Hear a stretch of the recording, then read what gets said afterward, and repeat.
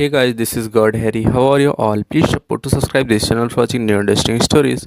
This video includes a self-started human introduction in the first 30 seconds, followed by AI generation for creative storytelling purposes. So in this video, we're gonna see what if Harry Potter discovered the truth behind Draco Malfoy's perfect mask. But before we start, if you want more stuff like this, then be sure to subscribe this channel and share with your friends. Now let's start the video. Here is short summary. When Harry begins to notice cracks in Draco Malfoy's flawless image, he uncovers a hidden truth far darker and far more powerful than anyone imagined. Behind the perfect mask lies a secret that could reshape the wizarding world and turn Draco into something unstoppable. But before we start, if you want more stuffs like this, then please support to subscribe this channel and share with your friends. Let's start the video. 11-year-old Draco Malfoy was standing perfectly still, admiring his reflection in the mirror. A frumpy middle-aged witch pinned his new robes, and he sighed. Draco's gray eyes stared back at him from the mirror and his reflection gave a small wave, accompanied by a hesitant upturn of thin pink lips. The corporeal Draco frowned at his effeminate features, the soft white blonde hair smoothed back from his pale skin, the delicate pink lips, the thick white blonde lashes framing gray eyes. Truth be told, Draco found himself to be rather beautiful, but this opinion was constantly undercut by his father's comments of, "You'll grow into your features one day, Draco." A cock of the head and a frown often accompanied the phrase, his father clearly not finding in Draco's appearance what he'd hoped of the heir to the Malfoy lordship. Draco's reflection shrugged and lifted a hand to stroke its own cheek. Though the image could not extend beyond the glass to physically touch Draco, he felt the caress all the same, and was comforted by it. Draco had been told that most reflections did not move independently of their person, even in the wizarding world, but Draco's always had. His reflection had always been a companion of sorts, keeping Draco company at his most lonely, which was often. Draco had led an isolated childhood, having only his father's cohort's progeny as a selection for playmates. After making the mistake of mentioning it once when he was 6, his interactions with his reflection had, from then on, been one more thing he kept from his parents, at risk of appearing too fanciful. It seemed to Draco that everything he did revolved around avoiding garnering his father's disapproval, something that always seemed to follow displays of supposed softness of character on Draco's part. His looks, his imaginary friendship with his reflection, most of it things he could not help. Draco sighed, directing the air upward to toss a few stray hairs off his forehead. He was starting Hogwarts in a few days. He hoped things would be better there. Just then, there was a tinkle of a bell as the door to Madame Malkin's shop opened. Draco's animated reflection tossed a startled glance towards the door, then disappeared, so that all that remained was Draco. Alert, his eyes watched in the mirror as the door admitted a scrawny boy with black hair and round-rimmed glasses. He looked nervous as he exchanged a few words with Madame Malkin, and then made his way towards where Draco was being fitted at the back of the store. Draco's pulse elevated in excitement, his first chance to make a friend of his own. His father considered friendship a dalliance for the weak-spirited. But Draco could not think about his father at a time like this. He'd been so lonely for too long. His eyes widened in anticipation of befriending this tousle-haired boy. As the boy got closer, and then stepped up onto the stool next to Draco, Draco got a better look at him. He was about Draco's size, a little shorter, but just as wiry, with messy black hair that fell into his dark green eyes. The lenses of his glasses were smudged honestly, as he never heard of a cleaning charm. But despite the fog, the vibrancy of those eyes was clear and undiluted. When the boy cast a look at Draco, the effect of those eyes focusing on him, Draco Malfoy, sent a jolt of anxious delight through the pit of Draco's stomach. "Hello," said Draco to cover up the turmoil of exhilaration and nerves within him. "Hogwarts, too?" "Yes," said the boy. "My father's next door buying my books and my mother's up the street looking at wands," Draco informed him. "Then I'm going to drag them off to look at racing brooms. I don't see why first years can't have their own. I think I'll bully father into getting me one, and then I'll smuggle it in somehow." Draco's voice fell into the Malfoy drawl he'd affected in public since he learned to speak. It became especially exaggerated whenever he bragged, as he was beginning to do now. The look on the other boy's face caused a stirring of unease in Draco's stomach. The boy did not seem particularly taken with Draco, much to his alarm. He'd assumed friendship would be easy to forge once he had the chance, but it seemed that might not be the case after all. Have you got your own broom? He asked. Perhaps the boy just needed an invitation to speak of himself. No, said the boy. Draco tried to swallow against the worry that he was going about this wrong. Shouldn't friendships start off with conversations which consisted of more than one-syllable replies? Play Quidditch at all? No. In desperation, Draco allowed himself to succumb to the desire to brag. Perhaps if he could market himself well enough the situation could still be salvaged. I do. Father says it's a crime if I'm not picked to play for my house, and I must say, I agree. Know what house you'll be in yet? No, said the boy, yet again. Draco resisted the urge to stomp his foot in frustration. He desperately wanted to impress this boy, for some reason, wanted this strange boy with the bright green eyes to like him. He was unlike any of the dull brats his father set him up with, Pansy, Crab, and Goyle. Well, no one really knows until they get there, do they? He babbled, but I know I'll be in Slytherin. All our family have been imagined being in Hufflepuff. I think I'd leave, wouldn't you? Said the boy, looking nonplussed. A looming figure outside the window caught Draco's attention and he latched onto it as a point of conversation, an anomaly the two of them could share. Wasn't that the sort of thing people bonded over? I say, look at that man.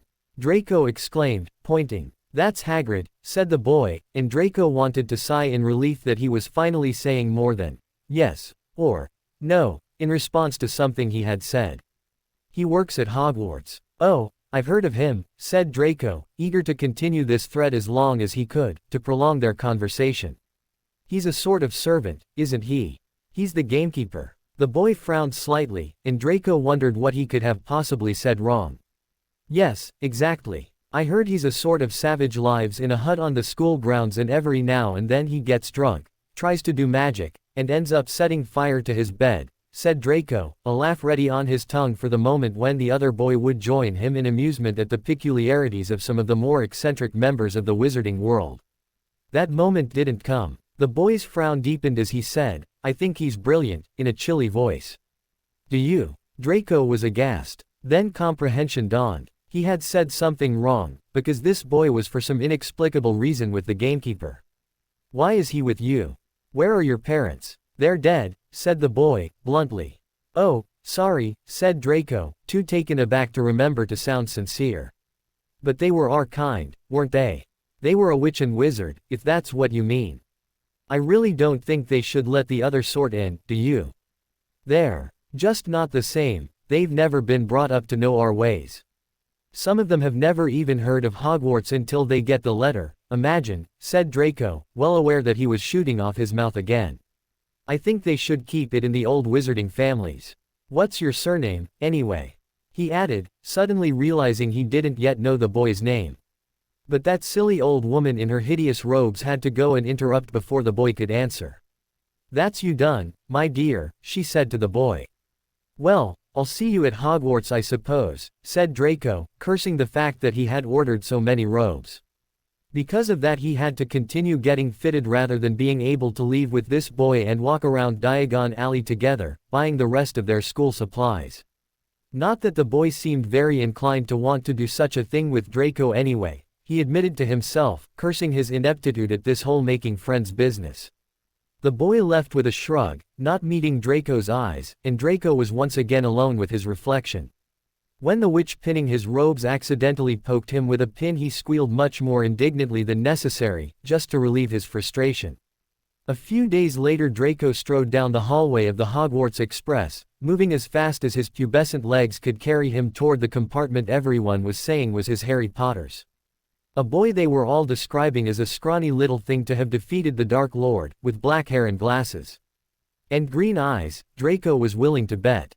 His usually quiet heart was pounding yet again, with this boy as the cause, partly out of panic that he might have fudged an opportunity to befriend the most famous wizard in Britain, and partly out of excitement at the opportunity to redeem himself. Draco could just see it, the pair they'd make the Malfoy heir and the savior of the wizarding world. At the moment, he didn't care to waste any thoughts on the fact that his father served the very Dark Lord Harry was said to have defeated.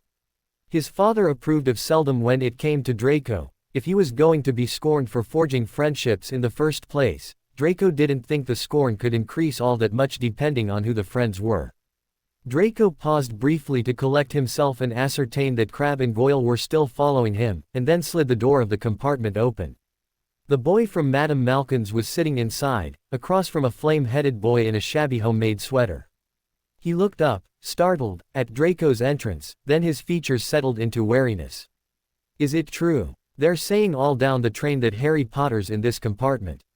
"So it's you, is it?" asked Draco, though by this point he was all but certain. He fancied he could see a faint edge of a scar on the skin of the boy's forehead, in between clumps of dark hair. "Yes," said Harry Potter, back to one syllables. Draco caught his gaze drifting behind him towards the two large boys flanking him. "Oh, this is Crabbe and Goyle. And my name's Malfoy, Draco Malfoy," he said, eager to return Harry's attention to him. The redhead sniggered and Draco glared, now having the presence of mind to resent that the boy had evidently succeeded where Draco had failed in winning over Harry Potter. "Think my name's funny, do you? No need to ask who you are. My father told me all the Weasleys have red hair, freckles, and more children than they can afford," said Draco, slicking his voice with disdain. His only hope now, he thought, was to show Harry Potter how much better he was than the Weasley boy. With this thought, he turned back to Harry. "You'll soon find out some wizarding families are much better than others, Potter. You don't want to go making friends with the wrong sort. I can help you there." Draco extended a pale hand towards Harry. Harry looked at it for a moment. Draco felt his skin warm beneath the potency of those green eyes. Then his eyes rose to meet Draco's, a piercing and unintimidated gaze that made Draco want to look away. He wasn't used to people looking him in the eye without a shred of respect. But he refused to break Harry's gaze. That would feel too much like backing down, and 11 years of training as the future Malfoy patriarch meant that backing down was an impossibility. "I think I can tell who the wrong sort are for myself, thanks," said Harry. Draco's heart froze in his chest, then fell into his stomach and shattered. Even as a disappointed, embarrassed blush spread across his cheeks, a sharp-edged new resolve hardened in Draco's stomach, a reformation of the shards of his broken heart. Draco's father had been right, he decided. It had been foolish to desire to befriend Harry Potter. No, if Harry wouldn't have him as a friend, he would have him as a rival. And Draco would not rest until he came out on top. "So, Harry," whispered Ginny Weasley, hooking her arm around Harry's and leaning in close so that her words breathed across his neck. "See anyone you fancy?" "Shish," hissed Harry. "Someone might hear you." Ginny rolled her eyes. "So what? What are they going to conclude that you might actually be attracted to someone?" "Yes. Oh, how filthy. The great Harry Potter has hormones." "Come on, Gin. You know how it is." Ginny grinned mischievously. "I sure do," she said. "And my question still stands." Harry sighed. It was conversations like these that made him regret spilling his secret to Ginny, despite how supportive she'd been. He looked around the great hall, bustling with the excited chatter of the start of term feast. The Sorting Hat was waiting patiently on its stool at the front of the room, and the first years would be arriving momentarily from the journey across the lake. Students from all houses poured in and took their seats, engaging in fast-paced conversations, catching up with acquaintances they hadn't seen over the summer. The scene was so familiar, so timeless, so identical to previous years. Except that it wasn't. For the first time in nearly a decade, Hogwarts was having a start-of-term feast without the omnipresent threat of Voldemort lurking in the shadows. And for the first time in Hogwarts' long history, the 7th-year students weren't the oldest taking their places at the house tables. This year there was a handful of 8th-year students whom, due to the circumstances of the previous year, had missed too much of the term to graduate and desired a second opportunity to do so. First and foremost among those students were Harry, Ron, and Hermione, but the list also included a miscellany of Hufflepuffs and Ravenclaws, as well as a group of Slytherins who'd been absent for reasons in complete opposition to those of Harry, Ron, and Hermione. Most notable in this last group was the enduring enigma known as Draco Malfoy, an enigma towards which Harry's head now swiveled. Harry caught sight of Malfoy's white blonde head at the very back end of the Slytherin table. He sat in a cluster of his usual posse Goyle and Pansy, Crabbe conspicuously missing, but he didn't seem to be paying them any mind. As Malfoy stared intently at his hands, letting his friend's conversation carry on around him, Harry wondered what he was thinking. Harry had heard stories here and there about Malfoy's life over the summer, his parents' trial and his disappearance, and then the shocking rumors surrounding his parents' sudden and mysterious death. He wondered if the experiences had left Malfoy is dramatically different inside as out. For he'd cut his hair, Harry noticed. Gone were the shoulder-length strands, replaced by the tufts of a buzz cut. His robes were in a state of casual dishevelment that was only notable in contrast to the pristine, just ironed way they usually hung on his lean frame. He was frowning slightly, and Harry found himself mimicking the expression as he stared. "I thought I told you, Jin," Harry replied absently, watching Malfoy fiddle with his fork, "I don't fancy anyone right now." "You know I'm still trying to adjust to the fact that I fancy any." Harry was cut off by a loud bang as Hagrid threw open the doors to the Great Hall, surrounded by a nervous fleet of first years. "Whatever you say, Harry," whispered Ginny as McGonagall rose to give the start of term speech. "We'll talk later." McGonagall's speech was nothing groundbreaking, just the expected platitudes about starting a new era of wizardry and putting old rivalries aside. Harry poignantly missed the nonsensical one-liners that had comprised the majority of Dumbledore's speeches, usually pertaining to his desire to begin eating with the greatest haste possible. Harry smiled a little at the memory. The smile quickly became a frown as thoughts of Dumbledore turned into thoughts of Sirius and everyone else who had been lost in the war, starting with his parents and ending with Fred, Remus and Tonks. The black hole of guilt in Harry's chest that was always poised and ready to consume him at a moment's notice began to open. Harry's breath caught as he attempted in vain to ward it off. Ginny slid her hand into Harry's and gave a friendly, supportive squeeze that released the pressure building in his chest.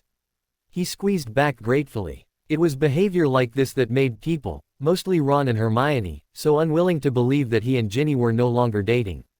But it was exactly as they said, they were merely just very close, purely platonic friends. Actually, Harry was beginning to value Ginny's friendship above just about anything. There were times when he even began to wonder if he was not closer to her lately than he was to Ron or Hermione. There was just something so therapeutic and comfortable about a friend that didn't judge you, who was on your side in all things. Who was party to your most privy secret. Harry hadn't felt right about breaking up with Ginny on the grounds of anything less than the absolute truth, so he'd told it to her. Now she was the only one who knew, and it had brought them together in a bond just as tight as and far more personal than the bond created by fighting a deranged dark wizard for 7 years. Not that he regretted anything about his friendship with Ron and Hermione. His friendship with Ginny was just different. Hermione caught his eye across the table. She glanced down at he and Ginny's entwined hands, then back up at Harry, frowning. Harry shrugged. What could he say? If she and Ron couldn't accept the truth about their relationship, there was nothing he could do about it. That is, aside from telling them the whole truth. And he wasn't ready to do that. Not yet. At the podium, McGonagall was arranging the sorting hat on its customary stool. It sang its song, and then the sorting commenced. Harry only half paid attention. It seemed so long ago that he, himself, had been up there, a quivering 11-year-old with no idea, absolutely no bloody clue what he was in for. He didn't even feel like the same person as his bedraggled 11-year-old self anymore. And in many ways, he wasn't. Gaps in the Gryffindor table filled with small bodies and young, beaming faces, all of them visibly odd to be sharing a table with the great Harry Potter.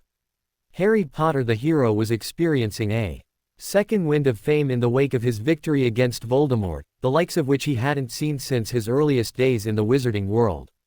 It had been going on for over 3 months now, and Harry Potter the boy had been sick of it almost since the day it began.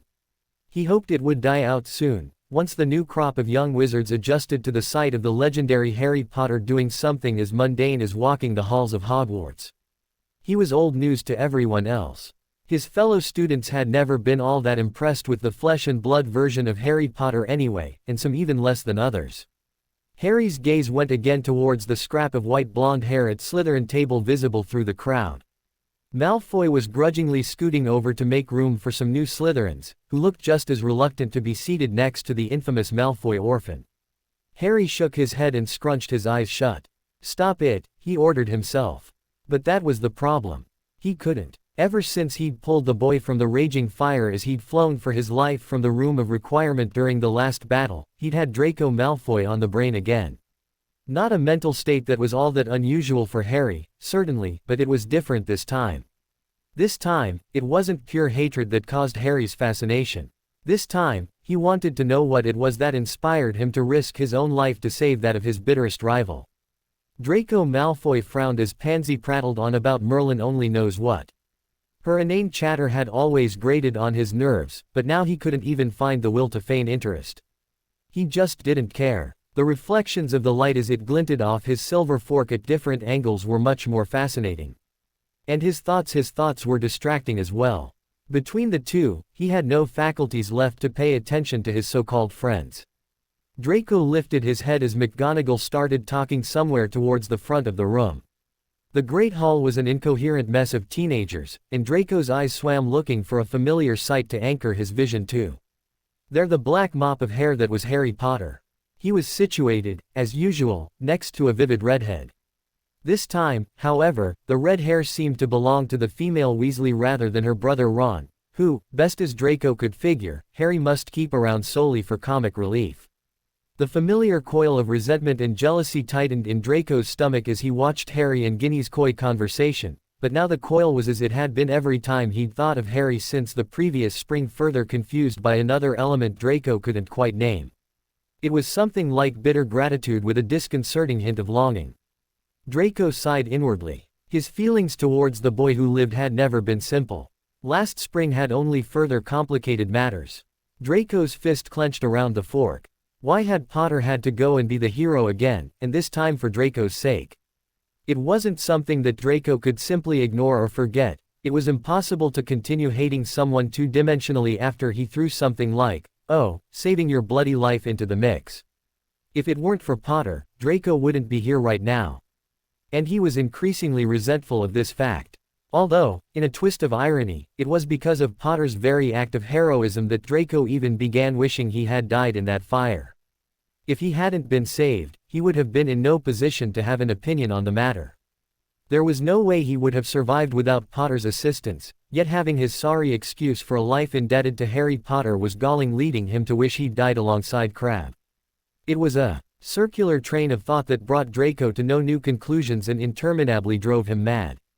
Damn Potter. Why couldn't he just let Draco resent him in peace? Why did he have to go and constantly do things to remind Draco that, personal grudges aside, Harry Potter was a top-notch wizard and an even better person? Draco tore his eyes from the object of his obsessive thoughts, hoping that in doing so he could waylay his mind's fixation. It didn't work. Potter was at the root of everything, and therefore impossible to avoid. He sighed. "Draco, for Merlin's sake, will you please stop sighing?" barked Pansy. "Honestly, brooding is so Death Eater." "Well, unless you've forgotten, it just so happens that I was a Death Eater," Draco retorted, barely resisting the urge to sneer at her. Pansy merely rolled her eyes. "Whatever. Just because some people," Draco gestured towards McGonagall, "are preaching about the dawn of a new era, doesn't mean that last year didn't happen. Because it did. I know, Draco. Merlin. I'm not saying it didn't. I'm just saying that you need to move on already. The Dark Lord's gone. Your parents are gone. Okay. I know. I've been there. But you can't fester in it forever. You have to just get over it at some point." Draco bristled at the mention of his parents' deaths and the insinuation Draco wasn't able to move on. Pansy didn't know the half of it.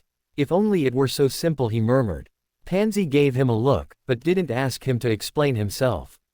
For that, he was grateful. McGonagall was right, it was a whole new era. One in the context of which Draco hadn't decided what to make of himself. Everything Draco had lived for, everything that had defined him, was now gone. He wasn't sure what he believed in anymore. What he wanted. The Malfoy name was in tatters. Their proximity to the Dark Lord had made them great, and now that the Dark Lord was gone and Draco was all that was left of one of the most pure bloodlines in Wizarding Britain, the Malfoy name had lost almost every thread of respect it had once commanded. All that remained was a residual fear, an instinctual aversion to the one-time fearsome associations of the family. As the heir, Draco could encourage these aversions, could establish a new legacy of intimidation and superiority. But ever since the moment his eyes had connected with Potter's in the room of requirement and he'd seen in them that Potter was going to do whatever he possibly could to make sure Malfoy got out of that room alive despite every inch of animosity between them and every cruelty Draco had ever inflicted upon him, Draco wasn't so sure that he wanted to be associated with darkness anymore. In fact, when he let himself waver into idealism, his associations were much warmer green, even when he got carried away, and not because they were Slytherin colored. Bloody hell. What was he even talking about? Draco wasn't sure anymore. Draco glanced back at Potter. Merlin, were he and Ginny holding hands? Draco was sure he'd heard they'd broken up over the summer, not that he cared, one way or the other. But really, what was going on? Draco sighed again, heavily. Pansy shot him a scathing look that only served to make him want to sigh again in response. But he stopped himself. That'd be petty, and too close to something a Gryffindor would do. A steady slew of new Slytherins sauntered over to the table as the sorting progressed, and Draco had to scoot towards Pansy to make room for them. Soon Draco found himself pressed up against the pushy black-haired girl. Pansy was smirking. "Oh, Draco," she purred, sitting a little closer. "I'm just making room for the first years," he muttered. Pansy fluttered her eyelashes at Draco, her homely face. Just a little too close for Draco's liking. No matter how many times he tried to rebuff her attentions, Pansy never seemed to be able to comprehend Draco's disinterest. He'd all but given up trying, finding it easier just to endure her flirtations than to dissuade them. Annoying as they were, they didn't really do him any harm. Across the table, Goyle sniggered. Draco scowled. Some friend. He ought to have more respect for the Malfoy heir, he thought, before remembering how little that meant anymore. How little anything he used to stake his worth in meant anymore. When everything you measured yourself and your meaning by was destroyed, what did you have to live for? The dead sense of unease that had settled in Draco's stomach as he'd watched Voldemort's own killing curse rebound on its caster seemed to grow just a little bit heavier. When Draco was honest with himself, he conceded that he really only had two options and neither of them involved primping the infamous Malfoy name. Either he squared with his Potter complex as much as the thought galled him and moved on, or he didn't. It was the allure of the latter option that scared him. Harry stared into the hot heart of the fire crackling in the grand fireplace of the Gryffindor common room. He frowned slightly, and the firelight was slowly burning the inside of his eyelids the black red of dried blood. "Harry," scolded Hermione, interrupting his thoughts, "you're brooding." They were all sitting around the fire, relaxing in their post-feast stupor, he, Hermione, Ginny, and Ron. Harry's frown deepened. Of course, he was brooding. Sure, Voldemort was gone, but that almost created as many problems as it had destroyed. Almost. "Whatcha thinking about, Harry?" asked Ginny. Why did they always ask that? Harry sighed. "Just the usual," he replied, cagey. "Oh." Ginny cocked an eyebrow impishly. "And what would that be?" Harry resisted the ridiculous urge to stick out his tongue at her. He knew what she was not so subtly referring to. Dumbledore. Sirius. Fred. Dobby. Tonks and Remus, he spat instead, more coldly than he had, perhaps, intended. And Hedwig, he thought sadly. The war had resulted in thousands of deaths, and they all weighed heavily on his conscience. Some those of his friends more heavily than others. Accordingly, there was a lot of grieving to do. The desire to see Sirius, Dumbledore, Fred, and all of his other friends who died once again was a constant ache behind his eyes, a never-ending clenching in his chest. Ron's face went pinched and slightly off color as it always did when anyone mentioned the lost Weasley brother. "Hey, mate, I'm sorry," said Harry, more kindly. He hadn't meant to upset Ron. "Sock," his friend mumbled. "Can you be done brooding for the moment?" Harry shrugged. Beyond the casualties of the war, there were unsettling consequences of its end to deal with. Quite simply, Harry wasn't sure he knew how to live a life not defined by his campaign against Voldemort. What was his point now? What was to give purpose to his life? And finally, on top of all that, there were more mundane concerns hovering on the fringe. Classes to worry about for the first time in over a year, happy couples to envy. It didn't help that one of which was composed of his two oldest friends. And now that Voldemort's absence had given him time to realize it, he was constantly ruminating the fact that he was. "I know you're like Professor Angst over there, but I think I've filled my personal quota for the day," said Ron, interrupting Harry's thoughts. Harry smiled slightly at that. Ron stretched his lanky frame and yawned. Harry noticed Hermione watching, her skin flushed and expression absent, and smiled. Then he noticed Ginny watching him with a calculating expression and shot her a reprimanding look. She rallied with one of exaggerated innocence. "I'm so glad we did away with ol' nasty red eyes," Ron said. "Now we can sit around and talk about more civilized, important things instead of ning about him all the time." "And what sorts of civilized, important matters did you have in mind to discuss, Ron?" inquired Hermione, sounding amused. "Quidditch, naturally." Hermione's expression implied that she found this subject to be neither civilized nor important. And, Ron tried to continue, to salvage himself, the house elves debacle. Hermione rolled her eyes. But her lips twitched at the corners and Harry knew she was fighting a smile. "So, Mr. Quidditch Captain," said Ginny, nudging Harry's thigh with her foot, "do I get to keep my spot on the team?" "We'll see," quipped Harry. "It depends on how you play at tryouts, doesn't it? You'll have to outfly the competition, just like anyone else." "That is, if you can manage it," Harry said with a teasing smirk. He had no doubt Ginny would be able to outfly any competition with ease. "I wouldn't want to appear to be playing favorites, now would I? That's a casualty I'm willing to risk." "Oh, are you? How altruistic." Hermione watched their banter with ever so slightly narrowed eyes. "I'm thrilled you've been made captain, Harry," she interjected. "You really need a sort of outlet, I think, to take your mind off things, force you to have fun again. Voldemort's been gone for months now. It's really high time you get to start living a normal life, don't you think?" Harry decided not to mention that he had been thinking this exact thing not a few minutes ago, though with a somewhat more cynical edge. He wasn't sure he could live a normal life. He wasn't sure he knew how to enjoy life anymore. Harry Potter. A normal life. Not bloody likely, said Ron, laughing. "I agree with Hermione," said Ginny. "I've been telling Harry for ages that he should find a nicer someone to date." "Have you?" asked Hermione, sounding intrigued and not a little skeptical. "Oh, yes. I mean, he's never really had a chance to have a proper relationship, has he?" At Harry's look of protest, Ginny rolled her eyes. "Cho hardly counts, Harry. Anyway, I think it's a downright tragedy. A stud like Harry deserves to experience the wonders of love if anyone does." Ginny winked and pinched Harry's cheek. Harry glared good-naturedly at her, and Ginny responded with her signature, "You know you love me," smirk.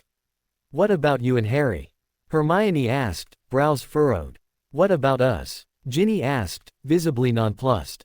"Well, you were dating for almost 5 months. Surely that counts as a proper relationship."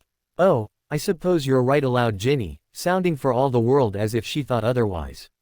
Which, in fact, she did, though Hermione couldn't know why. "But I do agree. Falling in love would be just the thing for Harry this year." "I don't think Harry tried to protest. He claims not to fancy anyone," interrupted Ginny, indignant. Harry sighed. He couldn't get a thought or word in edgewise tonight without being interrupted, it seemed. Hermione turned her gaze to scrutinize Harry. "Really? Well, we've only just arrived. Perhaps things will change. You do know there are loads of girls who fancy you, don't you, Harry?" "Are there?" Harry truly hadn't known. It wasn't exactly on his radar.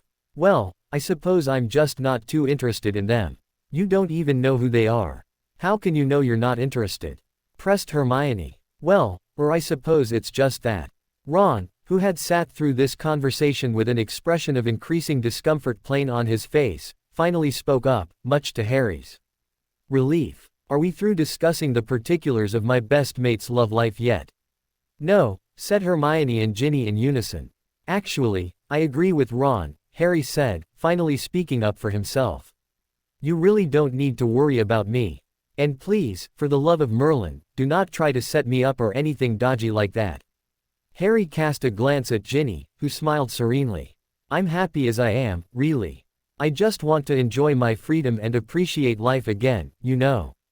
I don't want a lot of fuss or bother, like a relationship. My life has been so fast and complicated for so long, I'm ready for it to be simple." The girls looked unconvinced. Harry sighed. "Really, I don't need your help. I'm fine." "Okay. Anyway, I'm knackered. I think I'll head up to bed." Ginny pouted. Hermione, who was too dignified for pouting, frowned. "I'm gonna stay here for a while longer," said Ron, glancing unconsciously toward Hermione, who smiled. "Goodnight, mate." "Night." Draco Malfoy fiddled with his quill, drawing tangled clumps of lines in the margins of his parchment while he waited for the ever-daft Slughorn to begin class. The old fool was still puttering around, doing Merlin only knows what in what had to be a deliberate attempt to delay class. Draco missed Snape, though he was one of the few who did. Snape had been a brilliant potions master and a brilliant teacher. And to Draco he'd always been, well, you couldn't exactly call it kind, but he'd treated Draco with respect, which Draco had always appreciated. And Snape had always started class on time. With nothing to distract him, Draco found himself at loose ends. He began running his hands through his hair in agitation. Draco missed his long hair. He'd usually worn it pulled neatly back from his face, but just now he was craving the silky swish of it hanging loose against his cheeks and the privacy it would provide, however illusory. His desire to hide behind his hair wasn't so much because people were staring, though a few were, but rather out of nostalgia, a childish desire to cling to anything familiar. His hair had always been a point of pride for him. He was gratified by its stark white beauty, and the distinctive coloring had served doubly as an outward anchor tying him to the Malfoy name. His pride had been tainted in light of his conflicting feelings in the wake of the previous spring, which was a large part of why he'd cut the long strands off in the first place, as well as it being symbolic of severing all ties to the past and establishing himself in the future as his own person. Nevertheless, his hair would always remind him of his family, such as it was, and of his now forever lost innocence. It was those connotations, especially the latter, that he mourned almost as much as the hair itself. But both the hair and Snape were remnants of an era that, though it had shaped Draco in every possible way, it was better to forget, an era that was now over, thanks to. "Ah, Mr. Potter. How kind of you to join us," said Slughorn, who was now standing in the front of the room. The door had been thrust open suddenly, startling Draco and revealing a disheveled Harry Potter. His black hair was as tousled as ever, his glasses were askew, and he was panting lightly. He had clearly run to class. "Sorry I'm late, Professor. I overslept." "Yes, well." Slughorn gestured for Potter to sit down. Draco smirked. Just a couple years before, this flimsy excuse would have been enough to see Slughorn bending over himself to pardon his prize student. But those days were over, and had been since the spring of their 6th year. From one day to the next, Potter had been demoted from golden boy to being brusquely tolerated. It hadn't escaped Draco's notice that this change in their student-teacher relationship happened to coincide with a significant decline in Potter's potions performance. Neither did Draco's attuned ears miss the whispers that the shift had to do with Potter being caught using some book to gain advantage, though Draco had never gotten the full story. Potter scanned the room, looking for a free seat. His eyes eventually fell to the empty seat next to Draco, and he shot an earnest look of appeal towards Slughorn. Draco took a surreptitious glance around for himself, and yup, his was the only empty seat in the room. Figures. And of course, the great Harry Potter would not care to sit next to a suspected former Death Eater. Not that it ever came to that, of course. The simple fact that he was Draco Malfoy was enough to deter Potter, alliances aside. Potter's appeal was to no avail. Slughorn gestured again that Potter should take the seat. Potter glanced at someone else in the room, probably the Weasley girl, whom Draco had spotted before turning back to the professor. "But, sir," he protested. "Now, Potter," said Slughorn, impatient. Jaw clenched, Potter obeyed and sat down stiffly next to Draco. Draco bristled. He hadn't been good enough for the friendship of the boy who lived back when they were young, and now it appeared he wasn't even fit to be the desk mate of the chosen one. "Your desk mate will be your partner for the term," Slughorn announced. Potter fixed Draco with a swift glare, as if this arrangement had been his doing. "Well, then, make that not fit to be the potion's partner of the chosen one." "To be fair," allowed Draco, continuing his interrupted line of thought, while Potter's aversion to Draco had been unjustified back as 11-year-olds, it was now not without cause. But still, that he, Draco Malfoy, could be unworthy to share space or words with one such as Potter. Draco felt the underlayers of his skin heating with the ire of the familiar rivalry. "To refresh your minds, I would like you to work with your partner to classify the items on this list." Slughorn flicked his wand and a list of about 100 words filled the blackboard, into categories according to use, species, location, properties, whatever you choose. Marks will be received for the efficiency and precision of your categorization, so choose wisely. How banal, thought Draco. Yet he straightened in his seat to face the task. Daft professor or not, potions was still his favorite subject. He turned to Potter, who was leering at him. Still eager to be the teacher's pet, Malfoy. I thought that you only had a thing for Snape, but Potter shrugged, as if to signify he couldn't possibly predict the twisted preferences of Draco's mind. Sorry you couldn't partner with your girlfriend, Potter. Maybe if you were on time to class every once in a while, he said, rather than dignifying Potter's comment with a rebuttal, but our hero needs his beauty sleep, doesn't he? You do look especially well groomed this morning, if I do say so. Shut it, Malfoy, spat Potter, his voice hot. You don't know the half of it. Don't I? Draco raised an eyebrow. Care to enlighten me? Potter narrowed his eyes and knotted his lips. Draco expected him to change the subject again and avoid the provocation, and was taken aback when he instead said, Ginny's not my girlfriend. Isn't she? Draco asked with mock concern. What a shame. I seem to remember her writing you such a lovely sonnet not too long ago. How did it go again? Oh, yes. His eyes are as green as a fresh speckled toad, his. Boys, said Slughorn, pausing at their table, stop bickering and get to work. 5 points each from Gryffindor and Slytherin for being off task. Well done, Malfoy, Potter hissed, once Slughorn was out of earshot. I could say the same to you, Potter. Potter's eyes narrowed. Something about the familiar action irritated and soothed Draco at the same time. Now, I don't suppose you know how to go about categorizing these ingredients. Draco absorbed Potter's indignant silence with smug satisfaction. Ah, I thought as much. And I suppose you do. Huffed Potter. Naturally. Here, why don't you write and I'll dictate? That will probably be easier than making a charade of discussing the answers, and you'll at least look like you're assisting, though I'm sure my handwriting's far neater. Well. Can't be helped. Like Merlin I will, you. They were done with nearly half of the class to spare, and Slughorn grudgingly had to give them top marks. Potter simmered in silence for the rest of class, clearly resentful that Draco Malfoy had single-handedly gotten him the best marks he'd likely received since his falling out with Slughorn. At least in this one thing, he was superior to Potter, Draco gloated. Bloody hell, Draco thought. That could have gone better. Wasn't he going to try to treat Potter more civilly this year, as a silent, thank you, for what he'd done for Draco last spring? Wasn't he? He was. He owed Potter that, at least. Draco had thought he would be able to do it, to treat Potter with cordial indifference and not needle him constantly. But then he'd sat next to the flesh and blood Harry Potter, with his messy hair and his wonky glasses and his pungent, freshly washed fragrance and his clenched jaw, and that damned scar, and Draco's blood had boiled. Damn Potter. Draco sighed, gusty and self-indulgent. He never had been able to leave Potter alone. Draco, seriously, if you want to set Harry Potter on fire you should really just get up and use your wand. I don't think staring daggers at him is going to do anything but creep him out, chided Pansy, who was sitting across from Draco at lunch. Honestly, Pansy, said Draco, tearing his eyes from Potter to look at his sometimes friend. He immediately wished he hadn't when his eyes were filled with 2 pink cheeks, a large mouth, and an uneven mop of dark hair that Pansy insisted was rocker chic, but which Draco thought was just ugly. If she wanted to master the I can't be bothered messy, say, why look, she should take lessons from Potter, Draco thought to himself, then immediately questioned his sanity for thinking such a ludicrous thing. I am not trying to set Potter on fire. How juvenile. Pansy tried to raise one eyebrow sardonically, but only succeeded in contorting her face. Then what were you doing? She asked. I was just thinking. Well, I think you should stop.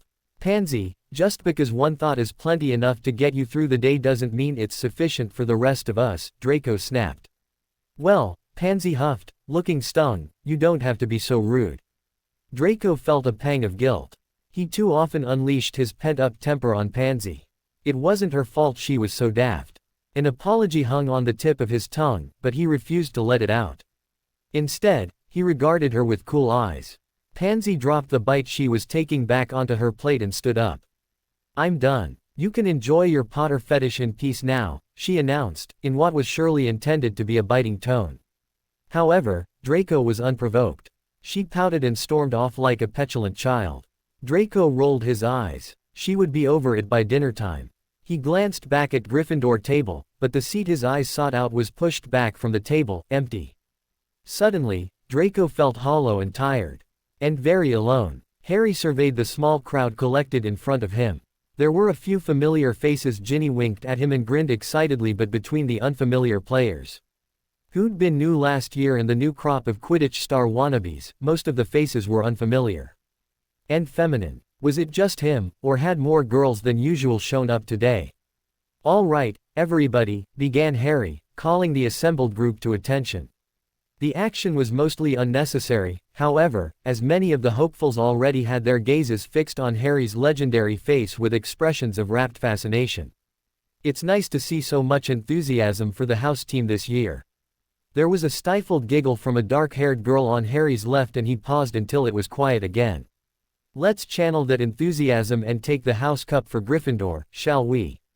he continued. The crowd erupted in a round of cheering and hollering, complete with some jumping and waving of arms.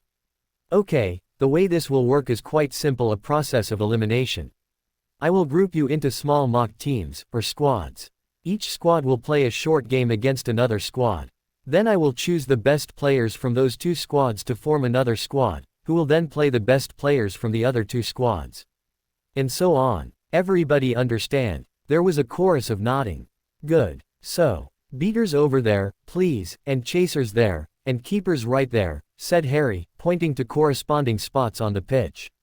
The crowd dispersed. Harry was taking careful note of who was going where when someone sidled up to him. He turned and found himself looking into a female face that was much too close to his for comfort. He took a step backward and was able to identify the female as the one who'd giggled during his speech. She had a simpering, coy grin on her lips. "Great. Hi, Harry," she cooed. There was really no other word for the stretched, suggestive lilt she gave his name. "Oh, hi," he replied, nonplussed. What could she possibly want? "I'm not sure which position to try out for. I was wondering, could you check me out and tell me which position you think I have the best body for?" She preened, stretching her body into what she clearly considered her best angle. Bloody hell. Scratch that last question, he got it unfortunately. He said, "What do you usually play?" "Well, I'm told I have the build of a seeker. You know, lithe, flexible. What do you think?" Harry thought this girl had probably never played Quidditch in her life. In fact, uncharitably, he couldn't help but wonder why she was wasting his time. "Actually, I play seeker, so." "Oh, of course you do. How silly of me." She batted her eyelashes and giggled. Was that supposed to be attractive? Harry sighed. Well, he realized he didn't know her name. "Georgia," she supplied, leaning close as if she were divulging a personal secret. "Georgia McDonald." "Right, Georgia. I think you'd best try out as a chaser." It was the safest option, anyway. It was hard to do anyone bodily harm as a chaser. Except maybe yourself. You think?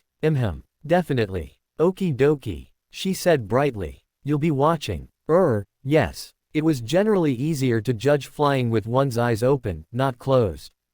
Brilliant. Georgia beamed, giving Harry a full wattage smile dripping with coquetry before skipping off toward where the beaters were gathered. Harry shook his head. "Georgia," he called. She spun around, her eyes wide with eagerness. He pointed to the group on his left. "Chasers are over there." "Of course. Yes." She giggled and changed direction. The girls all flew so badly Harry was beginning to think they were confounded, because he couldn't think of any other reason why a group of such bloody awful flyers would think they had a shot at making the team. It took a while to get rid of them due to the format of the tryouts, but after a couple rounds, they were all gone except Ginny, and Harry was able to get down to business. In the end, the team consisted of himself, Ron, Ginny, a set of fourth-year twins as beaters who reminded him fiercely of Fred and George, a lanky second year, and a shy but agile sixth year serving as the final two chasers. All in all, it wasn't a bad lot. They had promise, at least. "How were tryouts?" Hermione asked at dinner. "Well, once I'd gotten rid of all the bloody girls, it went pretty well. It should be a fair team. Ron and Ginny are back, and..."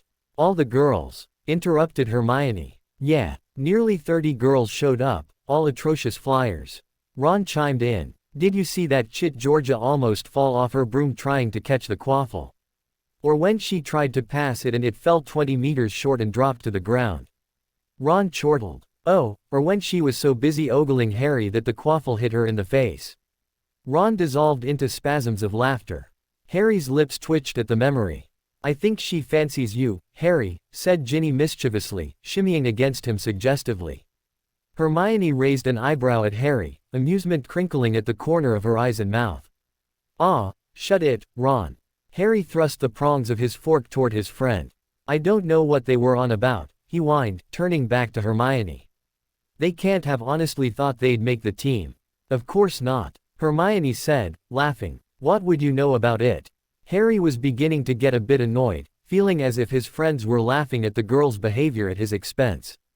They're your admirers, Harry, Hermione explained. They came just because you're the captain. They wanted to catch your attention. Well, they certainly did that, he muttered. And not in a good way. Honestly, why did girls come up with such completely daft ideas? It was no wonder he preferred. Harry Potter, the irresistible one, teased Ginny, rubbing her nose against Harry's cheek affectionately. We girls are utterly helpless against your charms. She swooned dramatically against Harry's chest in a mock faint, then peered up at him, giggling. Harry tweaked the tip of her nose and smiled, unable to remain terse in the face of his best friend's antics. When he looked up, Hermione's smile was gone, replaced with that funny expression again, parts confusion, skepticism, and calculation. Well, except for you, she said to Ginny. Ginny sat up. Except for me what? You're resistant to his charms, apparently. I mean, you broke up with him. Right. Ginny glanced at Harry, unsure what to say. She didn't break up with me, clarified Harry, feeling slightly uneasy. He didn't like people prying into the particulars of his and Ginny's breakup, something Hermione was doing more and more of lately. He wasn't ready for anyone to know the truth. It was mutual. Right, Ginny agreed. It's just, Hermione looked back and forth between the two of them, I don't see why you broke up in the first place. You get on so well, even still. It doesn't make sense. She furrowed her brows. More than anything else, Hermione hated things that did not make sense, and would pick at them persistently until they did. Ginny and Harry exchanged a look of panic. Well, it was because, began Ginny. It was just that we didn't. Harry picked up as Ginny trailed off. You see, it was that we, you know, he should be better at fabricating excuses by now, Harry thought. In fact, he should have planned something for this exact moment. It was that, Harry preferred. Harry shot Ginny a look. That is, we preferred. Other people, Harry concluded. You see. Hermione looked utterly nonplussed. Not really, no. Oh, said Ginny, stumped. There was really only one reason for the breakup, and it was quite straightforward, but Harry was adamant that only Ginny know, for now. Are you sure that it was? Hermione's turn to trail off vaguely. She appeared to be deciding whether to ask whatever it was she was wondering. You're actually over. Ginny let out a cough of surprised laughter. Yes, answered Harry. We really are. Hermione continued to look skeptical. And really, Harry supposed, he could see where she might get the wrong impression. After all, if one didn't know the one crucial element of their relationship that made it indisputably platonic, he supposed it could look very much like couplehood indeed. In fact, if things were different, Ginny would be at the very top of Harry's potential girlfriend list.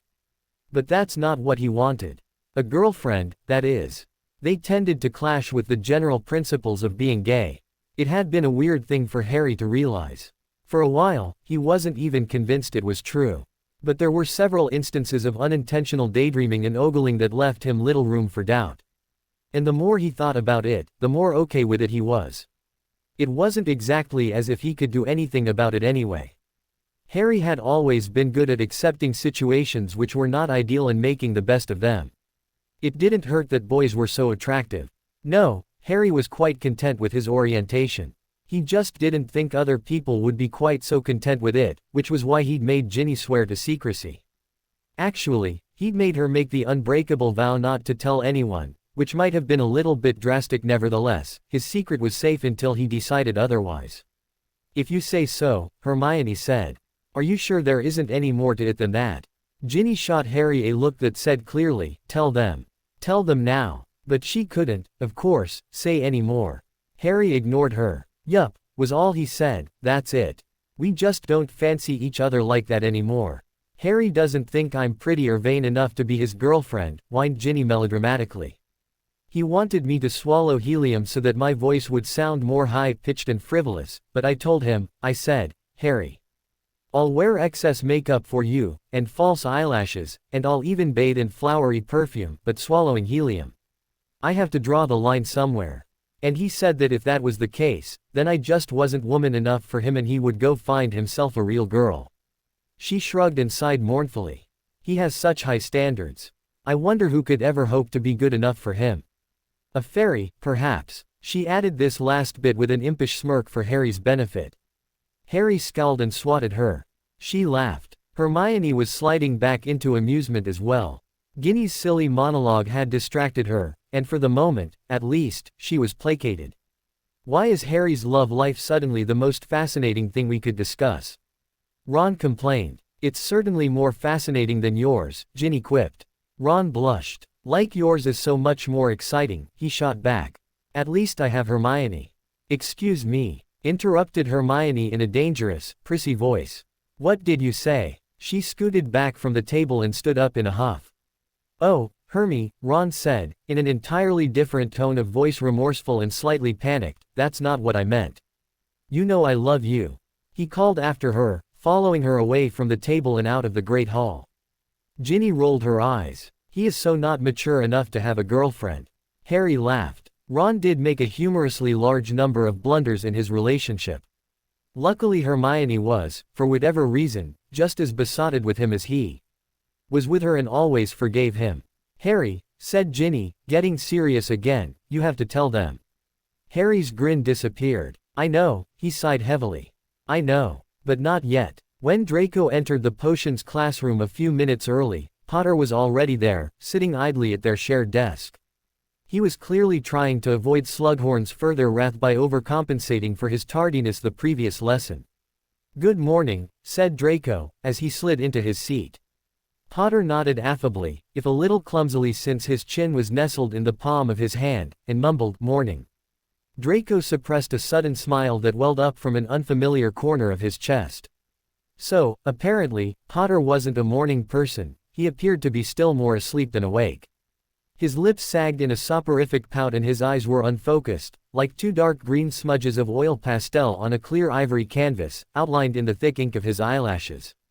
Draco realized, feeling indistinctly queer about it, that he was staring at them, so he spoke again to distract himself. Did you sleep better last night? He asked Potter. Wah, you said you overslept last lesson. I thought you must have slept badly. Potter blinked forcefully several times as if by doing so he could force the conversation to make more sense. Yeah, nightmares. He yawned. Happens a lot. Potter's speech was clunky and disconnected and made Draco think his head hadn't quite caught up with his mouth yet. So, Potter suffered from nightmares, too, Draco thought, reflecting on his own nightmares. The ones that plagued his sleep at night and lurked in the back of his thoughts during the day, not always on his mind but dancing around the edges of his consciousness. Nightmares of cold eyes and colder voices, of burdens far too heavy to carry and dark figures demanding he do so anyway, of being chased by a hot red sea, and of death always death, hovering everywhere as if it composed the very particles of the air. Nightmares that reminded him of his flaws and his failures and, even worse, the things he hadn't failed at. Nightmares that made him want to tear himself apart, peel off his skin layer by layer, do anything to quell their shrill disquiet and release himself into the nothing land of pure, undiluted darkness. It wasn't so surprising that Potter should have nightmares too. He'd seen at least as much as Draco had during the war, and that was enough to scar a mind. But you're early today, so I figured you must have slept better last night, Draco continued, as if his thoughts hadn't just been swallowed by a black hole. Yeah, no nightmares. The softly smudged quality of Potter's sleepy features was beginning to sharpen as Potter became more alert. Is it the war? Draco asked softly, his sympathy or was it empathy getting the best of him? A dry laugh sounded in his mind as the thought struck him that Potter probably didn't even believe Draco to have an ounce of empathy or sympathy in him, much less enough to get the best of him. But there you go. Potter didn't know everything about him. Not by a long shot. I relive it all the time, too, every night. Suddenly, Potter's newly clear eyes narrowed suspiciously, and instead of answering Draco's question he spat, "What are you playing at, Malfoy?" Playing at? The question surprised Draco. He'd been getting so comfortable in his and Potter's casual, albeit short, exchange that the sudden switch to antagonism felt like whiplash. How could that have happened so fast? That he'd already forgotten the patterns of their arguments. Asking me how I slept. Why would you do that? What do you care? I was only being polite, Potter. Fortunately, the choreography of their bickering also came back quickly. If Draco had been a muggle, he might have compared it to riding a bike. Polite, Harry repeated. Yes, polite. You are familiar with the word. The concept, Draco said, a spark of irritation igniting his pulse. Why must Potter be so obtuse? Draco was trying to be civil, damn it. And why would you want to be polite to me? Potter pressed, his suspicious expression unabated. Do I need to have some kind of secret motive for making conversation? Draco asked, in an attempt to sidetrack this line of conversation. He didn't have an answer he was comfortable giving Potter. Yes, said Harry flatly. For a moment Draco glared at Potter, his temper bubbling. Then he spoke. Fine, I just thought I could be somewhat more civil to the person to whom I owe my life. Potter opened his mouth, then closed it, the corner turning downwards as he processed this. Absently, Draco thought about mentioning Potter's resemblance to a tree frog again, as he had first year after Potter's spectacular open-mouth catch of the snitch. But he decided it might be rather irrelevant to the argument at hand. A simple, "thank you," would have sufficed, Potter said at last. I never said I was grateful to be alive, Draco said, in a low, dark voice. And it was true. Too true. Why did he tell Potter that? Only that I respect the value of a life debt. Before Potter could respond, Slughorn rapped his wand against his desk to start class, and Draco was saved from having to follow up his statement with an explanation. But what would Potter care about the value Draco placed on his own life? We're going to be brewing a nasty little potion today, Slughorn informed them. Draco heard half the class shift nervously in their seats. Nocturna Mortem. Can anyone tell us what it is? With his peripheral vision, Draco saw Potter glance at him, probably expecting him to know the answer. Slughorn, too, looked at Draco expectantly. But Draco had never heard of Nocturna Mortem before. No. Pity. Nocturna Mortem is known as the draught of sleeping death, for that is what it is. A couple drops of this potion and the drinker will fall into a sleep so absolute it is a perfect imitation of death. Draco sat up a little straighter in his seat. Absolute darkness. Imitation of death. Next to him, he heard Potter mutter something about Romeo and Juliet. It didn't make any sense to Draco, so he ignored it. But be wary, Slughorn continued, this is a very subtle potion. If brewed improperly or overdosed, the draught can be fatal. That being said, this is an advanced class and I trust you to brew this potion with the utmost care. I don't expect any of your brews to be perfect, which means that they will all be dangerous. Slughorn gave the class a stern look that was somewhat diminished by emerging from the pudgy creases of his features.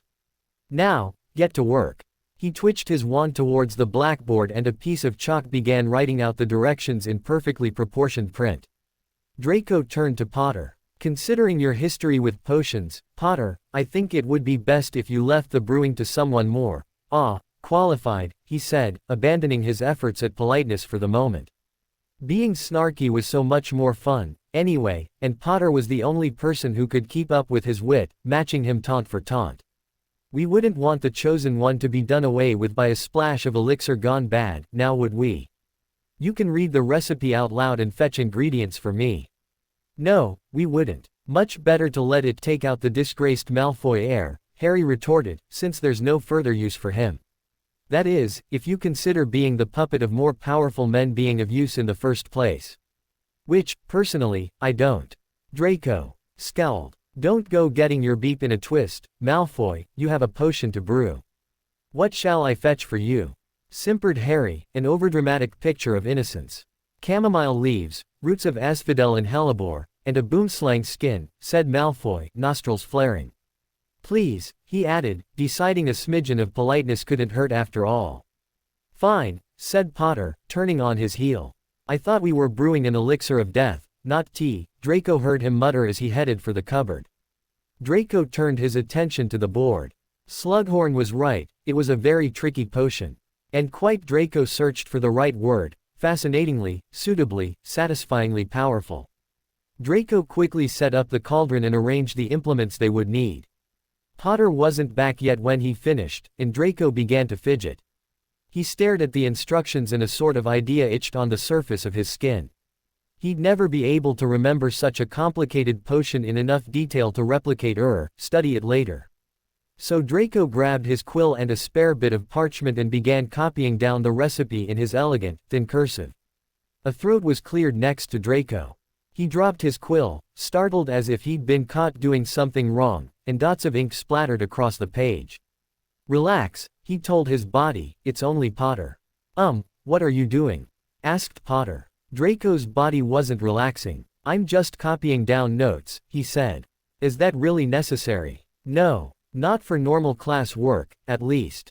Yes, replied Draco, wishing Potter would have the decency to look a little anxious. Draco was anxious, after all, and what did he even have to be anxious about? Potter, on the other hand, was neglecting his studies. Yes, neglecting his studies by not taking down notes. He should be anxious indeed. You know, for study purposes. Potter regarded him blankly. Oh, said Draco disdainfully, I forgot who I'm speaking to. I guess you wouldn't know. Much to Draco's discomfort, Potter did not react to the jab at his intelligence. Instead, he fixed Draco with a steady gaze, as if Draco's thoughts were written across the skin of his face and Potter was reading them carefully. Draco avoided looking straight at those infamous eyes, oddly worried about what could happen if he did. What was so worthy of scrutiny about an interest in sleeping drafts, anyway? It wasn't exactly news that Draco was fascinated by potions. Was Potter remembering Draco's comment about not being grateful to be alive? No, that was just paranoid.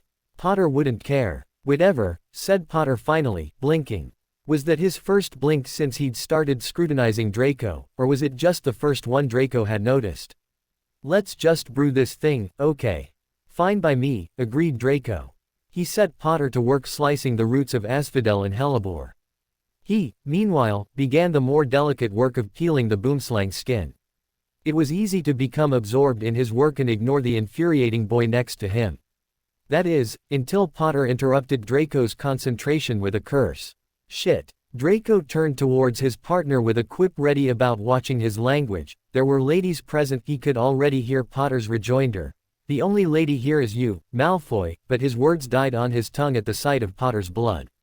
Potter was clutching one hand in the other to muffle the bleeding, but a couple bolder lines of blood trickled between his fingers and slipped to the table, drip by drip.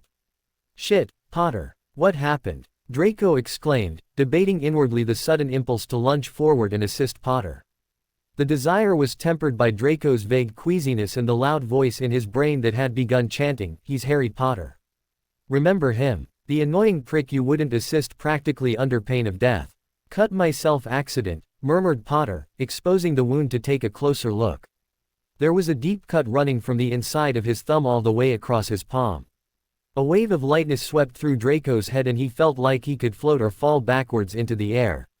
He was torn between fainting at the sight of it and, again, the inexplicable and foreign yet hard to ignore urge to he wasn't even sure. To take Potter's hand in his own and force the bleeding to stop so that shocked mask would slide off of Potter's face instead of splintering into fragments of pain as it was doing now. Oh, Merlin, said Draco, hardly breathing, bloody hell. He was just deciding to give in to the fuzzy faintness blurring the edges of his vision when he realized Potter wasn't doing anything but staring at his hands. No one else in the classroom had noticed the accident yet and Draco couldn't find it in his voice to cry out, so he did the only thing he could. He fumbled for his wand. He stepped closer to Potter to get a better look, and murmured a cleaning spell to clear off the blood. He stuttered a little and had to repeat the spell, but then the blood was gone and Draco could see the wound clearly. Honestly, it wasn't so bad, and Draco suspected he might feel a bit silly later for overreacting. He spoke a simple healing spell and watched as the lips of the cut sealed smoothly shut once more. Draco reached out and took Potter's previously injured hand in his. He ran a finger across the palm to assess his work. It was flawless, scar-free and soft. Very soft, Draco corrected himself, running his finger across the skin again. Are you okay, Pot? he began, stopping when he looked up and his eyes were caught by Potter's, which were wide and staring straight at him. He finished, his breath oddly strangled in his throat. Then Potter's eyes darted to the left of Draco's face, looking behind him. "Excuse me," said Slughorn, who was now standing next to them, appraising them with an odd expression. The three of them looked down at Potter and Draco's clasped hands, Draco feeling as if it wasn't even his own hand he were seeing, before Draco dropped Potter's hand and stepped away, clearing his throat. "What's going on here?" Slughorn asked. "Potter cut his hand, so I was just healing it for him, sir," said Draco. "I see. Well, it looks fine to me. So please get back to work. Your cauldron is boiling." Draco hurried back to the cauldron, cursing under his breath. The cauldron wasn't supposed to boil until they were ready to add the chamomile leaves. "Malfoy," Potter hissed. "What?" asked Draco, straightening and turning back to face Potter. "You are not allowed to be nice to me." Draco raised an eyebrow. "Why ever not?" "Because it's glad to see you are still in possession of your expansive vocabulary, Potter." "It's unnerving," Potter burst out. "Unnerving," repeated Draco. "Yes, you are familiar with the word, are you not?" said Potter, imitating Draco's earlier remark. Draco nodded absently. "Unnerving." He quite liked the sound of that. Draco, unnerving. Potter, unnerved by Draco Malfoy. Yes, he liked the sound of that quite a lot indeed. And the air above the cauldron was beginning to waver with heat. Harry could feel sweat beating on his forehead and sneaking out from under his armpits to trickle down his arms. Harry watched as Malfoy, who was even closer to the cauldron bent over it as he was, shrugged off his outer robe to relieve the heat. Underneath, he was wearing snug black trousers that seemed to have been tailor-made to accentuate Malfoy's fit legs, and they probably were, Harry realized, in a thin black sweater that did equally good things for his torso and arms. In fact, without his robe on to obscure his body, Harry was able to notice, nay, appreciate that Malfoy was, well, he was. No, there would be no finding Draco Malfoy attractive. Period. He's Draco Malfoy, you get. Harry mentally yelled at himself. Gay or not, Malfoy is your nemesis, remember. He's a former Death Eater, and a complete prat. A bloody git. A wanker. No, don't think about wanking. He's arrogant and prejudiced and selfish and snide and unattractive. Damn. Blast and bloody F. King damn. Malfoy stood up and glanced at Harry. What are you standing there like an idiot for? You're not still in shock over that silly cut, are you? He sneered, waving a hand in front of Harry's face. No, Harry snapped, and Malfoy pulled back. Okay. Then can you please pass me those roots you were slicing before you tried to cut off your hand? Thanks. What are you thinking? Harry demanded of himself as he passed the roots to Malfoy. Staring at Malfoy like an idiot, he concluded, echoing Malfoy's assessment. Blast. You know things are wrong when something Malfoy says about you is right. Harry wasn't sure how he made it through the remainder of class. He was so distracted by the effort of trying to force his mind to think of nothing but potions that he couldn't string together a single coherent thought about the subject. It was fortunate that Malfoy was so absorbed in the brewing, needing Harry just to chop and pass things. It was Malfoy's fault Harry had cut his hand in the first place, throwing him off with that civility business. And then he'd bloody held Harry's hand. And then on top of it all he had to go and be attractive. Honestly, it was all too much for one mind to take in the space of a single lesson. No wonder he had no capacity left for potions. It wasn't as if he had all that much for the subject to begin with. Harry was relieved when Slughorn announced that time was up and began inspecting the students' efforts. Malfoy hurriedly stirred the black surface of the liquid a few more times before stepping back as Slughorn approached and leaned over the cauldron, the creases of his face leaking sweat from the heat of the steam. He seemed to be sniffing the hot air. He, too, stirred the potion a few times, ladling a spoonful out and pouring it back in, before speaking. Excellent effort, Mr. Malfoy, he said, ignoring Harry. Though that was fair, Harry supposed, seeing as Malfoy had done all the real work. It is nearly perfect, Malfoy preened. But then, I wouldn't have expected perfection your first time around, naturally. No, quite well done indeed. Malfoy's lips curled into that infuriating smug smirk of his. Yes, infuriating. Harry had to reprimand the gay part of his mind that had suddenly gone traitor. It's infuriating, not say, why. Not say, why. The moment Slughorn's back was turned, one of Malfoy's slender hands whipped a glass vial from his pocket and slid it across the surface of the liquid, filling it, then capped it and slipped it back into his pocket. The movement was so swift and smooth, and Harry was so distracted by his thoughts, that Harry wasn't even positive it had really happened. He had only caught the last blur of the pale hand, and only out of the corner of his eye. He opened his mouth to say something, but decided he'd made enough of a fool of himself for one day without adding false accusations to the list. And then Slughorn dismissed them and Malfoy disappeared without another word. Harry gathered his things more slowly, emptying the cauldron with a wave of his wand, before heading toward the door. Suddenly, his arm was caught in a tight squeeze between two small and very feminine hands. The fingernails were an alarming shade of pink that had the unfortunate effect of reminding Harry of Umbridge. That was a steamy class, wasn't it, Harry? Purred Georgia. Bloody hell. Georgia was in this class. One more reason to look forward to potions, then, thought Harry darkly, as if he didn't have enough already. Oh, yeah. The potion was quite steamy. I just love a good steam sometimes, Georgia sighed happily. It's so good for your skin. I didn't know we had potions together, said Harry. Oh, well, we didn't. But I was talking to your friend what's her name? With the red hair. Ginny. Yeah, Ginny. Anyway, so I was talking to Ginny and she was telling me how you just adore potions and how it's your favorite class. So I thought, well, if Harry likes it so much, maybe I oughtn't give it up. Maybe I'm missing something fantastic. Oh, he was going to kill Ginny. You don't really need it to become a seer. Georgia frowned slightly, but it can't hurt, can it? Merlin. Divination, too. What a prize this Georgia was. Oh, I don't know, I suppose not. But it's really not all that brilliant. I mean, I don't think you should take it on my account, Merlin, just go away. Really? Georgia scrunched up her face. I thought that potion today was pretty brilliant. Nocturna Matata or something. It's just like Sleeping Beauty. Said Harry, I suppose so. And we're in it together. That should be fun, too. Poor you, though, stuck partnering with Malfoy. That's really rotten. I don't think it's a fair punishment just for oversleeping, do you? They had walked from the potions classroom all the way up to the Great Hall and were now approaching the Gryffindor table. Not really. Look, Georgia. I have to go, my friends are waiting for me, Harry said with relief, pointing to where Ron and Hermione were sitting. Oh, Georgia's face fell. All right. Bye then, Harry. Harry turned to go. It was lovely talking with you. Georgia called after him. When Harry sat down across from his friends, Ron was very unsuccessfully trying to hold back a snigger. Oh, shut up, said Harry. Was that Georgia? Asked Hermione. Yeah, she's not so bad. Hermione cocked her head, evaluating Georgia's perky, made-up form. She's quite pretty, actually. Are you sure you're not being too harsh, Harry?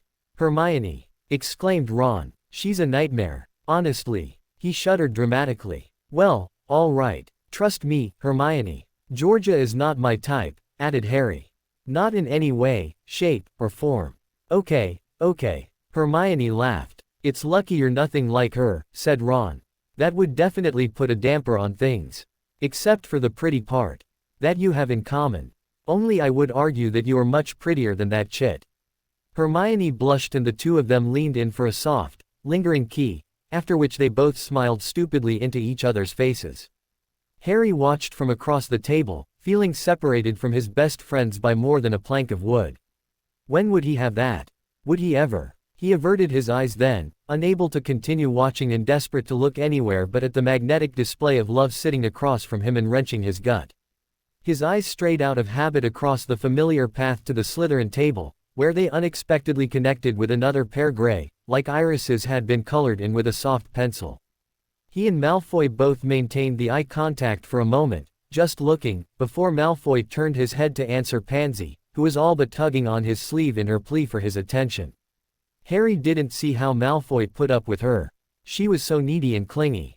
But what did he care who Malfoy did or didn't put up with? It was only then that Harry realized that throughout the moment they'd held eye contact across the hall, Harry hadn't felt the usual rancor. He had just felt calm. He searched for the usual resentment, the anger usually so ready to rise to the surface, but it was simmering somewhere unreachable inside of him and he was unable to kindle it to life. If Harry was honest with himself, and he wanted to be now that there was room in his life for things like truth, he wanted to fill himself with them, Malfoy wasn't so much a menace anymore as a breath of fresh air. He didn't treat Harry like a ticking bomb that might explode or fall apart dramatically at any moment. Or like a kicked puppy that needed to be coddled back to happiness. He didn't offer unwanted opinions about how Harry should go about becoming normal. And he wasn't overawed by Harry's celebrity or inflated heroism in what was fast becoming the legendary Battle of Hogwarts, either. No, Malfoy treated Harry just as he always had, like a less than impressive excuse for a school rival. It was almost a relief. It was tiring, being the constant center of everyone's attention. Even when he was, for all intents and purposes, being left alone, the stares were so plentiful and probing that Harry could feel them like a finger continuously prodding at his skin. Even his friends weren't a respite, treating him with the care they would give damaged goods. It was beginning to drive him mad. He may have defeated Voldemort, saved the wizarding world, whatever, but he was still just a bloody normal person. Not a hero, not a legend. A teenage boy. And only Malfoy treated him like one. It was strange that before Harry had hated the belittling treatment he'd received from Malfoy, when he now found it so refreshing. Liberating, even. He didn't consider himself a hero, and it was draining to try to act like one all the time. He didn't have to do that around Malfoy. Malfoy wouldn't have tolerated it if he had. Not that Malfoy tolerated much about him either way. Thinking of Malfoy reminded him of potions, which reminded him of Georgia and Ginny. "Hey," he said, interrupting Ron and Hermione's efforts to outgrin each other, "have either of you seen Ginny? I need to have a word with her." Draco had his own room. As one of only two eighth-year Slytherin boys, he was an odd one out. There was no room for him and Goyle in any existing Slytherin dormitory, yet it was not worth conjuring a new one just for two people. So he and Goyle were each given their own rooms. They were nothing like the luxury of the Slytherin common room, being two transfigured broom cupboards, but they were snug and they were private. McGonagall had been apologetic as she'd explained the predicament to them at the start of the term, but Draco hadn't minded a bit. He'd always been a whore for privacy. And they still, of course, had access to the common room whenever they desired it. It was to his room that Draco retreated after extracting himself from Pansy after dinner, an effort that had been almost more trouble than it was worth. Almost. "Draco, darling, it's so early still." She'd pouted. "Come back to the common room, won't you? We never see you anymore, and you know how the little ones adore you." "I think you're confusing the past and the present, Pansy," Draco had drawled. "My name isn't worth a damn to Slytherins anymore. And the little ones don't adore me, they're scared of me. Only because you insist on scowling and prowling around like you do. Honestly, you're starting to remind me of Professor Snape. But much more gorgeous," she added, batting her eyelashes and tilting her face toward Draco's. Draco rolled his eyes, as if he could be won over by a well-placed fluttering of eyelids and a clumsy compliment. Why did girls view such silly things as acceptable mediums of flirtation? Performed correctly, it was a much more subtle art, in Draco's opinion. "Anyway," she went on, "they would adore you if you were ever around, I'm sure." Draco sighed. "Pansy, I have a lot of work to do," finished Pansy, imitating his bored drawl. "Yeah, I know. You always have work to do. Look, if you don't want to come to the common room, fine. But can you at least let me come see your room?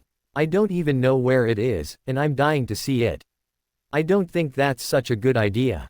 "Why not?" It's just why exactly was Draco opposed to this concept. Pansy proposed it at least once a week and Draco always refused. But what was the problem? The whole school, it seemed, already assumed they were going out. We could get in a lot of trouble if we got caught. Filch hardly ever lurks around the dungeons, you know that. He's more terrified of the bloody Baron than Peeves is. "Come on, Draco. It'd be fun, you know it would," she said, in a voice that was as heavy-handed as a wink. Actually, Draco didn't know anything of the sort. But he wasn't about to admit that. "Maybe so, but it's best not to risk it," he said smoothly. "I can't afford trouble this year, Pansy." Pansy, perhaps placated by the exposure of the goody-goody tendencies he hid beneath his cool, devil-may-care exterior, had finally relented then. And he'd made a run for it. Now Draco walked beyond the bare stretch of stone that concealed the Slytherin dormitories, and continued down the hallway. He turned a corner and there, on the right wall, was a pair of small paintings no bigger than a standard piece of parchment. Draco approached the one on the left and whispered, "Malkin's." The painting of an elegant female aristocrat with an ever haughty, bland expression, though Draco swore her eyes always smirked at him, spread out along the wall until it was about the size of a door. Then it went blank and Draco stepped through the wall. The room inside was plain. There was a four-poster identical to those in the main Slytherin dormitories, a fireplace, a small table Draco used as a desk, an armchair with upholstery worn ragged by time and use, and a dresser. The gray stone walls were bare and windowless. There was also a small bathroom that opened to one side, Draco's favorite feature of the room. He'd always hated administering to his hygiene in the communal bathrooms. Something about the scenario had always made him vaguely uncomfortable, though he wasn't quite sure what it was. Draco removed his black Hogwarts robe and flung it carelessly to the floor. He pointed his wand at the fireplace and murmured, "Incendio," pausing for a moment in front of the sanguine flames that appeared. Then he reached into his pocket and pulled out the glass vial. He held it up against the light. The glass caused the liquid within to shine dully, but the potion itself was so dark and opaque that it did not reflect light. It was like a black hole in that way, the only other thing Draco could think of that rejected the flickering attentions of light. What had Potter muttered about the potion today? Something about Romeo and Juliet. Draco decided he would look into it. It sounded potentially intriguing, and Draco disliked the idea of Potter knowing something about potions that he did not, however peripheral the connection. Draco positioned the vial on the dresser, then stripped and inserted his lean, pale body into the thick wrappings of his bedcovers, wriggling to get warm.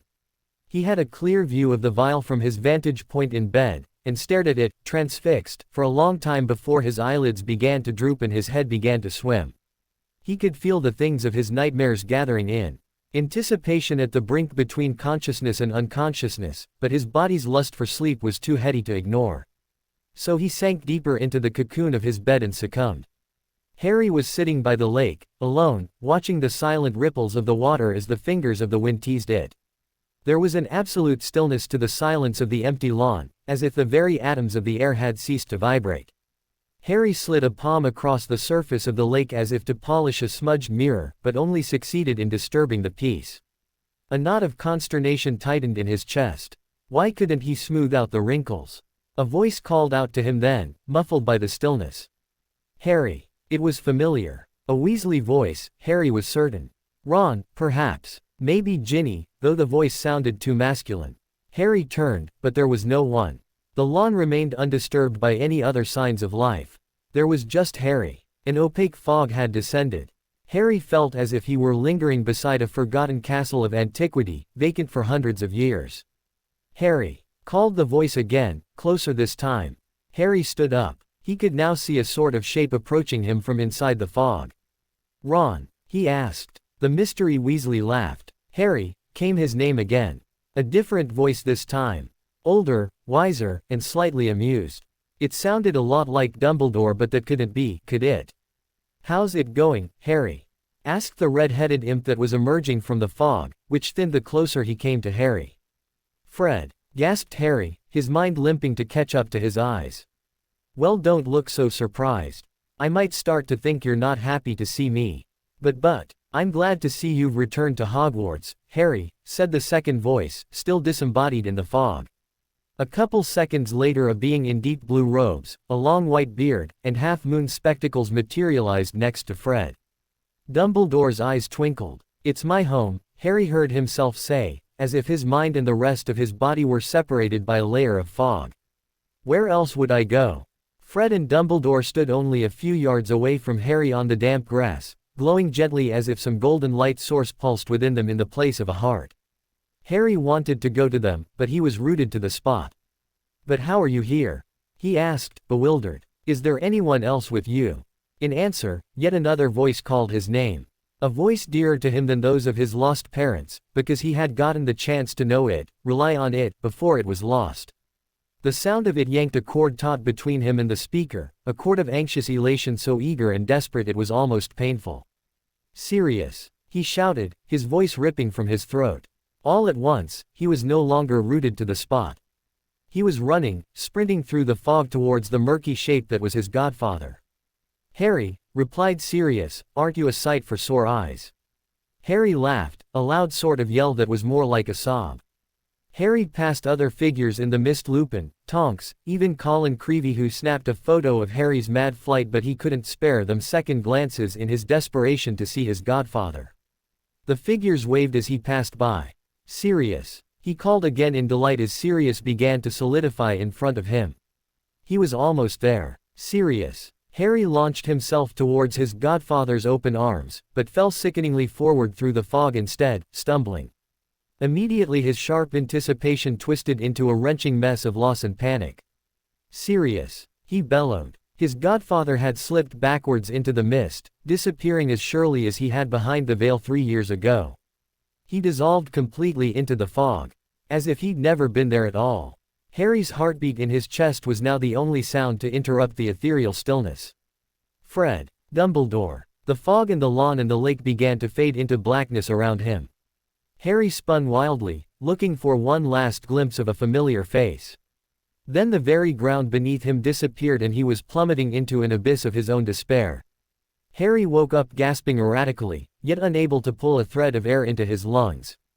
As he began to come back to himself, he realized his face was mashed into his pillow, muffling his sobs. He was shaking and felt beaten, throbbing in some secret region deep inside of him where science had not yet penetrated or named. He was still alone. Draco Malfoy had not felt this rested in a long time, and his unusually buoyant spirits reflected that. The same could not be said for Potter, who rushed into the classroom at the very last moment. On time, but just barely.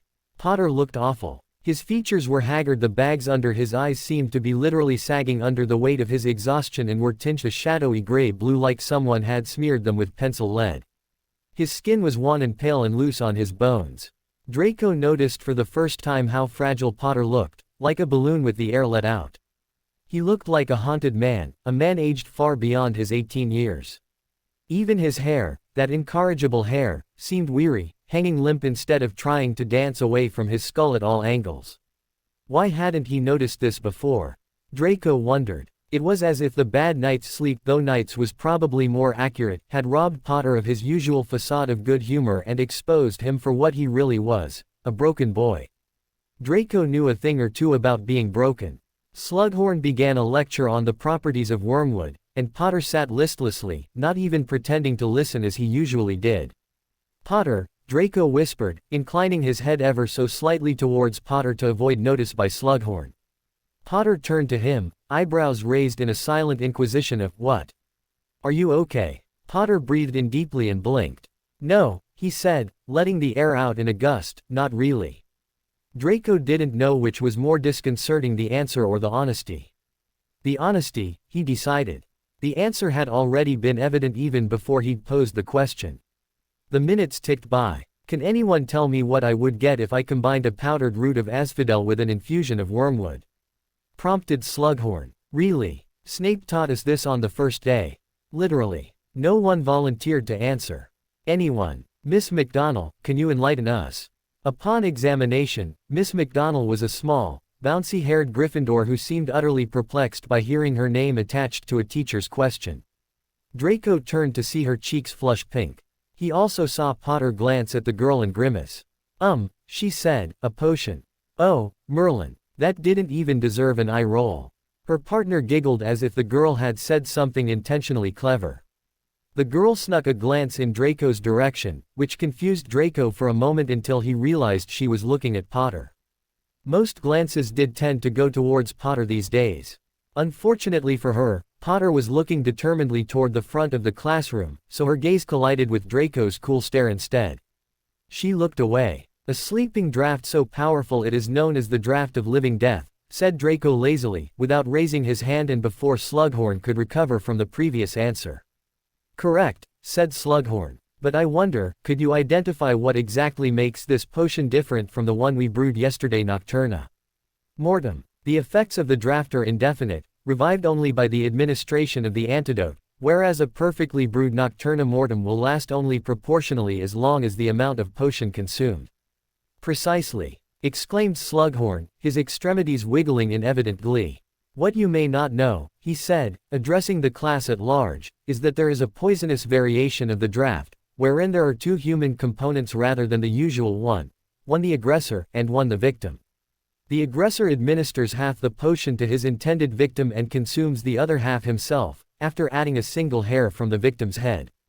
The result, then, is that the potion serves as a link between the two individuals, draining the victim's life force and imbuing it into the aggressor. Though it was no doubt originally composed for dark purposes, it is sometimes used more positively at St.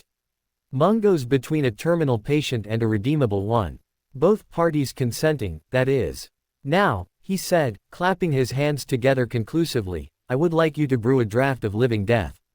Take careful notes, as I will be expecting 2 feet of parchment comparing the procedures, qualities, and uses of the two potions.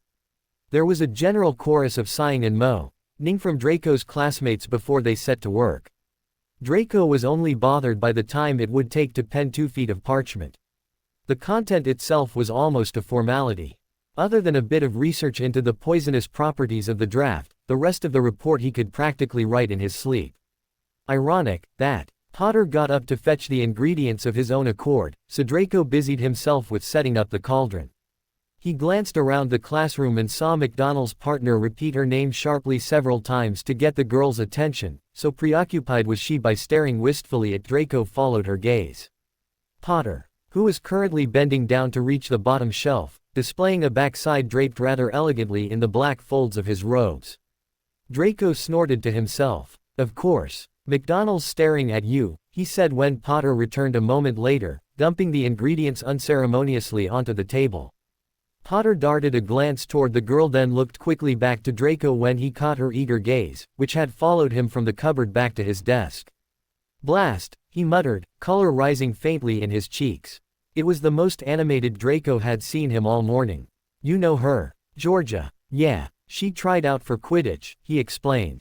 Draco tried unsuccessfully to swallow a surprised laugh, and even Potter's mouth turned up a little at the corner. And now she follows me around like, I dunno, a member of your harem of admirers, concluded Draco archly. How very celebrity of you. A harem, Malfoy. Really, I'd think that was more your thing than mine, Potter retorted, a flicker of life igniting behind his eyes. If it were, I'd prefer mine to have a bit more brain behind their beauty. Course, Potter agreed, dropping the sardonic tone of their banter, but it's not like that. No. Draco raised his eyebrows. Well, maybe. But I'd rather it wasn't. She thinks she knows me because I'm the hero, as if that were some kind of character trait. She's enamored with an image she has of me, but that's just it, an image. It's insubstantial. It's like a ghost. No, it's even less than a ghost. It's like looking into the mirror of her eyes and seeing what you want most to see and thinking it's real, said Potter in a rush, like he'd been scripting this assessment and was now debuting it on Draco. The mirror of what? Asked Draco, his conscious mind latching onto the most tangible point of confusion within Potter's rant while the rest of his mind tried to absorb the more interesting parts, filing them away for future review. Never mind, said Potter. The point is that she's an insufferable tart, said Draco bluntly, smirking. Potter's eyes crinkled in surprised amusement and a small laugh bubbled up from his throat. Yeah, exactly. Draco's answering grin was sly. She thinks we're friends or something, but the dubious glance Potter cast in her direction was priceless. Really, she's a dippy nightmare. I think she's got a little more than friendship in mind, Potter. Potter blushed in earnest. So I've gathered. I can't imagine what she sees in you, anyway, Draco teased, retreating back into familiar territory. Harry Potter, the scrawny, wonky-haired, dim, Potter opened his mouth to argue, so Draco amended, at potions, at least, before continuing, Pratt hero of the Mudbowl, Draco cut off and frowned. What did you just say? Queried Potter, looking more incredulous than aggressive. Nothing. You were about to say, hero of the Mudbloods, weren't you? But you stopped. So Potter cocked his head. So it's different, that's all. A lot of things are different, Potter. Potter looked at Draco for a moment, those intense eyes of his all the more vibrant for peering out of such an otherwise wan face, then nodded. They got to work then, and conversation became, crush this, and juice that, and pass the knife, will you?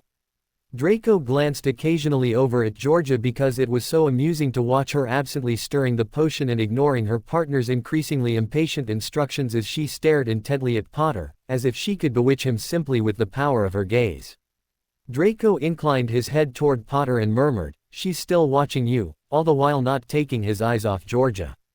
Thus, he was perfectly positioned to see the way her eyes narrowed as he spoke quietly to his partner.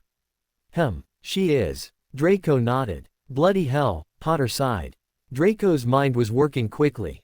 He wondered. Draco scooted closer to Potter and leaned into him slightly as he reached across the desk to pick up a soporiferous bean instead of just asking Potter to pass it, and let his eyes, which were still holding McDonald's, sink to half-mast in a universal indication of seduction.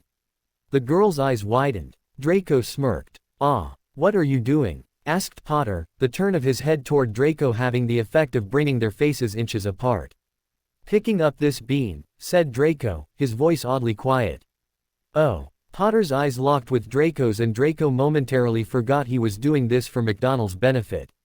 Then he realized he was standing still with half his body pressed against Potter's for no apparent reason and stepped backwards. Potter turned back to what he was doing. The sidelong glance he gave Draco when he thought Draco wasn't looking was the only indication that he was at all unsettled by what had just occurred. So Potter's admirer felt threatened by Draco. Did she think Potter was a poof? Or that Draco was? That didn't even bear speculation. Of course she suspected Draco. His father had always BMO.ned Draco's effeminate looks, hadn't he? And it was Draco's behavior that had widened her eyes. But Draco had been suspected of far worse things over the years, and the current situation offered too much entertainment value to be resisted. He could mess with Potter and drive the dippy McDonald mad as well. It was a win-win situation, and, all things considered, Draco wouldn't mind a bit of harmless mischief. No, not at all. Draco glanced at Potter, who was supposed to be powdering the asphodel, and dropped the knife he was using to slice the valerian roots. "No, Potter. What are you doing?" Grinding the asphodel." "Not like that, you're not. You're squishing it. You're demolishing it. Reducing it to a pulp," cried Draco. "Why don't you do it then, if you're such a professional?" Potter's eyes squinted in annoyance. Draco could have done just that, taken the asphodel from Potter and powdered it himself. But he remembered McDonald and her widened eyes and decided this was too perfect an opportunity to pass up, even for the sake of a better potion's grade.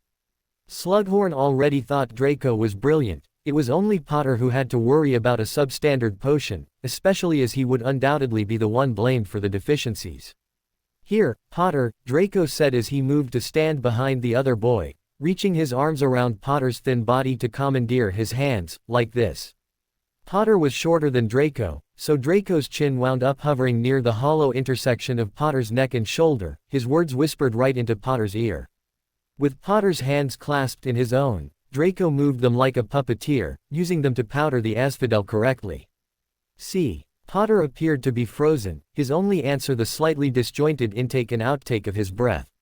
"Potter?" Draco queried. Just then, there was an explosion somewhere behind them.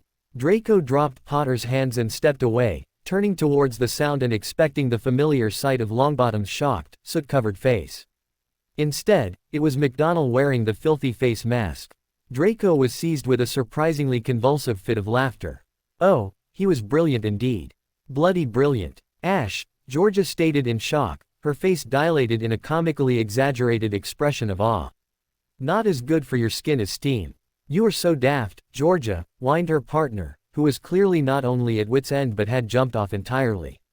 If you paid as much sodding attention to your work as you do to the identity of Georgia's misguided attentions was muffled as the partner received a sharp elbow to the stomach, but Draco didn't need to hear it, anyway. He already knew. Oh, did he know? Ouch, Georgia. Sod it. If you'd been paying any attention at all you wouldn't have knocked the whole bloody vial of soporiferous beans into the cauldron. Sorry. Georgia lamented, I was startled by something.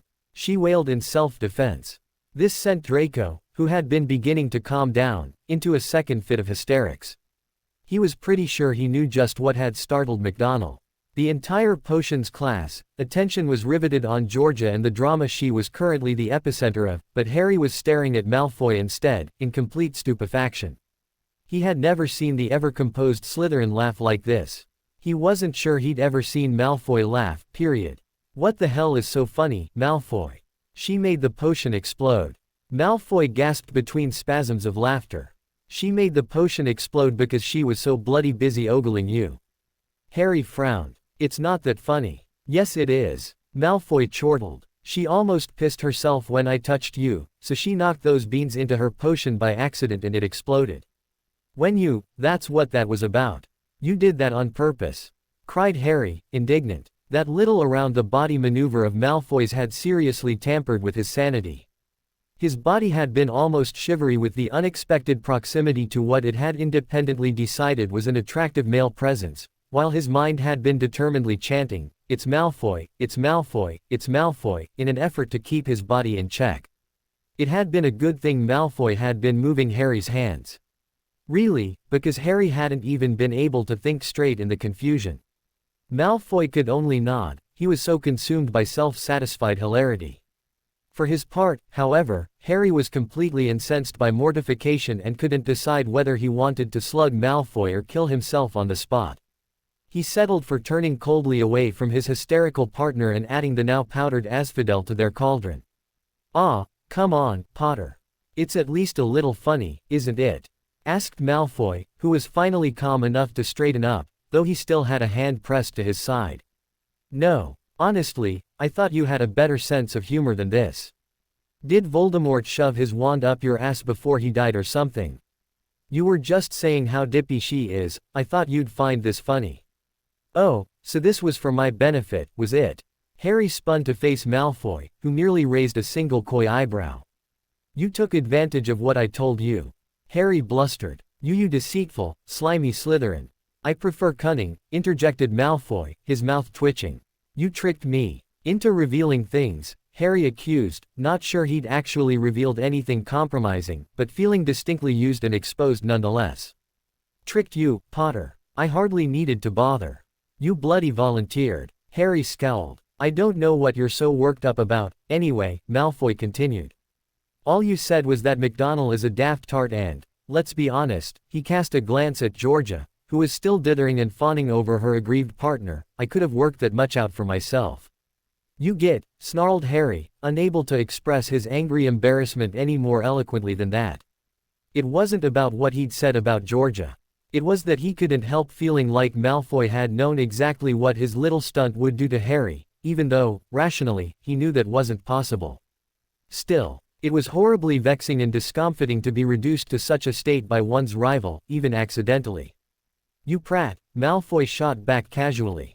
"Bugger off," Harry grumbled, turning back to stir the contents of the simmering cauldron and urging the heat to release its grip on his cheeks. What was Malfoy's deal this year? Had his head gone wonky at some point in the war? It did happen, Harry knew. It had even been a close thing for him, at the lowest points of his spirit-breaking search for the Horcruxes. But Malfoy's behavior, though incongruous, wasn't exactly war-warped. It was just odd. First, there was the whole bit about wanting to be on civil terms with Harry, and now this game he was playing. Harry's pulse was still subtly humming and hiccuped with a little shot of adrenaline each time Harry accidentally replayed the sensation of Malfoy's arms around his body. Was it just some kind of elaborate plot to mess with him? If it was, he ought to congratulate Malfoy on his resounding success. But that didn't quite fit, though it was the obvious answer. These new tactics for getting under Harry's skin weren't Malfoy's usual style: loud, snide, and public. They were something else entirely, which left Harry to wonder if there was, perhaps, some other motive behind these latest provocations, the unsettling shift in Malfoy's attentions. But what, exactly? Harry bit his lip, absorbed by his thoughts as he entered the 7th-floor corridor. "Harry!" squealed a female voice. "Ah!" Harry cried, jumping, his pulse erupting like a gunshot. His glasses slid down his nose with the sudden movement, so he pushed them back up, taking a deep breath to calm down. "Oh, it's you, Georgia." "Sorry," she said, having the courtesy, at least, to look bashful. "I didn't mean to startle you." "'S okay," said Harry with a sigh. Fancy meeting you here, she said brightly. Georgia, we're outside Gryffindor Tower, Harry pointed out, where we both live. Well, still, she was not to be deterred. So, are you heading down to lunch? This struck Harry as an odd question to ask someone who was currently walking upstairs, not down. No, I was actually heading back to my dormitory to drop some things off.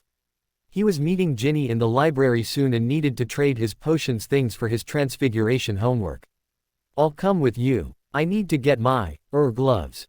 Gloves. Oh, you know, she said, gesturing vaguely, it gets chilly. Right, of course. They continued down the corridor and were now face to face with the fat lady. Plumeria, said Harry, and then they climbed through the portrait hole into the common room.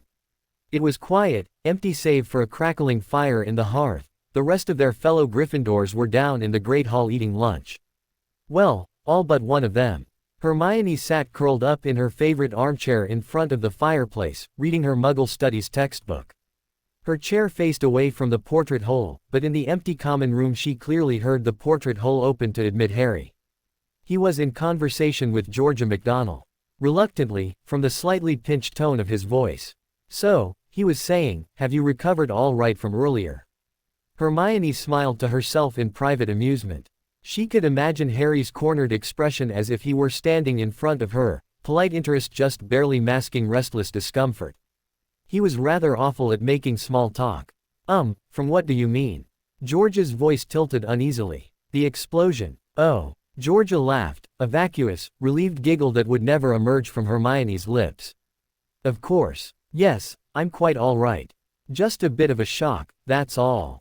She giggled again. I imagine. Hermione realized then that Harry and Georgia were likely completely unaware of her presence, shielded from their view as she was by the chair back, and felt as though she ought to do something to announce herself. But then, it wasn't as if they were talking about anything terribly consequential or private, and if she said anything they might decide to include her in their conversation. All things considered, Hermione decided she'd rather wait them out and then return to her reading when the room was quiet again. It so rarely was, and she had been quite contentedly enjoying the rare peace before they'd interrupted her. So what happened? Harry asked her. Why'd it explode, anyway? I accidentally knocked all the sopiferous beans in, Georgia lamented. Hermione winced. She'd finally been coaxed by McGonagall into dropping potions. It was only peripherally relevant to her postgraduate intention to embroil herself in professional academia, specializing in Muggle studies, ancient runes, and history of magic, but she knew enough to know that the particular beans in question were highly volatile. Surely even someone like Georgia would have had enough sense to be especially careful around them. I got startled, Georgia explained, her voice an ambivalent blend of uncertainty and suspicion. I saw what? Harry sounded wary. Nervous, even. Why would he be nervous? What could Georgia possibly have seen in the potions classroom to make Harry nervous?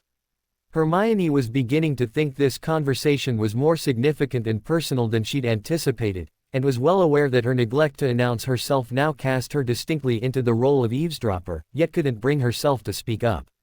She was too curious. Harry had been acting odd lately, and several things didn't add up.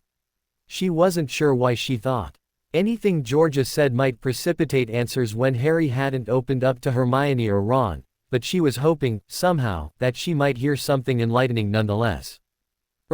Harry, you aren't well, Georgia dithered. Out with it, thought Hermione impatiently. Harry's not, therefore he must be. What? You're not queereo. She spluttered in a sudden rush. Queer. There was a pause, too long a pause. Before Harry exclaimed, no. In that tone of voice Hermione knew from years of close observation accompanied the sort of panicked expression Harry's features favored when one brought up something he sincerely wished to avoid. Or when one hit a nail on the head that Harry had been trying to hide. You're not. No, I'm not queer. Well, it's just that I saw. Georgia trailed off, as if now unsure of what she had, in fact, seen. Hermione wanted to shake her. That was not what it looked like, interrupted Harry before Georgia could reveal whatever compromising scene she had witnessed. Not that it should have looked like anything. I mean, it was just nothing. Whatever it was Georgia had seen, Harry was guilty. Guilty, guilty, guilty. Well, if you're sure. I'm not queer, Harry said again. "Methinks the chosen one doth protest too much," thought Hermione wryly. "Oh, good," sighed Georgia with palpable relief, more easily persuaded than Hermione by far. "That is such a relief." Yes. Well." Hermione could see in her mind's eye her friend's anxious posture, body angled away from Georgia, shoulders clamoring for the attention of his ears, hands in his pockets or mussing up his already messy hair. "I have to go grab my stuff." Hermione listened to their footsteps as they disappeared up their respective staircases. Harry. Queer. No, it couldn't be. Except it would make a certain amount of sense. And if Hermione had learned anything from her rather non-traditional friendship with Harry, it was that the preposterous was usually probable, as long as it was sensible, and often even when it wasn't. Hermione recalled conversations she'd had with Harry about relationships recently. Especially when Ginny had been present too, there were certain comments that had a distinct touch of double entendre to them in the clearer perspective of hindsight. It would explain his and Ginny's breakup, certainly. And oh, blimey. Jumbled pieces rearranged themselves and clicked into place in Hermione's mind. She felt oddly relieved. She hated when things didn't add up. It grated on her nerves, passively but persistently. And now the pieces fit together quite neatly indeed. Bloody hell, bloody hell, bloody hell, cursed Harry. Should he have told her? No, that wasn't the way to do it, to come out to Dippy, can't keep her mouth shut, Georgia McDonald. But why not? It wasn't such a big deal, was it? If Harry was comfortable with it, why should it matter one way or another who he came out to, and when? He should be able to just admit to it casually, especially when given such a clear opportunity as Georgia had just given him. It would certainly put an end to all her simpering. But no, it didn't feel right. He didn't want Georgia McDonald to know first. He didn't really want anyone to know, actually. But he especially didn't want Georgia to know first, outside Ginny, of course. Bloody hell. Harry took a deep breath and grabbed the papers he needed, stuffing them haphazardly into his bag. Georgia was already idling by the portrait hole when he hopped down off the last step of the staircase from his dormitory into the common room. "You ready?" she asked, pointedly pulling on a pair of pink cashmere gloves that clashed horribly with the striped Gryffindor shirt peeking out between the folds of her robes. Harry nodded, resigned to spending the trek down the next 3 floors in Georgia's company. "You know," said Georgia conversationally, as the fat lady swung shut behind them, "I'd watch out for your pal Draco Malfoy if I were you." His pal? Was she kidding? Or was she really that daft? "I think he's keen on you." Harry laughed out loud. "That's ludicrous, Georgia." Georgia looked personally affronted. "No, it's not." "Yes," he assured her, "it is. I know what I saw today, Harry. And since you're not gay, then what was that all about during potions?" Georgia pointed out, clearly concluding that since there was no way 2 boys could touch each other without at least one of them being gay, and since Harry wasn't, it only stood to reason that Malfoy must be. Except Harry was gay, so in a sense Georgia was right, just not about the right person. Because no way was Malfoy gay. That was just, I'm sure he was just, Harry was stymied. The thing was, it had been Malfoy touching Harry, not the other way around. Bugger. Here he was, full circle back to the thought process he had been hammering into the ground when Georgia had interrupted him earlier. What the hell was Malfoy's deal, exactly? Said Georgia, smirking. It wasn't an expression that suited her the way it did Malfoy. The way it did Malfoy. Blimey. Shut up, brain. You've got it wrong, Georgia. Malfoy does not fancy me, said Harry adamantly. George's answering shrug said, whatever you say, Harry, but Harry knew he was right. Georgia was completely mad, anyway. Right. Of course. Right. She didn't know what she was talking about. Draco Malfoy didn't, wouldn't, couldn't ever fancy Harry Potter. And vice versa, of course. Anyone in their right mind could tell you that. Finally, they reached the 4th floor. Well, this is me, Harry said. I'm meeting someone in the library. Georgia would have to go on without him now. She'd already disclosed her destination. Even she couldn't be so pathetically brazen as to find yet another excuse to follow him out of her way, though she appeared to be trying her best to come up with something credible. Who? She asked, stalling. Ginny. Oh, okay then, she said reluctantly, after a minute of internal contention that was obvious in the squint of her eyes and the frown of her lips. See you later, Harry. Bye. Harry chirped, then turned off into the corridor that would take him to the west wing where the library was. Phew. His lip found its way into his mouth again and he chewed on it absently. Why was he so reluctant to come out? Ginny had been bugging him about it for weeks, and then just now Georgia had given him an optimal opportunity and he'd said nothing. No, worse, he'd vehemently denied the accusation. Was it possible he could be wrong? Maybe his mind had gone wonky in the war after all, warped into thinking he was a homos, UAL. Could that happen? He didn't know enough about psychology, but it seemed possible. And it wasn't as if he'd acted on any of the fantasies that had precipitated his conclusion, and without, physical evidence, how could he be sure, really?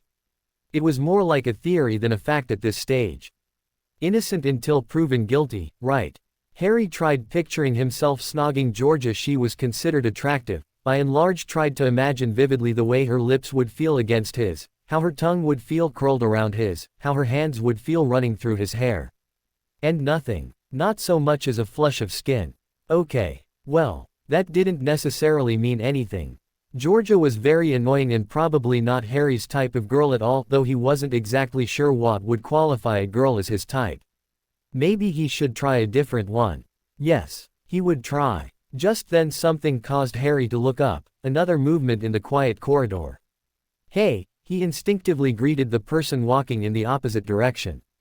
Who happened to be Draco Malfoy. Oh, blast. Maybe guilty by association was more accurate. Harry's traitorous mind, distracted mid-thought, inserted Malfoy into the scenario that was supposed to prove his heteros, oolati. Immediately, Harry blushed. Hello, replied Malfoy, looking at Harry with an expression of vague astonishment on his delicate features. Said Harry. They'd come to a stop in the middle of the corridor.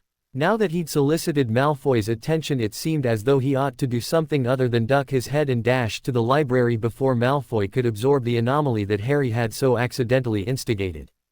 All right, then, he asked uncertainly, his question a question in itself, if it was possible for a question to be such a thing as squared. How odd to be asking Draco Malfoy how he was getting on, as if they were two amiable acquaintances passing by rather than bitter rivals of nearly a decade. All right, answered Malfoy. Then, rather tentatively, he added, you. And amazingly, the universe did not unravel around them. Apparently, it was actually possible for them to be polite to one another. Malfoy had been right. Blimey. Malright. Oh, good. Right, good. Harry nodded as if in time to the awkward silence that seemed to pulse between them. Well, then, I should, get on, said Malfoy, gesturing down the hall and sounding as uncertain as Harry had ever heard him. He and Malfoy had parleyed in many different tones over the years, angry, taunting, even scared but never awkward. Harry hadn't known Malfoy could even be awkward. He hadn't known Malfoy could laugh, either. Or treat Harry with anything other than disdain. And here it was that he could do all three. Then and there, confronted with an awkward, civil Malfoy capable of laughing, Harry decided he would be civil in return. Like Malfoy pointed out, Harry had saved his life. Surely it was as rude to be uncivil to someone whose life you'd saved as it was to be uncivil to someone to whom you owed your life. See you later, said Harry, stepping away from Malfoy, moving on toward the library. See you, said Malfoy. The 11-year-old in Draco was dying 1,000 ecstatic deaths.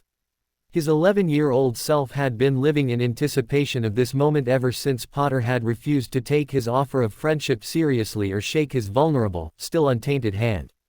18-year-old Draco, on the other hand, 18-year-old Draco didn't know what to think. But he couldn't brood on this now, because at the other end of the corridor he could see Pansy approaching on the arm of Goyle. Fortunately, she appeared to be so absorbed in conversation with the tall, dark, and hulking Slytherin that she hadn't seen him yet, so he still had a chance at evasion. The question was, how? Draco didn't fancy the idea of skulking around in an empty classroom until they passed, and this part of the castle was mostly populated with teachers' offices anyway. He could pop in on a teacher with a question, perhaps. No, that was too out of character. They would suspect something. Where was he, anyway? The 4th floor. The library was on the 4th floor. Perfect. Draco could even be productive and look up that Romeo and Juliet reference. He about-faced and began striding quickly back in the direction Potter had been ambling when he'd surprised Draco with his heretofore unprecedented amiable acknowledgement. That easily, Draco's mind was back on Potter. Again, Draco slipped with some great relief into the library. Truly, it was a lovely place. The subdued murmur of sotto voce conversations, the floor-to-ceiling and wall-to-wall array of shelves, the thousands of elegant books like something out of a forgotten era of intellectualism is an art form. It was like walking into a mother's warm embrace. Or what Draco thought it might be like, anyway. Malfoys weren't a very warm sort, even by marriage. "Can I help you?" asked Madame Pants as Draco approached her desk, looking down at him through the lenses of thin rectangular glasses perched on the tip of her nose. Her coarse, graying hair was piled into a loose bun on the top of her head that had to be held in place by magic, or else it would surely topple to her shoulders. "I was wondering if you'd ever come across a reference to Romeo and Juliet?" asked Draco, preparing to feel thoroughly daft when Madame Pants told him they were made up. Her eyebrows furrowed. "Might you mean Romeo and Juliet, the Shakespearean tragedy?" "I might," Draco conceded. "What's a Shakespearean tragedy?" "Dear boy, do not presume to tell me you've never heard of Shakespeare." "Well, I don't know. I mean, I probably have," hedged Draco skeptically. "The Bard, the greatest writer the English language has ever seen." Draco shook his head. Bugger, did this guy sound important? How is it that Potter had heard of him when Draco was completely ignorant? "Hamlet," pressed the librarian, desperate for Draco to make a connection. "Macbeth. But soft, what light through yonder window breaks? It is east and Juliet is the sun." "That's Romeo and Juliet, right? So you know it?" she asked, her glasses slipping off her nose in her eagerness. "No, Juliet is the sun. I just figured." Oh, her disappointment felt personal. "I suppose a Malfoy wouldn't have bothered with Muggle literature." "Of course not," she muttered caustically, not intending Draco to hear. But it so happened that Draco had rather keen hearing. The comment stung, and made him all the more determined to acquaint himself with this Bard. "So can you help me?" he prompted. "Yes." Madame Pants sighed in resignation. She took a spare bit of parchment and wrote, "Mug Fic Shaw." "Here's the call number. It's just over there," she said, pointing to an alcove of shelves toward the back of the library. "Like I said, you're looking for the play Romeo and Juliet, by William Shakespeare." Draco turned, hearing Madame Pants sigh again at his retreating back, and wandered toward the alcove. He felt like sighing at himself, too. Honestly, how had he overlooked the greatest writer of all time? Supposing, of course, that the librarian hadn't been embellishing. They did tend to get rather worked up about these things, as a rule. Draco ran a slender finger along the spines of the books, murmuring, "Shaw Shaw Shaw" as he scanned the names of the authors. Ah, Shakespeare. As Draco reached for a small leather book with Romeo and Juliet embossed in gold on the spine, a voice spoke very familiar, and very close by. "Jin, not this again," groaned Harry Potter, sounding for all the world as if he were standing right next to Draco. Draco froze. "Not what again?" "I'm sorry, Harry," said a second, female, voice, "but you've got to tell them." "Tell who what?" Draco leaned closer to the shelf behind which sat Harry Potter and the female, presumably Ginny Weasley, having a conversation they'd felt the need to conduct in a far-off corner of the library, where they were unlikely to be overheard. Unfortunately for them, they hadn't bargained on Draco and his newfound rapport for the Bard. Draco cast a quick muffaliato as a precaution, though it was more of a formality. Draco was seldom caught engaging in such subtle activities. He was rather good at sneaking about when he wanted to be. "Why?" Potter was asking. "Why did they need to know?" "Because they're your best friends." "So, that doesn't mean they need to know everything about me." Draco found himself nodding absently in agreement. One should never keep one's friends too well informed. Nor would they want to, the female Weasley acceded. "But they'd want to know this." "You know they would." Potter was quiet. "They deserve to know," she added, in a softer voice. "Why did they deserve to know?" Potter said with sudden vehemence. "Why does everyone deserve to know everything about me? Just because I saved the wizarding world." Draco hadn't known Potter ever used such a biting tone of voice outside his arguments with Draco, "doesn't make me communal property. Everybody line up for a piece of the chosen one. I'm not the King Berlin Wall." "The bloody what?" I don't have to tell anybody anything if I don't want to. Oh, don't be so dramatic, Harry. I'm not, Potter exclaimed dramatically. Then in a more subdued voice he added, I just think I should be able to keep some pieces of me to myself. Sure, but this. It was quiet on the other side of the shelf for a moment. Draco could hear his intake and outtake of breath in the silence and opted to stop breathing, instead holding his breath in anticipation. Though what of, he couldn't say. Harry broke the silence. I don't see why I can't wait until it's relevant. I'm not even dating anyone right now, he said. That could change if you wanted it to, said the Weaselet pointedly. Draco's stomach dropped. His heartbeat became swollen in his chest, anxious and adamant. What exactly were they talking about here? When Harry didn't respond, she went on, anyway, how do you think that would go over? Guess what, guys, good news. I've taken up with someone. Oh, and by the way, he's a bloke. Wait, what? A bloke? A bloke? Draco's blood ran cold and his skin prickled as the implication of Ginny Weasley's cavalier words penetrated him like 1,000 tiny needles. I don't know, Harry was saying, their conversation moving on oblivious to the fact that Draco Malfoy was starting to hyperventilate one bookshelf way, probably about as well as they'd take me up and telling them I'm gay. Draco staggered back from the shelf as if it had shocked him. Gay. Harry F. King Potter was gay.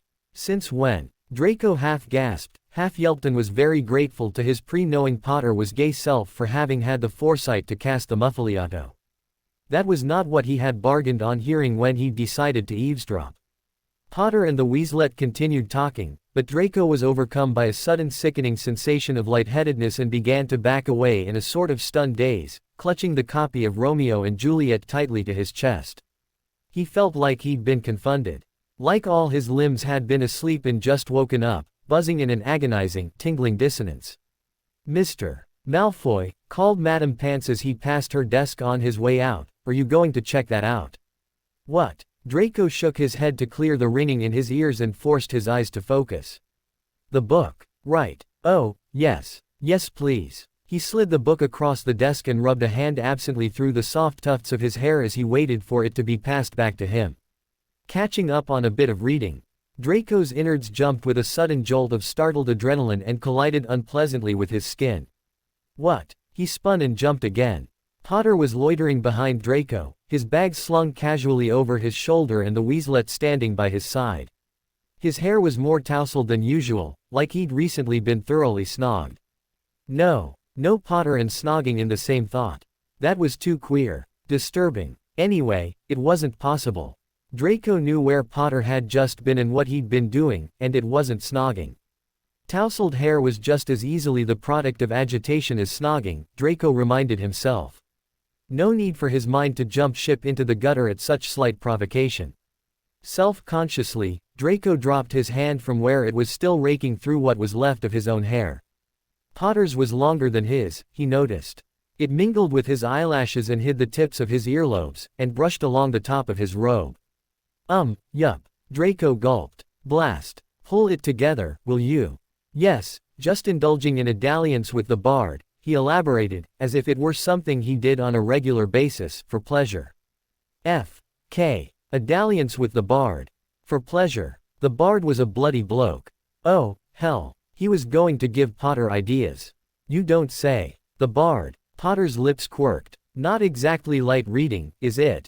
Here you are, said Madame Pants, passing Draco the copy of Romeo and Juliet.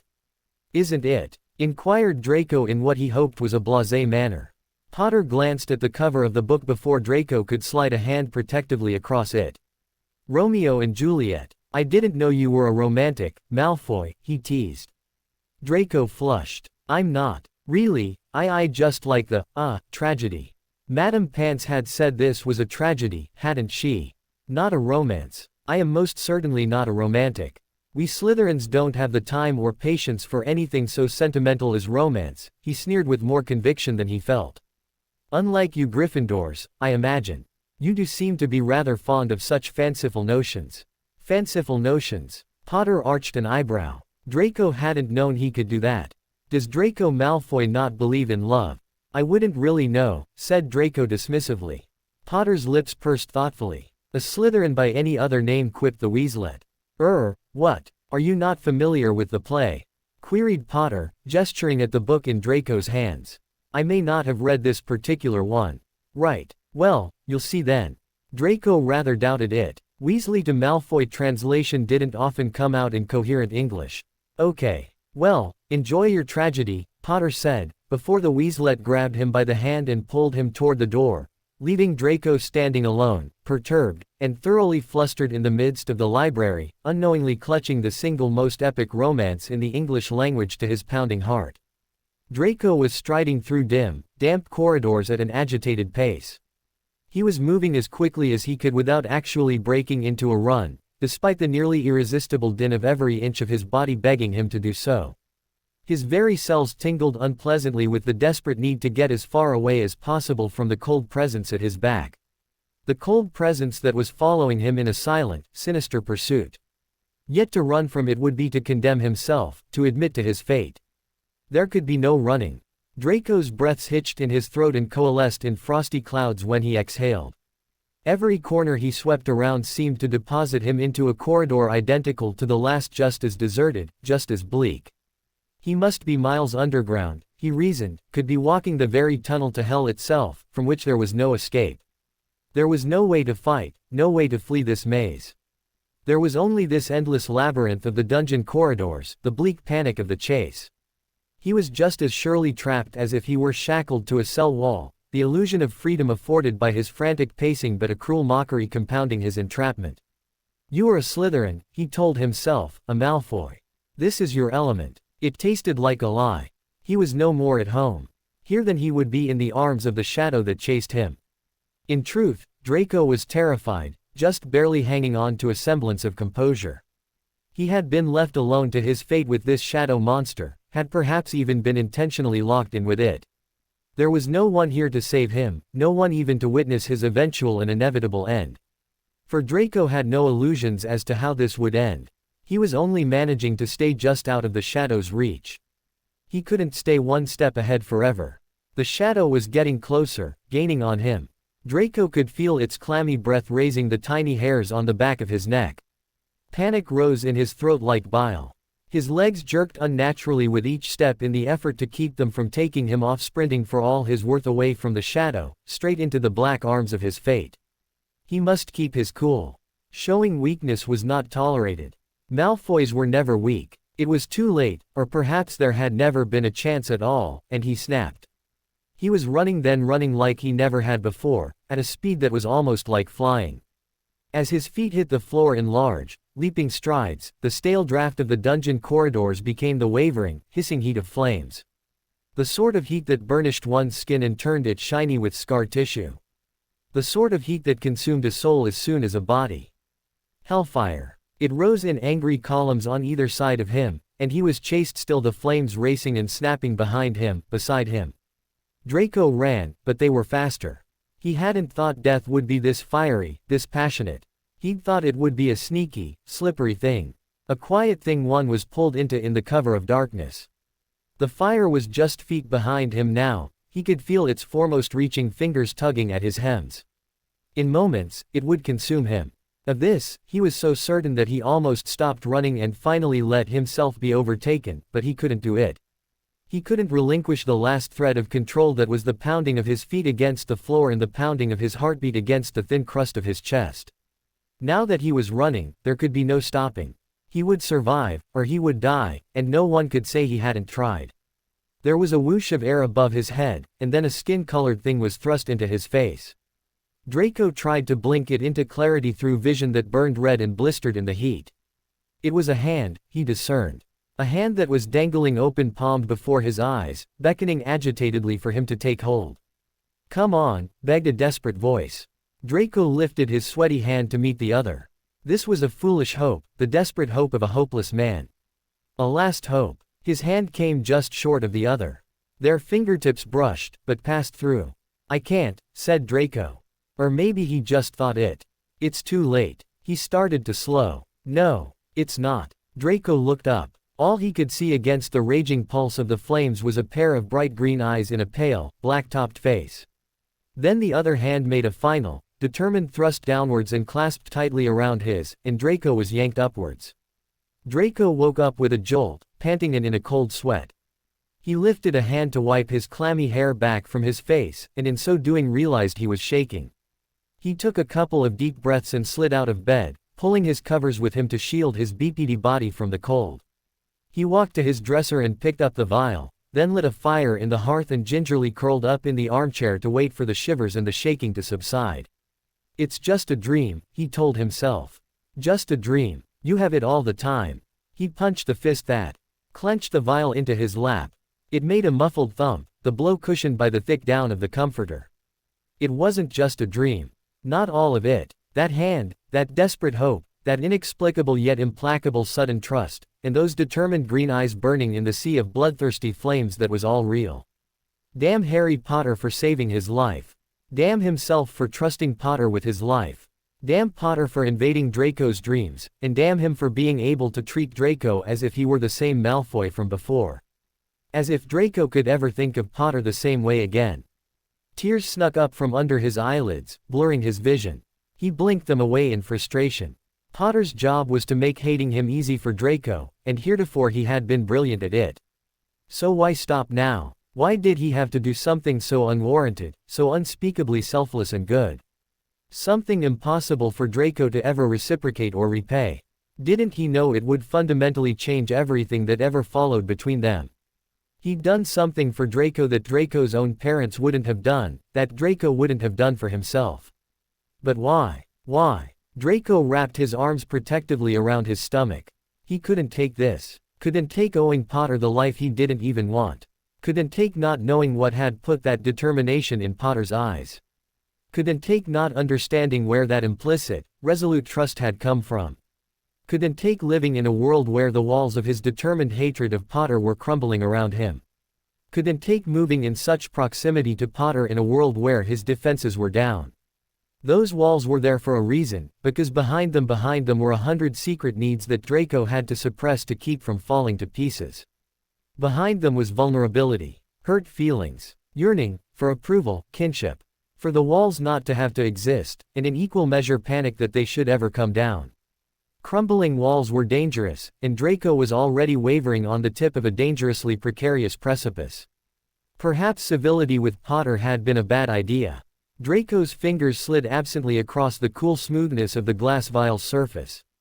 He wasn't sure if he could take any kind of relationship with Potter that didn't conform to habit, not on top of everything else. Surely, there was a breaking point. Surely this was it, or rapidly approaching. Despite what he'd told Potter, Draco had never expected his pathetic stabs at politeness to be reciprocated. At least, not until this afternoon in the corridor. Draco being civil to Potter, that was one thing. Potter being civil to Draco was another thing entirely. If Potter remained aloof, Draco was still in control. However, Potter being polite to Draco instantly gave him the upper hand, whether he knew it or not. This was dangerous, this proximity. It suddenly had no boundaries. Even less so after what Draco had overheard today. His game with Potter and Georgia had been one last thread tying him to his old self, the old Potter and Malfoy, and now even that had been severed, turned on its head, made into something dangerous. He was playing with fire, and who knew whether Potter would be able to save him this time. He shouldn't even let it come to that. He should distance himself from Potter. He had never been able to do it before, but then, he had never tried. Sometimes it seemed as if Potter was the single axis around which Draco's very identity revolved. His fixation kept him in orbit around the scrawny hero, and the parameters of that orbit defined him. The constituent factors of his hatred for Potter read like a recipe for his identity. Mixed together all the dark, sick reasons he followed the Dark Lord. And bowed to his father with all the good things Potter had that Draco was denied or simply lacked, and you got a Malfoy. The orbit, and therein Potter himself, was Draco's identity, for all intents and purposes. As long as he knew where he stood in relation to Potter, he knew who he was and what he stood for. Now that the structure of that orbit had dissolved, Draco was cast into free orbit, held in place by gravity but directionless and disoriented. He could distance himself from Potter, yes, but what happened to a planet that spun off its axis, out of orbit, into the endless depths of open space? It was lost, invisible as long as nothing laid claim to it. No, pulling out of orbit was much too dangerous. Draco had already lost everything that had ever laid claim to his identity. If he lost Potter, too, he might well cease to exist altogether. At least in any meaningful sense of the word. Perhaps, instead, the safest thing to do would be to continue as before, as if the old path were still clear. Malfoy's had tough skin, no matter what lay beneath. The walls would go back up and he would become himself again. The game with Georgia was a perfect place to start. Messing with Potter's mind would be the perfect shield against whatever else was trying to brew between them, trying to lift Draco's skin and crawl inside. Draco sighed and stood up, ready to go back to bed. The shaking had stopped. "Good morning," Potter greeted Draco as he took his seat in potions the next morning. Draco swallowed the impulse to mirror Potter's amiable grin. Walls, he reminded himself. It wouldn't do to encourage this, would be something akin to giving in to the urge to run from the shadow in that nightmarish corridor from his dream. He gave Potter a sly appraisal that slid sideways from the corner of his eye. Morning. It was a lecture class, so they spent the whole lesson taking down notes and, in Draco's case, trying to ignore the not-so-subtle sidelong glances Potter was giving him. At the lesson's end, Draco stood up abruptly, something he usually did with a practiced graceful drama, but which today knocked his bag off the desk and spilled its contents across the floor. "Damn," he muttered, bending down to agitatedly begin shoving materials back into the bag. Suddenly, another face pale, bespectacled, and topped with all too familiar black hair joined his at floor level. "Potter, what do you think you're doing?" he hissed. "Helping you." Draco stood. Potter followed. "I don't need your help," he said, scowling. Potter held out a textbook, looking affronted. Draco could have coldly held out his bag for Potter to drop the book into with minimal contact between them, but for the sake of putting walls back up and messing with Potter's head and slipping back into his Malfoy identity, he held out his hand instead. Taking the book from Potter's proffered hand, he allowed his to brush against Potter's in the process. They were connected for a pregnant moment, hot skin against hot, fevered skin. Their eyes met across their outstretched hands, green and gray, dark and light in the wrong order, the determined self-assured set of their identical unblinking gazes belying the roiling mix of old bitterness, new respect, and ambivalent confusion within. Draco pulled their hands apart, pushed the book into his bag, and swept from the room. Harry and Ginny left potions and met up with Ron and Hermione, who'd been in Muggle studies together. They headed to the Great Hall. 7th years and 8th years had an assembly there. The house tables were pushed to the sides of the room when they entered, the benches organized into rows. Harry and his friends walked in past the front row, where Harry noticed Malfoy was already sitting. With Pansy, Parkinson and Goyle. Parkinson had her arm entwined through the crook of Malfoy's, but Malfoy didn't appear to be paying it much mind. When he looked up and saw Harry, though, he moved a hand to rest on Parkinson's thigh. She, in obvious delight, leaned closer and ran her free hand affectionately through Malfoy's short blonde hair. Malfoy leaned into the touch, still looking back at Harry. It was an unnerving gaze, it seemed to be gauging him and challenging him in equal measure. Harry's skin flushed and he was sent back to that moment in potions when their eyes had met and then Draco had abruptly turned and coolly fled the room. Harry couldn't quite explain it, but today when Malfoy had brushed off his greeting, had avoided eye contact all through class, and had been short with him afterwards when Harry had tried to help him, it had stung. It had stung as sharply as any calculated insult Malfoy had ever thrown at him. Considering the sheer enormity of the historical animosity between them, how could such a small slight, so small, in comparison, that it was hardly even accurate to call it a slight, cause such an acute sinking sensation in Harry's stomach? They passed the canoodling Slytherin pair, and Harry forced himself to quench the urge to look behind him to see if Malfoy was still watching. "Where do you want to sit, Harry?" asked Ginny. "The back," he replied. It was harder for people to be inconspicuous in their staring when they had to turn backwards in their seat to do so.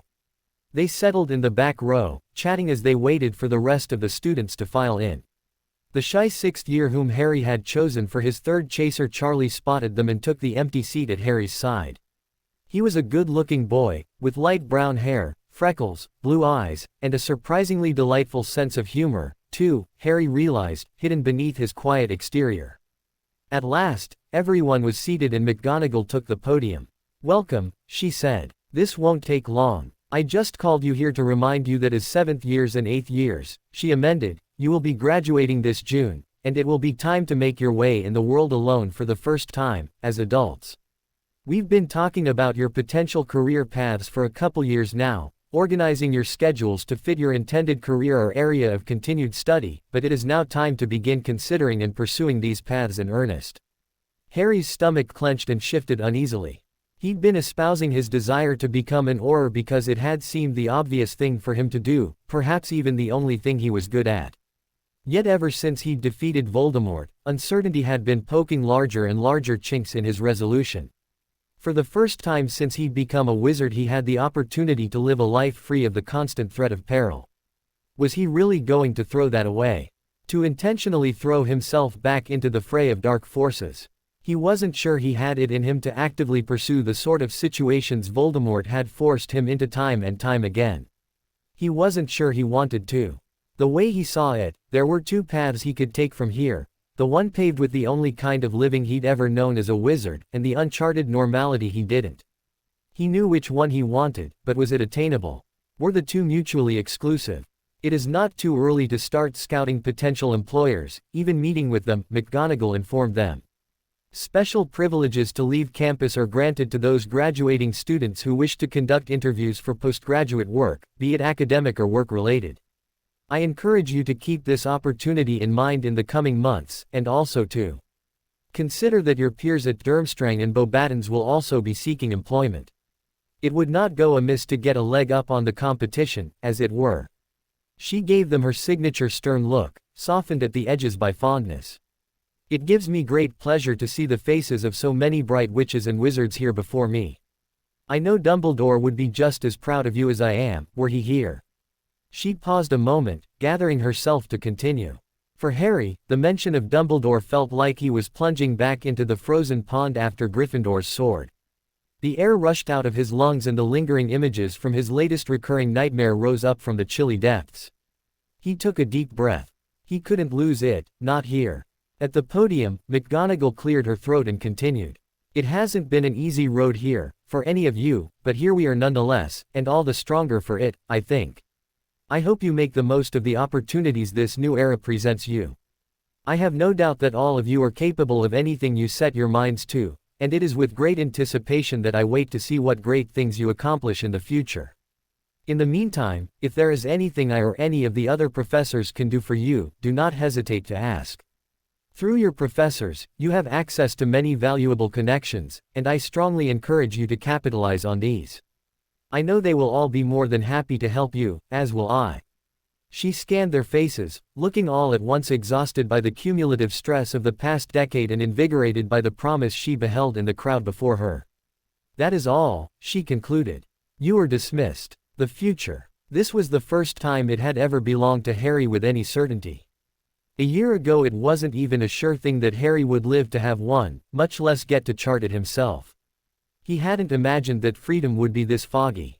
Before, everything had been clearly defined. His best friends were Ron and Hermione, he loved Ginny, he hated Draco Malfoy and Professor Snape, and his sole driving purpose in life was to conquer Voldemort. Now Ron and Hermione were closer to each other than they were to him. He loved Ginny still, but only as one loves a friend. Boys interested him vastly more than girls did. Snape wasn't evil but rather a man suffering at the cruel hands of a lost and unrequited love. He'd saved Draco Malfoy's life and couldn't possibly say he hated him anymore without lying, and his sole purpose in life had been accomplished. Nothing, absolutely bloody nothing, was clear anymore. I have no doubt that all of you are capable of anything you set your minds to, McGonagall was saying, in a sentimental speech that ought to turn Draco's stomach but which he had to admit actually tasted sincere. All of us with one exception, he thought bitterly. Me. What possibilities could there be for a Malfoy heir and a former Death Eater? It didn't matter to the good side Potter's side that he was a repented Death Eater, a chagrined Malfoy. And yet, being so, he could never again retreat to the darker corners of the wizarding world. Even if he'd wanted to, the sort of men that lurked there would spit on his shoes at best if he even dared to try. He sneered. It'd help if he even knew what he wanted to set his mind to. At least that would be something. A start. As things stood, after Hogwarts there was nothing for Draco Malfoy.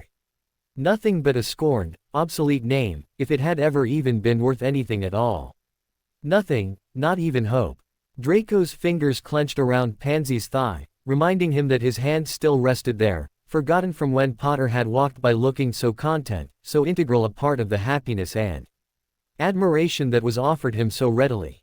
What that had to do with gripping Pansy's thigh like a jealous boyfriend, Draco wasn't sure. Nor did he care to investigate it too carefully. He let go and moved his hand back to his own lap. Pansy glanced at the now vacant surface of her leg, then at him, and pouted. Draco's lip curled in distaste. Pouting was so childish. "You are dismissed," said McGonagall at last. Draco stood, relishing the stretch the movement offered his tight leg muscles. He turned toward the back of the room to stretch his back, and his eyes fell on Potter, who was absorbed in conversation with a pretty sixth-year boy Draco recognized seeing seated at Gryffindor table at meal times.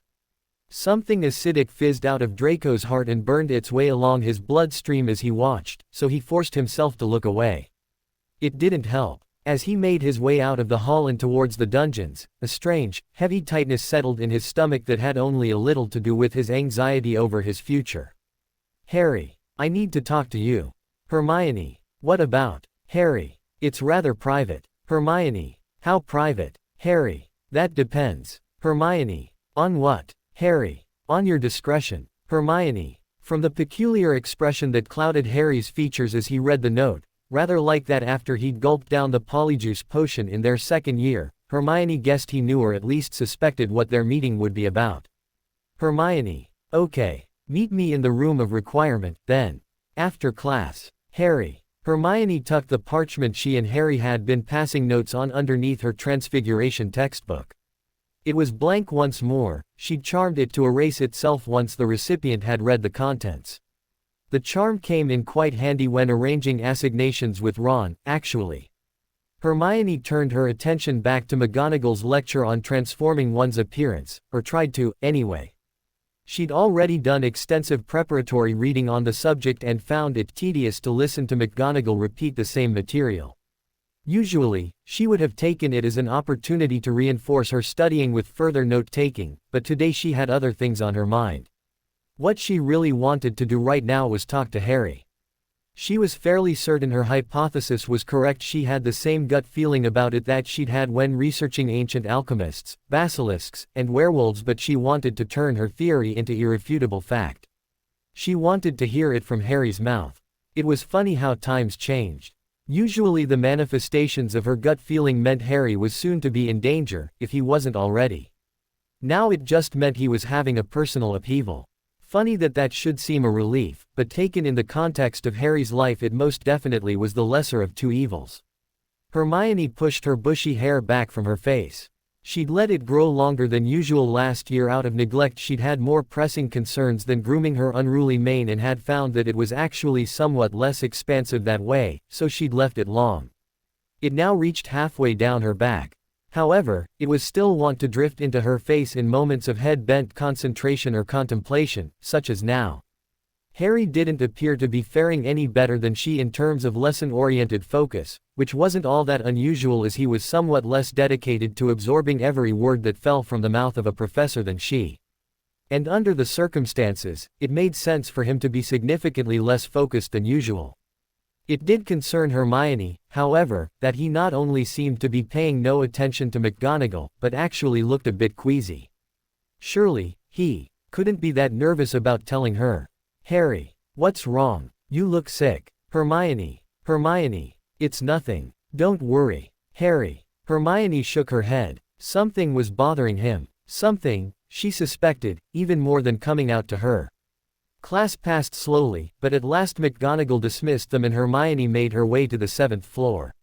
Harry was already inside the room of requirement when she arrived.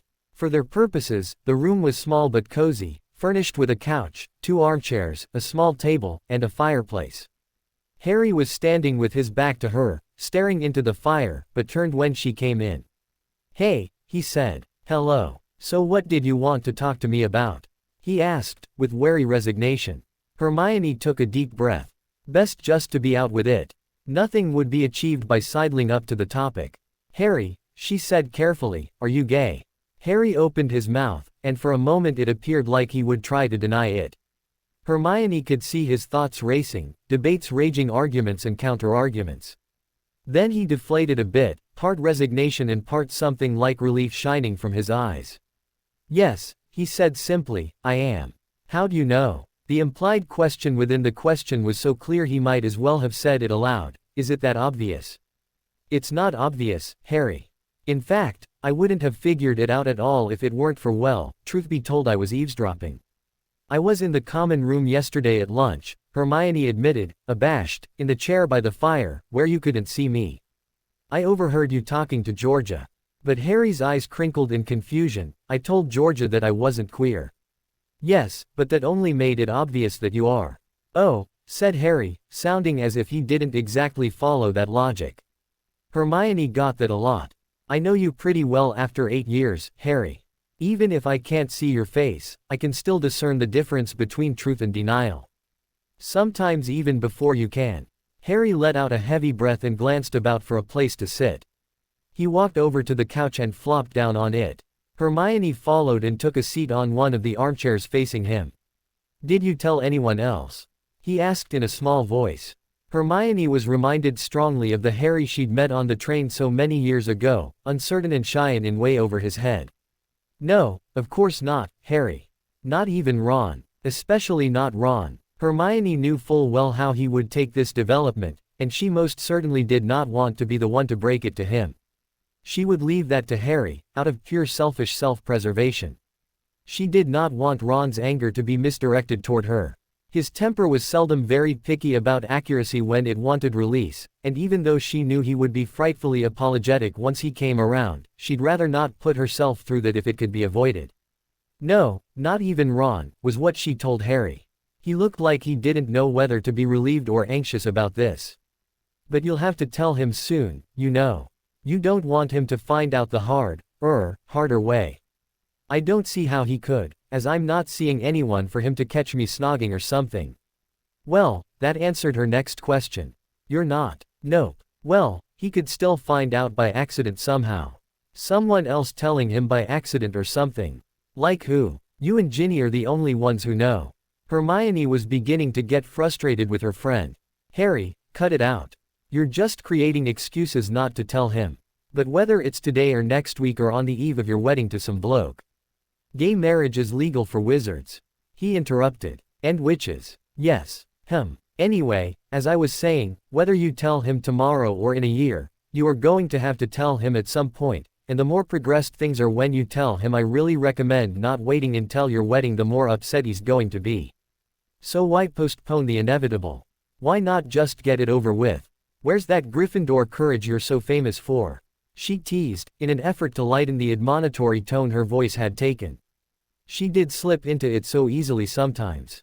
Instead of smiling, however, or even replying, Harry balled his hands into fists and pressed them to his eyes, leaning forward until his elbows rested on his knees.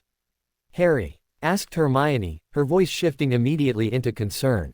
"He's not going to react that badly, I'm sure. I mean, he might be upset, but he'll come around, you know he will. He always does. He loves you, you know." "That's not it, Hermione," said Harry, his voice muffled by his hands. "Then what is it? That Gryffindor courage I'm so famous for. I don't have it. I've never been courageous a day in my life. I may have done some seemingly courageous things, but really all I've ever done is act purely out of fear." "That's not courageous or heroic, it's pathetic," Harry said, in a tight voice that suggested he was fighting tears. Hermione was frozen in disbelief. So this was the other thing that had been bothering him. She'd had no idea Harry felt like this. And what's more, she was utterly blindsided by his outburst. Harry seldom talked in any detail about his internal state of affairs, much less without prodding. "Harry, you don't really believe that?" Hermione trailed off as suspicion dawned on her. "Did Malfoy say that to you?" she asked, voice hard with derision. How Malfoy could be so vile to Harry after what he'd done for him. Hermione had been there, in this very room, she realized, when Harry had risked his life to save Malfoy, and if that wasn't courage then she didn't know the meaning of the word she didn't know. Harry laughed wryly. "No," he said, "Malfoy did not say that to me." There was something in Harry's tone that she couldn't quite place, but she couldn't worry about that now. "Then what is it? Where is this coming from?" Never mind. It's just never mind. But he still wouldn't show his face, so Hermione knew he was far from okay. She moved over to sit next to him on the couch and put her arms around him. Harry, listen to me, she said in her bossiest, most no-nonsense voice. Courage is not the absence of fear. It's doing what's right in spite of fear, no matter how hard it is. I have never seen anyone act more admirably in the face of fear, real fear, than you. You've faced things most people could scarcely imagine, and you've displayed defined Gryffindor courage hundreds of times over. And if you don't know that by now, Hermione's own throat constricted. Oh, Harry, how can you not know that? She put a palm on his cheek. Look at me, Harry. He did, and Hermione was shocked to see his eyelashes were wet. She had never seen Harry cry. Never, no matter how awful things got. It just went to show that despite his straightforward approach to physical adversaries, Harry was remarkably self-conscious and vulnerable when it came to matters of the heart. He always had been, and coming out couldn't be helping. You are a remarkable wizard, Harry, and a remarkable person, she said earnestly. Then she smiled, and if you think girls are the only ones at Hogwarts crushing on you, you'll be in for a surprise. He didn't return her smile, but he took a shaky breath and didn't shed any new tears, and that was something. It's just, he said, covering his face again and speaking into his hands, I'm sick of being in the spotlight. The legend of Harry Potter never gets old for people. I'm just a name to them, someone to ogle and idolize without giving any thought to the person behind the name. How do you think they're going to take finding out I'm gay? They'll have a bloody field day. It'll be this huge new scandal, the boy who likes other boys. I'll be the center of attention again, like I just killed Voldemort yesterday. Oh, Harry, why are things never easy for you? Harry wiped his face on his robes and sat up, still swiping at his eyes with the back of his hand. I never asked to be a hero. Never wanted to be. I never even got a choice. It was either me, or let the world be subjugated at the hands of Voldemort. Ha! He laughed without a trace of humor. That's no choice at all. I know. But you are, Harry. You are a hero whether you like it or not, and that means you are always going to be a novelty, and yes, a legend. You give them something to believe in. Why isn't it enough that I gave everything I had to save them from Voldemort? When are they going to stop picking at me? What will be left when they do? Hermione didn't have a good answer to that, so she said nothing. I thought by finally doing away with Voldemort the fuss about me would die out, and then I had to go and bring something like this on myself. All hell will break loose when this gets out. People won't stop talking about it for months, or years, even. I'll never be able to have a normal relationship. I wish I could just keep it to myself. Maybe you can. He shot her a skeptical look. Look, I know all the attention is really demanding and invasive now, but you just conquered the Dark Lord, of course they're interested. I know it was last spring, she said when he opened his mouth to interrupt, but that really isn't so long ago. It may not seem like it now, and it will never go away completely, but this frenzy will subside. I promise. As for coming out, you should tell your friends, but you don't have to make a public statement if you don't want to. You can be discreet with future boyfriends, and keep it quiet. Word will get out here and there, of course, but if you're careful about it, it just might not explode. Harry was quiet for a moment, absorbing this, staring at his lap and picking at a frayed hem on his old jeans. Finally, he sighed and looked up at Hermione. Okay, I'll tell Ron. Soon. Draco took a sip of his morning pumpkin juice and peered over the rim of the goblet toward the Gryffindor table. Potter was buttering a piece of toast while smiling wanly at something Granger was saying to him. He didn't look like a poof, damn it. He just looked like Potter, equal parts self-assured, self-deprecating, and innately attention-grabbing. He wasn't prancing, or pouting, or posing, or displaying any other telltale puffy behavior. He was biting into his toast as if attempting to devour it in as few bites as possible, like any normal teenage boy. Like Draco. Well, not like Draco exactly, because Draco took pride in comporting himself with a great deal more poise than the average teenage boy, but in principle normal behavior. Maybe he wasn't a poof. Maybe he purposely planted the rumor to exact some kind of malicious retaliation for Draco's behavior and potions. Except that didn't really make sense. It wasn't a rumor, as Draco had heard it from Potter's own mouth and was fairly certain he was the only one who knew outside of Potter's circle. And Potter couldn't have said it for Draco's benefit, or rather detriment, because he hadn't known Draco was there in the first place. Besides, why would Potter think that his gayness would bother Draco in the slightest? Even he couldn't be that daft. What did it matter to Draco Malfoy whether Harry Potter was straight or bent? Draco watched as Potter chewed and swallowed his bite of toast. His Adam's apple slid languidly up and down his neck, eliciting the eye's attention. A few crumbs clung to the corners of his mouth afterward, so he licked them away with a swipe of his tongue. Absently, Draco mimicked the action, wetting his own lips. "Morning, Draco," trilled Pansy, startling Draco horribly and plopping down on the bench next to him. "What are you doing?" "What do you mean, what am I doing?" "I'm eating breakfast," said Draco crossly, scooting over slightly so Pansy wasn't quite so close and air could traverse the space between them. The sheep pointed to her mouth and licked her lips, and the staring into space. "Once again, Pansy, it's called thinking. You should give it a try more often," he snapped. "Actually, I've done just that. And you know what I've concluded?" "I can only imagine." Pansy smirked. "You were staring at Potter again." "No, I wasn't." "Come on, Draco, what's the deal?" "Nothing. There's no deal. I think you need some more practice at the whole thinking thing, because right now it's still leading you to wonky conclusions." "I was just staring into space. Not at Potter." Pansy narrowed her eyes at Draco. Lord, she probably suspected him of hatching some plot against Potter and was bitter that he wasn't letting her in on it. Well, let her go ahead with her delusions. It was no skin off Draco's back. Just then Goyle arrived with uncharacteristically impeccable timing, and Pansy abandoned Draco for the more forthcoming companion. Draco didn't know whether to be bothered more by the fact that Goyle was now considered the better conversationalist of the two of them, or that, once more unsolicited, his attention immediately drifted back to Potter.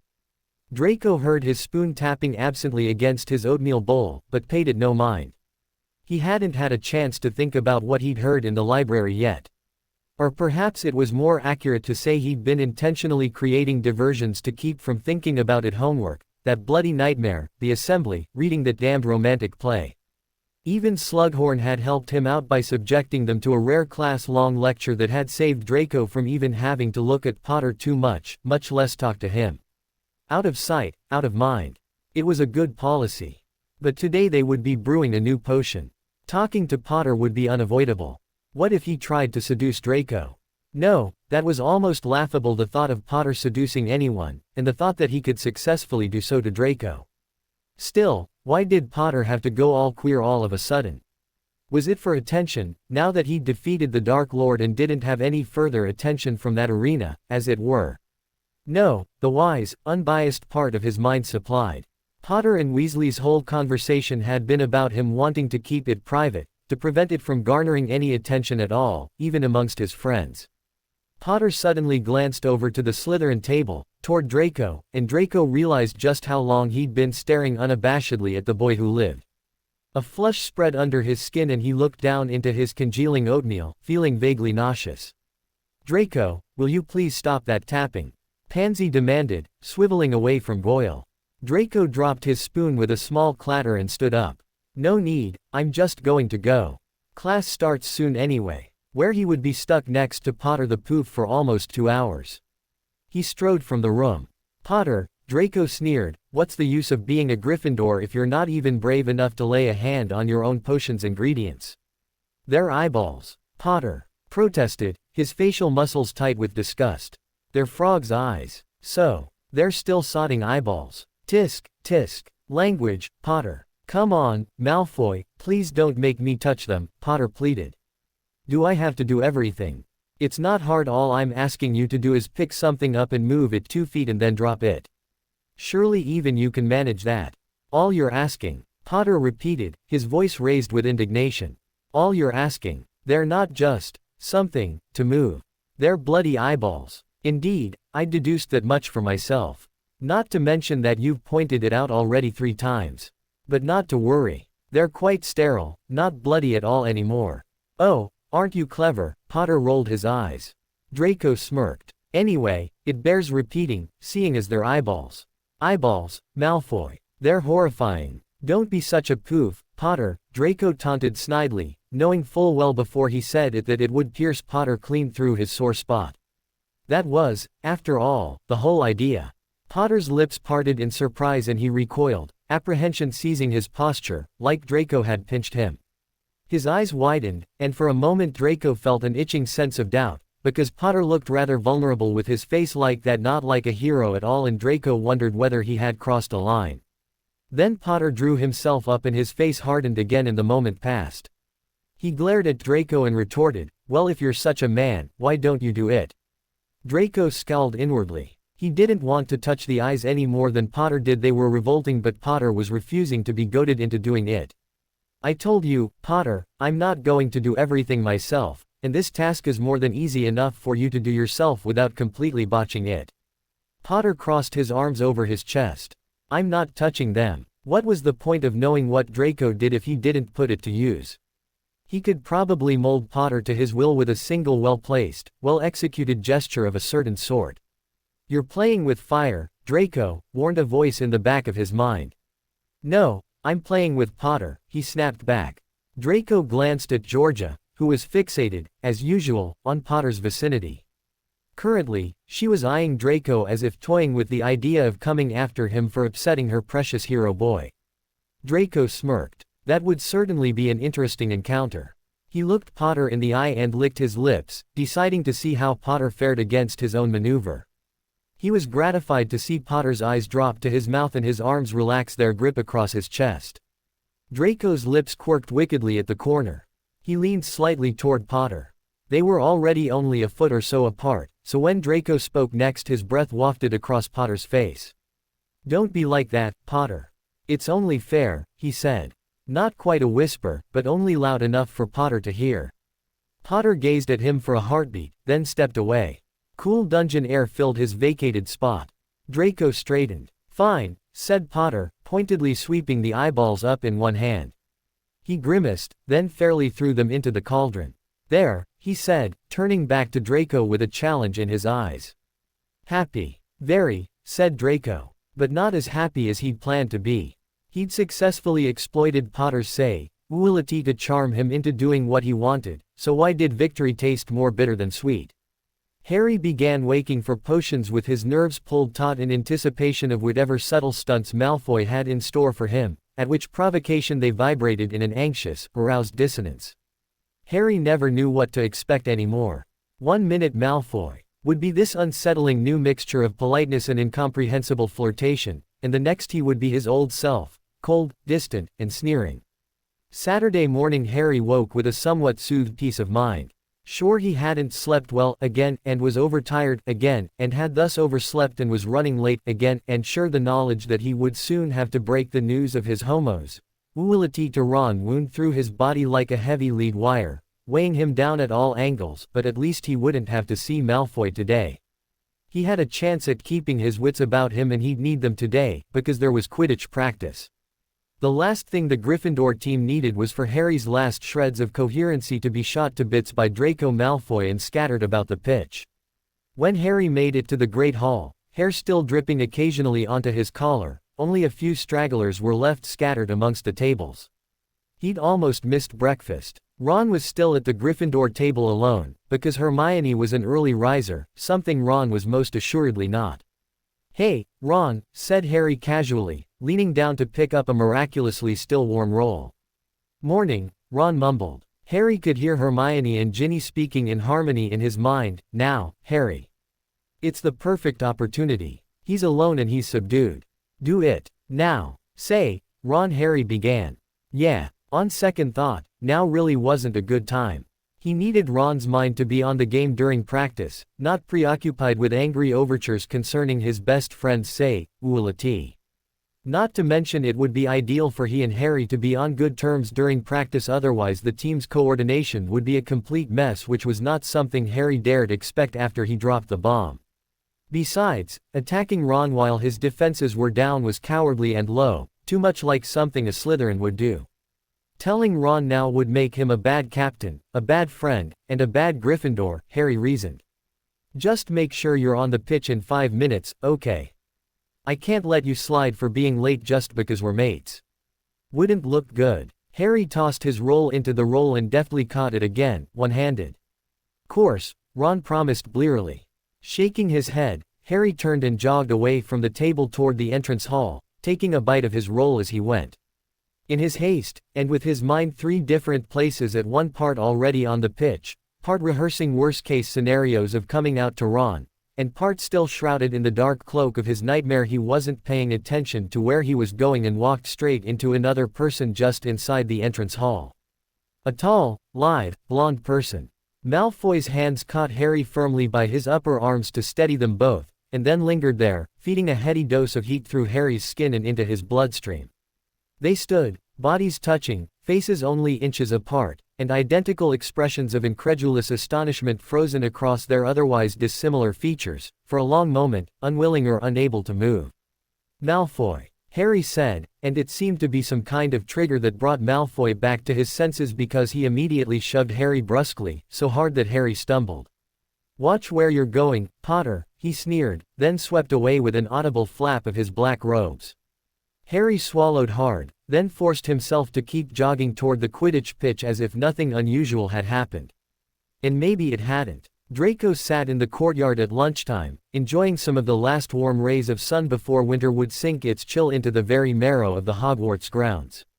He lounged alone on a bench, an apple in one hand and the copy of Romeo and Juliet supported in the other.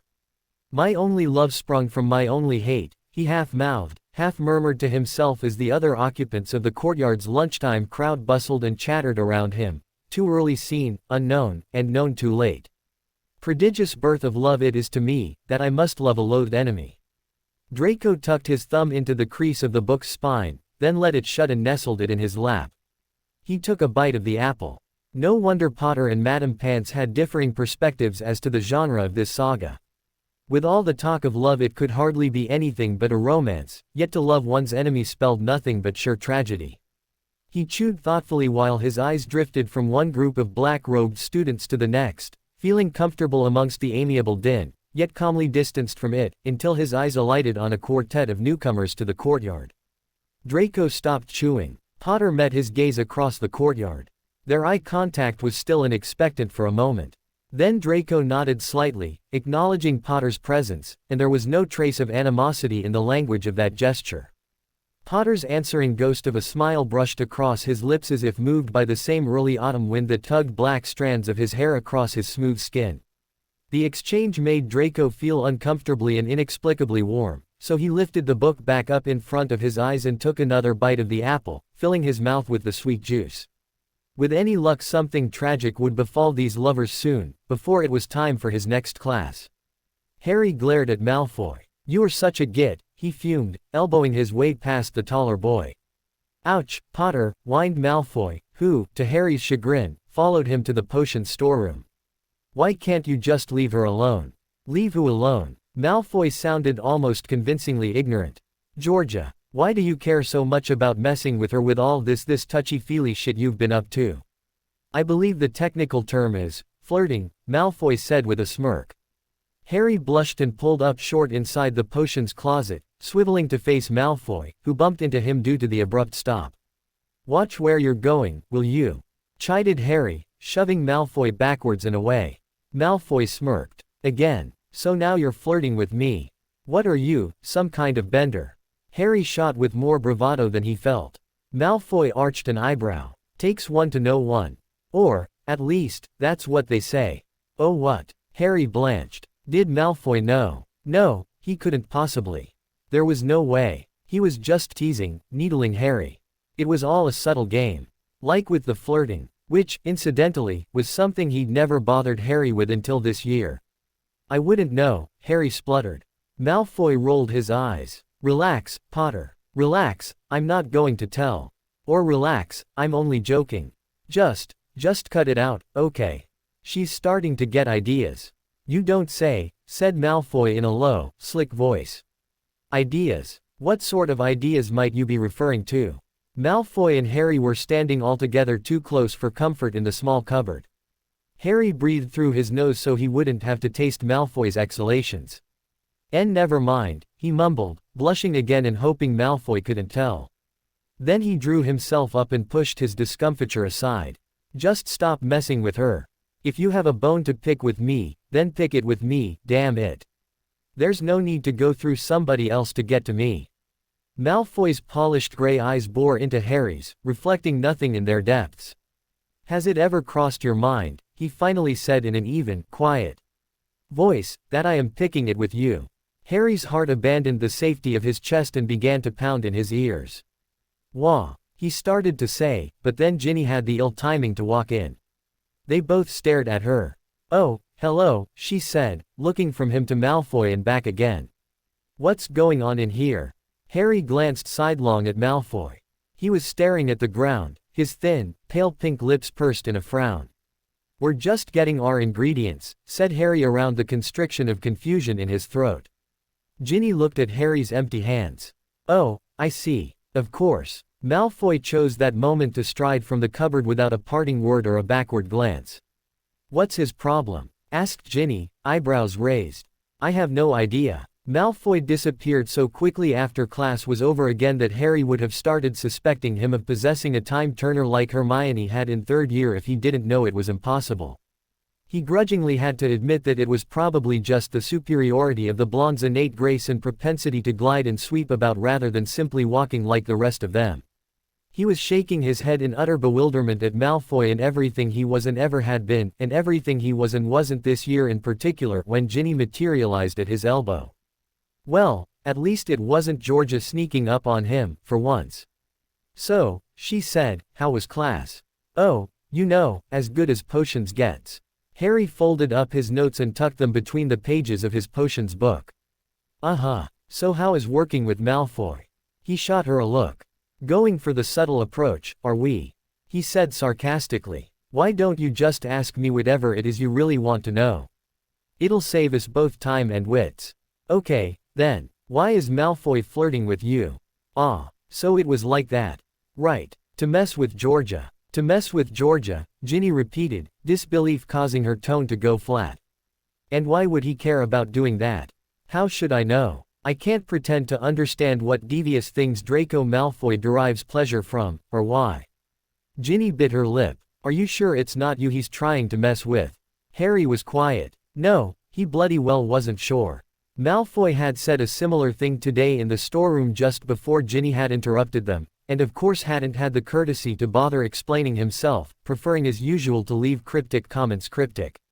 Harry just didn't understand why Malfoy would, out of the plethora of strategies available to him, choose to mess with Harry in this particular manner. See, the thing is, Ginny continued, sounding slightly uncertain as to whether she really wanted to say whatever she was about to say. But she was never one to mince words when it was more efficient just to chuck the whole lot at you in one go. I'm worried that you like it, she blurted. Harry blushed. You think I fancy Malfoy? No. I think you're a gay teenager being flirted with by an attractive boy and that it would be surprising if you didn't like it on some level. Even if it is Malfoy. So what's your point? Harry snapped, embarrassed to be caught in lusty throws after his supposed enemy. My point, said Ginny, is that it's Malfoy we're talking about. This flirting thing could be dangerous, especially if he can tell you like it. I mean, why is he even doing it in the first place? He never does anything without a motive, especially when it concerns you, so why should this be any different? What if he somehow, well, knows? Harry's gut twisted anxiously. It didn't help that the same thought had already crossed his mind earlier. Malfoy knowing he was gay, that was a dangerous predicament indeed. But how could he? I don't know, Harry. He's a Slytherin, remember. He's devious and sly, he could have done any number of sneaky things to find out. How he might have done it is not the point is that I'm suspicious. Flirting seems a lot more harmless than other things he's done to get at you, which makes me think there must be some more sinister plan behind it that we just can't see. For some reason, Harry's feelings were torn between relief and offense that Ginny, unlike Georgia, wasn't even entertaining the notion that Malfoy might simply fancy Harry. Also, unlike Georgia, Ginny was probably right. God, Harry muttered bitterly, I do not need this right now on top of everything else. Don't worry too much, Harry. I'm sure he wouldn't really try anything. After all, you defeated Voldemort. That makes you a rather imposing opponent to consider challenging. So unless Malfoy's got a death wish, I think you're safe for now, Ginny said, but she didn't look entirely convinced by her own argument. How reassuring. Just be careful. And don't encourage him. How surreal, being advised not to encourage Draco Malfoy's pseudo-amorous advances. Maybe Harry really did die and was now living in some kind of bizarre, though highly realistic, purgatory where he was tormented by attraction to his flirtatious enemy. Harry had to admit to the logic in Ginny's warning. Given 7 years of precedent, it seemed preposterous to think that Malfoy's behavior could be anything but foreboding, even if it didn't always or ever, really seem so very malicious. What could he possibly be plotting, though? To out Harry? Or was he planning to take it one awful step further by somehow arranging to embarrass Harry for falling for his nemesis? That did seem a bit more like Malfoy's style, but he wasn't really wooing Harry. He was just flirting. Despite what he said, it almost seemed unmeditated sometimes. Unconscious, even. So what the hell did it mean? Harry cleared his throat. Ron, who was sitting across the table from him, on the other side of the slew of papers and books strewn between them, looked up. "Y'alright, mate?" he asked. Harry began. Now was another perfect opportunity. The common room was empty aside from them. There were no housemates to overhear, no Hermione or Ginny to eye him, no audience to Ron's surely colorful reaction. Harry cleared his throat again, trying to dislodge the nerves that were clogging his vocal cords like phlegm. "Ahem. Just wondering if you were almost done." "Nah. I still have 4 more inches of my Muggle Studies essay before I can go to bed." "You. Just a couple inches on this potions essay." Harry supposed he might feel relieved to have evaded spilling the beans for another day, but instead he just felt cowardly and, if possible, even sicker with dread than he'd been before. It didn't help that he knew that in a few minutes he would be heading up to bed for what was sure to be another night of free-falling through impenetrable blackness and waking up in a cold sweat when he should have collided with the bottom. Then in the morning, there would be the stairs with their almost palpable intensity to bruise his sensitive, overtired skin, and then 2 hours of potions strung out on the unique anxiety of being in close proximity to the new capricious Malfoy. His nerves hummed with a stinging exhaustion just thinking about it. "Ron, yeah, I'm going to bed. I'll finish this in the morning, or something." As he climbed the steps to his dormitory, Harry recalled the vial of Nocturna Mortem Malfoy may or may not have stolen. Just now, Harry wished he had thought to do the same thing. There was a problem. Potter was starting to crop up in Draco's thoughts in a less than flattering manner. Actually, it was a more flattering manner for Potter. Less flattering to Draco and Draco's taste and sanity. To be clear, Potter was starting to flick to the forefront of Draco's mind whenever he let it wander. This mind-conjured Potter didn't do much. He was usually just sitting in class, biting his lip in concentration, or sitting at dinner, his face lit up with amusement, laughing at something one of his carrot-topped friends said. Occasionally, he was eating toast. Sometimes he was even walking through the corridor, tired eyes betraying his poised demeanor as he pretended not to notice the people around him sneaking curious double takes as they passed. No matter what incarnation of Potter it was, the image never failed to raise heat beneath Draco's skin. Not unusual or troublesome in and of itself, but it was the kind of heat rather than its existence that was cause for concern. Draco was well familiar with the heat of ire and irritation and even jealousy, but this was not any of those. This was Draco couldn't even say it. It was too wrong, too problematic on so many levels. Potter was making Draco think warm thoughts about him against his will. Potter, the bane of his existence. Potter, the definition of his existence. F.K. Potter. On second thought, maybe that wasn't the best expletive under the circumstances. This needed to stop. Now. But how? Draco had been doing his best to keep his mind otherwise occupied plotting through Romeo and Juliet monopolized much of his brain capacity, as did studying, and even, on occasion, spending time with Pansy and Goyle, whom, Draco wasn't failing to notice, were equally content left to their own devices when Draco begged his leave. But it wasn't working. Distracting himself was only a surface solution. There were too many moments dull class lectures, the interim time in bed before falling asleep at night when Draco would be caught off guard and Potter would worm his way into Draco's mind's eye. That's it, Potter's doing it on purpose. He's gay, so he's trying to infect Draco with it, too, out of vengeance and or spite. He'd learned some spell probably from Granger to use to make his face appear as a benign presence in Draco's thoughts. Draco sighed. He was being reduced to petty and ridiculous behavior now, and it wasn't even serving its only potentially useful purpose of inciting his anger toward Potter. Damn, what was wrong with him lately? Aside from the given, the vast, dark multitudes of the given, that is. All the pain he'd inflicted on people at the Dark Lord's command out of primitive fear and, even worse, a sick, vain hope that doing so would somehow make him feel more powerful, less like a puppet. All the obsequious ways he'd subjugated himself to his father's fickle favor. All the things he'd done and not done to open the way for the Dark Lord. The cabinet plot's 6th year had only been the most directly influential of his tasks, there had been many others. Then there were simply the dozens of ways he'd failed to be a good person, a person he could take pride in embodying. The hundreds of ways he'd stabbed that innocent, hopeful boy he'd been at 11 in the back. Even his reflection wouldn't speak to him, or move, as the case was, any more out of shame. He couldn't blame it. He didn't much like looking at himself either. So, aside from all that, what was this new perversion of his concerning Potter? The last thing he needed, that's what it was. Malfoy, said Potter himself, rousing Draco from silently indulging in his various disturbing thoughts while doing nothing to assist with the potion Potter was currently botching. Do you think you could help me? Please. Damn, Potter's eyes for widening when he admits his helplessness. What? Can't manage alone for 5 minutes. Malfoy, you've been brooding for almost half an hour now. I was starting to think you'd gone catatonic or something. Draco scoffed. Anyway, I need your help extracting the juice from the baneberry. The potion was already that far along.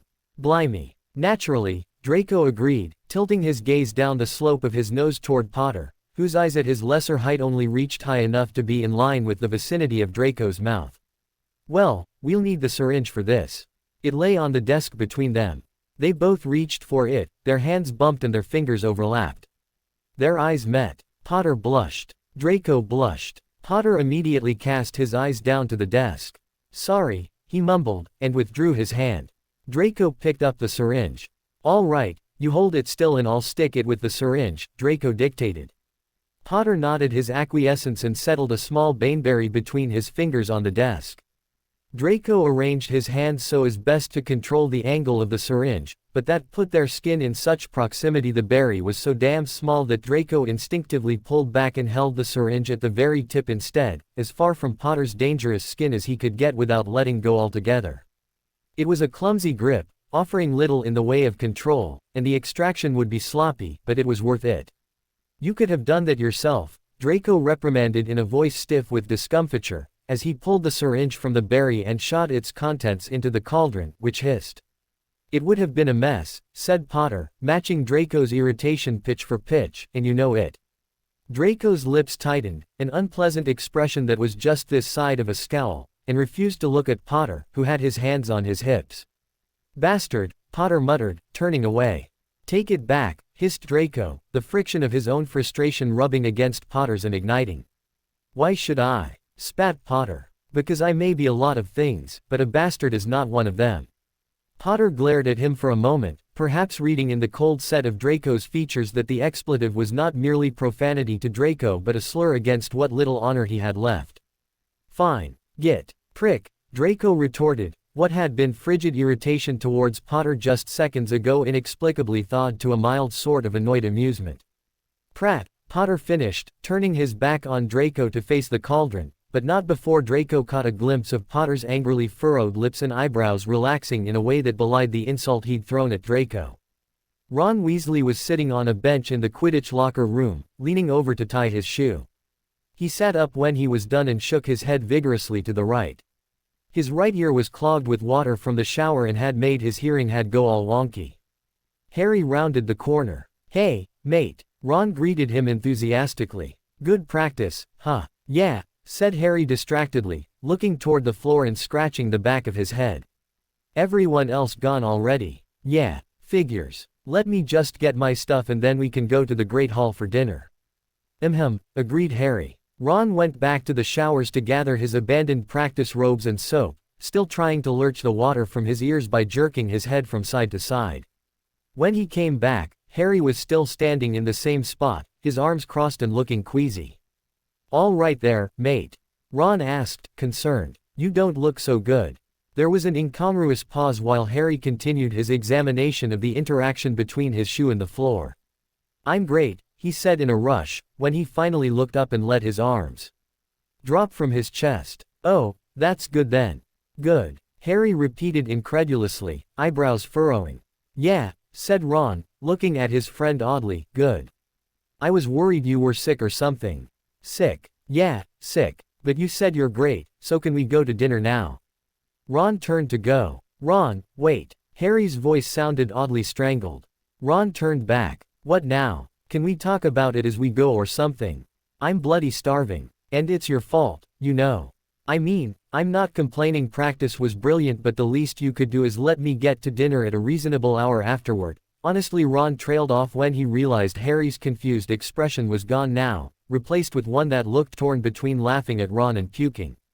What is it, Harry? He asked. Ron, I didn't say that I'm great. I said that I'm gay. I know, and I said that's comprehension suddenly burst through Ron's waterlogged ears. Wait, what? He cried. I'm gay. Gay. It was Ron's turn to repeat stupidly now. Yeah, gay, said Harry, looking uncomfortable and back to watching his foot trace patterns on the floor, you know, poof. Bender. Fairy. Ron gaped. Then he shook his head and recovered himself. I know what it bloody well means. But why are you saying? I'm saying it because I am. I'm gay. I like boys. Harry exclaimed, his face the picture of frustration. No. Nah. You like girls. You dated Cho. You dated my sister. I broke up with your sister, Harry pointed out. Okay. So what? Date someone else. There's no need to resort to blokes.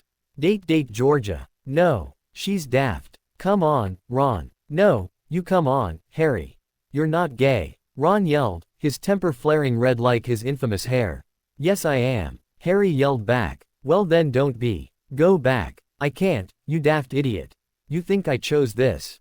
I don't know. Maybe you just want more attention now that your heroics are over once and for all. The poof who lived, kind of catchy isn't it? Ron said, though he knew full well it wasn't true.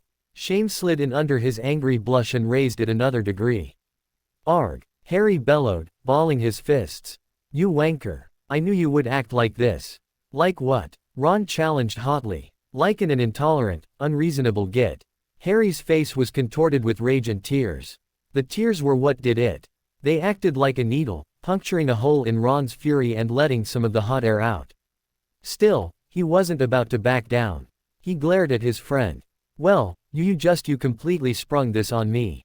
Bloody well knocked me upside the head with it. He exclaimed. How am I supposed to act? Oh, I don't know, calmer. Reasonable. Like a human being. Like a sodding best mate. Well too bad. I think we all know by now I'm the F.K. up friend, Ron snapped, his face pinched. Ron. Go away, Harry. But. Just go. There was a moment of silence filled only by their heavy breaths, then Harry stomped from the room, slamming the door behind him. Ron sat down heavily on the bench. He'd thought things would go back to normal now that the war was over. They would graduate and then he and Hermione would settle down, and Harry and Ginny would settle down after he'd gotten over the initial shock of their relationship. He had actually become quite fond of the idea and they'd all have kids to raise and jobs to complain about, and now Harry sodding Potter had to go and throw a rock in their normality.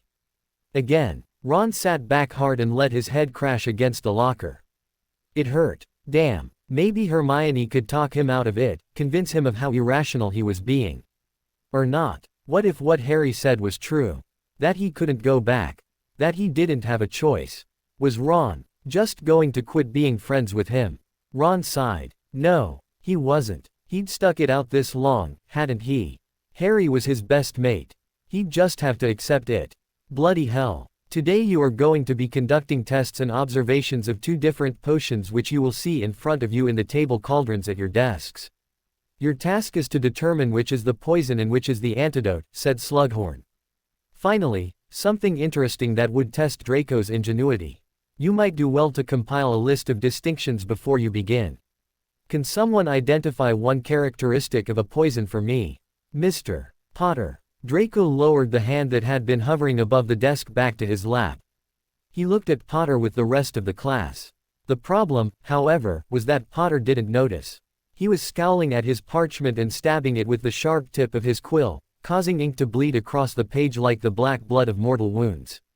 It made Draco nauseous to look at, Images he'd taken great pains to bury reared their sickening post-mortem heads again, like zombies from the grave. He averted his eyes. He'd noticed Potter speaking earnestly to a stoic Weasley at breakfast this morning, while Granger fretted and dithered and did no good. Potter must be on the outs with the weasel again.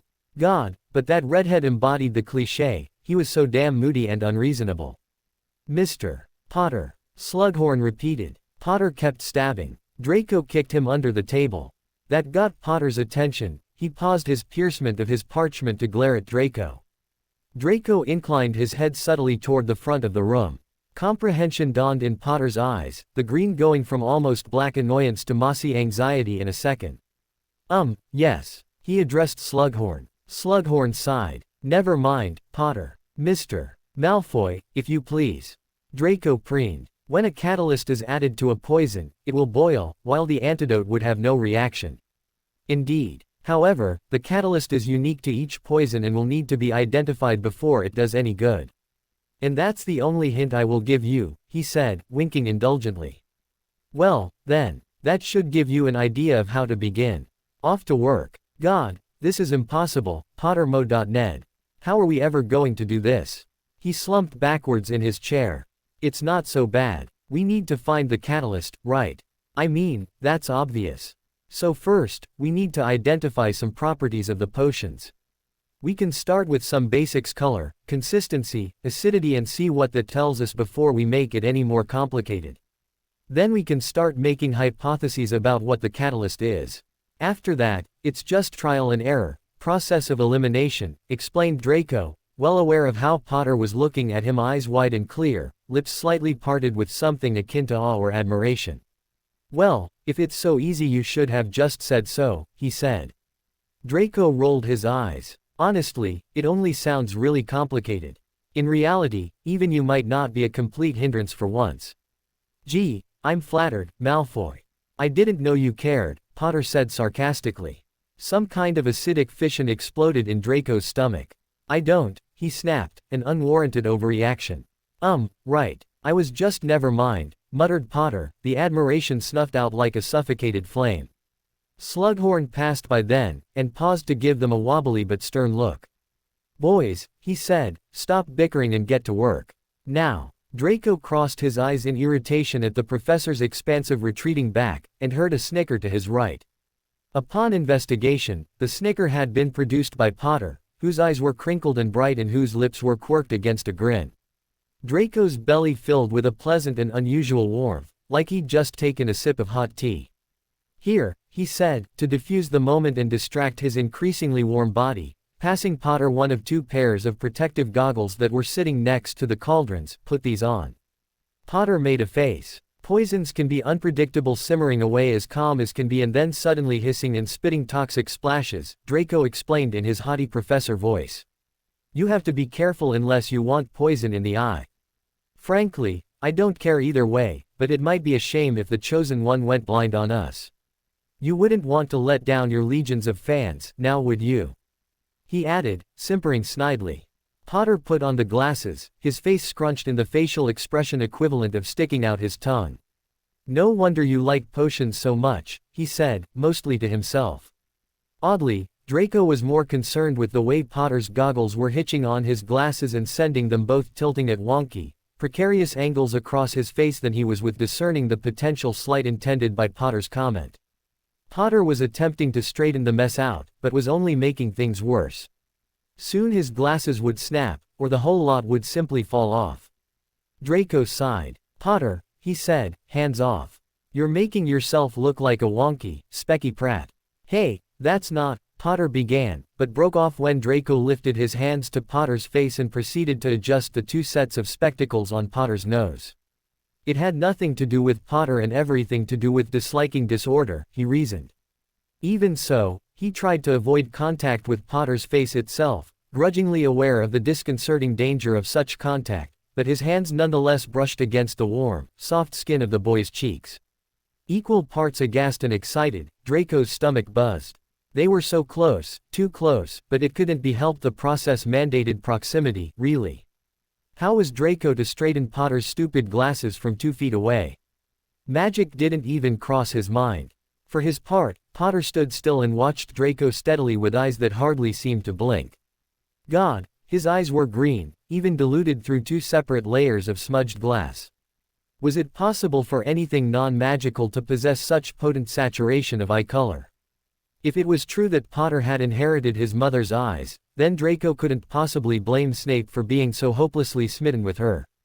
When the tangle was sorted, Draco stepped back and pulled out his wand, pointing it at Potter's face. Potter stirred and retreated backwards a step. "Watch it," he exclaimed. "Oh, will you relax?" Draco snorted. "I'm just going to clean your lenses. There's no point in wearing goggles or glasses, for that matter if they're so smudged that you end up causing more damage because you can't see straight." Potter puffed out a sigh of resignation, so Draco murmured, "Scourgify," and that was that. He pocketed his wand and said, "I'm going to the cupboard to look for possible catalysts." "And what shall I do?"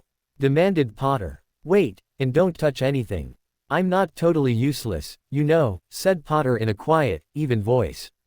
It was almost more like he was angling for Draco to acknowledge some use of his than it was an effort to stir up confrontation between them. However, the idea was so silly that Draco refused to indulge Potter either way. "You are at this," he said smoothly. Potter scowled and sighed gustily as Draco turned his back, like Romeo after unrequited Rosaline. How ridiculous, Draco thought, but he wasn't sure whether he meant Potter's sigh or the connotation it had conjured in Draco's mind. He was absorbed in examining ingredients in the cupboard when he was disturbed by a light stomping of feet. Draco Malfoy addressed a high-pitched, imperious voice, "You stay away from Harry." He swiveled. "Ah, McDonald." He smirked. "And on what authority do you issue this demand?" he asked superciliously. I'm his. Not his girlfriend, surely." Draco feigned surprise. "That's none of your business," she informed him self-righteously. "You just stay away from him, do you hear?" Draco sneered. "And what would I want with precious Potter?" "Oh, don't be daft," McDonald scoffed. "It's obvious that you're a poof, and it's obvious that you want him." Draco gaped. "He bloody what?" "Excuse me. You heard me. It's obvious that you want him, but Harry's not like that." "He told me himself," she proclaimed. Draco composed himself, though his mind was in turmoil. Somehow, in his plotting to upset McDonald by flirting with Potter, it had never crossed his mind that he might be considered to actually fancy Potter. The idea was absolutely alarming. "I think you may have your facts askew," he said coolly. "I most certainly do not. Harry is straight and he would never fancy the likes of you, anyway, so just get a grip and back off." Now Draco bristled. Him not good enough for Potter. Okay, so maybe he'd agree with that assessment privately, but other people could not be permitted to reach the same conclusion. "I will not back off," he said caustically, "as I am not doing anything in the first place. And furthermore I most certainly do not fancy Potter," he concluded scathingly, waiting for McDonald to look cowed. "Oh, please," she scoffed. "You take any excuse you can to put your hands all over him." "I do not," Draco denied automatically, before stopping to consider that his petulance might damn him. "You do. And I've seen how you look at him, too, like the sun shines out of his ass." "Where have I seen that expression before?" Draco thought sarcastically. "Oh yeah, pot, kettle, black. I do have eyes. What an accomplishment. So do I. Honestly. That's the best you can come up with. That's not going to convince anyone, Draco," he thought to himself. "Not even you." "Oh, shut up," he argued back. "Oh yeah. Then use them, won't you, and maybe you'll see just how uninterested Harry is in you." "Whatever, McDonald," he drawled, hooding his features with boredom to disguise the fact that he was running out of convincing ways to deny fancying Potter. Or perhaps he had run out a few accusations ago. McDonald pursed her lips and flicked her hair imperiously, then turned in a huff and strutted away. Well, tried to, anyway. Being McDonald, her efforts fell rather flat, in Draco's opinion. As if to demonstrate what a true strut was, but more to reboot his self-confidence, Draco grabbed the ingredients he'd selected before she'd interrupted him and strutted out of the cupboard after her, back to his desk. He returned to Potter decidedly crosser than he'd been when he had left. More and more he suspected that far from doing much of anything in the way of messing with Potter, his game with McDonald was just digging him deeper and deeper into a hole he'd be much safer out of. Potter was sitting at their desk like a physical actualization of one of the apparitions in Draco's mind, lips biting, eyes unguarded, or maybe it was just that Draco was looking, and tired, and Adam's apple on prominent, provocative display. Draco rubbed a hand through his hair in agitation. In quick succession, he thought first that nobody should look that good on the brink of exhaustion and then that he ought to castrate or obliviate himself for thinking such a thing. His temper deepened with frustration at the poncy turn his increasingly idiotic subconscious was taking. "Earth to Potter," he said snidely, to remind himself how things stood between him and the boy who continued living. Potter started. "Oh, you're back," he said without a trace of the annoyance Draco had intended to incite with his puerile greeting. "Took you long enough." Potter stood and extended his hands toward Draco. "Here, let me help you. Pass some of those over to me," he said, gesturing at the pile of ingredients Draco was bracing precariously against his chest. Draco recoiled. "No," he refused abruptly. He didn't trust Potter not to carelessly allow their hands to collide unnecessarily in the process. God knows the poof would probably enjoy it. "I've got it." Potter squinted at him, but backed off. Draco deposited the ingredients in an ungraceful heap on the table. A couple bounced and fell to the floor and Draco had to bend down to retrieve them. When he stood up, Potter didn't say anything, but his silence was more pointed than any remark would have been. Draco scowled. "So now we just drop these in and hope they don't explode?" asked Potter. "No," said Draco petulantly, "we do not just drop them in. It is a much more subtle," and Draco trailed off. Actually, Potter was right, Draco just would have phrased it differently. "Yeah, pretty much," he amended. Potter smirked affably. "You sound like Snape when you start talking like that, you know. I wouldn't expect someone like you to be able to appreciate the subtle science and exact art that is potion making, Potter," he said in a voice that was a cross between an imitation of Snape's monotone and Draco's smooth, sneering drawl. It made Draco's skin prickle. Normally, Draco would be preening at the comparison to Snape, but for some reason he felt hedgy about it, wondering whether Potter meant it as a compliment or not. It shouldn't matter. It did. "Well, it's true," was what he said. "It is an exact art and you don't have the ability to appreciate it."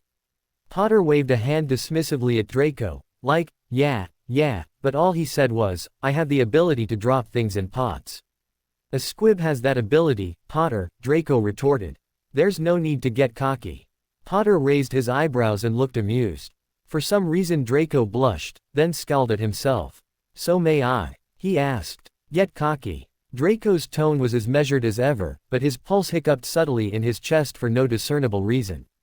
"Drop something in the pot," Potter corrected. "Oh, right. Okay, start with that one there," directed Draco, pointing. Potter moved to the cauldrons and set to work, but instead of joining him, Draco remained warily off to one side. Even though it was a lesser angle for supervision, it left more space between him and Potter, and that was a good thing. It was, he repeated for the benefit of the ponce Potter had ingratiated into Draco's subconscious. The ponce that was urging Draco to step closer to Potter, to bump softly against him and pretend it was an accident, to suggest their ingredients are subpar and maybe they should retreat to the privacy of the cupboard to restock. Draco flushed hot and choked internally. He diverted his attention to Potter, hoping the task of watching to be sure his partner didn't make a mistake that would send both of them to the hospital would distract his thoughts from even more dangerous outcomes. He watched Potter's concentration tug at the corners of his lips and eyes and the lines of his forehead as he bent his head over the ingredients. He watched Potter push his fingers absently through that thick, black mess of unruly hair that was as quintessentially Potter as the spectacles and the scar. The gesture was meant to push the overlong fringe away from dangling in his eyes, but moments later it would invariably tumble back down to ever so slightly curl around his glasses. Draco watched this cycle repeat itself several times before his eyes shifted to Potter's face. He was vaguely conscious of the fact that he was letting himself get distracted again, but not enough to stop himself. That face, that oh so familiar face. He'd been staring at it in various shades of contempt and impetuousness, up close and blinking back at him from the cover of the Daily Prophet, for years. So why was it only now that it struck Draco how nice a face it was? The slightly square curve of Potter's chin, how it blended so gently into that strong jawline, or the pleasing fullness of his lower lip, almost twice that of his upper lip yet balanced in an imperfect harmony. How all the constituents of Potter's face coalesced in a magnetic unity whenever Potter smiled, or how despite everything he'd gone through his face still managed a boyish charm. The dramatic accent of his dark eyebrows above those famous, striking eyes. Those eyes, at least, Draco hadn't missed.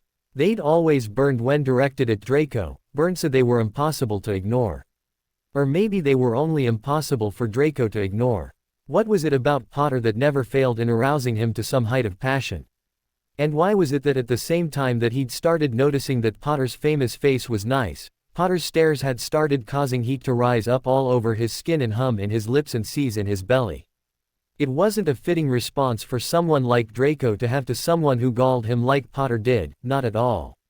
Nonetheless, Draco remained fixated by Potter's face, unconsciously giving up the pretense of supervising the poison altogether. Potter's face was a fascination always in constant motion, seeming to register each emotion as it flickered to life and died within him. It was so unlike Draco's own controlled countenance, which years of practice had trained to allow only that which Draco chose to expose to be discernible in his expression. It never faltered, except in moments of highest emotion. Funny how those always seemed to involve Potter, in some way. Funny wasn't the right word. Alarming, that was a better one.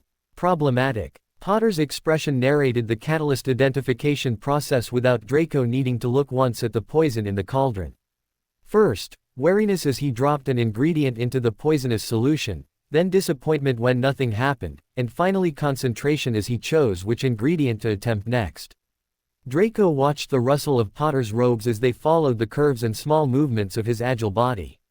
He watched Potter's fingers, strong and nimble, as they folded and stretched. They were nice hands, capable, but still supple. And soft, Draco could attest to that. The same sort of complementary contrast could be said of Potter himself. Slender, but not scrawny, lithe, but by no means weak, volatile and even a bit dangerous, though Draco would never admit it, yet soft around the edges. Draco had a feeling that over the sinuous layer of muscle that shifted with each of Potter's movements, not that Draco was looking, God, not like that, was a layer of softness that would feel as good to the touch as the down comforter against Draco's BPD skin at night. Draco had lulled himself into a sort of trance-calm mind, thumping pulse, surveying Potter with his head cocked and his arms folded comfortably across his chest, oblivious to his surroundings and even to the currently muted logic of his own shrewd mind. Potter turned his head and seized Draco with that bright gaze, that magnetic face. "Something's happening," he said. "I think it might be boiling." Draco was tugged forward and, accidentally but maybe sort of on purpose, ended up directly adjacent to Potter's side. Coherent thought had pretty much dissolved. He almost felt imperious, moving without thinking or questioning, through a fog of content obedience. Only instead of a malevolent outside force, it was Draco's own body directing him, and he wasn't even making a pretense of fighting it anymore. The natural swing of his hand as he moved forward caused it to bump against Potter's. Their tangential hands were swallowed by the folds of their robes. Draco's eyes, which had been vainly making an attempt to survey the contents of the cauldron, unfocused upon contact. He felt frozen, unable to move his hand away from Potter and unable to do anything more. They both stood still, staring intently into the cauldron. Then Potter moved. His hand swiveled next to Draco's until their palms faced each other. Then, hesitantly, he pressed his palm against Draco's. Draco's skin erupted in a vibrating applause of nerves. He hadn't known hands could feel quite so alive. Potter's palm was warm and just a little bit damp. It pressed quietly against Draco's, not accidentally but not doing much else either. Draco felt like the touch was feeding some kind of dye into his bloodstream that turned his skin pink inch by inch as it left the contact point and circulated throughout his body. All his insides curled in a private, absurdly and stupidly pleased smile, and Draco momentarily forgot to remind himself to be disgusted. He and Potter pointedly refrained from looking at each other or in any way acknowledging what was going on inside the folds of their robes, the many impossible barriers they were transcending, if not overcoming, with that small touch. Without thinking, on some kind of subconscious, tactile instinct, Draco's fingertips curled against Potter's, a prelude to a caress. A corner of Draco's mind, apparently imperious by the bard, supplied narration for the moment. Palm to palm is Holy Palmer's key. With this thought, Draco's consciousness hiccuped violently and he came back into full cognizance with a sickening jolt, ripping him out of the self-induced imperious. What the bloody hell was he doing?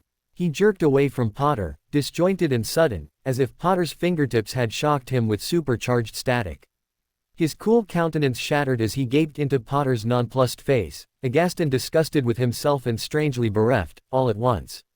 Then he took a quick, deep breath, king in the scattered pieces of his composure and pulling himself back together.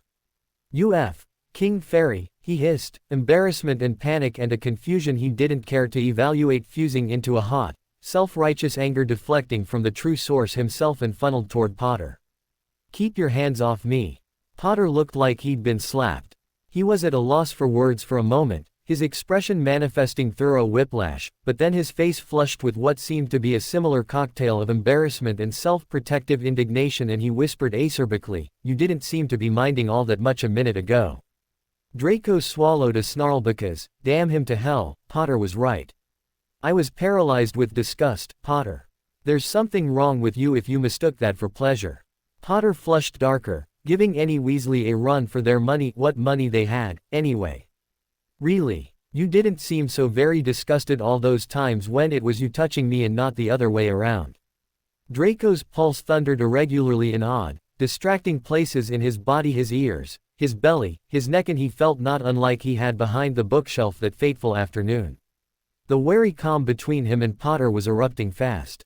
Part of him was exhilarated by the elevated passion of it, and part of him was running frantically after himself, panicking about getting too far ahead of himself and not being able to catch up. That was not the same thing, Draco sneered, or tried to, anyway. It was really hard to muster the composure to sneer when one was quite this worked up, he was realizing. "Why not? Because I was just manipulating you, and you actually meant it." Draco's voice was escalating and he could sense other people in the room starting to take notice, forsaking their work in favor of watching the familiar wildly riled deterioration of a Potter-Malfoy confrontation. "Manipulating me?" Potter spluttered. "To what end, exactly?" He was fairly shouting now, too. "Mr. Potter!" Slughorn bellowed, their argument having reached a decibel that failed to escape his attention. "Mr. Malfoy!" They didn't even turn to look at him, locked together by their glares as they were, stiff and irate. With his eyes narrowed and sharp, his nostrils flared, and his lips tightened threateningly, Potter looked nothing like a docile, noble Gryffindor. He looked dangerous and erotic. Draco made an unintelligible noise of wordless irascibility. "I suggest you take this out in the hall and resolve it before I am forced to take action against you." Malfoy turned and stormed from the room, and at the sight of his sinewy, sleek retreating form, Harry couldn't deny that his current state was heightened by both infuriation and arousal. It was a maddening combination. Harry stormed after the irate blonde into the corridor. His anger made him oblivious to anything other than its source. He hadn't even heard Slughorn's warning and mandate, but was following Malfoy simply because all his passions were tied up in the sodding, seething git at the moment, and he couldn't possibly have dragged himself anywhere else. He didn't have that kind of control. He slammed the door behind them and Malfoy swiveled to face Harry, eyes narrowed in such a way that it sent a jolt of adrenaline straight into Harry's gut. "You know what I think," Harry taunted. "I don't give a damn what you think," Malfoy snarled. Harry ignored him. "I think you don't have any ulterior motives, Malfoy. I don't think you're manipulating me at all. Not this time." "Oh yeah. What exactly are you implying, Potter?" Malfoy said, fairly spitting the last word. Harry looked hard at his rival and spoke in a voice as measured as he could make it under the circumstances, feigning a greater confidence in his words than he really had, which was none. "I think you like it," he said, pulling the accusation wholly out of his ass. He knew no such thing. He was just saying whatever he guessed would incite Malfoy the most. So far it was working. Malfoy blanched. He looked winded, like Harry had just thrown him against the wall with his admittedly powerful Expelliarmus. "What?" he shrieked, all composure forsaken. "Good. Harry liked him best this way. I do not fancy you, Potter. I'm no bloody poof, unlike you." It was Harry's turn to be disturbed. "I'm not the one who's been flirting all year," he exclaimed, for lack of any better comeback, and unable to refute the charge with any firmer denial. "You don't know the first thing about flirting, Potter," Draco said, his voice draining its volume and becoming all the more dangerous for it. "Don't I? I suppose it's another of your subtle art forms, is it?" "Yes," said Malfoy through gritted teeth. So, naturally, you're a disgrace. A disgrace that made you blush well enough, Harry retorted. Okay, so he wasn't the smoothest of philanderers, didn't have the most experience, but he'd been operating purely on instinct back there beneath their robes, hadn't been thinking or planning at all, and it had served pretty damn well before it had been interrupted. You were the one going all palm to palm, Potter. You were the one who decided to hold hands. That makes you the poof. Malfoy exclaimed shrilly. Harry wasn't quite sure what exactly they were arguing about anymore. We weren't holding hands, you idiot. And you accuse me of mistaking something little for something more. We were barely bloody touching. And I think you're forgetting one crucial point. You King liked it. So if you ask me, it's you that's the poof.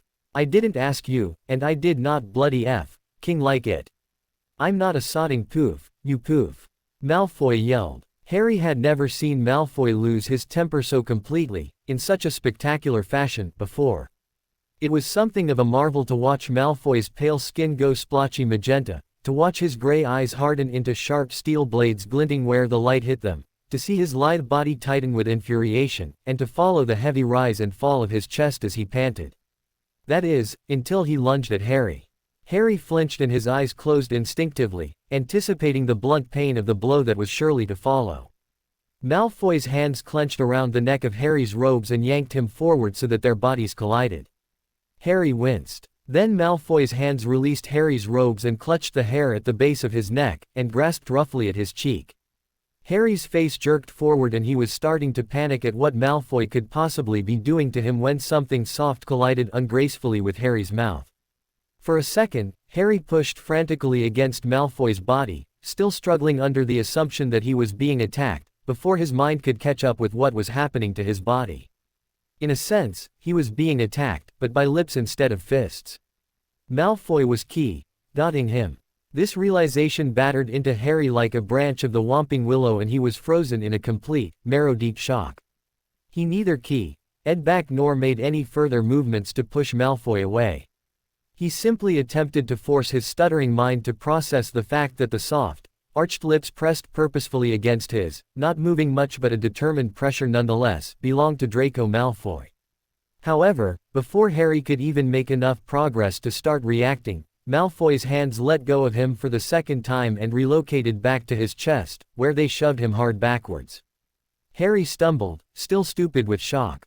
They gaped at each other, gasping. Judging by the uncharacteristic, explicit shock on Malfoy's face, Harry guessed he hadn't been expecting that any more than Harry had. It didn't matter. Harry's senses and coherence came tumbling back and his anger surged, redoubled, through his body, sending his blood coursing and bubbling like contained lava. You bastard! He yelled, recalling that Malfoy hated the term but not caring at the moment. His voice came out choked and gravelly. Why did you do that? Malfoy just stared at Harry, breathing heavily and looking like he might just as easily either vomit, break down, or slug Harry. Why the hell did you do it? Harry repeated, advancing on the mute Malfoy. Why? He demanded, his voice cracking the word in half. Then he shoved Malfoy back squarely in the chest, and Malfoy came back to life, hitting Harry back. They fell into each other in a rush, fury feeding and growing between them as they punched anywhere they could make contact. Sloppy, blind thrusts of fists, knees, elbows, and feet toppled them to the ground, yelling incoherently.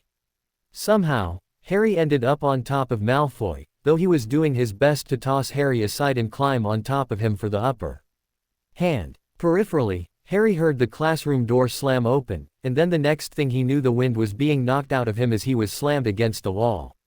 When he sat up, he saw Slughorn standing between him and Malfoy, quivering with outrage and wand raised. He'd clearly blasted them apart. The class spilled into the corridor behind him. Making an effort to stand, Harry felt his energy pouring out of him in rivulets, puddling on the ground at his feet as his adrenaline cooled. I told you to work it out, Slughorn bellowed, not try to kill each other. Go to the headmistress's office. Now. It was a long, silent walk to McGonagall's office, residual exacerbation so taut between them it was almost tangible. For Harry's part, his mind jumped frenetically between murderous thoughts toward Malfoy and a molten, aching regret that Malfoy had pushed him away before he could properly enjoy his first key, with someone of the appropriate gender for his say, Woolati. He hadn't even reached the point of wondering why it had happened. His mind was still spinning too fast to be concerned with anything more coherent than straightforward action and reaction. The stone gargoyle opened as soon as they approached it. Evidently, McGonagall knew that they'd be coming. She greeted them with a hard glare as they stepped into the office. Harry noted that it was plainer than when Dumbledore had inhabited it, free of Fawkes and the Pensieve and the many other spinning gizmos Harry had never identified. I must say, with the war over and reconciliation healing old wounds throughout our world, I'd had hopes that inter-school rivalries might be subdued this year, even between you two. I'm disappointed to be proven wrong, McGonagall said at last, after skinning them with the sharpness of her gaze. She looked sideways at Harry in a way that said to him as plain as could be, especially by you, Harry. Her reproof stung. Dumbledore had been a master at this, too. The disappointment hurt more than raised voices ever could. They waited in penitent silence for her to continue, becoming uncomfortable when the moment prolonged and she did not. Malfoy cleared his throat. Are we to be expelled? He asked. Ma'am. No, said McGonagall, and Harry felt his chest sag in relief. He hadn't even thought to worry about expulsion until Malfoy brought it up. I am going to leave your punishment up to Professor Slughorn. As if summoned, Slughorn entered the room just as his name emerged off McGonagall's tongue. He was much calmer now than he had been in the corridor. The quivering of his jowls had stilled. I was just telling these boys, McGonagall informed him, that I will be deferring their punishment to you. Aha, said Slughorn, eyes alighting on Malfoy and Harry, who was sincerely regretting ever disposing of the Half-Blood Prince's book and thus forfeiting his status as Slughorn's favorite. Detention, I think, every night for a month. And since I sent you out into the corridor in the first place to make peace, I think it would only be fitting for you to serve those detentions together. Perhaps a month spent in each other's company will force you to reconcile your differences. Harry's stomach simultaneously sank with dread and surged with a masochistic hope. He dared a glance at Malfoy, and immediately wished he hadn't. Worse than looking indignant or infuriated by their conjugal sentence, Malfoy looked visibly nauseous. Harry swallowed against a rising lump of suddenly bruised feelings. He looked down at his feet and nodded his understanding to Slughorn. Okay then, it's settled, said Slughorn, satisfied. Report to my classroom tonight at 8 o'clock. Do not be late. Harry, said Hermione haltingly, what happened? Hermione had been simmering with concern and curiosity all through dinner after Harry mentioned his detention. Ron too, though he had pretended to be both deaf and completely absorbed by the treacle tart, but she had thankfully restrained herself from interrogating him in the midst of the busybody Gryffindor ears and those of all his zealous fans. However, she'd been prodding him ever since, unsatisfied by his vague answers. Harry scowled at the Transfiguration essay he was unsuccessfully trying to complete before detention, which was in, he checked, 12 minutes. He sighed, then began chewing on his lip. It wasn't going well. He had a headache from obsessing all day long, and even still his mind could only muster 2 or 3 minutes of uninterrupted focus on Transfiguration before boomeranging back to a certain blonde frustration. Harry, she repeated tentatively. He looked up at her. I told you, he said, avoiding glancing over at Ron, who was in turn avoiding glancing over at him, though clearly only pretending not to listen. It was harder to ignore each other now than it had once been, since although he and Ron were on the outs, Harry and Hermione were still speaking and Hermione and Ron were hardly ever apart. Still, they were doggedly trying. We got in a fist fight, so Slughorn sent us to McGonagall, who let Slughorn decide to give us detention. We're lucky we weren't expelled. Honestly, it felt odd to be referring to Malfoy and himself as a we, like some kind of cohesive unit, even now. Especially now. But why? Hermione asked. Why what? Why did you get in a fight? I don't understand, she pressed, such an expression of concern on her face that Harry couldn't allow himself to be annoyed with her for pushing him to elaborate on a subject she had to realize he was uncomfortable with. I thought you two would be beyond this sort of thing this year, considering everything that's happened, she continued, echoing McGonagall, but now it seems like it's only gotten worse. Harry sighed again to himself and abandoned the Transfiguration essay as a lost cause. Hermione, he said, I don't know what else to say. We were bickering like usual. They were having a near full-on shouting match, Ginny interjected, leaning over Harry's shoulder. So Slughorn sent us into the hallway to calm down, he continued as if she hadn't spoken. We kept arguing and Malfoy keyed me, out of bloody thin air, for some goddamn, unfathomable reason, Harry's mind filled in. He crossed a line, was what he said out loud. So I hit him. Hermione digested this for a moment, frowning slightly. But what line did he cross? What did he say to make you hit him? You never hit anyone, Harry. Harry shifted in his seat and avoided Hermione's eyes.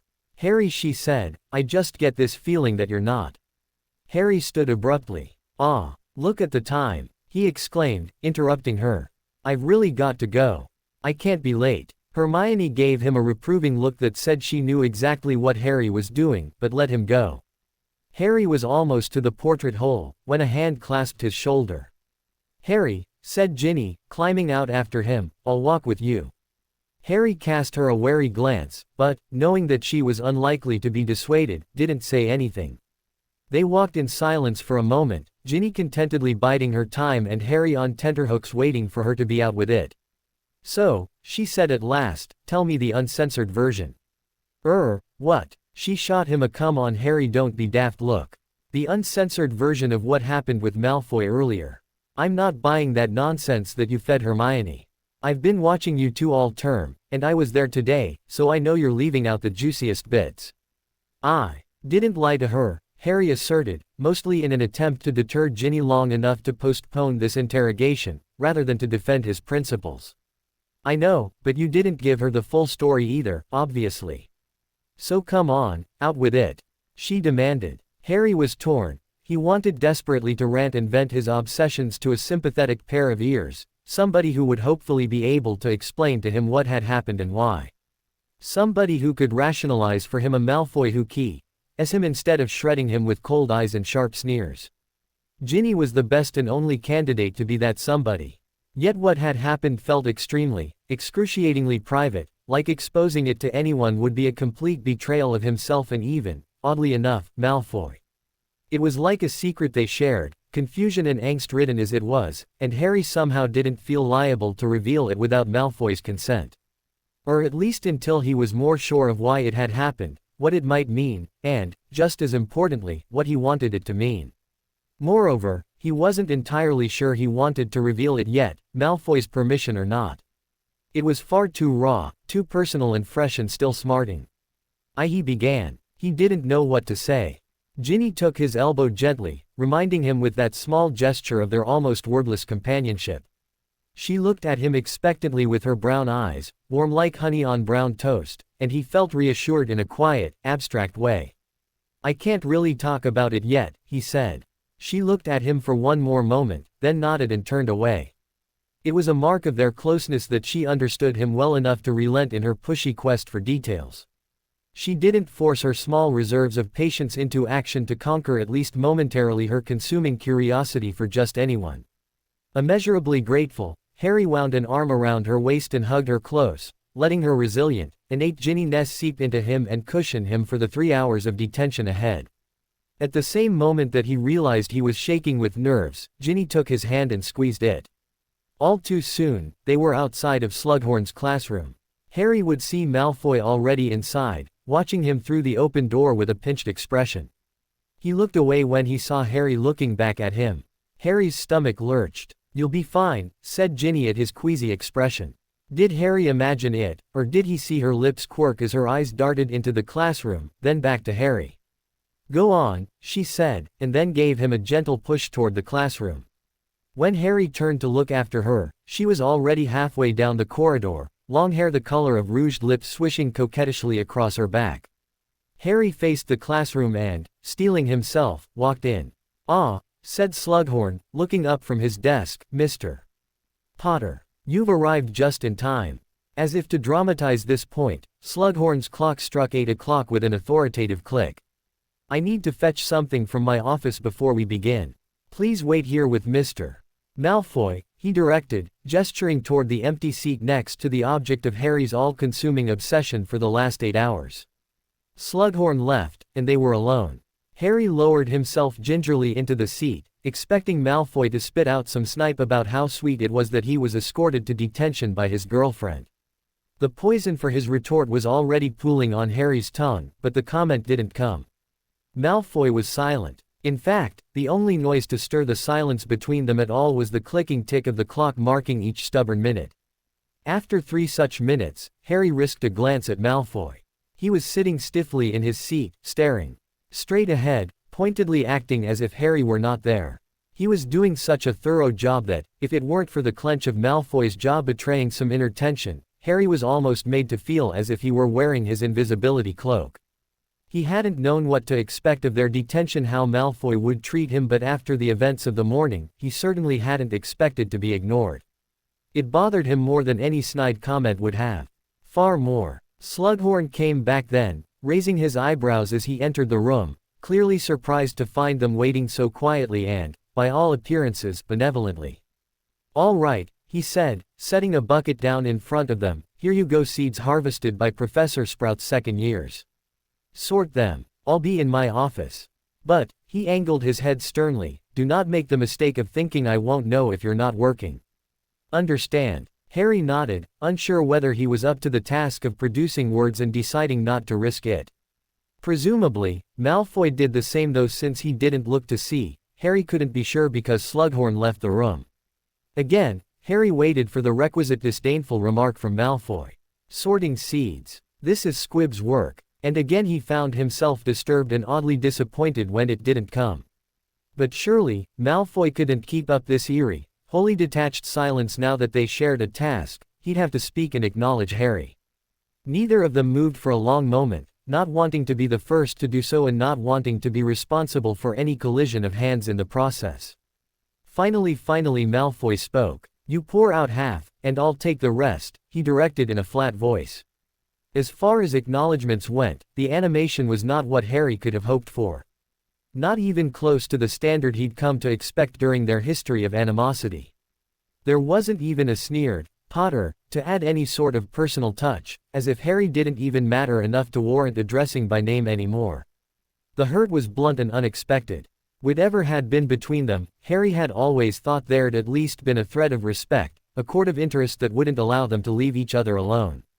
Now, even that had evidently been severed. When Harry was a legend to the entire wizarding world, why did he care so much more that Draco valued him at nothing? Why did Malfoy's opinion outweigh millions of others, so that the regard of an entire nation became irrelevant? It shouldn't, but it did.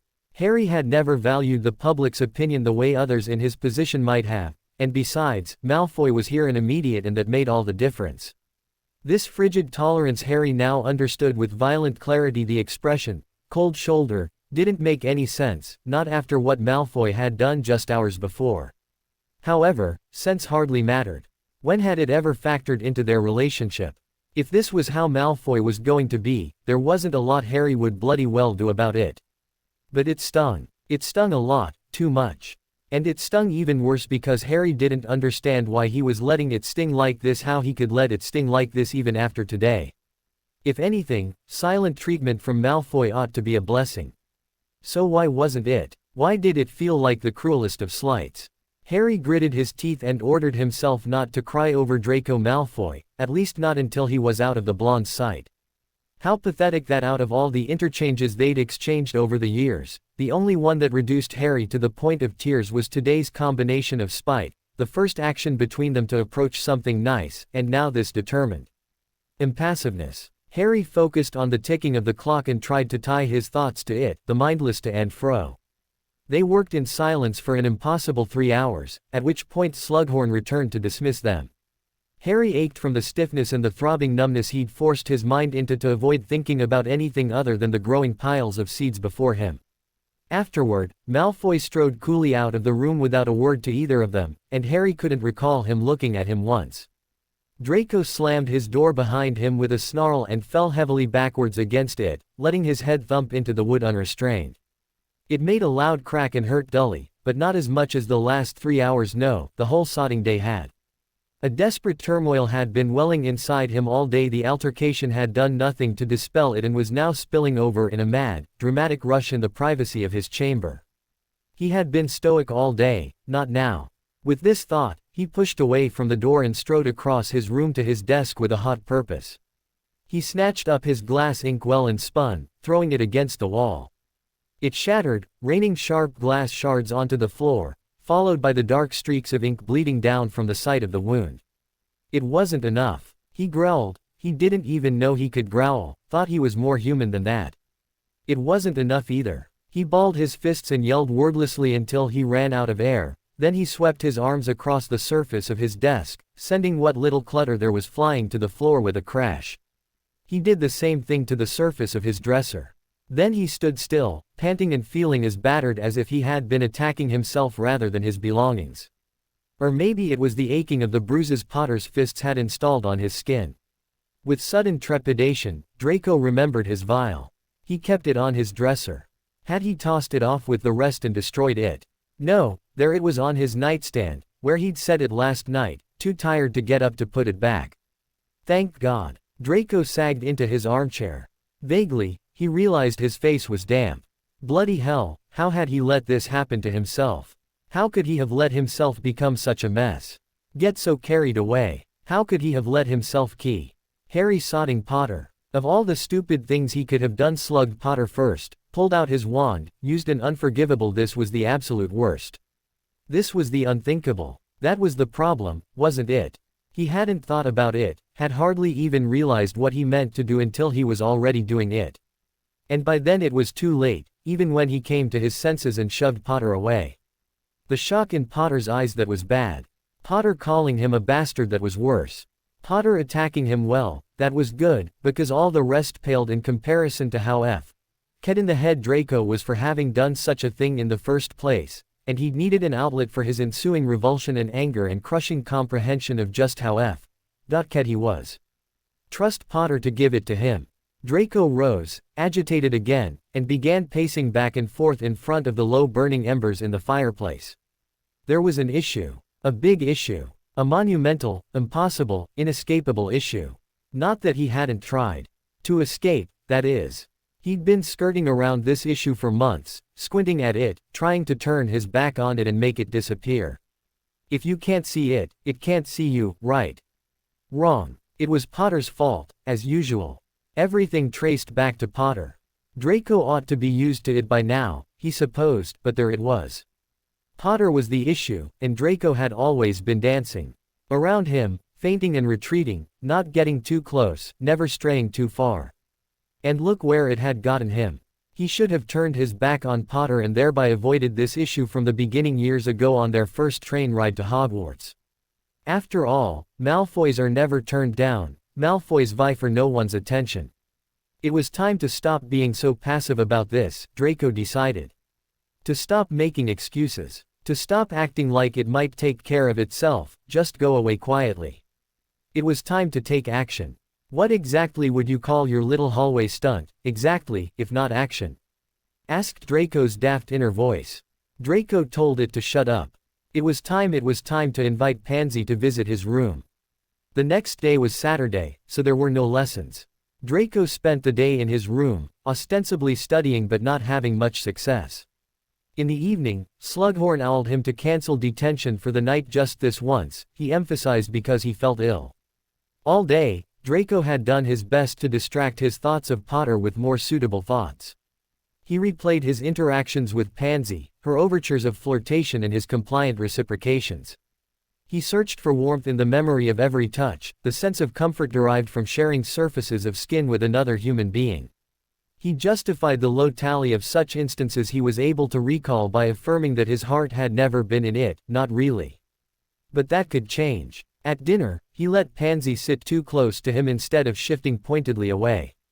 He tried to appreciate the warmth of sharing his space with another person, her body side by side to his along all contours. He wondered why that appreciation came so instinctively in potions class and so reluctantly now, and told himself it was because more people were watching here and he wasn't much of an exhibitionist. He withstood Pansy's incessant, irrepressible chatter without making any snarky comments. He focused all his attention onto her until she glowed, and willed himself not to glance over toward the Gryffindor table. Not even once. Okay, maybe once, but there was no staring tonight, brooding or otherwise. When Pansy's hand landed on his thigh under the table god, she was easily encouraged. He managed to keep from jumping. She'd startled him, that was all. So, she said, as the main courses disappeared and were replaced by desserts, what gives, Draco? What do you mean? Draco asked, helping himself to a lemo tart. I mean, you're in such a good mood. Something must have happened. Draco scoffed wryly. Really, Pansy, I'm not. Well, you're not scowling, beating your silverware, ignoring us, or trying to glare Potter into an early grave, Pansy pointed out. For you, that's pretty much the equivalent of dancing on tables and handing out flowers. Draco wasn't about to get into the reality of his current mental and emotional state with Pansy, so he shrugged. Not wanting to look into Pansy's face, flushed unattractively with the efforts of flirtation and the excitement that it was, tonight, ostensibly working, Draco turned his eyes across the table. The view there was hardly an improvement. Goyle had 2 slices of cake, 2 pastries, and a cookie balanced on his plate and was somehow endeavoring to eat them all at once. Draco took a small bite of his tart. God, I love lemo pie, he said around his mouthful, to change the subject. Not up to his usual par of subtlety, but then, he was under pressure. It's kind of like you, isn't it? Said Pansy, licking the finger she'd used to clean the lemo residue of her own tart from her plate. Bittersweet, I mean. God, that was actually halfway perceptive, Draco thought. That is, until she continued. I like it, too. It's delicious, she purred, lowering her eyelashes and staring blatantly at the bite of lemo tart that was passing between Draco's lips at that moment. His mouth being the object of her objectification. Draco closed his mouth around the spoon and swallowed quickly, then returned the spoon to his plate and pushed it away. Not going to finish that? Goyle asked, ogling the half-finished pie lustily. No, said Draco. I'm not going to finish mine, either, said Pansy, pushing her plate toward Goyle as well and smiling sideways at Draco as if they were conspirators. Draco resisted, pointing out that as the piece on her plate was her second, it was hardly the same sentiment. She would certainly take it as a jab at her unproblematic weight, and although Draco wouldn't normally care whether or not Pansy projected her petty insecurities onto perfectly banal statements, tonight having her in a tizzy with him would be counterproductive. So instead, he rewarded her with a slow reciprocating smile, even how he had fallen, batting his lashes low over his eyes. At least it had the intended effect. Pansy flushed deeply and looked quite pleased with herself. So, want to come back to the common room tonight? She offered as usual, with only a slight extra layer of expectancy. She was a Slytherin, after all, she did have an ounce or two of realism in her. Actually, began Draco. He paused to clear his throat and glance at Goyle, who, now finished eating, appeared to be listening attentively. Draco lowered his voice. I was wondering if you wanted to come back to my room tonight. Pansy's eyes lit up. She, too, glanced at Goyle, so Draco added in an undertone, just you. The light in her eyes doubled and the curl of her lips was wicked and decidedly Slytherin. Then her eyes narrowed. You're not drunk, are you? She accused. Draco was truly taken aback by this. Apparently visibly so, for Pansy elaborated self-defensively, sorry, it would just explain your friendliness. Honestly, Pansy. He tried to laugh, but it sounded too fake and strange, so he stopped immediately. I'm not drunk. Just tired of going back to my room alone. Oh, she purred, placated. Well, there's no need for that. Draco rather thought there was, but as he knew their reasoning followed very different definitions of need, he didn't argue. Instead, he stood up and Pansy followed suit. Goyle watched them, confusion darkening his features.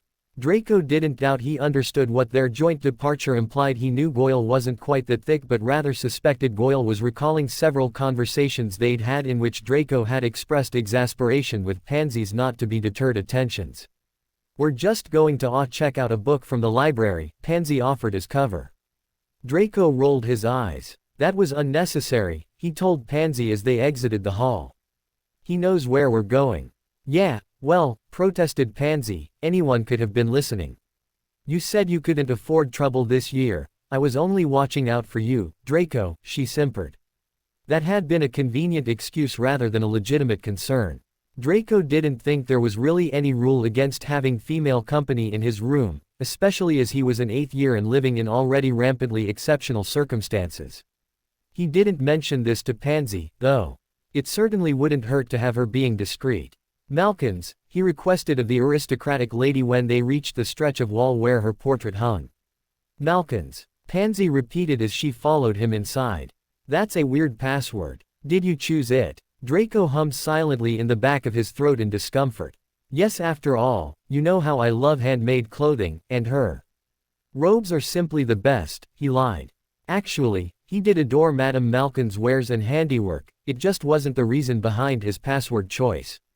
Are you sure it's not because you have a little crush? She teased, wandering into the room ahead of Draco and beginning to inspect it. What? Draco's voice came out off pitch. A crush? On who? Pansy paused her exploration to give him an odd look. Madame Malkin, she said. God, Draco, I was just kidding. Relax, will you? It's not as if I really think you fancy her, she trailed off, squinting in a manner that was probably meant to be suggestive, or even seductive, but really just made her look like the sun was in her eyes. Draco did relax, arranging himself to lean cavalierly against the closed door while Pansy continued her circuit of his room. She finished her loop and came to stand in front of him. Well, it's not very homey, she said in verdict, or luxurious. Privacy's a luxury, Draco pointed out. If you say so. But you can't always be alone, Pansy chided. Sometimes you have to let people in, her tone dipped suggestively, unless you want to become a shriveled. She stepped closer, horny, another step, old hermit. She was standing almost chest to chest with him now, angling her own chest up toward his face to best attract his attention. He glanced at the ballooning flesh and then at her face and couldn't decide which was the lesser of two evils. He settled on her face. Undesirable as it was, it didn't make him quite as uncomfortable. Well, I don't think. Draco began to protest, but he was cut off when Pansy abruptly threw her arms around his neck and proceeded to descend upon his mouth with her over-wide lips as if she'd like to swallow it off his face. HMPH, Draco gargled in surprise. He'd vaguely realized that this occurrence, them snogging, would be a likely result of bringing Pansy back to his room. Theoretically, that was the idea, but he hadn't really considered the reality of an aroused, advancing Pansy. It was a distasteful reality. Pansy was too eager, slipping her tongue between Draco's parted lips before he could gather himself enough to think to close them. She was pressing her body closer to his while simultaneously pulling him closer to her. Their bodies were poorly aligned for such proximity, so it was all hip bones and discomfort. Her hands clutched at his cheeks, pulling his skin taut in an exuberant, ungentle manner that pinched. Draco tried to relax into her ministrations, had ideas about dotting her back, even, but the mingling of their mouths was making awful slurping sounds that made him think they were doing nothing more sensual than exchanging drool. He almost gagged. What's wrong with me? He wondered, with an accompanying clench of oncoming tears seizing his throat. He took Pansy by the waist and pushed her away. He tried to push somewhat gently, her being a girl and therefore warranting somewhat more care than when shoving away someone more sturdy like, say, Potter, but he was more concerned with just getting her away, so he was more brusque than he meant to be. Draco, what is it? Pansy's eyes were swirling and unfocused, like tops spinning in her head. Draco couldn't look at them, so he turned his face away. Do you want to move somewhere more comfortable? She suggested. No, he barked. I want you to go now, he said more quietly. Go, she echoed. He still wasn't looking at her, but he could picture her face, indignant, dramatic, flushed. Please, he pleaded, in a rare display of supplication. Just, please, go. He hung his head and braced a hand across his eyes. Fine, Pansy huffed. But don't think you can treat me like this and expect. Go, he begged, unable to listen to Pansy rant about self-respect she'd abandoned the moment he renewed his interest. Not that that would ever be happening again. For a moment, he thought she would refuse, because she didn't move, but then she slipped roughly past him and out the door without another word. Draco staggered to the bed and sat down on the edge, touching tentative fingertips to his swollen mouth. His eyes felt too large for their sockets with the pressure of unshed tears, and his head cramped. He decided there was no point in holding back tears now, when he'd lost all his dignity, so he lay back on the bed and let them come streaming down his cheeks. His plan had thoroughly backfired. Instead of proving that his issue with Potter was a fit of mania, a fluke, he had proved the opposite. He had told himself for years that the reason he held himself off from Pansy from dating in general was because he was above the dithering behavior of crushes. But the real reason, he knew, deep down in a part of himself he kept locked at all costs, was that he was hoping that if he refrained from fancying anyone, there would be no worry of fancying the wrong ones. He didn't dally with anyone because he knew the moment he did he wouldn't be able to lie to himself anymore. It had been a matter of denying and delaying the inevitable. He had broken that rule tonight, out of desperation to be proven wrong. Now he wished he hadn't taken the risk. He also wished he didn't always have to be so right all the time. Why couldn't he be mistaken, just every so often? When it was important, Draco reached for a pillow and hugged it to him. Here he was, alone with the sick truth. Girls were a repulsion to him. He could try to pass it off as a pansy problem, but the truth was that there was more to it than her disgraceful dotting ability. No, something between them had been wrong on the most basic, chemical level. He could taste it in her saliva and his own revulsion. Draco buried his wet face in the generous softness of his pillow and let it absorb the moaning whimpers of his sobs, embarrassed by such weakness even when he was well and truly alone. He couldn't remember the last time he'd cried like this. Maybe never. It almost felt good. He'd always been in complete control of his own self, if nothing else, but it was almost reassuring to know that in the loss of that self-control he had sunk to his most vulnerable openness. There was comfort in knowing he could let the truth in now and it couldn't do any more damage than he'd already done to himself. There was no use fighting it anymore, he was too weak to ward it off anyway. So he let it in, let it slip inside him and curl up and start making itself at home. He was acutely aware of its distinct and disconcerting foreignness, and suspected he would be for a while, but it was curiously relaxing, this hollow acceptance. This letting his true self take control. He'd been at it for so long that he'd stopped being aware of how much energy it took to keep himself repressed to the point of constant composure, how stiff it made him. There would be hell to grapple with when he woke up, he knew, but for now Draco snuggled under the covers, squeezed the pillow to his body, and allowed himself to wish it were another person holding him close, fitting supplely along every contour of his body. A messy-haired, lithe-bodied, magnetic-eyed person. The ponce he'd been keeping securely bound and gagged in his mind, for the most part, freed itself under his lax supervision. It removed the gag from its mouth and whispered, "You have a crush on Harry Potter," and instead of telling it to shut up, instead of locking it back up in the recesses of his consciousness, Draco replied very softly and only within his mind, "I know." Draco woke up feeling hollow and weak and a little puffy, but cleansed. Like he'd been thoroughly and forcefully rinsed and then wrung out, clearing away the debris of the lies and repressions he'd clogged himself with out of a deluded sense of self-preservation. He slid out of bed, realizing he'd fallen asleep in his clothes from yesterday. It was yet another thing to strike off the list of things Draco Malfoy never does. He went into his bathroom and splashed cold water on his face to wake himself up, then lifted his eyes to the mirror. The same face peered back at him, the same tilted, translucent gray eyes, the almost invisible, blonde, arched eyebrows, the high, subtle yet defining cheekbones, and the thin nose. The soft blonde hair was now long enough to begin toying with the idea of drifting onto his forehead. He realized he'd been expecting to look different, to be somehow marked by what he'd acknowledged last night. It had changed his inner composition irrevocably, so it only seemed fitting that his outward composition should have shifted as well. He was both relieved and regretful that it hadn't.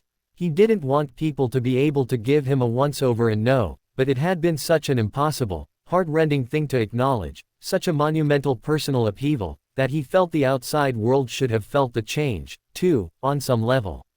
He leaned closer to the mirror, as close as he could get without losing view of his whole face, looking for some physical indication that a new Draco Malfoy now inhabited his body. Still nothing. And then, though he didn't move a muscle, the corner of his reflection's mouth twitched ever so slightly upwards. When Draco approached the Slytherin table a half an hour later for breakfast, he saw Pansy and Goyle sitting across from each other. The sight struck Draco as oddly domestic and cozy, the two of them sharing space and sipping coffee. It made him ache a little, in a corner of his heart he hadn't known existed. It must belong to the new Draco. Pansy glanced over suddenly and noticed his approach, then forcefully set her coffee mug down and stood up. She stormed away from the table, pointedly not looking at Draco as she passed him but staring stonily ahead. Somewhat to Draco's surprise, Goyle stood up to follow. He shrugged apologetically at Draco, and his body language, ever more eloquent than his tongue, seemed to say, "What can you do?" Then he, too, walked away. Some kind of alliance appeared to be forming between the two of them, Draco mused as he sat down by himself, a pale deserted island in a sea of black robes. As it stood now, it looked as if his friend count had dissipated from 2 to 0. It struck him that he should be more bothered by this, but he'd never measured himself by the number of people who liked him. If he had, his value would be even lower than he currently appraised it at, and he had more pressing concerns this morning, of all mornings. Far more pressing indeed, such as the fact that in 20 minutes he would be seated next to Harry Potter for almost 2 hours, since today was double potions. Not only would he be seated next to Potter, but he would be seated next to the Draco. Shut his eyes and his stomach knotted. The person responsible for putting those knots in his stomach. The object of his oh so misguided affections. Draco really had to hand it to whoever was in charge in the larger-than-life scheme of things. This was one sick twist he had never seen coming. Last night's submission to the invasion of the truth had been a quiet thing, sneaking into his mind under the cover of darkness. Now, rather than being able to chalk it up to the folly of semi-consciousness and overwrought emotions, the light of day seemed to be illuminating every newly clear corner within Draco, showing him just how surely this truth had taken root in him. It was reaching eagerly up toward the light, preening and begging for attention.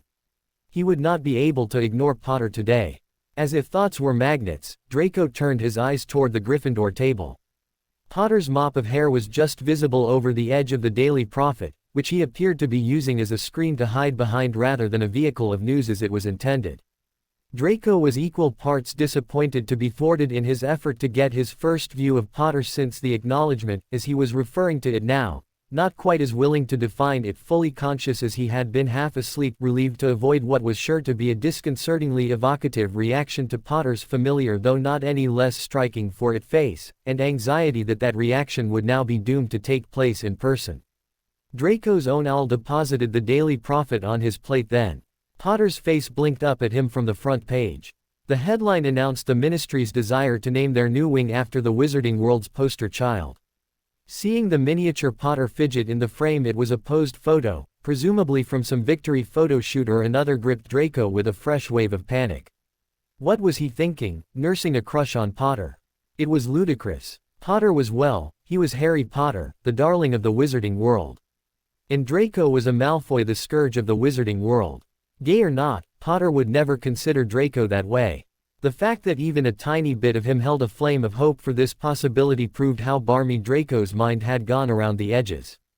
Draco evaluated the food on his plate and came to the obvious conclusion that there was no way he was going to be able to keep it down, if he was even able to force it down in the first place. Not feeling as he did, nearly sick to his stomach with anxiety and uncertainty and a nagging hope that he couldn't quell, no matter how many times he said firmly to himself, "Harry Potter will never fancy you. Harry Potter will never fancy you." Across the hall, Harry Potter violently shook out his sagging newspaper like it was Voldemort's 8th Horcrux, so that it stood straight again. Draco pushed his plate away, food untouched. "Be calm," he told himself while walking to potions a few minutes later. Deep breaths. Relax. It's only Potter. The same prat he was yesterday. There's no need to get so worked up just because you might possibly fancy him, just a little bit. He'd been making progress until he mentioned the last bit, which had the adverse effect of jump-starting his pulse. Again. Seriously, he lectured himself, get a grip. He is not going to find out, because you are not going to tell him. And he is not going to be able to tell, because he can't read minds. Snape said he was a crap at Clumens, so I'm sure his legitimacy is just as pants. So just keep it cool, and it will remain your secret. Nobody will ever know, and you will only think about it a little bit, and it will be fine. Draco paused outside the classroom, then took a deep breath and stepped inside. Potter's head was bent over his textbook, so Draco would be able to take his seat without incident. It was going to be fine, it was, but then Potter looked up and straight at Draco with those eyes that seemed to have been specifically designed to disrupt Draco's composure. Draco froze next to his seat. Draco hadn't, of course, expected this to be an easy transition from thinking of Potter as his Prat Potions partner to the person who set his heart to pounding, but he wasn't prepared for the deluge the sight of Potter would spawn in him. Excitement, titillation, nervousness, panic, and even anger that Potter had the power to put Draco in such a state flooded into his stomach, churning into one incomprehensible mess that spread throughout his body so rapidly that in a matter of seconds his skin was flushed and his hands were shaking and he felt a bit lightheaded. "Hi," he choked out. In response, Potter only regarded him with hard eyes and a flat mouth. Draco's heart sank into his stomach. Somehow, he managed to sit. Bloody hell. This was bad. Not only was he suddenly holding a blistering torch for Potter that he didn't know what to do with, but he'd also managed to douse any flickering reciprocation of fondness Potter had felt for him that had made their polite interactions of the past few weeks possible. And his heart now felt like it had been kicked as consequence. It wasn't as if he'd expected anything to actually happen. Of course not, he reminded himself, to soothe the ache. He wouldn't have allowed it, even if it had begun to seem possible. Now there was nothing to worry about. He ought to feel relieved, if anything. If Potter wouldn't even speak to him, Draco's secret was as safe as it could be. Except he didn't feel relieved. Not even close. Draco frowned and forced his limbs to stop vibrating with residual adrenaline. "Books away," Slughorn commanded. Draco started. He had actually managed to forget that they were in class, and quills out. What was this? Draco glanced around the room with wild eyes that landed on the blackboard, where he read, "Pop quiz today." Oh, hell. Well, that explained why Potter had actually been reading his textbook. A parchment covered in equations and diagrams was slipped onto the desk in front of him. Okay. He could do this. Potions, at least, was straightforward. Variables always behaved. Outcomes could always be predicted. Patterns were never diverged from. Arrows and letters swam before Draco's eyes. Damn it, what was wrong? It was like trying to read ancient runes. Draco blinked forcefully and all the symbols settled, but they didn't make any more sense than before. Somewhere between perceiving and processing, his mind was failing to absorb any meaning from the words on the page. He knew this stuff like he knew himself, he knew he did. Except if last night was anything to go by, maybe that wasn't as well as he might have thought. He forced himself to comprehend the first question. Always the easiest, he knew absolutely that he could answer it. It was just a matter of clearing his mind and encouraging the knowledge to surface. So he did so, forcefully, and to his relief the answer came obligingly, albeit reluctantly. As he wrote it down, he looked over at Potter for reassurance. If Draco was stymied, surely Potter was completely stumped. However, to Draco's immense chagrin, Potter was scribbling furiously across the parchment. Draco scowled and turned back to his own work. When he looked at his paper, though, his stomach turned over. It was some sickness of the mind he'd been corrupted with, surely, that had caused his sophisticated answer to dissolve into an absent string of, slurring across the answer blank in his cursive. Furious with himself, Draco violently scratched the name out and finished his original sentence, determined to score higher marks on this quiz than Potter, no matter how diligently Potter had been cramming beforehand or how furiously he was writing now. Harry was scribbling the names of the Chudley Cannon players first, middle, and last furiously into the answer blanks of his parchment.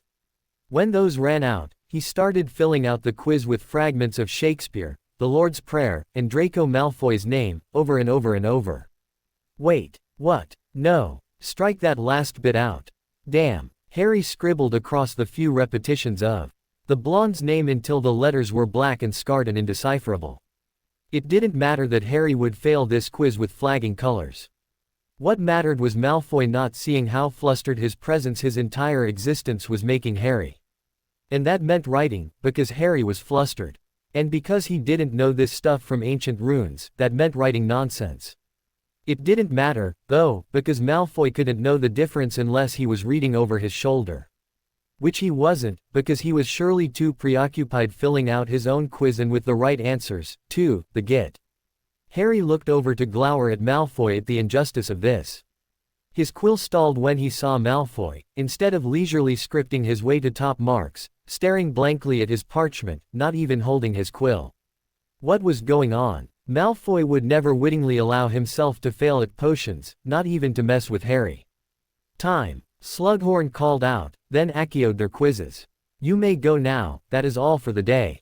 Harry packed up quickly and left before either Georgia or Ginny could catch up with him. He needed time to think, to work things out, to be alone. Oddly, Malfoy remained seated with that blank expression still in place, like he'd been stunned or obliviated into complete confusion, rather than sweeping out before Harry could even process the lesson's end as he usually did. Adding this to his running, and recently growing, list of things Draco Malfoy did not do, anomalies, Harry set off striding through the less trafficked corridors of the castle. To be honest, Ginny and Georgia weren't the only people he was keen to avoid. They weren't even his priorities. The person he really didn't want to see was Hermione. He'd managed to avoid any prolonged conversation with her since that first detention 2 days ago, mainly because when the choice came down to speaking to Harry or speaking to Ron, she always chose Ron, and he wanted to keep it that way. He wasn't any more ready to discuss the state of his affairs with Malfoy than he had been then. And therein lay the problem. The reason he was prowling empty castle corridors, alone. After their first detention, Harry had decided the only thing to do was to match Malfoy's sang-froid. He wasn't about to degrade himself by pursuing Malfoy when it was clear Malfoy wanted less to do with him than ever. He was starting to question whether that key had even really happened, or whether he'd hallucinated it. That would make more sense, anyway, and it wouldn't even be the first time he'd mistaken a delusion for reality. But then Malfoy had come into class this morning looking so clean and good and oddly young, like he'd been set back 4 years to before he'd been marked by the scar tissue of the war. And he'd said, "Hi," in that way that was so un-Malfoy-like, with wide eyes that didn't seem to know what they wanted but were hopeful all the same. Harry had felt a horrible, irrational twinge of hope at that, so he'd had to seal his mouth shut and pretend not to have heard so as not to give himself away. But then Malfoy had looked so stricken and none of that could have been faked, Harry was sure of it. Not that Malfoy wasn't capable of a convincing act, just that he would never fake vulnerability, because that's what his behavior this morning came down to: vulnerability. You couldn't be vulnerable if you didn't care. But why would you be distant and cold if you did? Only to turn around and crack again. And tonight, which would it be? More importantly, what did any of it mean? Harry realized he was stomping and forced himself to stop. He was near a window. Looking out, he spotted a small person attached to bright red hair standing by the lake, so he changed course and went for the nearest staircase. He seethed as he approached Ginny, "Hate Draco Malfoy." Ginny turned as if expecting him. She was holding a roll in one hand and crumbs in the other, feeding the giant squid. "Any particular reason?" she asked mildly. Harry picked up a rock and tossed it out over the lake. He was too worked up to aim, so it plonked heavily down into the water instead of skipping across. "Because he's a git." "Not arguing that accusation," said Ginny, "but it might help if you elaborated a little." Harry flopped down onto the grass. The blades were crunchy underneath him from last night's frost. He ignored me all through detention, didn't say a bloody word. Then comes in this morning all, "Hi," and I can't even focus enough to flaunt my potion skills. Ginny tossed the rest of her roll into the water and sat down next to Harry. "That's odd," she said. "I mean, not the ignoring bit, that's classic Malfoy, but the coming around and the barmy bit." "Definitely odd." "Odd," Harry echoed. "It's a nightmare." She mused. Harry could almost hear her girl mind evaluating Malfoy's behavior from every possible angle until it came up with some far-fetched explanation that covered every base while simultaneously putting the subject in the best possible light. He was grateful, again, to have Ginny as a friend. Her girl mind reasoning was exactly what he'd come for. His mind had been going through the same motions without any of the same results, like the basic imposition of being male prevented him from getting anywhere. "Have you considered," she said at last, "that in detention he might still have been in shock over whatever happened between you in the corridor, and since then he's been able to think about things, so he's acting differently now." "Think about things," Harry repeated. "Things like me," he wondered. "Things like what happened between us. Things like why it happened." A strange but undeniably pleasurable excitement filled his belly at the thought of Malfoy thinking about him, about snogging him.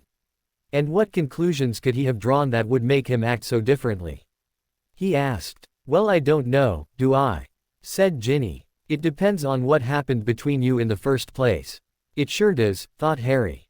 "It sure does." "Well, I guess you could be right," he said out loud. "It makes some sense, I suppose. I just wish I knew." He trailed off, pinching a blade of grass between two fingertips. You could always ask him, you know, Ginny pointed out quietly. Ask him, and most likely get punched again. No way. You have no idea. Well, unless you're expecting him to make you his new confidant. Not bloody likely, Harry interjected. Or are planning to practice legilimency for ages until you can pick his brain for the answer. I don't see how you have any other choice. They were quiet for a while, listening to the water lapping at the shoreline. Then, once goosebumps had begun emerging on Harry's skin from the breeze promising the oncoming of winter, Ginny stood up to go. Me, Harry admitted quietly to her back, not looking at her, but out at the lake. He felt her sit back down. What? She asked, though he was confident she had heard. In the hallway. Malfoy me. Oh, she said. Oh, said Harry. That's all you have to say. Oh, give me a minute, will you? It's a lot to process. You're telling me, Harry muttered. He picked at the grass while Ginny's mouth went from slightly agape to thoughtful to quirked at the corners. So, she said. How was it? I don't know, replied Harry truthfully. Short, mostly. So you, she mused aloud, and then you punched him. God, Harry. No wonder he was giving you the freeze. Honestly. Harry sighed in exasperation. Well, what would you do if your arch-enemy was yelling at you 1 minute, grabbing you and ing you the next, and then shoving you away like you were the one who assaulted him? Cried Harry indignantly. Definitely punch him in the face, said Ginny sarcastically. Harry warned. Okay, I'll be serious. Harry threw a blade of grass at her.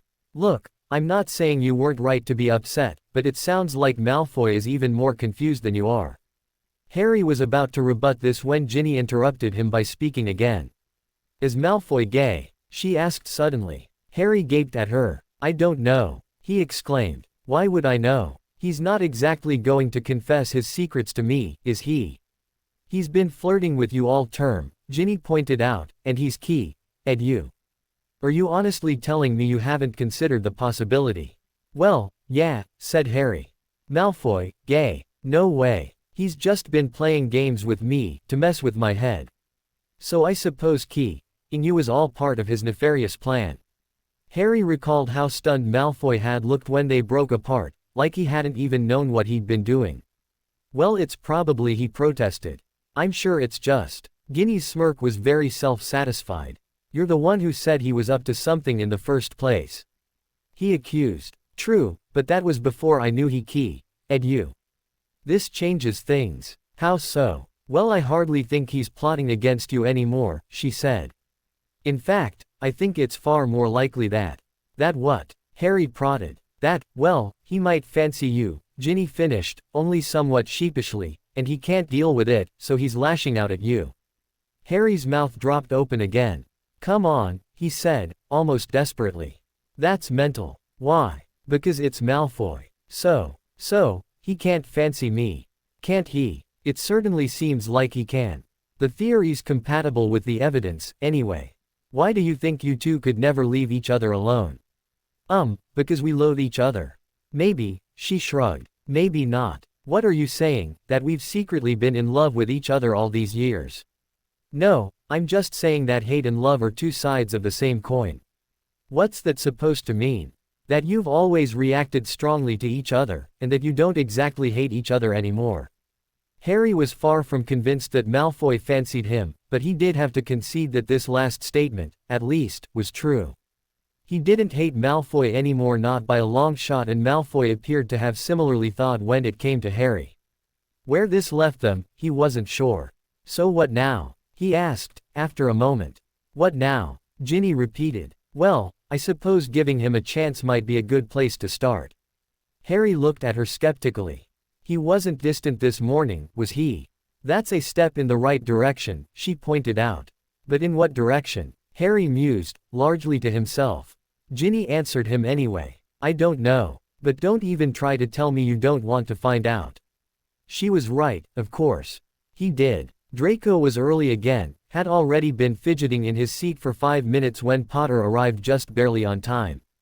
Draco never fidgeted. At least, he never used to. In comparison to other changes in his behavior of late, a certain encounter in a corridor was first to mind. It was hardly a scandal, but still. Right now, he was fidgeting out of nerves. He had no reason to expect Potter to treat him with anything but the cool indifference of this morning, the same cool indifference Draco had been dishing out ever since that corridor scene. Yet he didn't know how he could stand to see that detached haughtiness in Potter's eyes all month long. Draco was too familiar with that haughtiness. It had always been in his father's eyes when he spoke to Draco, and it had been in Draco's whenever he spoke to his peers, starting the moment he'd stepped out of Potter's compartment that fateful day on the train, his hand still cold from where Potter hadn't touched it. It made him sick to see it in Potter's eyes now, where it had never and would never belong. Those eyes were colored for passion, whereas Draco's were carved from stone, and their properties should never be interchanged. Potter's abrupt entrance made Draco's stomach lurch like he'd stepped into flow flames. Potter paused in the doorway, looking around the room, presumably for the absent Professor Slughorn. He already left, Draco explained, wondering at how his voice didn't sound like his own. Same directions as last time. Potter nodded and took his seat. Draco tried not to get carried away over the absence of the morning's detachment from Potter's countenance. If anything, he looked bewildered. But Draco wasn't going to credit that with any thought either. He was going to sort seeds. Starting now. This is all pretty devious of him, said Potter, startling Draco who had yet to move out of his thoughts. Potter was calmly sorting already. For a second, Draco wondered if he'd imagined Potter speaking purely out of wishful thinking. Pardon, said Draco, then cleared his throat. Putting us in detention together, I mean. Leaving us alone. Forcing us to work out our issues. Potter looked over at Draco, his eyes opaque and serious, like wet grass. Draco swallowed. Well, he was a Slytherin, he pointed out. A ghost of a smile drifted across Potter's lips, and it was more than Draco had seen directed at him since before he'd overreacted to Potter touching his hand in potions. Knowing what he did now about himself, Draco wished he'd appreciated that moment more while it had lasted. It wasn't likely to repeat itself anytime soon, even if they were speaking again. A few words did not a relationship make. So he was, Potter said. They began working in silence. But the silence had an entirely different texture, temperature, and sound than it had the first time they'd shared it in detention. It was a patient silence rather than a brittle one. How was it that after everything Draco had subjected him to in the last 72 hours, Potter could stand there so mildly and banter with Draco? He could only chalk it up to another one of Potter's unfathomable miracles. No matter the explanation, though, it made Draco bold. After several minutes, he took a chance at breaking the silence himself. So what happened between you and the Weasel your friend Weasley? He asked as casually as he could, carefully separating mandrake seeds from mistletoe seeds. Oh, you noticed? Potter asked. It's hard to miss an irate ginger, Draco covered blithely, panicking inwardly about seeming like a stalker. His observations of Potter's daily movements had become such a given to him that he'd stopped considering them as they would appear to an outsider obsessive and creepy. Weasleys are not known for their self-control. Yes, said Potter, not so much. He sighed. Ron's pretty buggered with me right now, actually. Why's that? Draco hoped Potter didn't find his questions intrusive or, worse, suspicious. After all, when had Draco ever before taken a benign interest in the personal life of the Chosen One? Of course, that was because he'd never had the leisure to, but Potter couldn't know that. Or maybe Potter sensed more of Draco's recent shifting than Draco would have guessed, because he answered. I told him something he didn't want to hear, Potter admitted. Something in Potter's hesitancy to articulate what exactly it was he'd said made Draco suspect it was something Draco had already heard. Or overheard, rather. Draco found himself filling with a sudden indignation on Potter's behalf. Well, that's hardly fair, he exclaimed. What an intolerant little it's hardly as if you, Draco broke off when he recalled that, not being one of Potter's confidants, he was not supposed to be privy to this particular bit of information. It's hardly as if I what? Prompted Potter, looking simultaneously nonplussed, amused, and entirely too savvy. Just that whatever it was you told him, I'm sure it's not your fault and he shouldn't blame you for it because he's, your friend. Potter raised his eyebrows. How very sentimental of you, Malfoy. Oh, bugger off, Draco muttered, turning away to hide his embarrassment, cursing himself for blathering like a half-wit. And in front of Potter, too, whose countenance was entirely too well suited to ironic expressions for Draco's shot composure to handle. "Ah, come off it, Malfoy," Potter said. "I was only joking." And then a miraculous thing happened, more miraculous than Potter speaking to him like they were mates, even. Potter reached for Draco's hand and squeezed it. It was a short squeeze, to be sure, but a squeeze nonetheless. It was the first contact either of them had initiated since the incident. Draco knew it was impossible for so small a thing to literally make his heart stop, but as far as he was concerned, that touch stopped it in its tracks. Then, of course, it came back beating all the harder to make up for the pause. Draco's lips parted and he met Potter's eyes, which were earnest and unblinking. It felt like there was something fragile suspended in the air between their joined gaze. Then Potter turned back to his seeds. Draco let out the breath he'd caught the moment Potter's skin had sought out his. He wanted nothing more than to flee to the privacy of his room to dissect the past half hour from every possible angle, positive, negative, promising, foreboding, poignant, scandalous, shameful, impossible. But as there were 2 hours of seed sorting left ahead of them, he settled to fleeing to the privacy of his mind. Despite the fact that hardly another word was exchanged between them, they were the most tumultuous and loud 2 hours of Draco's week thus far. Harry returned to Gryffindor Tower in a fog. His conversation with Ginny had prompted him to speculate about whether he might have misinterpreted the state of things between him and Malfoy, but he never anticipated just how right she would be. Who would have thought Malfoy was capable of blushing so prettily? Or that Harry would be the cause of it? A warmth that had spread through Harry at the sight of Draco's vulnerably parted lips and never left flared again at the memory. Who could have predicted he and Malfoy would ever share a silence that wasn't sharpened to a lethal point, or share space without poisoning the air between them? And yet they had. Oh, had they? Harry stepped through the portrait hole and headed toward the staircase up to his dorm, chewing on his bottom lip absently. Then a sudden movement in the empty room, of someone standing up out of an armchair by the fire, startled him and he jumped. "Hermione!" he exclaimed, catching his breath. "Bloody hell, you scared me." "Sorry," she apologized. Harry's initial fright quickly became wariness. It was most likely she'd waited up to corner him about his fight with Malfoy. He berated himself for not being more careful while coming in. He ought to have anticipated something like this, but had gotten so worked up about detention that anything else had slipped his mind. He began, "I'm really tired and I've got to." Then Ron stood up, looking decidedly uncomfortable but no longer hostile, and Harry's wariness turned into confusion. He finished. "This won't take long," Hermione assured him, gesturing Ron forward. "Ron just had something he wanted to tell you." "Oh," said Harry. "Okay." He looked at Ron. Ron fidgeted. Hermione nudged him. "Ron," she warned under her breath. "I just wanted to say that I'm sorry I was such a wanker the other day. You know, in the locker room. It's really okay with me if you're gay. I was just surprised, is all," explained Ron in a rush. To be honest, with all the madness of things with Malfoy monopolizing his concentration, Harry had just about forgotten he and Ron were even fighting. But he appreciated the apology nonetheless. Even though the phrasing sounded more Hermione than Ron, he didn't doubt Ron's sincerity. "Don't worry about it," he told Ron. "I knew all along you'd come round.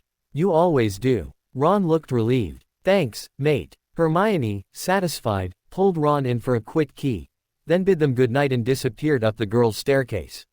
"So," said Ron awkwardly as they climbed their own staircase, "you're sure, then?" "I mean, it's fine with me. But are you sure?" Harry thought about the heat, the sight of Malfoy's blonde hair across a room raised under his skin, the buzz in his veins when they spoke in shared space, the intensity of Malfoy key, dotting him, and how he wanted desperately for it to happen again, properly this time. He thought about earlier tonight, the impulse to touch him and the satisfaction of doing so and not having Malfoy flinch or push him away. "Yeah," he said. "I really am." Ron still looked uncomfortable. "You're not, seeing anyone, are you?" he asked next. Harry hesitated for a moment. Strictly speaking, he wasn't, even though he didn't exactly feel single either. He wasn't about to get into it with Ron, though. His acceptance was shaky enough as it was. Whatever was or wasn't happening with Malfoy, Ron didn't need to know until it was absolutely official and absolutely necessary. So he said simply, "No." "Right then," said Ron, nodding. "Okay." Good, good, Harry echoed. As he slid beneath the covers and shut the drapes of his four-poster, he wasn't sure, good, was the right word just yet. But it could be. Slughorn was droning on in the front of the room. Usually, Draco would be captivated by the professor's discussion of fate-meddling concoctions such as the Felix Felicis he lost to Potter's 6th year, but today he couldn't muster the concentration. His pulse thrummed in his hand so that he couldn't hold his quill steady. His few attempts at notes had resulted in shaky sentence fragments that would probably be incoherent to him when reviewed. Potter had come to class rumpled with recent sleep, softening even further at the edges when Slughorn started talking, and it was sabotaging Draco's focus. Draco glanced over at his partner, then quickly back. Right now Potter's head was slumped against his hand, pushing his cheek up in an endearingly childish manner. His mouth was soft in a dreamy sort of private smile. In Draco's eyes, the sight was not to put too fine a point on it beautiful. He counted to 10 slowly and recited the 12 uses of dragon's blood before he let himself look again. Harry felt Malfoy's eyes on him and smiled to himself. To be honest, the little jolts of adrenaline that accompanied his partner's periodic glances were the only thing keeping him awake at the moment. He'd been up with nightmares again for the better part of the middle of the night, and Slughorn's lecture was doing nothing to help. The urge to look over at Malfoy had been tugging at him all class, but he'd been trying to resist. He wanted to see how often Malfoy's glances would come if he thought Harry oblivious to them, and the result was even better than Harry could have imagined. Malfoy's head turned almost every other minute.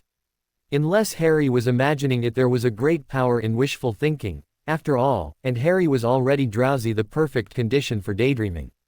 His eyes slid toward Malfoy, and met Malfoy's gorgeous gray eyes, like polished granite, peering back at him. Harry's skin went warm with satisfaction. He hadn't been imagining it. Malfoy immediately looked away, down at his parchment.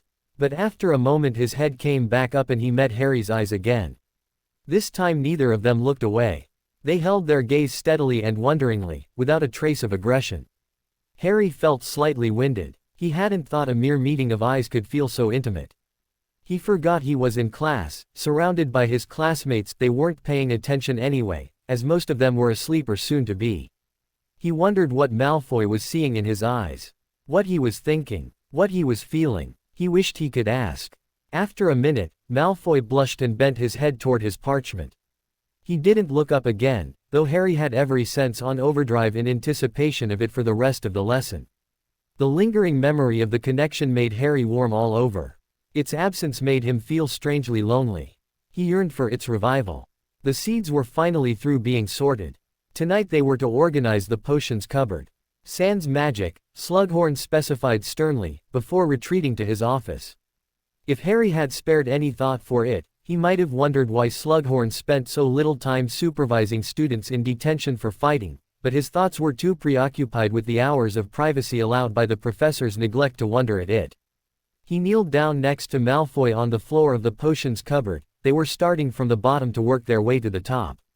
The room was only about 4 feet wide, which put them in closer proximity than they'd sustained in the last week since the corridor incident, maybe ever. They carefully kept as many inches as could fit between them clear, but even so Harry's whole consciousness was fixated on the awareness of Malfoy's body so near to his own. His skin tingled and tickled at every small draft of air moving in the space between them, at every brush of Malfoy's robes against his skin as they worked. He cleared his throat, intending to speak to distract himself from the rising heat in the small room that was only partially in his mind. "So I've made up with Ron," he said, then immediately regretted it. Why would Malfoy care about his relationships with his friends, for whom Malfoy had always expressed open and vocal disdain? Malfoy turned to him, those exquisitely arched eyebrows raised. "Oh really?" he asked coolly. Harry's gut twisted in anticipation of the cutting remark sure to follow, but then he noticed the flush in Malfoy's cheeks and relaxed some. He wasn't any more unaffected than Harry was. Yeah," he mumbled. "I think Myone forced him to come around." "Smart girl," said Malfoy diplomatically. "Yeah." Harry pretended to be absorbed in shifting of boomslang skins to hide his embarrassment at introducing such a faux pas of a subject between them. It could have gone over worse, he supposed. At least Malfoy had been cordial about it, had refrained from whipping out the word he was so disposed to use in reference to Hermione. I'm glad, said Malfoy a minute later. Harry looked over in surprise. That Weasley came around, I mean, he explained, studying his hands. You deserve to have your friends be understanding. Harry felt baffled and extremely flattered. He was quite sure he'd never heard Malfoy speak so kindly before, to him or anyone else. He also doubted whether anything he'd told Malfoy had conveyed a need for understanding from Ron, though it was true, and wondered that Malfoy had drawn that conclusion. Thanks, he said. He racked his brain for something else to say. And your friends, he asked, to reciprocate, are they understanding? They don't need to be, said Malfoy flatly. At Harry's furrowing of brows, he amended, I don't ask them to be. Oh, said Harry. He didn't tell Hermione and Ron everything, far from it, but to tell them nothing. How could the pressure of so many things welling up without release be borne? No wonder Malfoy often looked so strained. I'm sorry about Crabbe, you know, he said. I've wanted you to know that. I wish we could've. Malfoy looked at him for a long moment, and Harry almost fancied he could see the embers of fiendfire flickering in the depths of Malfoy's eyes. You've lost more, he said. Have I? Harry asked. He wasn't sure how many of the casualties on the other side had been mourned by Malfoy, but he did know that Malfoy's parents were conspicuously absent from his life now, and Harry didn't know why. When Malfoy didn't respond, he went on in a soft voice, I hardly ever saw the three of you apart back then. Do you miss him terribly? It was a question that crossed the boundary from polite into personal, and Harry worried he might have overstepped. Whatever there was between them, however it might be growing, it was still fragile. Still, Harry felt, a minefield. An expression of pain flashed across Malfoy's delicate features, tightening and sharpening them. He was a loyal friend, was all he said. Draco felt sick to have Potter apologizing for what had happened in the Room of Requirement, apologizing when he'd saved Draco's life, as if Draco could ever again begrudge him some fault. And then to express regret for the loss of a life he'd never value, and concern for Draco's own well-being when Potter had given and lost so much more. When he didn't know the half of what Draco had done at the Dark Lord's command, Draco deserved everything he'd gotten, and Potter didn't. Potter, said Draco, looking up into Potter's eyes to avoid the sight of his shaking hands, why are you being so nice to me? It's unnerving, he said, echoing Potter's own sentiment from mere weeks ago, back when Draco had still thought this was all just a game he controlled. Because I want to be, said Potter, as if it were a simple thing. Draco didn't know whether he wanted to start crying or key Potter at that, or maybe just cry into Potter's chest with Potter's arms tight and strong around him. Oh, how he ached. However, as none of these things were safe, he settled for reaching to pick up a vial of spider's venom. His hands were still shaking, so the glass trembled between his fingers. Unbidden, Potter's hand extended out to encircle Draco's and steady his grip. Potter's skin was warm and ever so slightly rough and made Draco want to drop the vial and interlace his fingers with Potter's. That wouldn't do either, so Draco did nothing. Their hands hovered in the air in front of them for the space of a breath in, out, and then Potter extracted the vial from Draco's fingers and set it where it belonged. Taking a deep breath, Draco willed his pulse to steady and his hands to still, then got back to work, doing his best to pretend Potter was someone else, just another daft fellow student to be tolerated. He knew from the start it was a doomed endeavor, but trying gave him something else to focus on aside from how eagerly his anatomy throbbed in the presence of Potter's. Afterward, back in his room, Draco was restless. He tried to work on his remaining assignments, but couldn't get his thoughts to focus. Closing his arithmancy book sharply in agitation, he spotted the small leather-bound copy of Romeo and Juliet laying open on the small table by the fireplace. There was only a scene or two left to finish.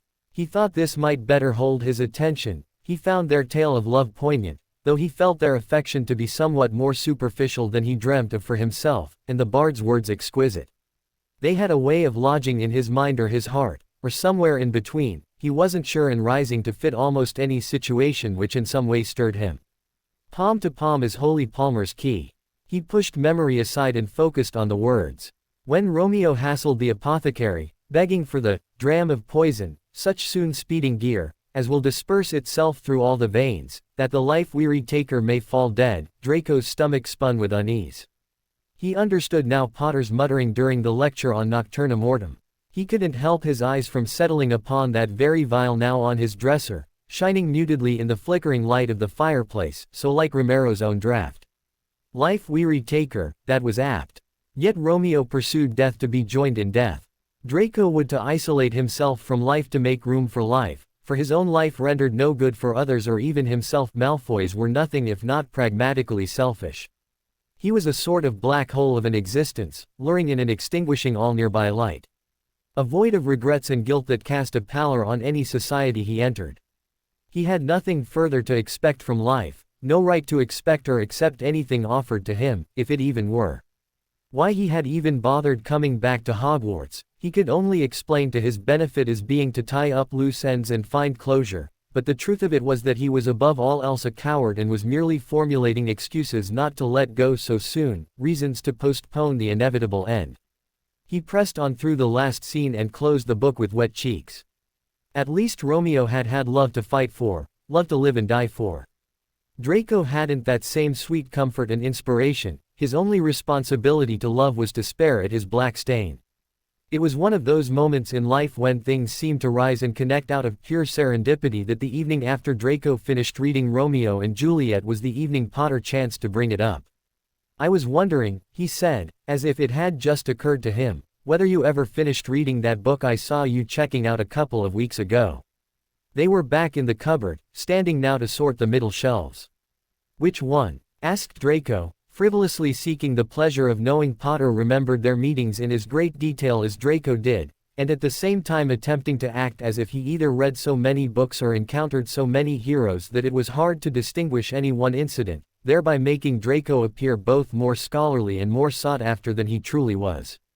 "Romeo and Juliet," Potter specified. "Oh, yes, I finished it, and," Potter pressed, his eyes wide and eager and expectant in the dim cupboard. "What did you think?" Draco considered this for a moment. "Honestly, I'm not sure. The language was exquisite and unfailingly romantic, naturally, but I can't help but think they behaved foolishly and impractically. Surely any two people with more sense would have seen that a relationship between a couple such as them was impossible." "You begrudge them their attraction?" Potter asked, his brows tightening along with the corners of his mouth. "Not their attraction, their actions. Doesn't everyone behave foolishly in love? Only if they are foolish themselves. What would you have them do, then, oh practical one?" sniped Potter. "I don't know, repress it or ignore it, I suppose," Draco supplied. "And live miserably for the rest of their lives."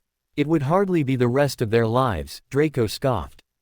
"It was a passing infatuation, or it would have been if they'd allowed it to pass. Juliet was 13, and no one can be sure of their heart at such an age." "Can one ever be sure of one's heart?" Draco asked quietly, feeling his own heart clogging his throat and sewn into the hem of his sleeve. He wondered if Potter realized he wasn't really talking about Romeo or Juliet anymore. Harry watched Malfoy speak in a frustrated rapture. Watching the movement of Malfoy's mouth, the curves of his effeminate pink lips as they shaped his words, was a sight of singular beauty that could easily distract Harry out of listening if he wasn't very careful. Yet the words Malfoy's lovely lips were forming were so contrary to Harry's own hopeless romantic beliefs, so wholly disheartening if they were true, that it was sort of anguish to listen. Did Malfoy truly think that way? Or was it just a front to ward Harry off, or even a mechanism for Malfoy himself to keep far-fetched desires at bay? He couldn't know that they weren't so far-fetched at all. In reality, it was so hard these days for Harry to draw the line between wishful thinking and what was really there between them. He did know, though, that this exchange was one of the most natural and forthcoming they'd ever sustained on good terms, and he didn't want it to end. Surely it would be better to follow your heart, risks be damned, than to be repressing it always, he argued. Not always, perhaps, Malfoy countered. Just until the situation became both desirable and sensible. "You sound like Jane Austen," Harry exclaimed in exasperation. "Who?" Malfoy's eyebrows went uneven in confusion. "Muggle author, never mind. The point is, love isn't a formula or a balancing of scales.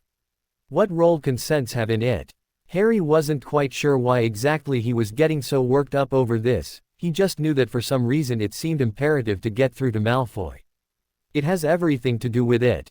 How could they pursue their feelings knowing full well that everything they stood for and belonged to and owed their loyalty to went completely at odds to one another?"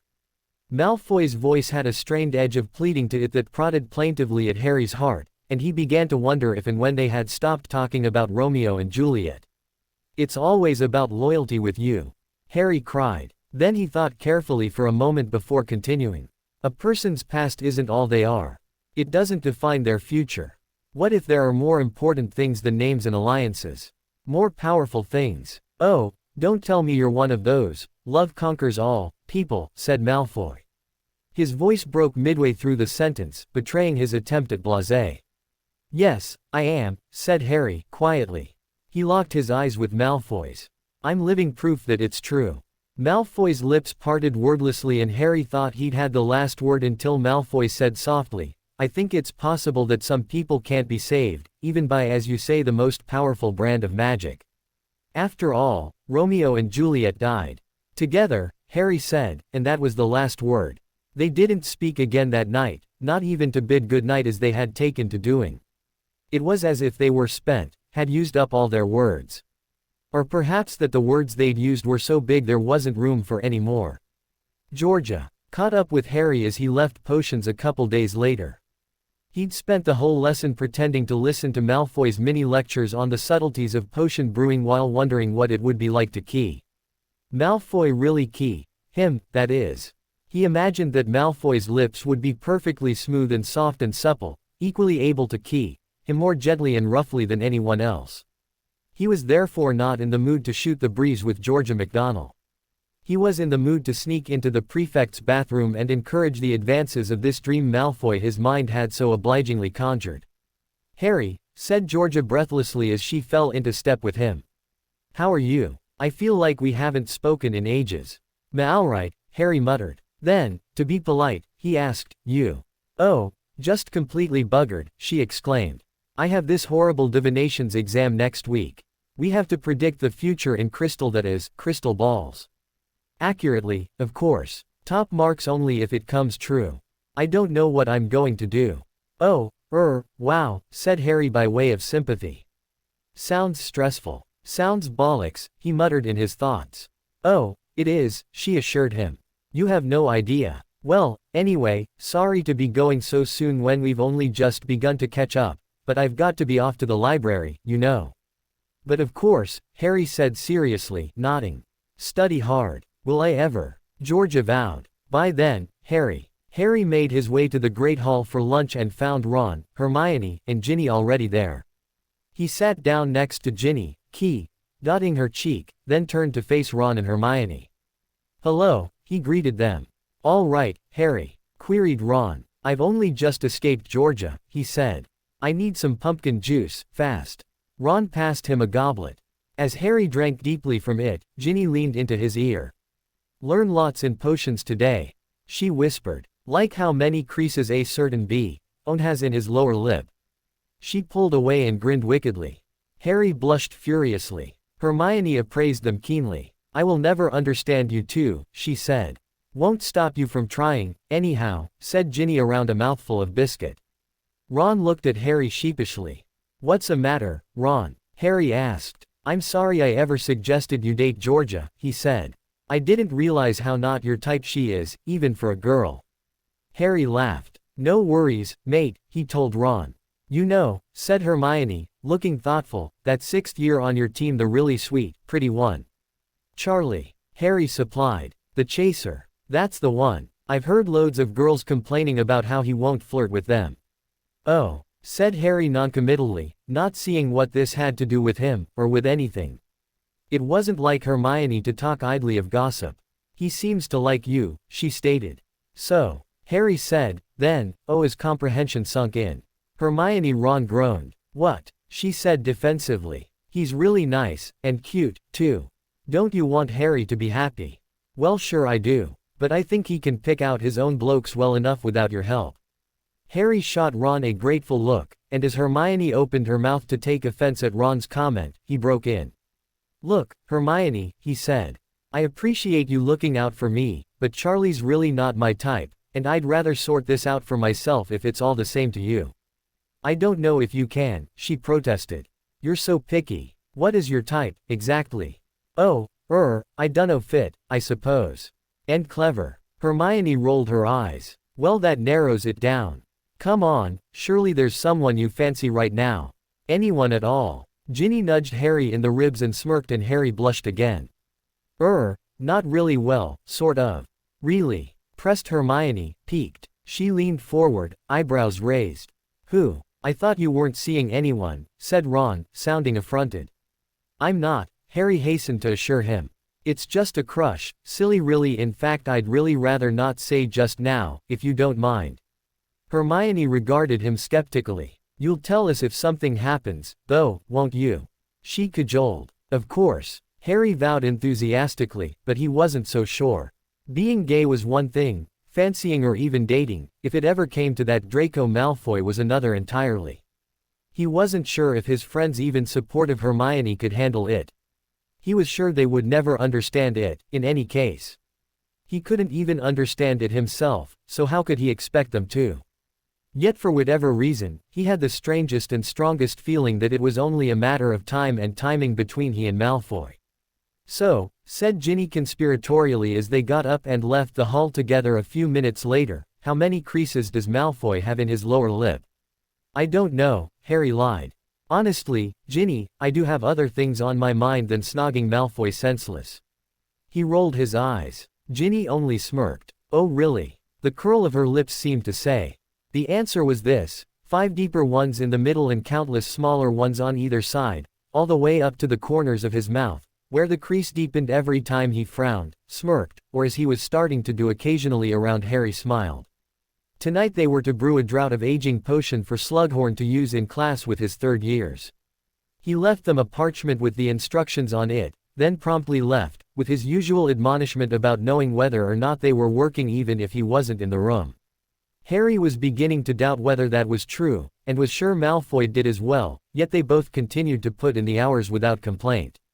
Potter, said Malfoy, without looking up from the cauldron, can you go fetch some wormwood from the cupboard? Harry, who loved watching Malfoy at work brewing potions, tore himself from the sight of Malfoy's agile features compressed most becomingly in concentration, and headed for the cupboard. He looked around for the wormwood and found it situated on the highest shelf, just beyond his reach. Malfoy, he called out. I can't reach it. He heard the sound of a utensil being set down on the desk and of footsteps approaching the cupboard. Then Malfoy was right behind him, reaching up over his head to grasp the wormwood, the sleeve of his robe sliding down to expose a pale, defined forearm. Harry turned slowly in place and found himself standing chest to chest with Malfoy, who didn't move away to make room. Malfoy's arm was still above Harry's head, braced against the shelf. The pale glow of his skin in the dim light of the cupboard was thoroughly stunning, the proximity even more so, and Harry caught his breath. Malfoy's face was just several inches above Harry's, eyes staring down into Harry's with the tangible potency of a caress, and warm breath wafting across Harry's face with each exhalation. Neither of them moved, though it was all Harry could do not to wind his arms around Malfoy's taut waist and tug him forward until he could feel every line of Malfoy's body tucked against his, and suddenly Harry was filled with the heady idea that they were about to key. His lips parted, Malfoy's lips parted. Then Malfoy said, you could have just used Accio, you know, and dropped his arm and stepped away. Oh, right. I forgot, said Harry lamely, neglecting to point out to Malfoy that he could just as easily have told Harry to do so rather than coming in to do it himself also without. Magic. You forgot you can do magic? Malfoy asked, raising one eyebrow sardonically. It happens, Harry muttered. He made to leave the cupboard, but as he was pushing past Malfoy the other boy stopped him. Potter, he said. Yeah, replied Harry, his heart beating heavily in his chest. There's something I've wanted to tell you. Harry's palms began to sweat. Okay, he said. Malfoy swallowed, like maybe he was trying to swallow whatever he was about to say. But it came up anyway. That day in the library, I was over getting my book from the shelf, and I overheard you talking to Ginny. He flushed. I'm sorry. It took a second for Harry to remember what he and Ginny had been talking about that day. And then when he did, the magnitude of it was so that the fact that Malfoy had just apologized to him for the first time in his life was lost on him. His pounding heart took on a whole new rhythm as frustrated arousal turned into anger. What? He said loudly. You know. Malfoy's cheeks were flushed too, but if Harry were looking rationally he would have seen that Malfoy didn't look so much angered or upset as scared. However, nothing about Harry was rational just now. The anxiety of his ever-increasing attraction to Malfoy needed an outlet, and since a say-UAL encounter was evidently non-forthcoming, an eruption of temper would have to do in its place. "You sneaky, slimy little lowlife Slytherin," Harry exclaimed. "What gives you the right to listen in on people's personal conversations?" Malfoy's mouth opened and closed, but nothing came out. It was just as well. Harry was in no mood to listen to reason. "You knew. You knew all along and you never told me. I can't believe you. Why are you telling me now, anyway? Planning to spread it around the school?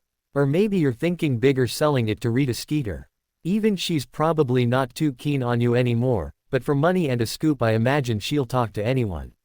"No," Malfoy said loudly, a trace of his former chilly acerbity creeping into his voice. "I'm not going to tell anyone." "Why not?" challenged Harry. "Why should I believe you?" "Because I only do things that benefit me. You ought to know that by now, and trust me, telling the world you're gay would not in any way do me any favors." Harry was in no state to contemplate what Malfoy was trying to imply, but the boy's levity had thrown a wrench of doubt and confusion into his tantrum. He wasn't sure what Malfoy was getting at, or, really, why he was even so mad in the first place. Hadn't he been operating as if there were a tacit understanding of this very issue between them? Did it matter so very much how Malfoy had found out? No, but it mattered that Malfoy had heard it from Harry's own lips, while Malfoy had yet to admit a thing. "I have to go," said Harry. Then he pushed Malfoy aside and ran from the room, not caring that he was leaving Malfoy to finish the potion alone, and even less whether or not Slughorn caught him bailing his detention early. Strangely, it didn't cross his mind that Malfoy might hand him in. And he didn't. "God, Harry. No wonder you're still single," said Ginny after he finished relaying the events of the previous night's detention. "He wasn't trying to threaten you, he was trying to broach the subject of whatever almost happened between you. And you had to go be a hot-headed prat, as usual," she huffed exasperatedly. Harry had actually suspected this much himself once he'd calmed down enough to think it through. He'd just wanted to hear Ginny say it because her agreeing made it more real, somehow.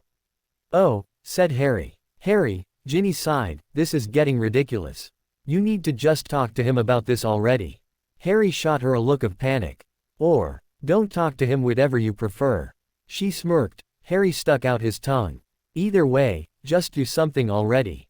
I'm sick of you being so strung out on UAL tension all the time." "You're sick of it," said Harry. "Think about how I feel." "Exactly," she said. "So get a move on." Malfoy looked up from a textbook he was reading when Harry walked into detention that evening, then back down, without a word. "Hey," said Harry as he sat down. "Hi," replied Malfoy robotically. Harry fidgeted with a fraying hem on his sleeve. He began. This was just as hard as he thought it would be. "I'm sorry I overreacted yesterday."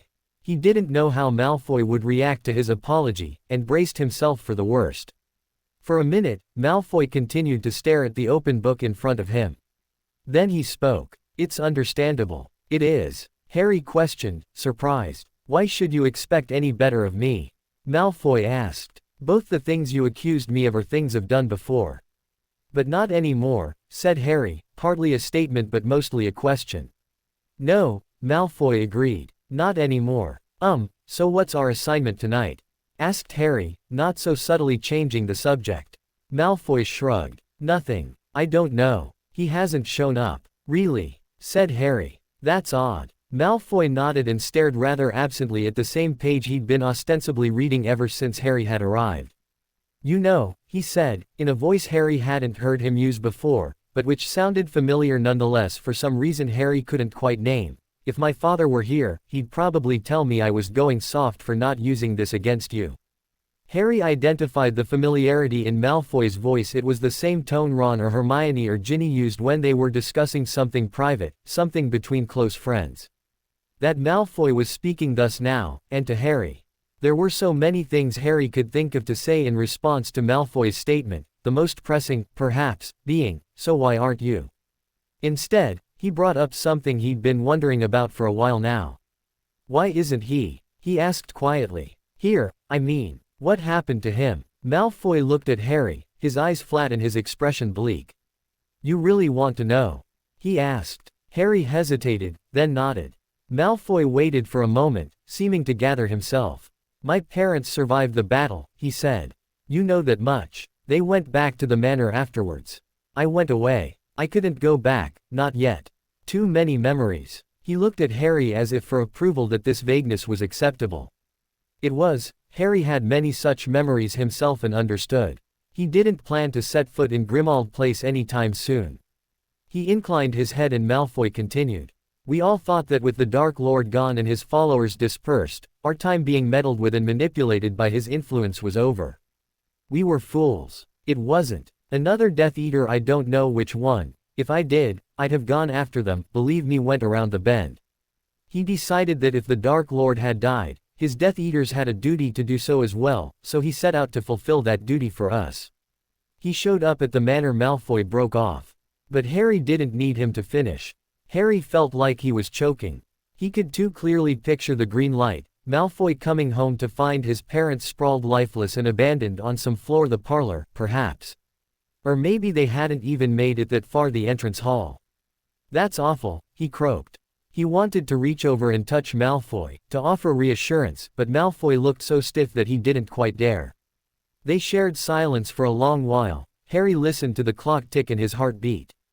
Thinking about something else he'd wondered about since the start of term. Malfoy, he said quietly, not wanting to disturb the other boy if he didn't care to be disturbed. Can I ask you something else? It was Malfoy's turn to hesitate, then nod. Why'd you cut your hair? Malfoy bit his lip in a very un-Malfoy-like manner. It's a bit complicated. I can take complicated, Harry assured him. Okay. Malfoy let out a gust of air. I guess I cut it because long Malfoy locks aren't who I am anymore. They belong to my father and to the Dark Lord and to a persona that, admittedly, I used to cultivate proudly. But that time that me is over. Maybe it died with my parents. Maybe it died before that in the war. I don't know. I just know that I wanted to have some kind of physical representation of who I'd become. Catharsis, I guess you could call it. There was a pause in which Harry absorbed this. He almost wondered if Malfoy had been slipped Veritaserum at dinner, so honest and forthcoming was he tonight. Maybe he just felt bad about eavesdropping, or grateful for Harry's apology. Maybe it was something else entirely. Maybe it didn't really matter. Well, I like it, said Harry, truthfully. He'd always found Malfoy's ponytail to be a bit showy and absurd. Besides, the new shortcut highlighted the dramatic structure of Malfoy's high cheekbones, and the rakishness of it was undeniably why. It suits you. A timid, beatific smile slid across Malfoy's lips, and Harry was seized with a sharp desire to do something to show Malfoy what his honesty meant to Harry. Reciprocate, maybe, or confess his feelings, or just simply lean over and key him. He wasn't sure. But then the classroom door banged open and Slughorn wobbled in. Sorry I'm late, boys. Got held up in the third-floor corridor. Peeves was trying to incite the portrait hall to mutiny. Harry and Malfoy glanced at each other and tried not to laugh. Not to worry, though. I sorted him out. Slughorn glanced about himself, looking a bit flustered. What shall we do tonight, sir? Inquired Malfoy. Do? Oh. Well, so much time has been wasted, there's hardly much left to do anything useful now, is there? Why don't you just go for tonight? Draco gasped when Potter walked into potions the next morning. Not because he was on time, which he was, but because Potter's head was shorn. Sometime between detention last night and class this morning, he had taken wand to hair and cut it all off, every last unruly, beautiful strand. No longer did it tumble across his forehead, sway illy into his eyes, tickle his earlobes, or flirt with his collar. No longer did it gleam in the light like bottled nocturna mortem. All that was left was a sort of soft-looking black fuzz. Potter approached their shared desk amidst a crescendoing roar of whispers, but he was paying them no mind. Instead, he was grinning at Draco sheepishly, shyly, excitedly, expectantly. He sat down and Draco was still staring. Harry Potter breathed Draco. What have you done? His hand reached out tentatively of its own accord toward Potter's hair. He hesitated, hovering an inch from Potter's scalp, before closing the distance and making contact. The fuzz was soft and ticklish, just as Draco had suspected, and it was with great force of will and regret that he pulled back again after stroking it lightly instead of rubbing his hand across it until his skin was raw. His hand fell down between them and bumped into Potter's, and then somehow, without missing a beat and so naturally Draco didn't immediately notice, their pinkies curled together, linking them under the table. "I cut it," said Potter simply, his mouth still quirked upwards at the corners. "But why?" Draco asked, though his pounding heart was trying to tell him he already knew. Potter looked at his lap bashfully. "You said, last night, that you cut yours to cut away a bit of the cancer of the war's influence on you, right?" Draco nodded dumbly. "Well, I have my fair share of cancer, too," said Potter. Was it possible for a person's heart to implode from sheer power of emotion? Draco wondered. He ached with the intensity with which Potter's gesture touched him. "You didn't have to do that," he said through a tight throat. Oh, sweet hell, how he wanted to touch Potter back. To brush his fingertips across the skin of Potter's face, to trace his lips and the exposed lightning-shaped scar on his forehead. To freeze time and just sit and marvel. "I know," said Potter in a private, low voice meant just for Draco, "but I wanted to." Then Potter's eyes glinted. "Do you like it?" he asked, shy and flirtatious. "You always teased me about how messy it was before." Like it? What trifling, everyday words to describe something such as this. Draco was sure that nothing like this had ever been done for his sake before in his life. "True, I did," said Draco. "But now I find I may actually miss it. It's grown on me," he admitted shyly. "Yeah?" asked Potter, pleased. "Yeah," said Draco. "Well, no worries. I'm sure it'll all be back by tomorrow. It has a tendency not to take well to trimming." Potter grinned mischievously. "Hence the mess," said Draco, biting his lip and smiling at once. "Hence the mess," Potter agreed, his face bright. The class was in a frenzy when Slughorn arrived, late again. It was hard to say what was causing more of a stir, Harry Potter's shorn locks, that they matched Draco Malfoy's, or that same Draco Malfoy ruffling that same Harry Potter's hair in a way that seemed, for lack of a better explanation, fond. And they didn't even know about the hidden pinky embrace. "Quiet, quiet," Slughorn commanded. His eyes fell on Potter and blinked at him for all of a minute. "Nice hair, Mr. Potter," he said. "Thanks," said Potter, before turning to smile conspiratorially at Draco. For his part, Draco wanted to laugh out loud, out of sheer irrepressible exhilaration. Draco was fidgeting in his seat again as detention began that night. This time out of impatience for Slughorn to leave them alone. Something that had changed between he and Potter last night had been solidified this morning, and Draco was yearning unabashedly to learn what that shift would mean for them once they were left alone. But he wouldn't find out until Slughorn bloody left already. Slughorn was bent over some papers at his desk, finishing a bit of grading. 3 minutes ticked audibly by, then 5, then 10. Finally, Slughorn set down his quill and began to stand up with a shuffling of papers and a wriggling of girth. "Polish all the glass in the cupboard," he instructed them as he went out the door. Draco and Potter exchanged a look and went for the cupboard. Draco paused just inside and leaned against the doorframe, in no way ready yet to get to work. Potter, who was trailing him, couldn't pass through the doorway without brushing against Draco. Which he did, but then refrained from passing all the way through. He fixed himself in front of Draco and leveled him with a brilliant green gaze that curdled Draco's insides into a heady anxiety of anticipation and made his skin tingle. "You were right," Draco said quietly, reaching up to finger the curling tendrils of hair at the nape of Potter's neck. It grew back already. He hardly knew what he expected to happen next, but expectations became immediately irrelevant. What happened next was Potter wrapping his arms around Draco's neck and tugging him forward until the 6-inch gap upwards and sideways between them was closed, and then dotting him. Potter's lips were soft and careful, like a whisper. They first just pressed to Draco's and lingered there, unmoving and light. Then he pulled back so there was the barest space between their mouths and waited, the space posing the unspoken question, was that okay? This was the moment to push Potter away. But Draco couldn't move, didn't even have feeling in his limbs, much less the ability to push someone away. Especially someone as gloriously comfortable and arousing all at once as Potter. Draco couldn't think about it, his body thought for him, leaning into Potter and pressing their lips together. Yes. He hadn't known dotting was like this. It was nothing like Pansy's sloppy, pushy advance. It wasn't even like Draco's own desperate and rough accost of Potter 2 weeks ago in the corridor. It was gentle and urgent. It was scared and bold. It was forgetting to breathe in hot breaths across skin. It was safe, and the most dangerous thing in the world. It was relief, and agony for want of more. Potter was lapping at Draco's lips, pressing fast, repeated keys on his mouth that were making Draco dizzy. He gripped the doorframe behind him. He sighed into Potter's mouth, which caused Potter to take advantage of Draco's parted lips to slip his tongue through them. Draco's fingers alternately tightened and relaxed in Potter's hair as Potter's lips met his again and again and again. He relaxed into the soft wetness of Potter's mouth and lips and tongue, and into the firm warmth of Potter's arms encircling his body, holding him close.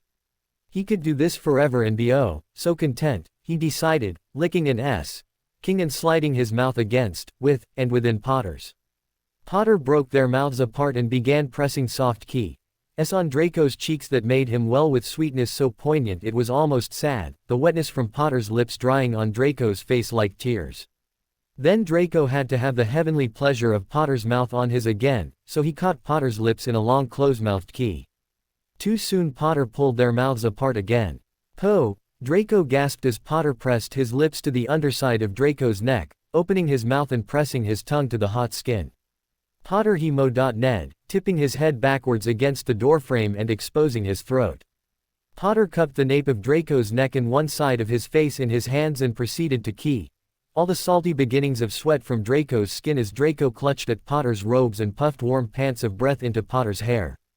And then Potter's lips were back on his and Draco was gently king on Potter's lower lip and oh, this was delicious.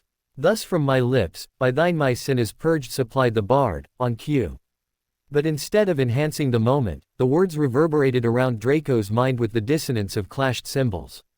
What was he doing? He was infecting Potter with his poison, feeding Potter more and more of his darkness with every key. That was why he felt so light now. Draco's tremblings of desire became tremblings of panic. No, he couldn't be the one to corrupt the one good thing left in his life. How could he have forgotten his promise to yearn but not hope? To look but not touch? He could only ruin Potter, never bring him happiness. Could never be for Potter what Potter could be for him. With a gasp like the precursor to a sob, Draco pushed Potter away for the second time, and it tore at his heart even more sharply than it had the first. I can't do this," he choked out, looking at a chipped stone on the floor to avoid seeing whatever was in Potter's expression right now. Whatever it was, good or bad, it could only hurt. Potter reached for Draco's arm and Draco's throat clenched like it was trying to strangle itself. Then he turned and ran. Harry rolled over in bed and yanked his sheets up to his chin, balling them so they fit more comfortably beneath his head. For once, it wasn't nightmares keeping him up. No, it was a different sort of vision altogether. A vision as pale and bright and penetrating as the rays of moonlight angling in through the window by Harry's bed, the magical midnight light slanting across his face and spotlighting the sole occupant of his mind's stage, Draco be still my heart Malfoy. Harry closed his eyes and the white light of the moon crystallized behind his lids to form the image of Draco Malfoy. Draco Malfoy as he had looked in the breathtaking moment between when Harry had first key at him and when he'd key at Harry back, his lips pink and parted, the tarnished silver eyes ever so slightly widened, his ivory cheeks smooth as the midnight moon seen from Earth flushed, sharpening his eyes and making him look excited and alive in a way that made Harry's fingers and toes tingle. The more enthusiastic tufts of his hair a slightly more golden hue than his skin were already mussed, though Harry had yet to lay a hand on it, and the combination gave Malfoy's looks a decidedly capricious and impish edge. The effect they had on Harry was magnetic and intoxicating and provocative, and if Malfoy hadn't leaned forward right then, Harry felt sure he would have thrown himself on Malfoy like the desperate, horny, smitten gay teenager he was. Even now, hours later, Harry's pulse quickened at the sight, evocative even captured in memory, and he ached to feel Malfoy's body against his once more. But before Harry could get carried away, the image of Abel Malfoy was usurped by the image of just Ed Malfoy, the one who pushed Harry away looking sick to his stomach and frantic with panic. That image, in turn, set Harry's stomach twisting unpleasantly and he violently tossed over to his other side, knowing even as he did so that the effort was futile. It had been thus all night. Malfoy's abrupt departure, after what they'd been eagerly engaged in doing just seconds before, had taken Harry's snogging hazed mind and sent it reeling in the opposite direction in such a mad, disorienting fashion that he'd sunk to the floor and put his head between his knees. It had taken long minutes of slow, purposeful breathing to calm down enough to even lift his head again, and then the sight of the empty half of the doorway where he'd had Malfoy pinned just moments before triggered a vivid sensory memory that had sent Harry's world spinning again and he'd had to start all over. Somehow, he'd eventually gotten to his feet. Somehow, he'd worked aggressively enough to produce evidence for the progress of 2 rather than 1. Somehow, he'd made it back to Gryffindor and into his bed. He wasn't sure how, he didn't remember much of it. Somehow, he hadn't fallen to pieces. That is, until he'd closed his eyes and the 2 contrasting specters of Malfoy had risen behind his closed lids and refused to leave. To be honest, it was the second specter he was having the problem with. The harrowed, horrified Malfoy of color-drained countenance who'd shoved him away and run and never once looked him in the eye. The thing was, though he and Ginny had actually shared several rather enjoyable snogs under circumstances, it became clear later why their sessions never quite fully consumed either of them. Harry had never been ed like that in his life. Cho didn't even bear comparison. Those minutes with Malfoy had taken his breath and all coherent thought and muscle control away. It had shown him with intoxicating thoroughness what was meant when it was said that snogging set you on fire. He had been burning, and Malfoy had been the source both. Dousing and stoking the flame. He had thought that Malfoy had liked it. From the size and the soft desperation of the want that Harry had tasted on Malfoy's mouth, from the way Malfoy had been pulling Harry into his body as hard as Harry had been pushing, Harry had thought Malfoy had wanted every bit of it as much as Harry did. But that conviction had shattered the moment Harry had felt his back hit the other side of the doorframe and dank dungeon air brush across his skin where Malfoy should have been. When his eyes had cleared and he'd seen the look of horror on Malfoy's features, the angle of Malfoy's face aimed down and away. In bed, Harry's stomach turned. Nausea had set in sometime during the frantic hour he'd spent alone in the potions cupboard and had yet to be dispelled. Had that eyelid fluttering, pulse quickening, skin simmering, finger grappling key, which had seemed so eagerly consensual, had that disgusted Malfoy? Had Harry somehow become so overwhelmed with desire that he'd forced himself on Malfoy and deluded himself that Malfoy wanted it too? The most logical, obvious answer was yes, because in a logical world Malfoy would never consent to, much less enjoy, snogging Harry Potter. But from the moment Hagrid had broken down the door of Uncle Vernon's shack on the rock, Harry had never felt this to be the most logical of worlds. Besides, there was the panic. The panic that had caused the granite stones of Malfoy's eyes to shatter into a cascading avalanche of gravel. Panic was something altogether different from disgust. Panic, Harry could fix. He turned over and thrashed, feeling both hot and cold, trapped and exposed, comfort nowhere. Gah! He groaned in annoyance, and sat up suddenly in agitated frustration. He couldn't just lie there, tossing and turning and doing nothing. An idea struck him. He slid out of bed and made his way quietly to his trunk, extracting a single worn piece of blank parchment, then situated himself cross-legged back on top of his tangled sheets. He pressed the tip of his wand to the parchment and whispered, "I solemnly swear that I am up to no good." The parchment came to life in a twisting mess of black ink that arranged itself into rooms and corridors and, most importantly, names. As he had done thousands of times since the map came into his possession, Harry sought out Draco Malfoy's name. It took him several minutes as there were hundreds of names on the map, 7 floors to sift through, and Malfoy was not where he ought to be, but eventually Harry stabbed his finger at a dot pacing the astronomy tower and murmured, "There." His heart began to pound and his extended finger shook slightly as his body realized what he was about to do before his mind had time to catch up. He didn't pause to think. He leapt out of bed, haphazardly slipping his feet into his slippers and hopping clumsily in his haste, and dashed for the portrait hole. Harry had never considered himself a particularly brave person. Yes, he had escaped life-threatening situations. Yes, he had often run headfirst into said situations. But it was always out of a sense of obligation or even, if you thought about it as he did, cowardice, fear of losing what he had wished all his childhood to possess, and more. He thought the word courage sounded far too noble to be applied to him, much less synonymous as so many of his fans had made it. Hermione had said courage was doing what was right in spite of fear. Maybe that was true, but Harry thought that if he had any courage at all, his brand would be better defined as doing what was right simply because of fear. Most times, he hadn't even had time to contemplate acting or not acting. Adrenaline had kicked in and there were only two choices, act or lose. And again, Harry felt that this decision, the decision to act, was merely another manifestation of his innate cowardice. He feared death and he feared loss, so the choice was really no choice at all. Running toward the tower where Malfoy lay in unsuspecting wait was much like those moments. There was the adrenaline. There was the fear pounding its fists against the walls of his heart and beating its wings in his stomach. There was the choice that wasn't really a choice, do something, he didn't know what, he never did, or lose something. Harry thought that, ultimately, his courage, whatever he had of it, boiled down to one fear winning out over another.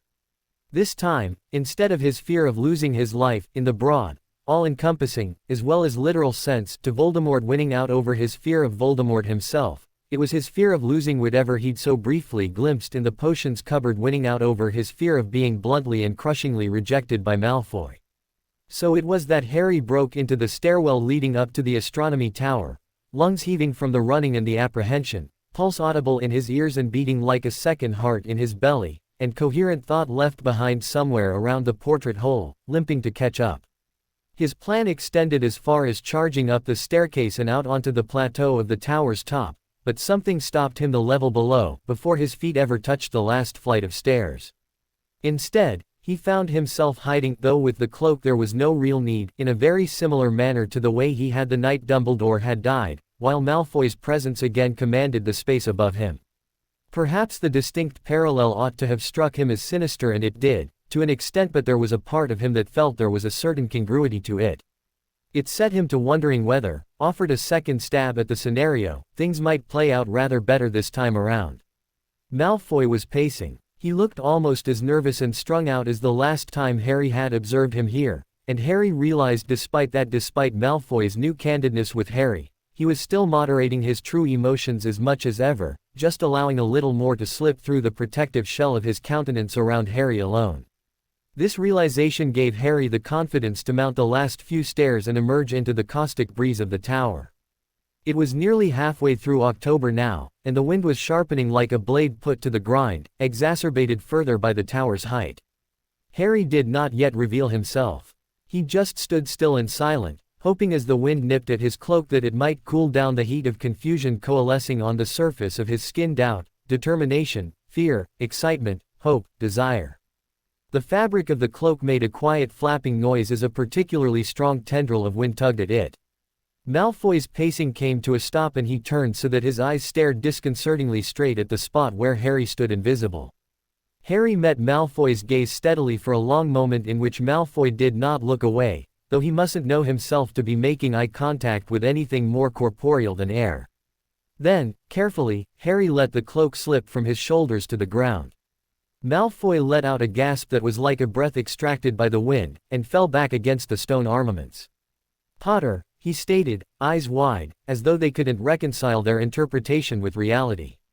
In lieu of replying, Harry strayed forward toward Malfoy, one arm outstretched.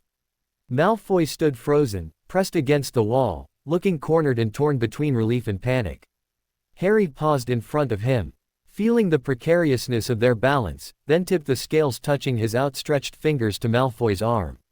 Malfoy jerked away and started as if Harry had shocked him. Then he turned that shock into motion and almost in the space of a blink had whipped across to the side of the tower opposite Harry. "Malfoy," said Harry, "why are you up here?" Malfoy didn't answer, so Harry added a dimension which had just occurred to him. "You're not here to," he gestured toward the wall and swallowed. Malfoy's eyes clouded, then cleared with comprehension. "God, no, Potter. If I ever determine to off myself, you can be sure I'll do it with more dignity than tossing myself off the most convenient precipice." A more astute constituent of Harry's mind took note that Malfoy never outright denied a desire to off himself, merely expressed disdain for the means at hand. Yet his conscious mind was not disposed to linger on this just now. "Why are you here, then?" he asked. "I think the better question, Potter," said Malfoy coolly, straightening up and smoothing himself out with a renewed composure that racked Harry with additional shivers of anxiety, "is why you're here." Harry was beginning to doubt the prudence of coming here. What exactly had Harry been expecting from this second encounter? Malfoy's abrupt termination of their key, Had been pretty clear, didn't they always say actions spoke louder than words? Yet he had come all this way, he wasn't about to back down and let it have been for nothing. He would at least hear the truth of it directly from Malfoy's tongue. Actions may speak louder than words, but words were a hell of a lot clearer. I'm here to talk about earlier, he said after a deep breath, taking the plunge and feeling as though he had leapt from the tower himself. Malfoy's expression splintered for a second, then recovered and solidified again. I don't want to talk about it, he said flatly. So, what, we're just going to pretend it never happened? Harry tried to speak scornfully, but his voice came out carrying too much worry to manage it. Of course, Potter. What else do you think we would possibly do? Malfoy's tone was carefully level and it galled Harry. Not ignore it. Harry burst forth. We have to ignore it. Malfoy's cheeks flushed and he raised his voice, but Harry far preferred it to the calm composure of a few moments before. He'd always felt Malfoy's stoicism gave him an advantage in their confrontations. They were on even ground here, both with raised tempers. Oh, because that's worked so well for us before, Harry said dryly, switching tactics. It didn't work. Malfoy merely repeated, we have to ignore it, with a shrill determination. Why? Do you forget who we are, Potter? Who you are? Who I am? Malfoy's voice broke. As if I could. Then you ought to see why any alternative to ignoring this is impossible. No. Harry's inner voice shouted. Outwardly, he was mute. He didn't know what to say. Malfoy looked at him almost desperately across the tower, like he was begging Harry to produce an argument that would assuage him. I know who we were, he said at last, and so I know that's not who we are now. If it were, we wouldn't be having this conversation. We wouldn't even be here. The war changed everything, Malfoy. You know that. Whatever rules of allegiances and ancestry and history we had to follow before they're void. You make it sound so simple, Malfoy responded in a hoarse whisper. He stood ambivalently, part of his bearing leaning toward Harry and part of it cowering away. His expression was like a fist to a bruise, it was just this side of anguished. Harry felt that earlier in the potions cupboard before Malfoy had torn himself away, he'd glimpsed something that was beautiful in its impossible truth, its impossible sureness, and now it was deteriorating before his eyes. He wanted so badly to stop it from doing so, to hold on, but he didn't know how. So he did what he did best in these sort of moment-to-moment situations that could be saved or lost in one action, he improvised. Maybe it is, he replied. What if it is? But it isn't. It can't be, Malfoy said, but there was just enough question in it to give Harry hope. He stepped closer. Malfoy watched him warily but did not move. Frankly, it doesn't really make a difference to me. Nothing I've ever done has been simple, said Harry, but that hasn't stopped me. What are you saying, Potter? I don't know what I'm saying. I'm saying I wish you hadn't run. Malfoy's eyes closed. I should have run sooner, he said in a tight voice, breathing shallowly. Why? Do you regret it? Malfoy's eyes reopened. I should, he exclaimed. That's not an answer. The question is, do you? Malfoy looked scared. Harry felt scared. No, said Malfoy, in a low voice, looking unsteadily into Harry's eyes. Harry let out a breath of relief and almost sagged with dispelled tension. But it can't happen again, Malfoy added. The tension bounced back, stinging like the slap of a rubber band. Why not? Harry demanded. Because, Potter, I'm. Malfoy gave him a pleading, beseeching look, and then, for the second time that night, turned and ran, disappearing back down the staircase. This time, Harry followed. Malfoy, he called into the dark passageway. Malfoy, come back, you insufferable prat. You think you can just walk away. There was no answer but the subdued clicking of quick footsteps against stone, so Harry hurtled into the stairwell after him. Malfoy, he called out again as he ran. Malfoy. After a minute, he glimpsed Malfoy's dark form half a staircase ahead.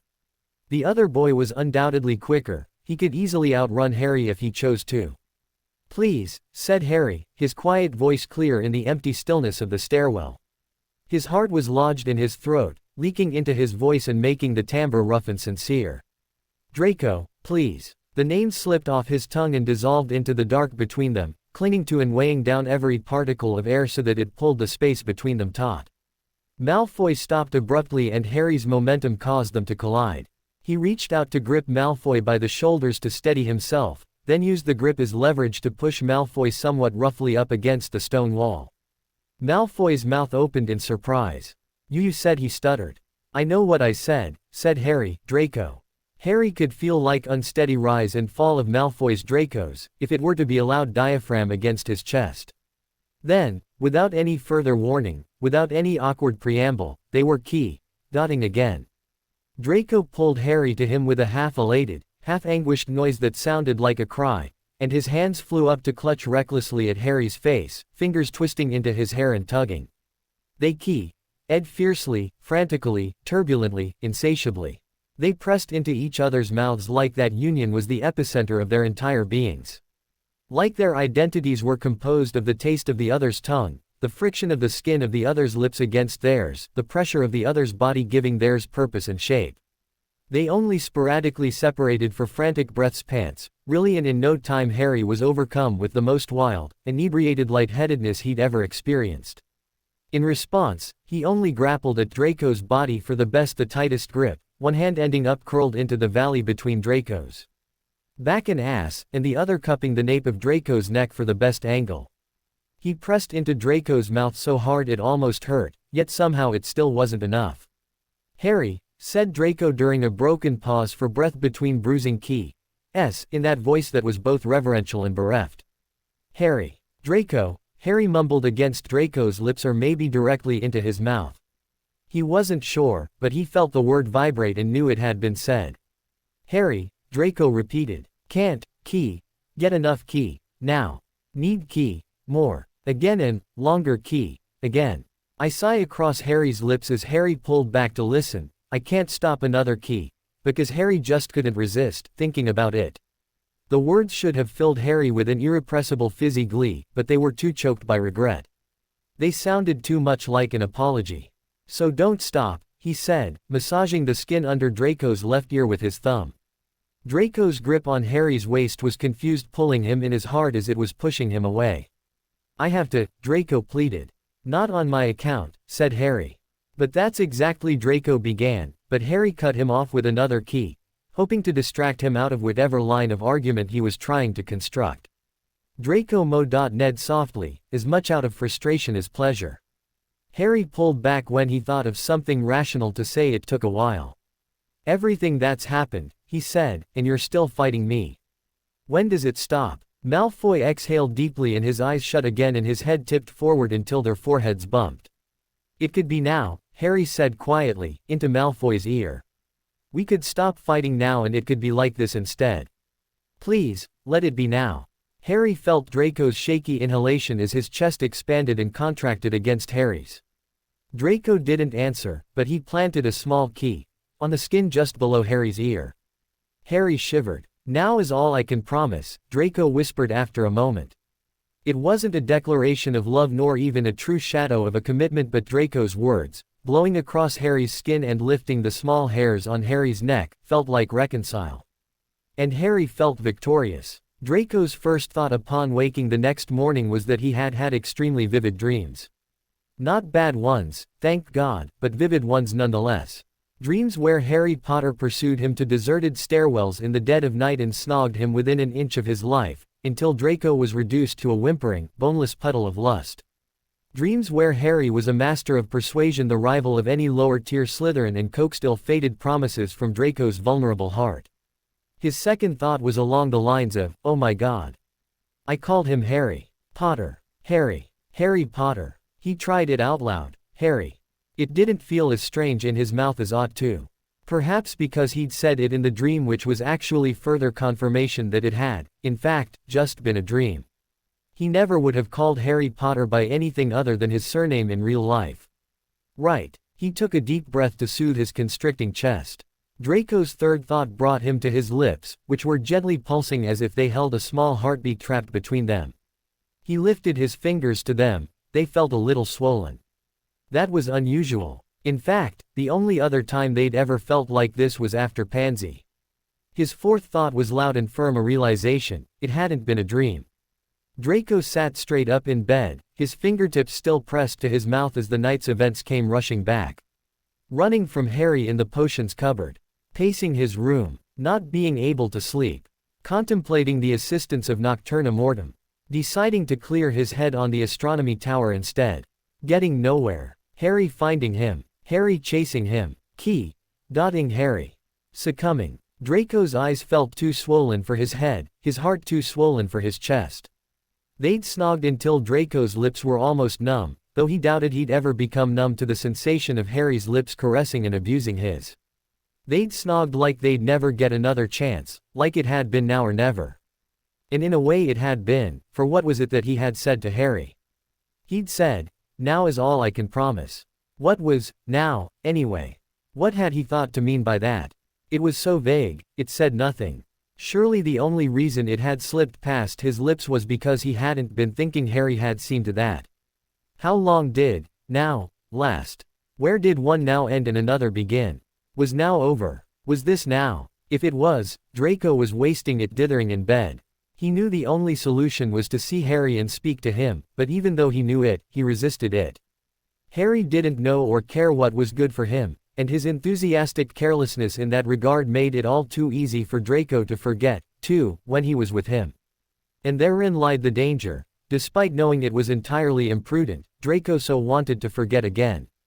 Draco forced himself to relax his fists, which had clenched into his comforter, and coaxed himself out of bed. If nothing else, he had appearances to keep up and classes to attend. He couldn't stay cooped up in his room all day avoiding the real Harry Potter while alternately ravishing and throttling the one who existed purely for the purpose of occupying his thoughts. He got up. He showered. He dressed. He collected his homework. He left his room and headed for the Great Hall. "Harry, I know it's not the best timing, but I think you really need to start thinking about what you're going to do after we graduate," Hermione lectured her friend over oatmeal.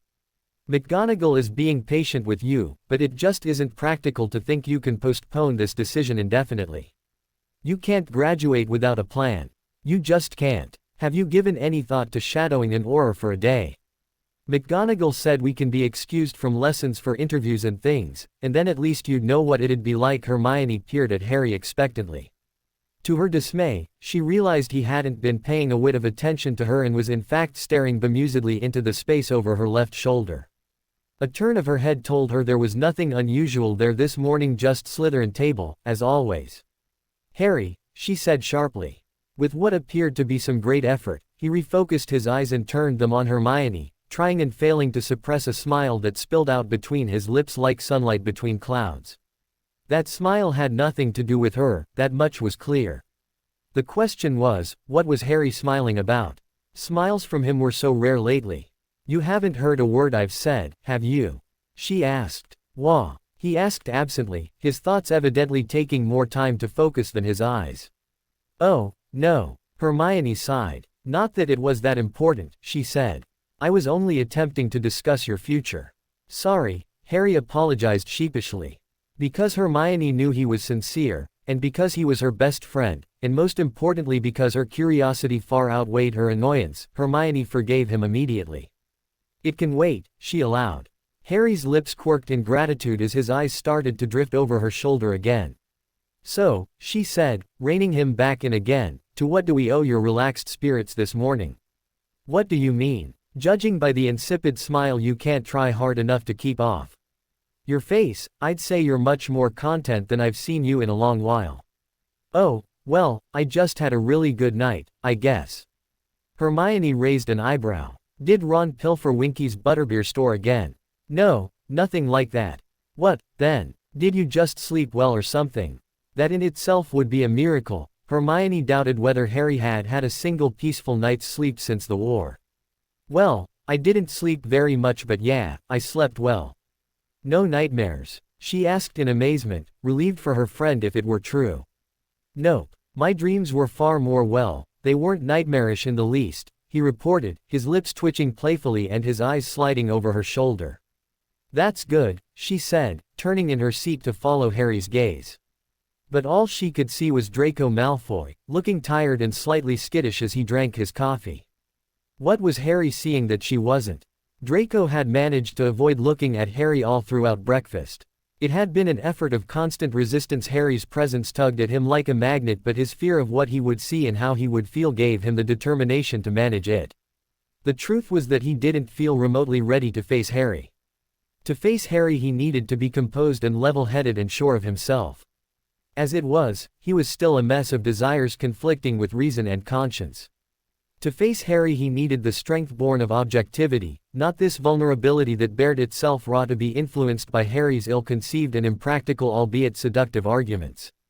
Draco rounded a corner and almost tripped when he was abruptly yanked by the arm into an empty classroom. He was opening his mouth to protest. He'd been half expecting an ambush all term, from people unhappy to see him free to pursue higher education, and was actually surprised it hadn't happened before when he realized who his captor was. "Harry," he said in a voice both wary and exquisitely pleased. Harry appraised him with an inscrutable expression. Then he grasped the back of Draco's neck and leaned up to key Draco full on the mouth.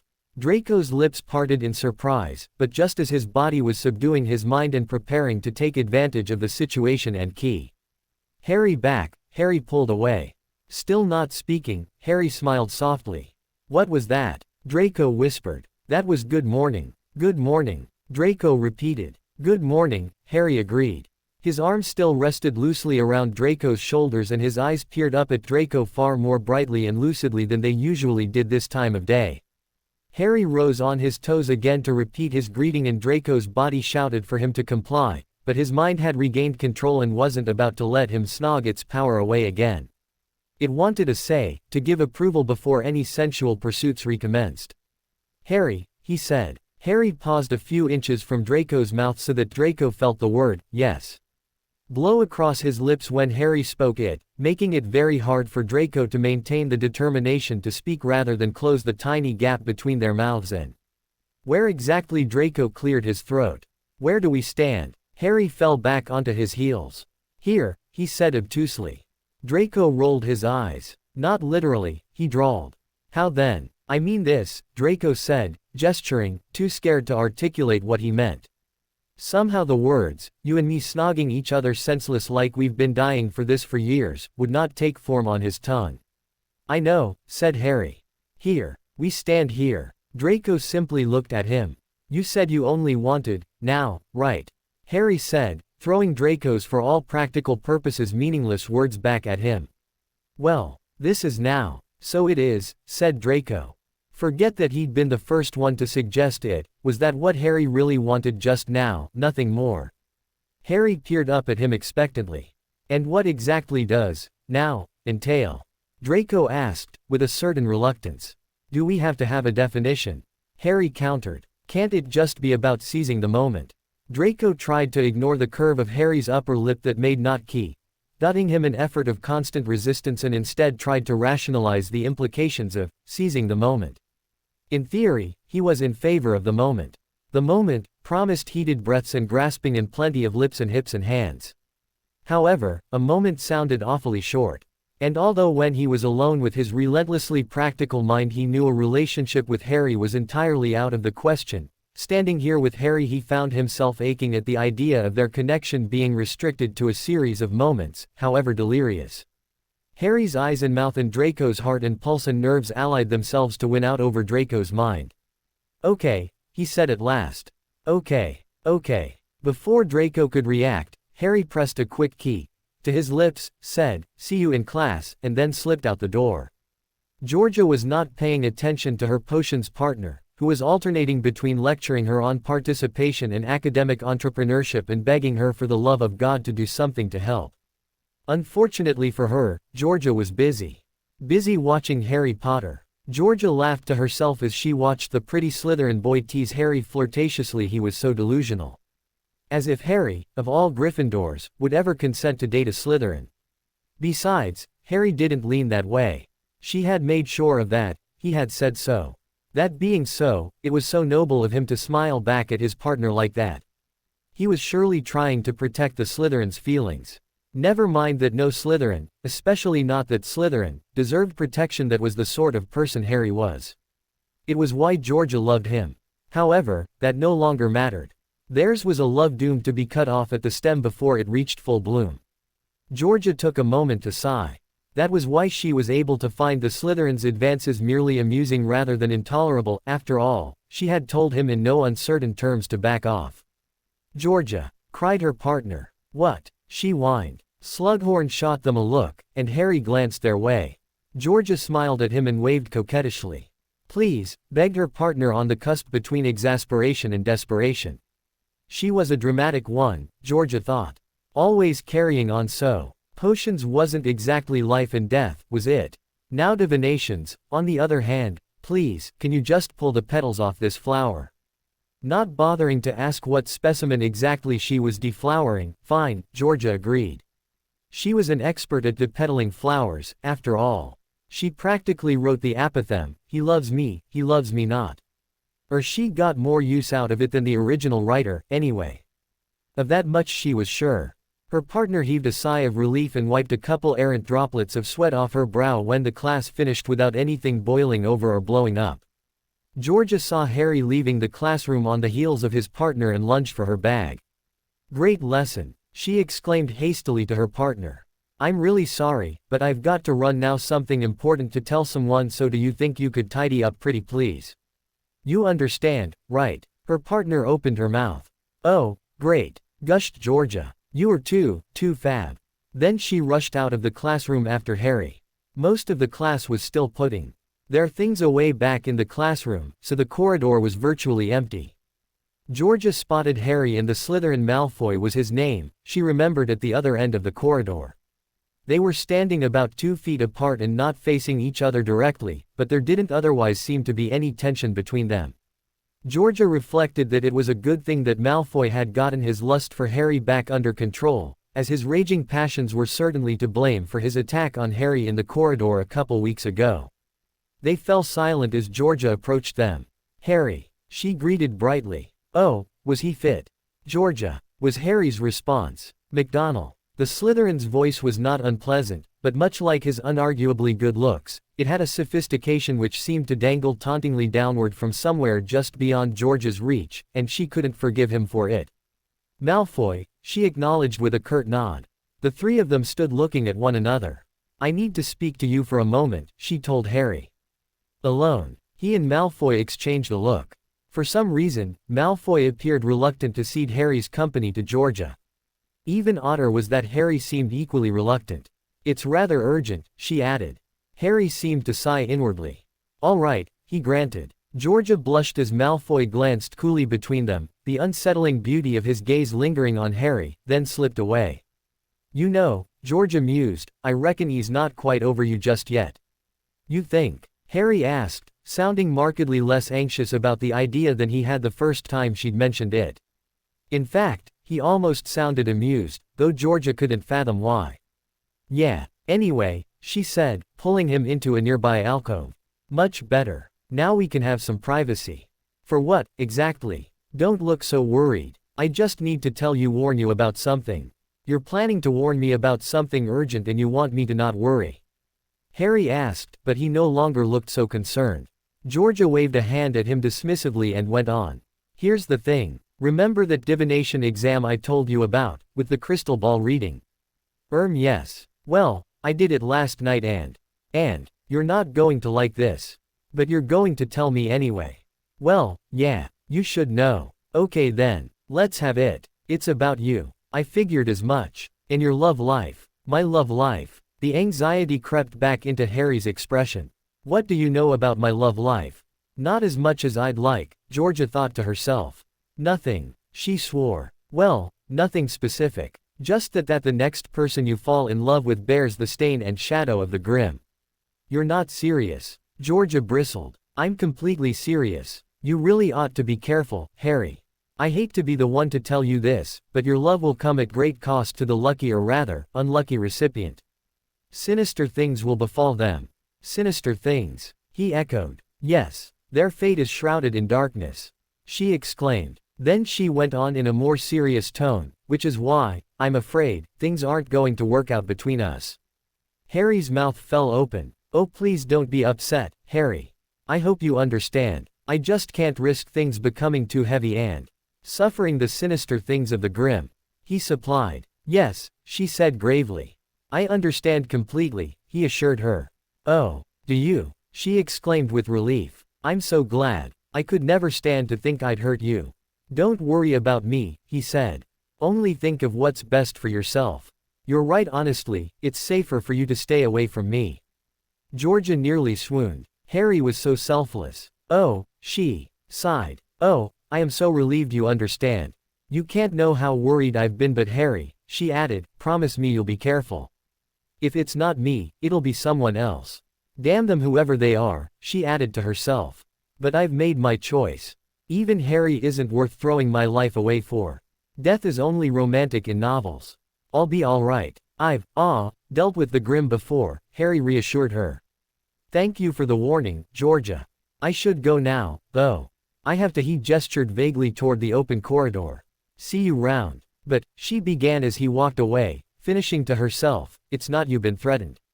Ginny, said Hermione to Ginny after dinner a couple of days later. They were sitting together by the fire in the common room, Hermione with a book across her lap and Ginny curled up in the armchair beside her. Is it just me, or does Harry seem happier than usual lately? Almost blissful. Ginny turned to look at Harry, who was sitting off to one side of them, gazing into the fireplace, the firelight accentuating the absently upturned corners of his lips in a flickering partnership of light and shadow. It's not just you, she said. He does. She smiled to herself as she looked at him. I haven't seen him this content since in ages, said Hermione. Do you know what it is? Ginny turned back to Hermione. Me? Oh, no. I haven't talked to him properly in ages. Almost 3 days ago, I think. 3 days ago. Yes, 3 days. What could have happened in 3 days? Loads, Ginny assured her, lips curled in her signature impish grin. More than you might imagine. Ginny, what exactly do you know? Hermione pressed, leaning forward. Ginny opened her mouth to reply, but just then they were interrupted by an owl tapping at the window. To their right, Harry started. Upon whipping his head around to see the owl hovering on the other side of the window pane, he shot up ungracefully from his seat and dashed to let it in. He took the small folded parchment the bird carried and hastily opened it. It must have been a short missive, because not a moment had passed before he was folding it back up and biting his lip to keep from beaming. Then he glanced over at them. Harry, what is it? Who's it from? Hermione pried. Oh, nobody. It's nothing. I think I'll just go up to bed now, he replied, then abruptly disappeared up to the boys' dormitory. HMPH, Hermione grunted to herself. Nobody, she didn't buy that for a second. Hermione gave Ginny a look, but Ginny merely shrugged her shoulders in the universal gesture of, don't ask me. Well, then, if all anyone was going to do was tease her with fragmented hints at real answers, so be it. Hermione was sure the truth would become clear enough to her sooner or later, it always did. Yes, it galled her that the library would be of no use in solving this particular dilemma, but really, it was only a matter of time. Harry shut the dormitory door behind him and pulled the note out of his robe's pocket to read it over once more before he burned it. Prefect's bathroom, 3rd floor. You know the password. It was not signed, but Harry had no doubt who it was from. He whispered, Incendio, and watched the parchment curl and crumble into black dust between his fingers. There was an unspoken agreement between him and Draco to keep their, for lack of a better word, affair absolutely secret, which with roommates like Harry's necessitated melodramatic measures like note burning. His affair with Draco had carbonated Harry's world. He constantly felt as if he'd had one too many butterbeers. He could hardly keep a straight face and couldn't hold still for more than 10 consecutive seconds. Harry threw on his cloak and headed back downstairs. Toward the portrait hole, sneaking past Ginny and Hermione. Ron was there too, but was asleep with his head on Hermione's lap and therefore irrelevant. Hermione's brow was furrowed in thought. Harry knew she'd seen through his flimsy explanation of the note and was in all probability doing her best to riddle it out even as he snuck out to consummate its contents. And knowing her, it wouldn't take her all that long. He'd probably have to confront her, at least, about Draco sooner than he'd like. Ginny, too, since she already knew some of it. But Harry's gut twisted when he thought about Ron. So he didn't. He turned his thoughts to Draco instead, and was thus preoccupied all the way to the 3rd floor. When he reached the prefect's bathroom he slipped in quietly. Inside, he let the cloak fall from his shoulders and slide to the floor in a silvery puddle. Draco, he called softly into the dark bathroom, taking a few steps in. He heard a muffled, "Alohomora," and the click of the lock sealing behind him, followed by the rustle of robes moving through darkness. And then he was pinned to the wall. Draco's hands grasped Harry's waist and pushed him against the stone wall, pinning Harry there with the persistent pressure of his own firm body against Harry's. Harry's exclamation of surprise and exhilaration was cut short by Draco's lips meeting his, taking the sound from his tongue. If the ache of Harry's desire building throughout the day were a balloon stretched tight against too much helium, then Draco's keys were the needle that punctured the skin of that balloon and sent the lust gushing out in a wild, desperate rush of lips and tongues and hands and panting and hot skin and N.S. "We have to stop meeting like this," joked Harry archly, panting, when they came up for air. Draco's eyes, when he looked into Harry's, were the crisp gray of pencil lead smudged with lust. Pieces of white own hair fell wantonly across his forehead like renegade beams of moonlight. "Not on your life," he swore in a throaty voice that set the second heart in Harry's pants to pulsing and tingling. Harry wound his hands into Draco's beautiful hair, soft and inviting, to pull those pink pouted lips back to his, and that was the last talking they did for some time. Harry's hands were all over Draco in his hair, sliding along his arms, down his back, up his thighs, on his ass, grappling anywhere and everywhere they could reach for leverage to tug him closer, closer to Draco. They slid along the wall, spinning so Draco's back was pressed against it, then Harry's, and back to Draco, until they came to a stretch of sinks. Then Draco took dominance again and hoisted Harry up onto the counter behind him so that he was standing between Harry's legs and their faces were the same height. Harry wrapped his legs around Draco's torso and trapped him snugly against the pulsing centers of his body, the beating origins of his two hearts. Never once did their eager lips part. A frenzied, desperate need was coiling in Harry's bones, and Draco was matching him grasp for grasp and pant for pant, passion for passion, and oh, bloody hell, Romeo was right, this was madness. But it was the most delicious kind of madness Harry had ever felt. Harry pulled away with a final heady, slow on Draco's mouth and several more lingering across his face. "It's getting late," he said. "We should go to detention." "Sod detention," said Draco, dotting Harry's mouth softly. Hummed Harry. But Draco ed him again, tracing Harry's lips with his tongue before using it to tease Harry's, making Harry tingle all over and lose his train of thought entirely. Then Draco's lips slid away. "You're right," he said. "We should go." Harry groaned, so quietly. It was more of a vibration in the depths of his throat than an actual sound. "Okay," he reluctantly agreed. "We oughtn't both go at once." "No," Harry nodded. "Better not, just in case." Their lips met again for a few seconds, drawn together unthinkingly, like two magnets. "I'll go first," Draco said when they separated again. "Okay, you go," offered Harry bemusedly. Instead of going, Draco ed Harry again. He cradled the back of Harry's neck and ed him deeply and tenderly, with Harry's arms and legs wrapped tightly around him. Afterwards, Harry pressed his hot cheek against Draco's and felt their hearts beating fervently in their chests.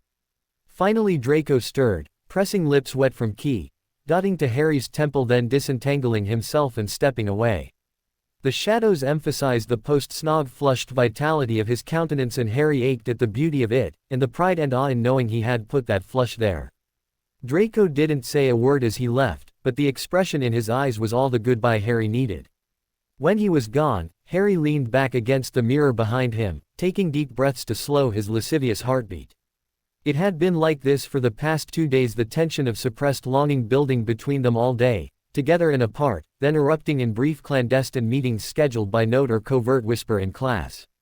Since that first morning they hadn't verbally acknowledged what was happening between them, nor had they spoken of what would happen if and when this effervescent bubble of private, insatiable UAL appetite was broken by the reality of wise scheduling conflicts, homework loads, or even discovery. They had certainly not spoken of the monster lurking in the shadowy corners of their arrangement, growling, attachment. The initial rush of victory Harry had felt at Draco's concession in the astronomy tower that they could have, now, had faded. Instead, a regret for encouraging the no-strings policy that he'd thought was the only way Draco would consent to consummating, without ever quenching, their desire was increasingly gnawing at the back of his mind. He regretted it in his rational moments, when he acknowledged that they wouldn't be able to sustain this affair as they had been secretively, albeit passionately, without discussion. He regretted it when the morning light caught Draco's hair in potions and made it glow like some kind of ironic, earthbound halo.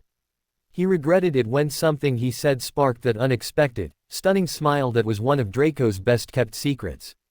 He regretted it when Draco ducked his head and played with his fingers while admitting something personal to Harry, when the realization of how vulnerable he was making himself to Harry on those occasions plucked at the strings of Harry's heart. He regretted it when Draco's whispers tickled his ears as he whispered to Harry, when his posture stiffened in response to a jab at his family or his past and Harry was gripped with a fierce instinct to protect him, when he raised his hand in class and gave, with cool confidence and elegant enunciation, the correct answers. In fact, it was starting to be such that the only time he didn't regret it was when he was with Draco, and therefore too distracted to think about it. Harry sighed. He'd been trying ardently to ignore this regret and live in the moment, but that was becoming more and more difficult. The affair was transcending simple lust for him. He was falling for Draco Malfoy, and there was nothing he could do to stop it. "Harry," Ginny called out as she emerged from the portrait hole, spotting him walking quickly away down the corridor. "Wait up." Harry turned and paused. "Hey," he said as she approached. I'm actually on my way too." "Not again," she interrupted him. "I've hardly spoken 3 words to you in days. You're constantly going somewhere." "I'm just busy, I guess," he offered. "With what?" "You've never been too busy for me before," she pouted. "I'm sorry, Jin. I've just got a lot of stuff to do." Honestly, I'm behind on loads of homework, and there's Quidditch practices I hardly have time to sleep." "Well, you never do much sleeping anyway," she argued, "but you do need to eat. So come have lunch with us." She took hold of his arm and began dragging him toward the staircase. He extracted himself. "Jin, I can't," he said. "I have to go meet someone." Ginny narrowed her eyes. "Someone?" "Yeah, someone. I have a new potions tutor. Harry James Potter," Ginny said sternly. "You are a terrible liar. I will let you go now, but you will tell me what's going on." Chastened, Harry's shoulders slumped a little. "I know," he sighed. "I will. I promise." "Soon?" she demanded. "Soon," he agreed. "Okay," said Ginny, thus placated. "Off you go then." "Thanks, Jin." Harry tugged affectionately on the ends of her long red hair, then turned and hasted away down the corridor. Ginny shook her head to herself. She had a good idea what was going on, but she wanted to hear it from him. A few minutes later found her at the Gryffindor table in the Great Hall, eating lunch with Ron and Hermione. Hermione was clearly agitated, her thoughts elsewhere as she pushed her food around her plate and responded to Ron's enthusiastic monologue with noncommittal hems. "Where's Harry?" she asked, interrupting Ron mid-sentence in a description of an incident in Transfiguration involving an unfortunate student volunteer, an inept 7th year, and an appearance-shaping charm. "He's, studying," supplied Ginny. "Studying," Hermione repeated. "At lunch. Yeah, odd, I know. But I guess he's really behind or something." Said Hermione. "Can't blame him," said Ron. "I have 3 essays due this week just in history of magic." This distracted Hermione from Harry's absence momentarily. "Ron," she exclaimed, "you don't mean to say you haven't even started? You know we have that partner project coming up in Transfiguration that's going to take up all our time. You should have worked ahead." "I know, my own. You'd just rather show off your prowess at Wizard's chess by challenging all the first years," she snapped. "You ought to be in the library with Harry right now." Ron's ears went pink. Ginny suppressed a giggle. It was so fun to watch Hermione nag Ron like a disgruntled housewife that it almost made up for the disgusting ordeal that was witnessing them snogging. Come on, Hermione," he complained. "It's lunch. I'm on break." "You can go on break when your work's done," she reprimanded. "Do you reckon Harry's in the library?" Ron asked Ginny, attempting to change the subject. "I have some Quidditch strategies I want to talk to him about, but I haven't seen him around in ages." "Oh," said Ginny, caught in her cover for Harry. "Well, I mean, he's studying, so I suppose." "Brilliant. I'll just go talk to him now," said Ron, getting up from the table. "And then study," he added hastily when Hermione glared at him. "No," Ginny exclaimed. If he went now, he would see that Harry wasn't there. And even Ron would start to wonder if Harry's one feeble cover for his absences was blown. Ron gave her a strange look. I mean, I don't think you should disturb him right now. He seemed really stressed when I saw him, she improvised.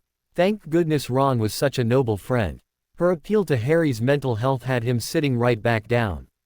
Good thinking, he said. It can wait. I can talk to him in the common room tonight. Hermione, however, was not as ready to accept this excuse.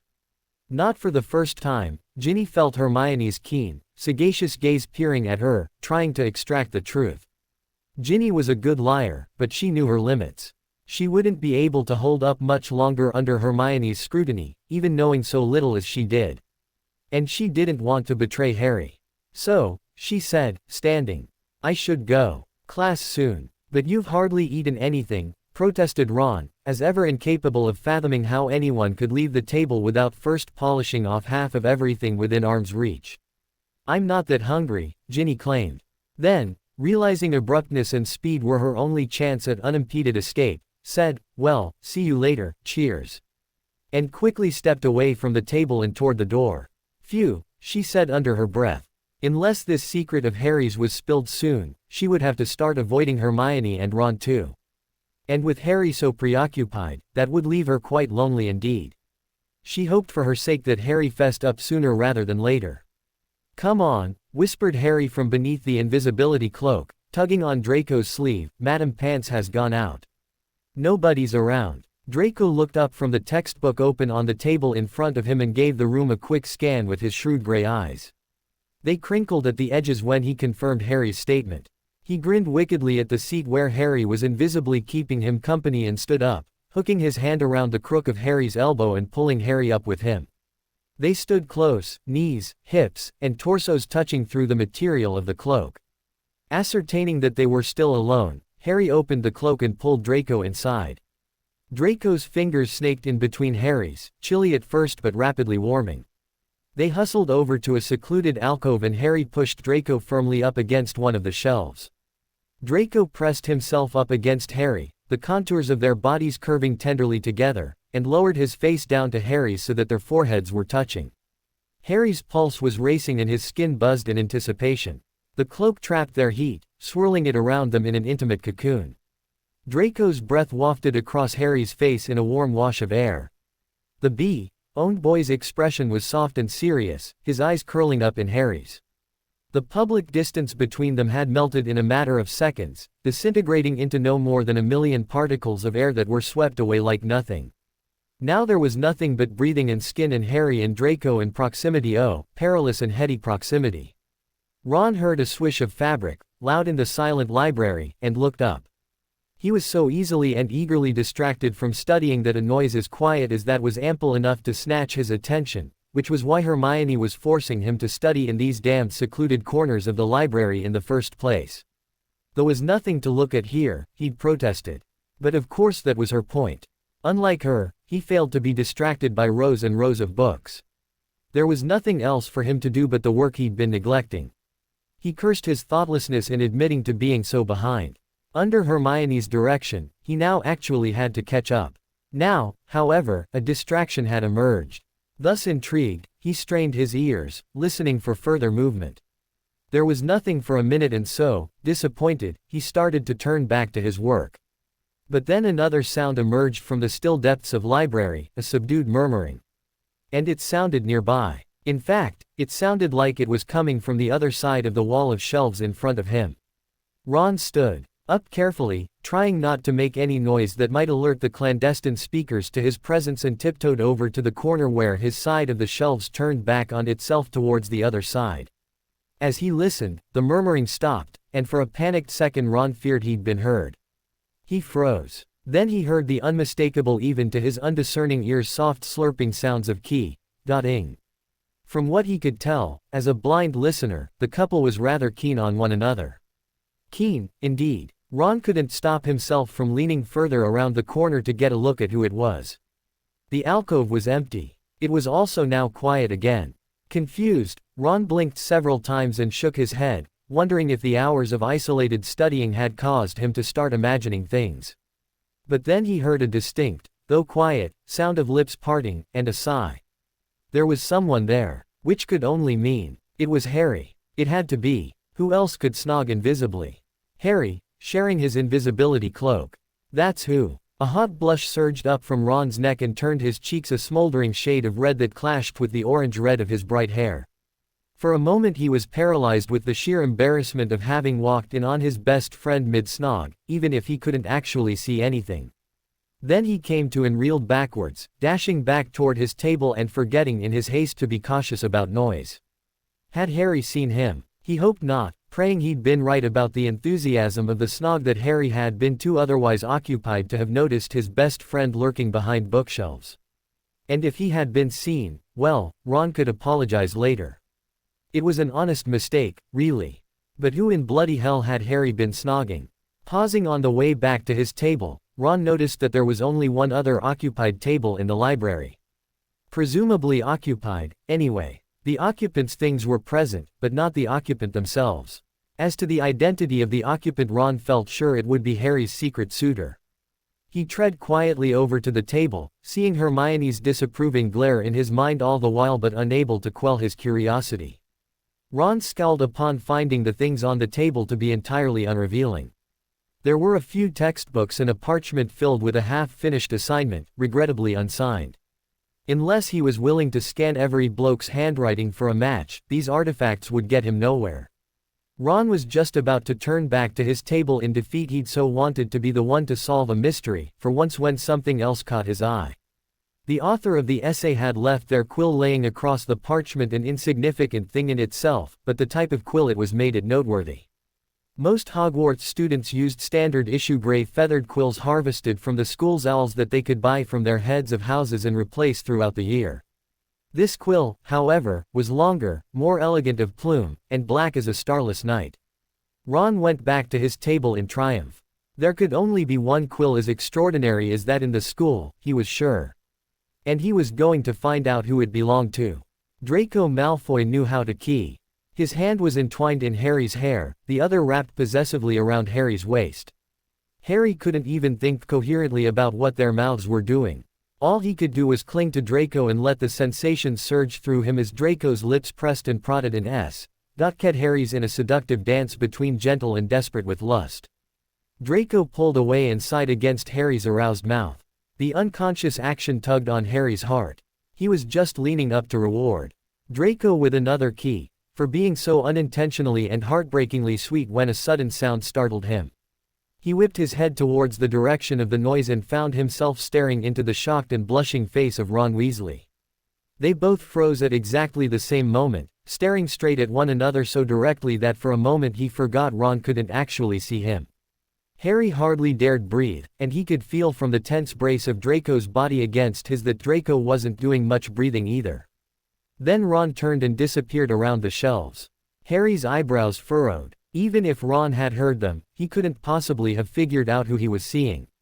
Or rather, not seeing. Right. Shit, said Draco, so quietly Harry wasn't sure he hadn't actually just read Draco's lips rather than heard him. Invisibility cloak, whispered Harry against Draco's lips, remember. Instead of responding, Draco sealed their mouths together once more. Harry woke early on Saturday morning, rising, showering, dressing, and exiting the portrait hole by 8 o'clock. Ginny was an early riser, and he had a thoroughly overdue conversation to have with her.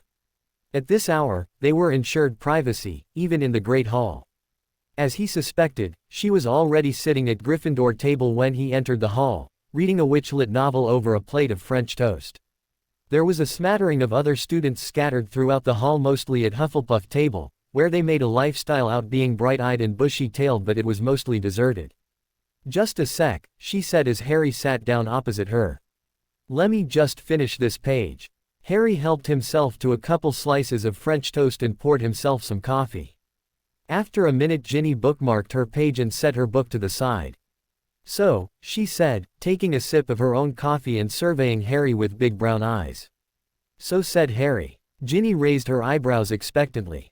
I suppose you want to know what I've been up to, Harry said resignedly. He knew this was Ginny and that she'd take this news better than anyone, but something in him still wanted to keep it a secret. I suppose I do, she quipped, a coy smile playing at the corners of her lips. Harry traced the rim of his coffee mug with his fingertip. I'm having an affair, he admitted. With Draco Malfoy. I knew it, Ginny exclaimed, standing up to reach across the table, clasp Harry's cheeks between her hands, and press an exuberant, affectionate key to his forehead. I knew it, she beamed at him and took his hand in hers, squeezing happily. You're happy? He asked, nonplussed. He had been hoping, at best, for understanding. Happy. Do you have any idea how utterly dreamy this is? She sighed. Yes, he said, actually, I do. Oh, my God. Details, Harry. I need details. Oh, this is so much better than Witch Lit. Harry's lips quirked in spite of himself. What would he do without Ginny? Well, he said, there's been a bit of snogging. Ah, snogging, swooned Ginny, pressing a hand rapturously to her heart. Harry laughed. And, she prompted, is it good? It's how to describe the heart-pounding, skin-burning, breath-stealing, mind-spinning, nerve-fizzing, soul-touching experience that was key, dotting Draco Malfoy. How to affix a single word to the fumbling, passionate entanglement of their limbs and bodies and mouths, the tormenting anxiety of waiting and the delirious ecstasy of meeting. It's amazing, he concluded. Oh, that's an understatement, isn't it? I can see it in your face. Ginny sighed again, happily. Harry wanted to sigh, too. Ginny's happiness was, if it were possible, compounding his own. So is it official, then? She asked. Are you Harry and Malfoy? Now. No, said Harry hurriedly, his borrowed effervescence fizzling out like a popped balloon. He's not my boyfriend. Ginny sat back in her chair. Her smile faded like a sunset on Fast Forward.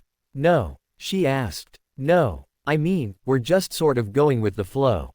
The flow. Yes, the flow. What the hell is that supposed to mean, the flow?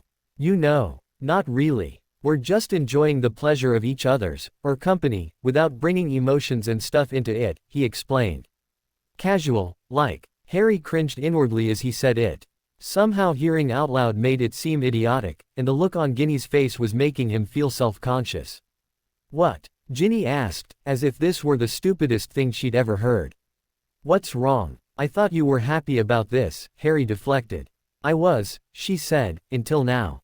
Harry, you haven't done one thing without being driven by emotions in your entire life. I'm not sure you even know what casual means. So what is this really about? Harry sighed. Trying to fool Ginny wouldn't be like trying to fool himself. Honesty would be easier, he decided. She'd get it out of him anyway. I don't think that's what Draco's in this for. I don't think he wants me like that, he confessed. Like what? Like a boyfriend. All official and romantic and holding hands in the corridor. How does he want you, then? Ginny asked, making no attempt to hide her skepticism. Somebody to fool around with. I don't know. Harry, are you seriously telling me that you think out of all the people, girls and boys in the school, Malfoy could go for a bit of casual snogging, he would choose you? Come on. You and Malfoy together is a huge risk, even if you are trying to keep it secret, which I think has disaster written all over it, by the way. Nobody takes huge risks without being emotionally involved. Then why did he say that now was all he could promise? Harry asked in a ragged voice. He said that. Harry nodded. Looked like a deer caught in the headlights until I volunteered that we could just worry about now and nothing else. You suggested that. Ginny's eyes went, if possible, even wider. Yeah. Ginny let out a long breath. I don't know why he'd say that, she admitted, any more than I understand why you'd agree to it. But I can't believe he'd be doing this without having any feelings for you. I'm not so sure. The corner of Harry's mouth twinged into a frown. Ginny took a deep breath and pushed her thick, morning wild hair back from her face. Forget what you think Malfoy does or doesn't want for a minute and let me just ask you this, Harry, what do you want? What did he want? He wanted Draco. He wanted Draco any way he could get him. For now, at least, that was enough, more than enough. But in the future, Harry wasn't sure about the future. He didn't know if or for how long he could continue wanting Malfoy at any cost. I just want to be with him. Ginny's expression softened as she listened. And, I guess in an ideal world I would want to be with him without secrets or sneaking around. I'd want us to be a proper couple, who went on dates and did homework together and shared friends. He paused, imagining how this would be and admitting to himself how much he liked the idea. Then he sighed. But this is me and Malfoy we're talking about, Jin. I have to be realistic. I know I can't have everything. If I wanted a normal boyfriend, I shouldn't have picked him. True. But it's not unrealistic to have certain expectations, Harry. If you want a boyfriend, you deserve one. Not some hiding in closets, secret messages, invisibility cloak clandestine lover, however romantic or exciting it might seem now. At the words, invisibility cloak, Harry's eyes widened. He leaned toward Ginny and lowered his voice. You know about that, he whispered urgently. About what? She asked, brows wrinkled. Never mind, Harry said, blushing and hastening to change the subject when he realized her confusion was genuine. Harry, what? She pressed, face brightening mischievously. The serious side of the subject dropped. Tell me. It sounds very promising, and you are distracting me from my novel. You know you owe me some kind of entertainment. She smirked. As Ginny coaxed what fragments of his library tryst she could out of him, the back of Harry's mind was preoccupied with what she'd said before she'd maxed out on her serious quota for the morning. The bits about boyfriend, and expectations, and deserving, latched onto his thoughts and wouldn't let go. He'd know he and Draco were finally meeting candidly, without hidden agendas, but what if he was being used, even still? Not on purpose, of course it had been him who offered to relinquish the expectation of a relationship that followed every first key, after all. But what if, in some roundabout way, he was using himself? He'd been willing to say whatever he needed to coax Draco into the instant sensual gratification that had dangled in front of Harry's lust-addled eyes at the time, but ultimately Ginny was right. He wanted a boyfriend, not a secret. Ron Weasley was eating breakfast alone. He'd overslept his dorm mates, his barmy sister got up with the sun, and Hermione was in the library already even though it was Saturday. He sighed, ning his solitude and wondering how many excuses he could come up with to put off his homework before Hermione caught on. Not very many, he guessed morosely, considering how diligent she'd been about getting him caught up lately. His spirits experienced a sudden surge as he realized he could put his rare solitude to good use. He would begin his investigation for the black-plumed quill. Ron lifted his head from his plate of bacon, eggs, and French toast floating on a small sea of syrup and decided that scanning the room was a good place to start. It was so obvious it was genius, he thought. He looked first at his fellow Gryffindors. They were among the least likely to own black-plumed quills, perhaps, but were the most likely candidates for being Harry's paramour. After getting distracted by a sixth-year named Lizzie's disregard for changing out of skimpy pajamas for Saturday breakfasts, he realized he was looking at the wrong gender. He still wasn't used to thinking of his best mate as a poof, though he supposed Hermione might have a point when she chastised him for referring to it as poofiness in the first place. It was simply a question of who Harry liked, she urged him, and was thus nothing more bizarre than Ron preferring herself over Georgia McDonald. He'd asserted that he didn't think it was quite the same thing. Nobody with any taste at all would prefer Georgia over Hermione, it was an obvious choice. But she'd simply said, exactly my point, and he'd decided there wasn't really any point in arguing. Thus straightened out, Ron switched his focus to the boys and made much less distracted progress, but still no luck. He wasn't disappointed, though. The less obvious a choice Harry had made, the more exciting it would be to uncover.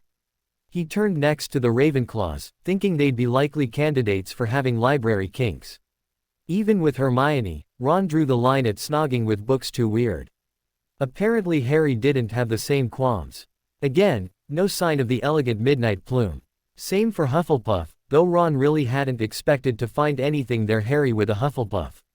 It was laughable. Finally, as a formality, he decided to give Slytherin a look. He ran a cursory glance down the table, his belief in the impossible causing him to scan quickly and without close attention. Deciding his assumptions assured, and disappointed but not surprised that his first stab at investigation had come up short, he began to turn back to his breakfast. But before his thoughts could be won over by the allure of sugar and carbs, his eye was drawn instinctively back down the Slytherin table, landing on a certain lone bee, own head in the sea of dark browns and blacks. His mouth fell open. Draco Malfoy was scribbling with a black feathered quill. Ron gaped open-mouthed at the bitterly sworn object of his resentment and agent of his humiliation. When his mouth began to dry out, he swigged a mouthful of pumpkin juice and forced himself to keep it shut afterward. Honestly, there was no need to get so buggered. It was just a coincidence. It was entirely possible that two people in all of Hogwarts could have the same distinctive quill, but it was not possible that Harry's secret paramour could be Ron couldn't even say it. He would just have to find the owner of that second quill, that's all. Harry snaked an arm around Draco's waist and pulled him close, rising onto his tiptoes to press a slow key to Draco's mouth.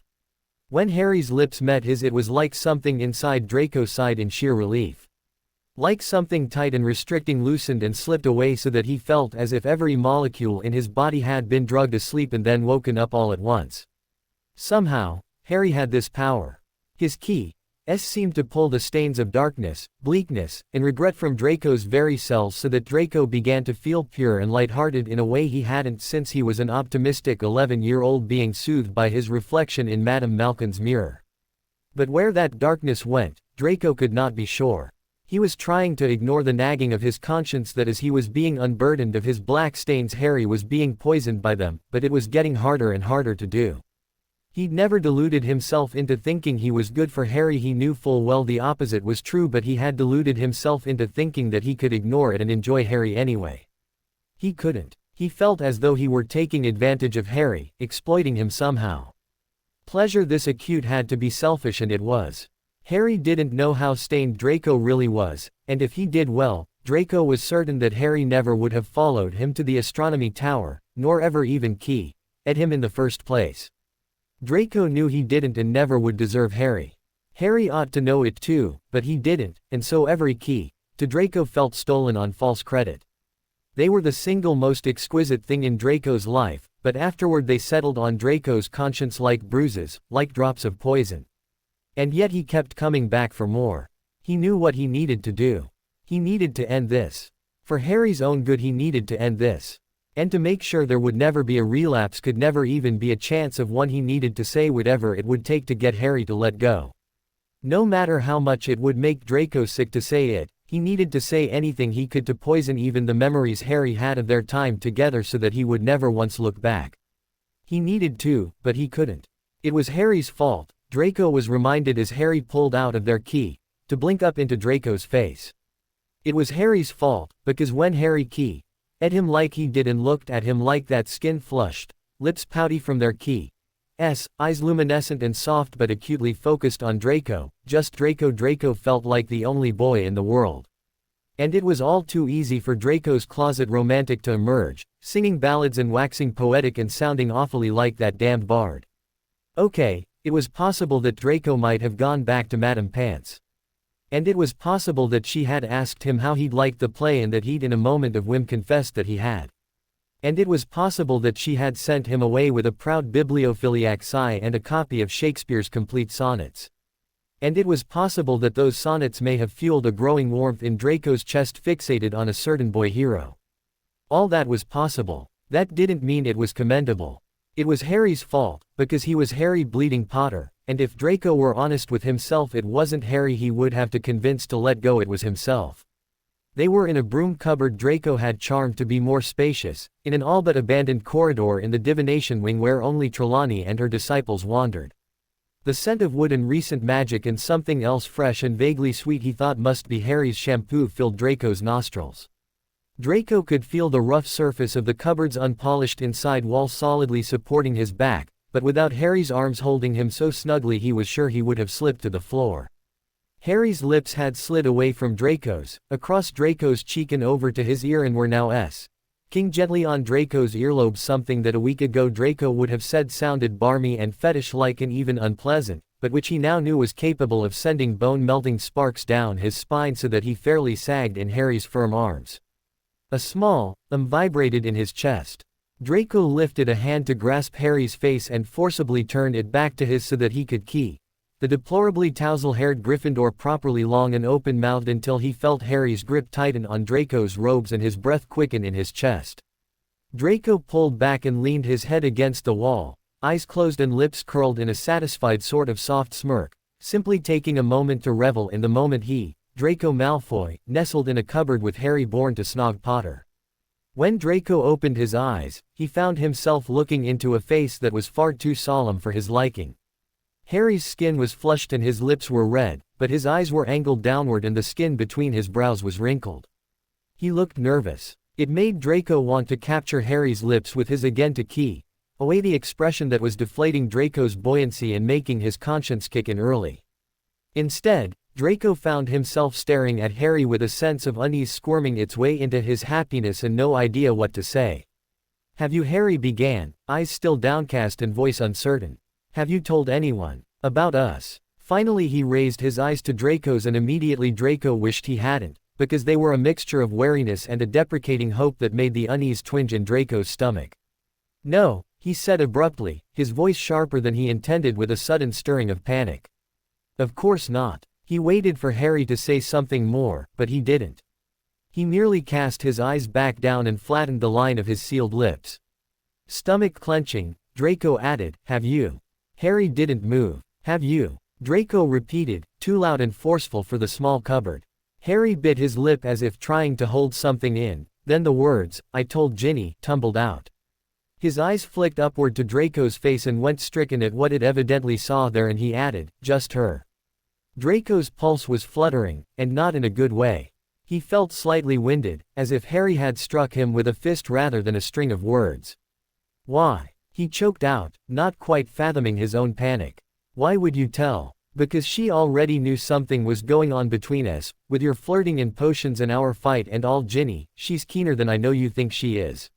She was going to figure it out soon anyway," Harry said, talking fast as Draco had noticed he tended to do when he was uncomfortable. Far from placating Draco, this aggravated his unease. If the youngest Weasley could work it out, who would succeed next?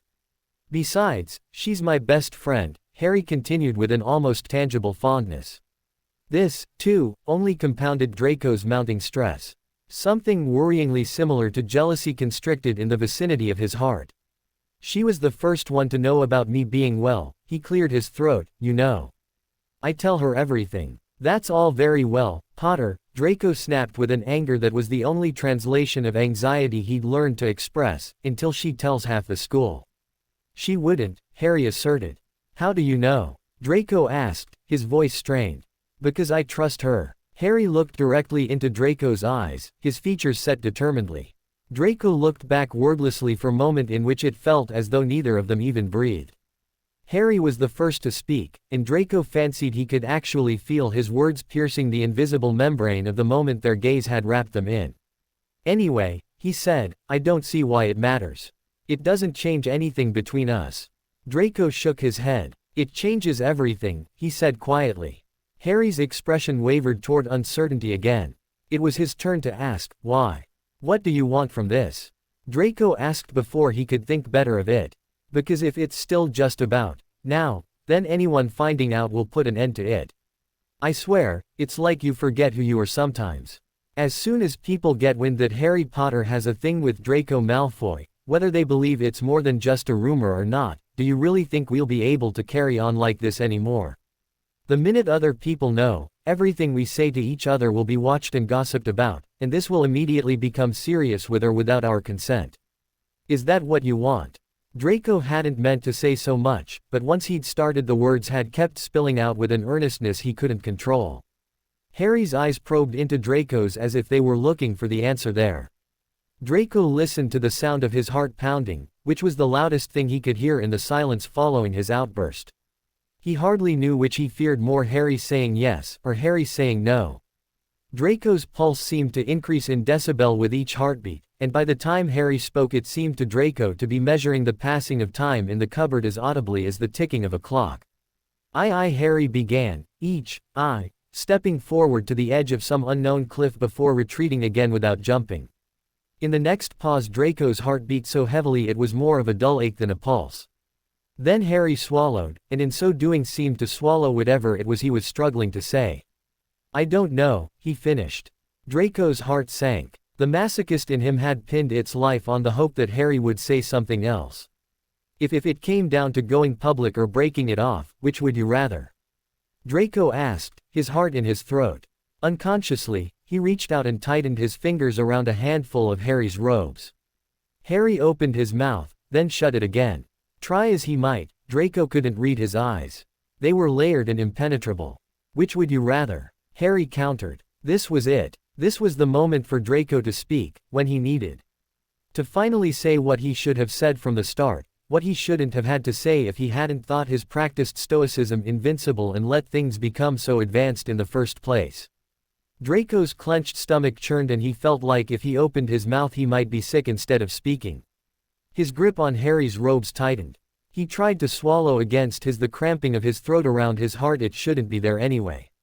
He was a fool to have let his heart out of its cage into Harry Potter, of all people. His father had been right all along. He allowed sentiment and fancy to penetrate his composure and make him weak, just as he'd been condemned for doing as a child desperate for friendship. I would rather break it off, he choked out. Hurt flickered in the depths of Harry's eyes, or maybe Draco only wanted to see it there. Draco's eyes appealed earnestly to Harry's, trying to say with them what he couldn't say out loud, that more than anything he wanted to have been able to say the opposite, that losing Harry would be losing the last flicker of light in his otherwise dark existence. But Harry's expression closed itself off like a slammed door, and if he saw anything redeeming in Draco's he didn't let on. His arms fell from Draco's waist, then he turned out of Draco's grasp and pushed open the door of the cupboard to go without another word.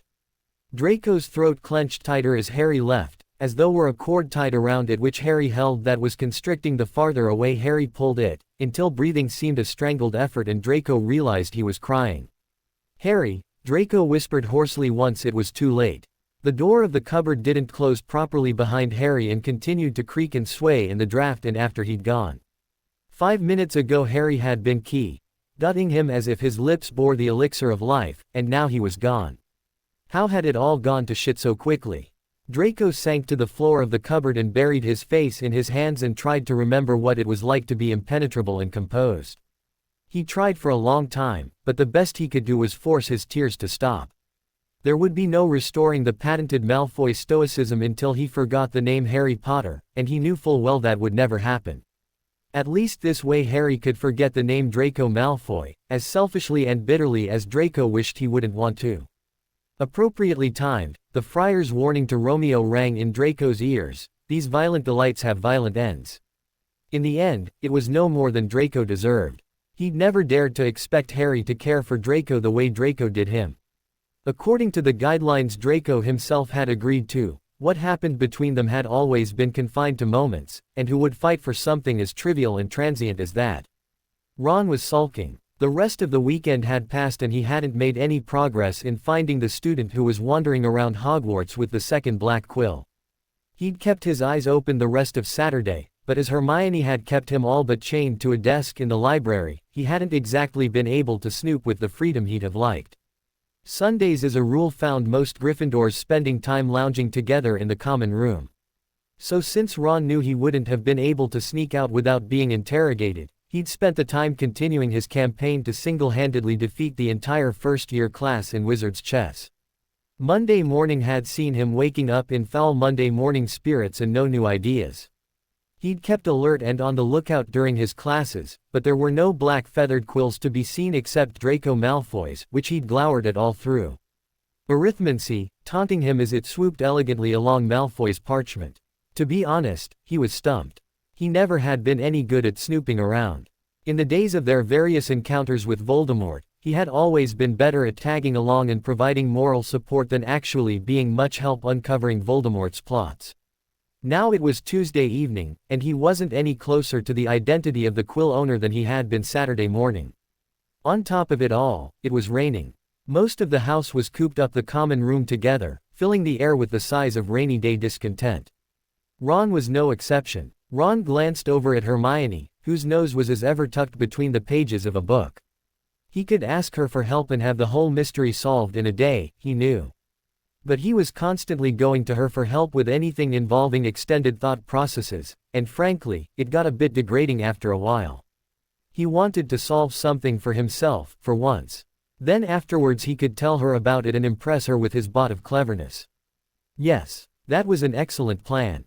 Now, how to go about achieving it? Harry, who was sitting next to him, sighed heavily, reminding Ron of his presence. If only he could just ask Harry. It would be so simple. But if Harry was sneaking around, it was obviously someone he wanted to keep secret.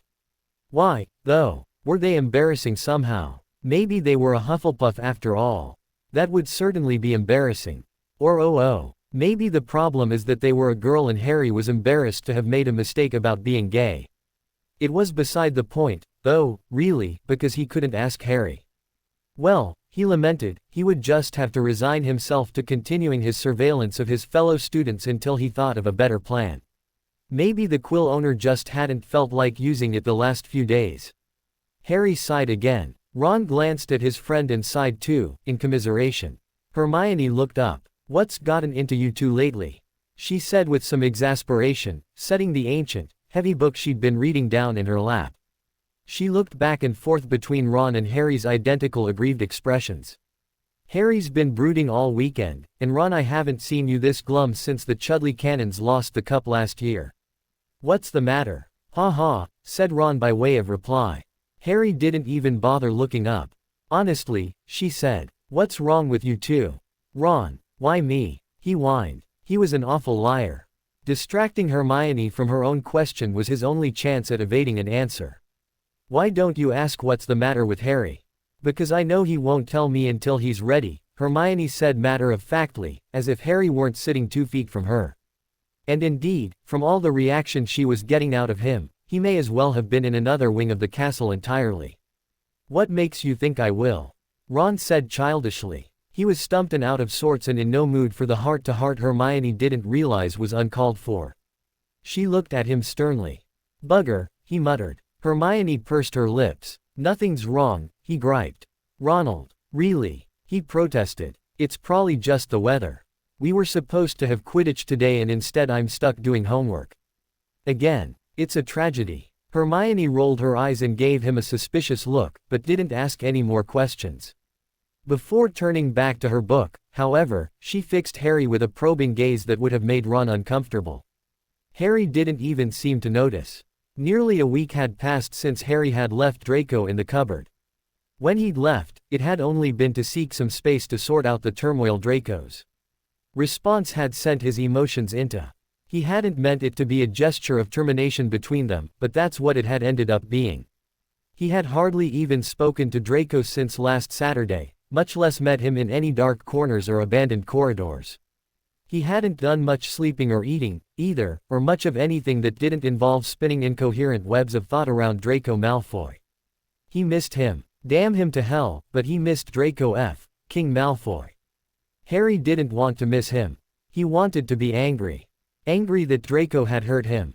Angry that he'd made Harry care enough to be hurt in the first place. And Harry had been angry at first. But the thing was, he did care now that damage was done.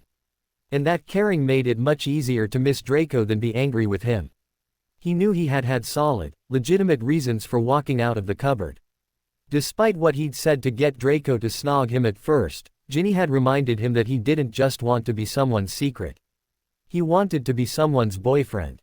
And if Draco was ashamed of him, or just downright didn't feel strongly enough about him to want that, well, Harry wasn't going to sell himself short just for a few minutes of glorious snogging a day. He had more dignity than that. He did. Right. He was the chosen one, damn it. He would not be reduced to a morose mess because a sodding Malfoy didn't want to be his boyfriend. God, what had he come to? He had these reasons, and when he was rational he knew his reasoning was sound. But it was hard to be rational when one was suffering withdrawal. His solid, legitimate reasoning was melting under the heat he felt every time he caught a glimpse of White Bee. O'Hare had an unconscious, vivid flashback of Draco's hot breath and warm lips against his skin. Of all the passions, anger was the most easily trumped. By Friday, he was on the verge of a breaking point. He couldn't continue moping around in this state of lethargic sadness any longer, he had to act. To placate his rational side, he told himself that it was only practical to want to seek a meeting with Draco. Walking out of a broom cupboard without a single parting word wasn't an end to anything, except maybe a janitorial shift. Their meetings had ended so abruptly and with so few words that it lacked all finality. It felt to Harry like a window that had been left open, through which he could still feel a draft. Maybe he didn't owe Draco an explanation, but he owed himself one. At dinner on Friday, Draco was on Harry's mind as he picked at his chicken pot pie. He was thinking about how just the Friday before he and Draco had met eyes across the hall and Draco had smiled the slow, seductive, secret smile at him that had made it feel like they were the only two people in the room. And now Harry wasn't sure what Draco was doing, because he had hardly dared look directly at Draco all week. Once he realized this, though, he couldn't push it from his mind. Suddenly he had to see Draco properly see him, that is, not out of the corner of his eye. Harry casually lifted his head trying not to attract the attention of either Ginny or Hermione who were both paying entirely too much attention to him lately and turned it toward the Slytherins. What he saw shocked him. Draco was sitting still, a frozen figure in the midst of the swarm of people in motion around him, eating and talking and laughing. He was staring down at his plate as if it were his sole lifeline. He wasn't eating a thing, his hands were in his lap. He looked lost. Seeing Draco like that, a conviction settled in Harry's bones. He would see Draco. He would talk to him. When he got back from dinner, Harry rushed to his dorm and scribbled a quick note on a scrap of parchment. Meet me, 10 o'clock. Where I found you last time. H. He folded it up, gave it to Ron's owl, and opened the window. The owl leapt out and disappeared into the darkening navy blue evening sky. Then Harry sat down on his bed to wait. Ginny watched from the front steps of the castle as a lone owl descended through the late evening darkness to a shadowy form standing by the edge of the lake, distinguishable only by the hair that glowed softly like a reflection of moonlight on water. She waited until the person had accepted the owl's offering and the owl had flown away before she approached them from behind, her footsteps absorbed by the thick grass of the lawn. Draco Malfoy, she said, her quiet voice clear in the nighttime stillness, we need to talk. Ron's owl returned a few minutes later, empty-beaked. Nothing. Harry asked of it as he opened the window to let it in. Nothing at all. The bird flew in and landed on his footboard, putting Harry in the peculiar position of being at eye level with its unnervingly human-like eyes. The owl cocked its head. How did he react? Can you tell me that at least? Was he pleased? Upset? He did read it, didn't he? Do you think he'll come? The owl merely ruffled its feathers and shifted on its perch, looking at Harry disdainfully. Don't look at me like that. I'm not barmy, even I am talking to an owl. It's a perfectly reasonable question. Questions. Come on, I'll take anything. He must have reacted somehow. Harry pleaded. The bird bent its beak to pick at the underside of its wing. Oh, you're no use at all, Harry said. Hedwig would have had some hint for me. At this, the owl lunged and nipped Harry's hand with its beak hard. Ow! Harry exclaimed. Blast! That hurt. He lifted his hand to his lips to nurse the throbbing red welt that was breaking out across his injured skin. The owl gave Harry what he interpreted as a supercilious glare, then took off again and fled out the still open window. Harry closed it behind the bird, muttering, "Ruddy touchy owl." At the sound of his name, Draco turned around to find that the last person he'd ever expect to be snuck up on by had, in fact, snuck up on him. Ginny Weasley. It was perhaps ironic that, being the former darling of Slytherin House out of favor though he now was and an extremely practiced sneaker in his own right, Draco Malfoy was deplorably easily flustered whenever the tables were turned. The one and only, she quipped. Draco put a hand to his hair self-consciously, feeling suddenly very conspicuous in the dark despite his all-black ensemble. Against all reason, the Weasley's hair was actually less ostentatious in the current setting than his own. Draco felt like he was standing in a spotlight whilst the shadows around Ginny became even murkier in contrast. "How can I help you?" he asked, not knowing what else to say and feeling increasingly unnerved by the unwavering appraisal of eyes that were every bit as keen as Granger's. "Oh, I don't think you can," she said. "But I didn't come here to ask for favors for myself." "I see," he said, though it was far from the truth.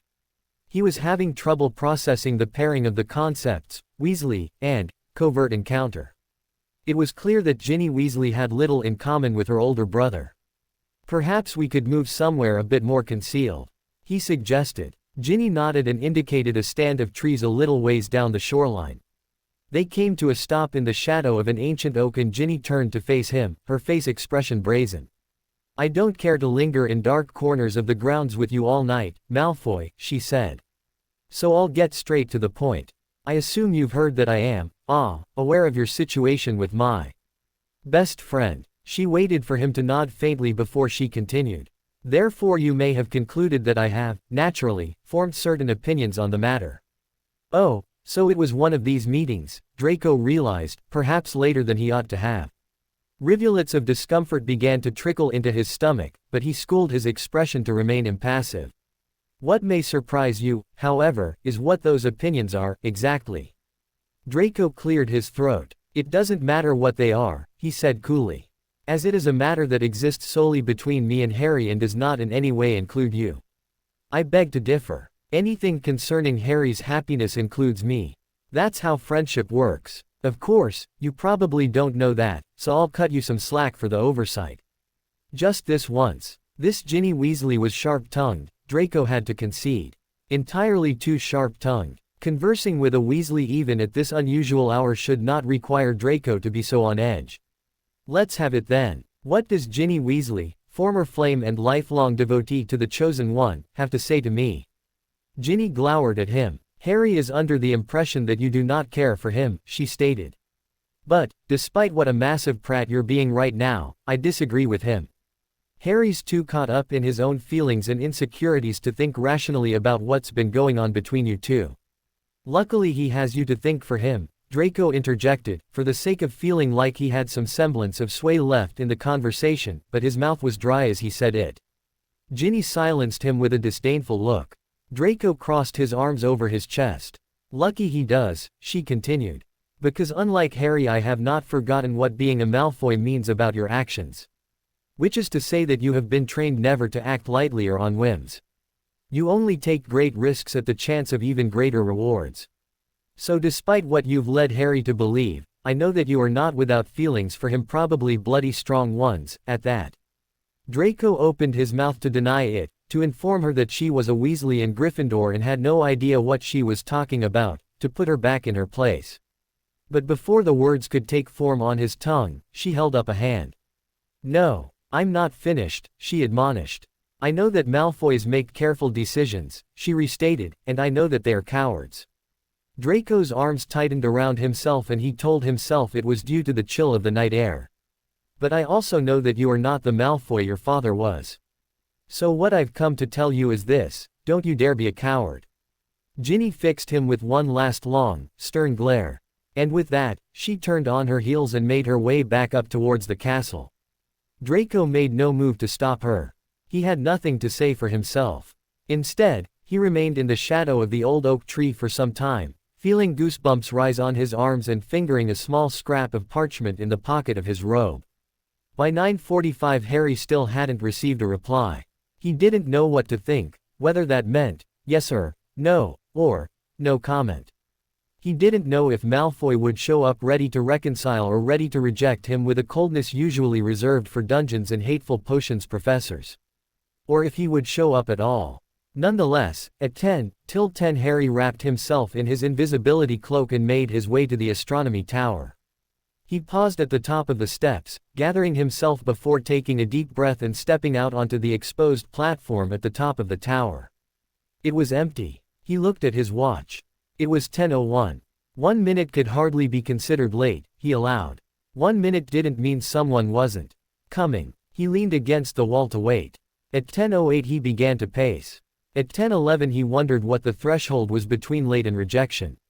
At 10:15 he ceased his pacing and sank to the ground with his back to the wall, bracing his elbows against his knees and putting his head in his hands. He took a deep breath and told himself not to cry. He decided he should have known that no reply meant bad news. He told himself he shouldn't be surprised. It didn't work. He was surprised, he was stung, he was hurt, he wanted to cry. He pressed his hands against his eyes and was glad he was alone so he didn't have to hide. At 10:17 he heard a rustle in the darkness. He looked up. Draco stepped out from the shadows at the top of the stairs. Harry rubbed his hands across his face to clear it and stood up hastily. You came, he said, when it became clear that Draco had no plans to speak first. I wasn't going to. But you did. Draco nodded. Why? Draco looked at his feet and ran a hand through his hair. I didn't want you to leave, he told the ground. It's not what I meant to. I didn't mean to leave, said Harry. That is, I didn't mean for it to mean what it did.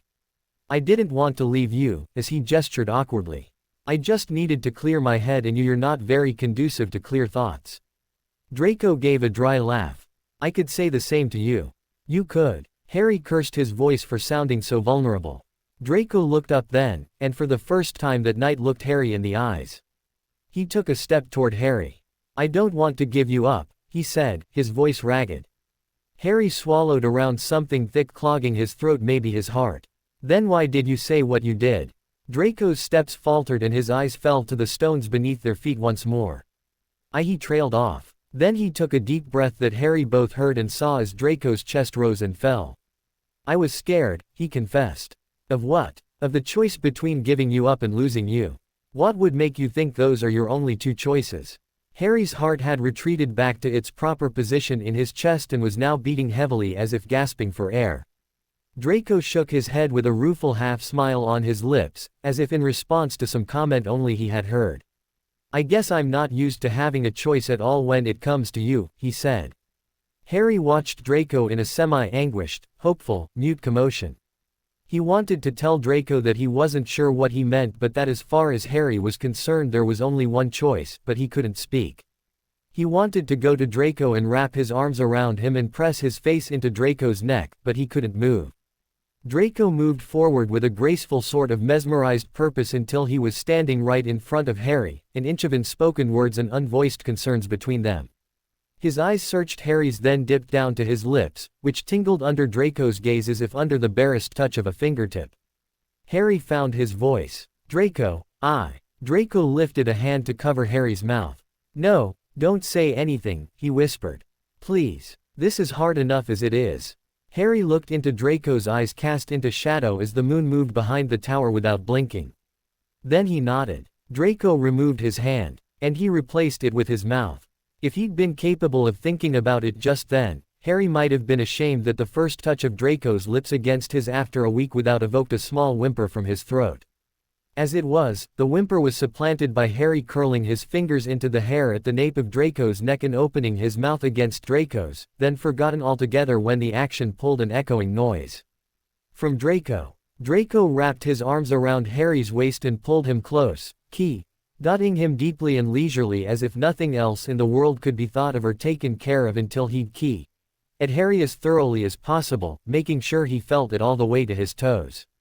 At some point they parted and Harry buried his face in the surprisingly soft curve between Draco's shoulder and neck, hugging Draco tightly and closing his eyes, savoring the rise and fall of Draco's chest against his and pretending he would never have to move.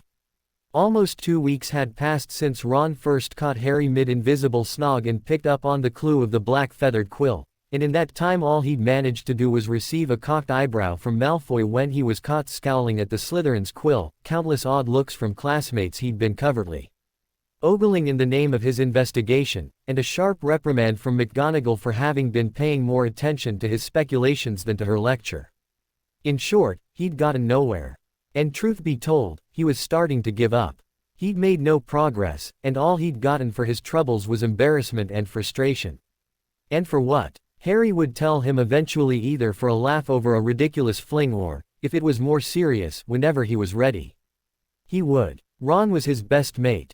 In the meantime, Ron had other things to keep him occupied.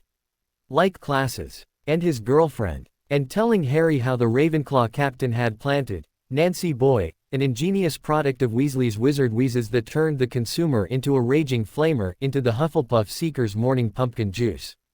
The effects were temporary, but the Seeker would still be unfit to engage in high-contact sports for another week yet, and therefore Hufflepuff was having to scramble for a last-minute replacement who would surely be shite, guaranteeing Ravenclaw the victory and therefore slating them to play against Gryffindor the following weekend.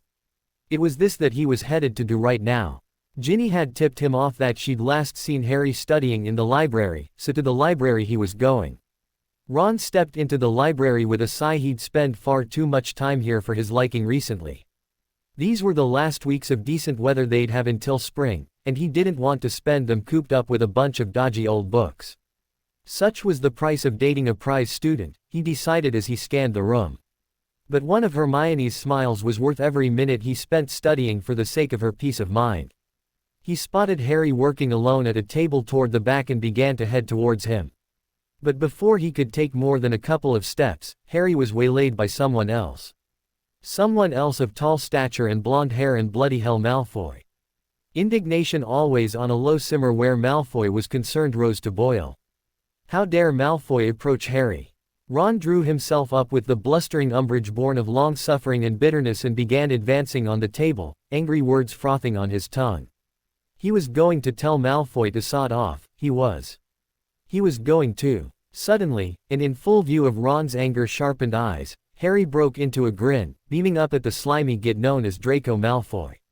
Malfoy himself was looking back at Harry with the most peculiar expression on anyone else. Ron might have called it a shy smile.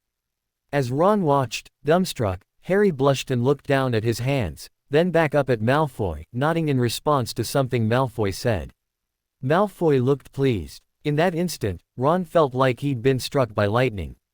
And not in the good way, of epiphany and sudden understanding, though there was plenty of that, too. But in the bad way.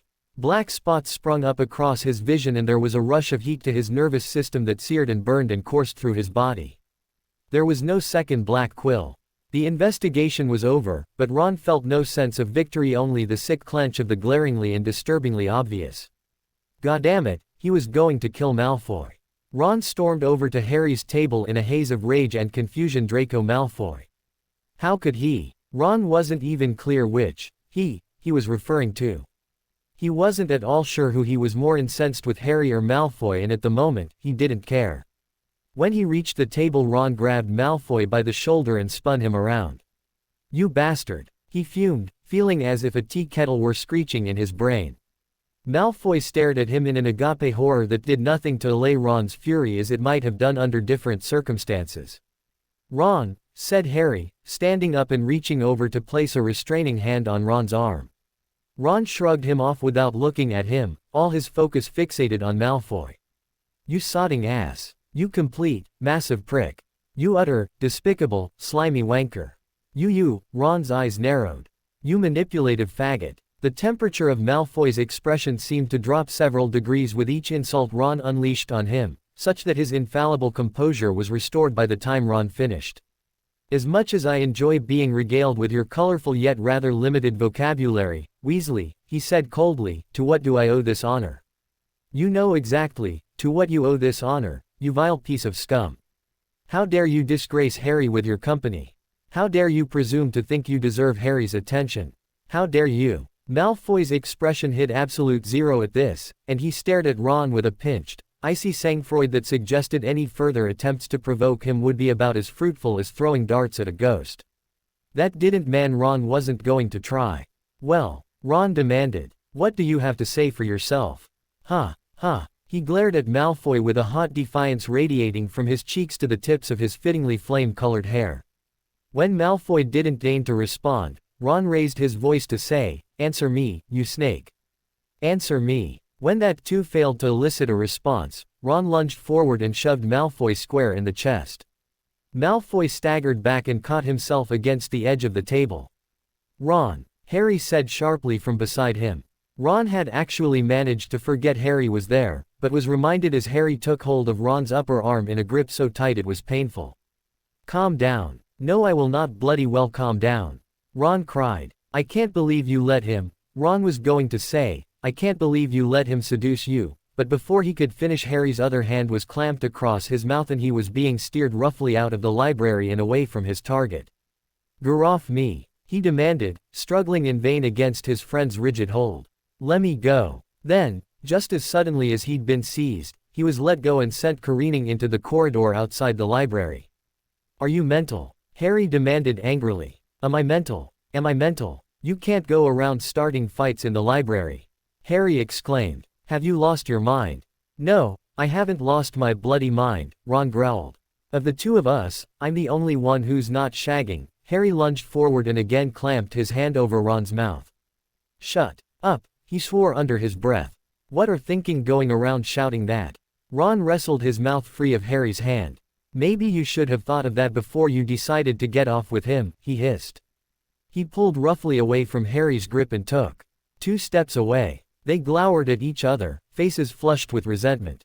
Ron's blood ran hot beneath his skin and rushed him past the point of all thought, coherent or otherwise. "How," he said, advancing on Harry, "could you?" He accented his question with a series of shoves that sent Harry backwards a step for each bit of ground Ron gained. "I haven't done anything wrong," Harry asserted. "You've betrayed me," Ron spat. "You've betrayed everything you stand for, and for what?" A few desperate gropes. "Well, I hope they were good. I hope they were worth it." Harry's face darkened dangerously. "You don't know what the hell you're talking about," he swore. Then he shoved Ron back squarely in the chest and Ron exploded. His fists went everywhere in a rush of rage so potent that it was no longer Harry he was fighting but the situation itself. Each punch was a punch to an alliance he couldn't understand, each blow a blow against the worst secret Harry had ever kept from him. Harry wasn't Harry but rather a receptacle for Ron's underlying resentment at every adversity he'd encountered as a result of things beyond his control: the money his family never had, the innate power and status Malfoy and even Harry, Ron recognized with another stab of regret, did, the effortless success born of individual talents it seemed everyone he knew had except him. At first Harry made to struggle against him, but after a moment went he still, leaving Ron to go at him unchecked and unbridled. It was several minutes before the haze of rage began to diffuse and the irrational heat began to cool and Ron realized that Harry was lying back and taking it, eyes closed, because he refused to fight his friend. The shame that followed that realization hit Ron with the accumulated force of all the blows Harry had withheld and he froze mid-swing. It was like coming to out of sleepwalk. He found himself sitting on his best friend's chest, fist raised and blinking into Harry's already swelling and discoloring face with only a blurry impression of how and why he had come to be there. Before he could catch up with himself, a furious shrill voice rang out in the corridor. "Ron Weasley," McGonagall declared, "kindly remove yourself from Harry Potter's person." Ron obeyed in a daze. He climbed off Harry's prostrate body with stiff, ginger movements and backed away as if physical distance could distance himself from what he'd done. He felt more sympathetic to Ginny's experience's second year than ever before, the disorienting horror of witnessing the aftermath of actions you performed in a state beyond consciousness. "Mr. Weasley," said McGonagall solemnly, "would you care to explain yourself?" Ron simply stared at the form of his best mate on the floor before him, too aghast for words. McGonagall surveyed him with a stern expression void of the warmth she usually saved for members of her own house. "Go to my office. I will be there to deal with you in a moment," she said by way of dismissal. Ron nodded mutely and took a couple more jerky steps away from Harry. Then he paused and for the first time took note of his surroundings. McGonagall was watching his retreat with shrewd eyes, as was Madame Pants from her position in the entrance to the library where she was preventing the crowd of students within from flooding the corridor in a rush of chaos and curiosity. As for Harry, he remained on the floor, unmoved, his eyes still closed and his breathing shallow. Is he going to be okay?" Ron croaked. McGonagall's expression softened. "Madame Pomfrey's on her way. He'll be fine, he's recovered from far worse before, I imagine," she said. "Now, please, go." Again Ron nodded, backing up several more steps. "I'm sorry, Harry," he whispered, then wrenched his eyes from his friend and fled from the evidence of what he'd done. Ron Weasley sat alone in McGonagall's office, head bowed and staring at his hands. It was some time before he was joined by the professor-turned-headmistress herself. Even then, his posture didn't change. McGonagall entered and took her seat across from Ron without a word, and sat there observing him for several silent minutes.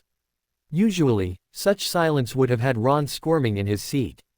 But under the present circumstances, he hardly noticed it above the white noise of his buzzing thoughts. "Mr. Weasley," McGonagall said at last, splitting the silence with her crisp voice. "I must say, when Madame Pants informed me a fight had broken out in the library corridor, I hardly expected to find you and Mr. Potter in the center of the fray." Ron nodded at his hands, his mouth sagging in a doleful frown. "I have jumped to the conclusion, forgive me if I am wrong, that the matter at hand is of a personal nature between you and Mr. Potter. Your long-standing friendship assures me that this is no impulsive brawl between two over-easily provoked teenagers nor an occurrence that is likely to repeat itself. As such, I hesitate to pry. However, I am afraid that as headmistress I cannot take such a significant breach of school conduct lightly. I am going to have to ask you to speak for yourself." Ron cast his eyes up at McGonagall, beseeching and quailing under her stern gaze. I'm sorry, Mr. Weasley, but this is how it's going to have to be. Ron nodded his understanding and looked back down at his hands. Why did you attack Harry? McGonagall asked. Ron swallowed. I can't say. McGonagall was quiet for a moment. I feared as much, she said. You do know that if you don't provide an explanation I will be forced to proceed as though the attack was unprovoked and punish you accordingly. I know. And do you still refuse to explain yourself? I can't tell you what happened, Ron said. His voice shook a little with nerves. Harry had always been much better at standing up to authority figures than he was. It's between me and Harry and I can't tell you what it is. I'm sorry. He looked up, expecting her disapproval, and was surprised to find the flat line of her mouth had tweaked upwards. McGonagall's interpretation of an encouraging smile. You are one of the finest friends in Hogwarts, Mr. Weasley, she said. I do believe I would be disappointed if you'd done anything less. Ron blushed an unattractive shade of maroon and turned back to his hands, feeling nauseous. What about he cleared his throat? Where's Harry? Madame Pomfrey took him to the hospital wing. He's got a couple bruised ribs, a black eye setting in, and a broken nose, I believe, but you didn't do him any permanent damage. Oh, good, Ron said. He was relieved to hear it, but it didn't take the edge off of the nausea sloshing in his stomach. Why don't you go back to Gryffindor for now? McGonagall suggested. I will consider your punishment and contact you tomorrow. Ron nodded one last time, then politely excused himself and left. The light in Gryffindor common room turned poignant as the mid-afternoon sun peaked and began to wane towards evening. It slanted across Hermione's face, drawn tight with concern. She was sitting at a table by the windows, foot-tapping and periodically flipping pages of the book in front of her with an impatient vehemence. She let out a huff of breath and flipped a particular page so sharply it tore a little, aggravating her further when the portrait hole suddenly opened, admitting a shell-shocked and somewhat bewildered Ron. Hermione rose to her feet before she could think to do so. When he reached her, she took Ron into her arms with a hum of concern. Ron, she said. Then she said it again for good measure, because the sound of his name made her feel calmer. Ron. He buried his face in her hair and tightened his arms around her waist. At last she pulled away and surveyed him with keen eyes.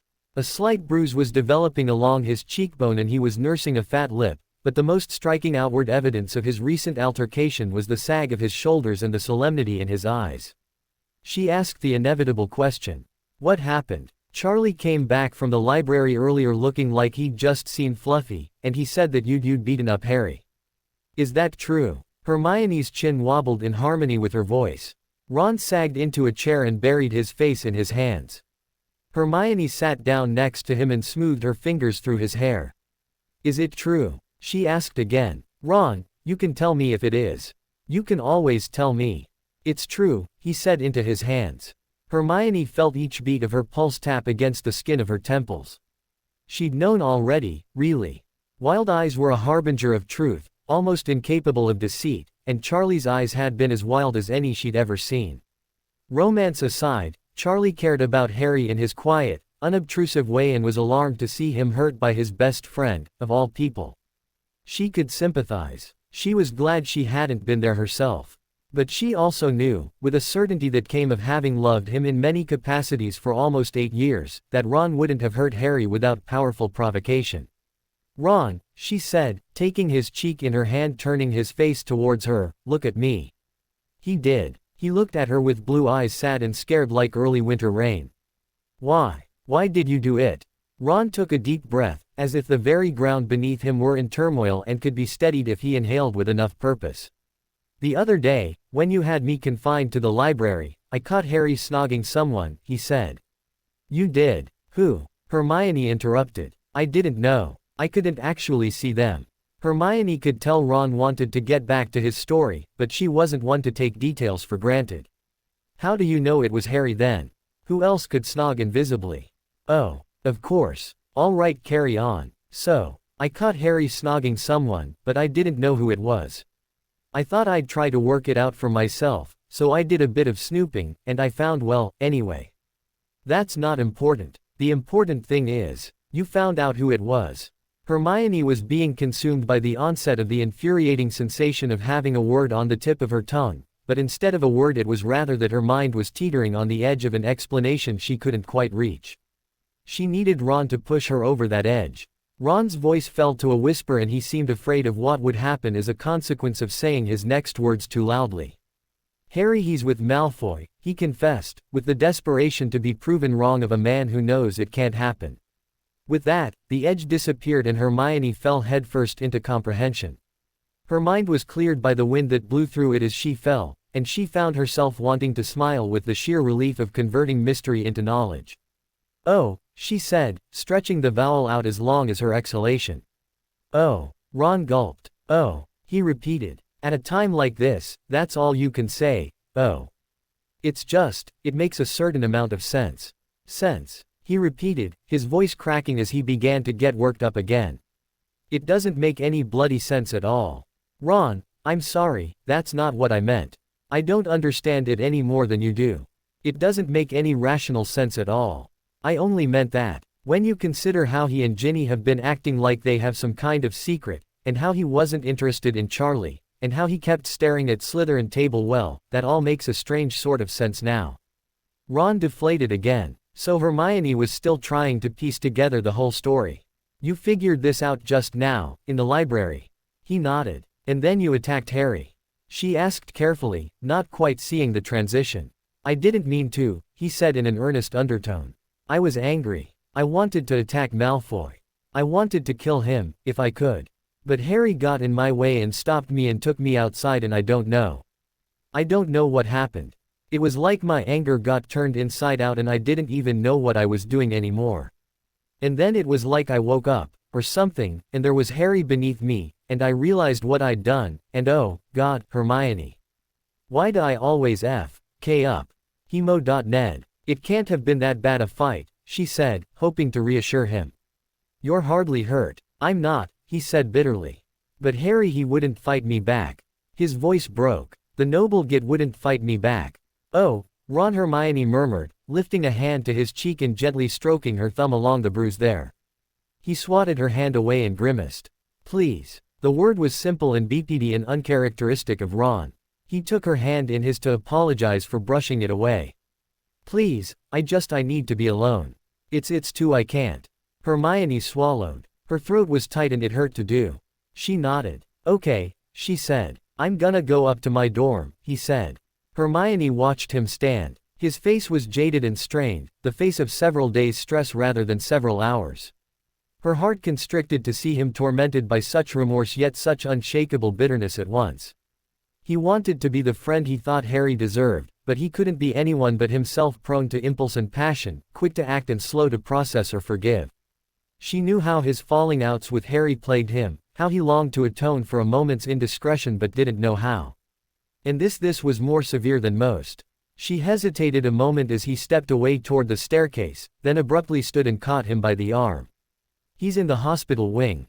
she asked. "Yes," he said. Hermione nodded. "Okay." She leaned up and pressed an impulsive key to his cheek. With one last wordlessly sad, fond look, he disappeared up the staircase. Alone once more, Hermione's brows furrowed. As much sense as it made in the context of his recent behavior, Ron was right, Harry dating Malfoy made no real sense at all. Hermione didn't tolerate enigmas well. She needed to see Harry, and she needed to see him now. Harry was staring at the ceiling. It was a familiar ceiling, he had been here many times before, though never before under conditions quite so fraught with personal upheaval. Wood beams supported the vaulted arch of the hospital wing's ceiling. He noticed the spirals of thin lines decorating each beam and remembered that each ring on a tree's trunk represented 1 year of life.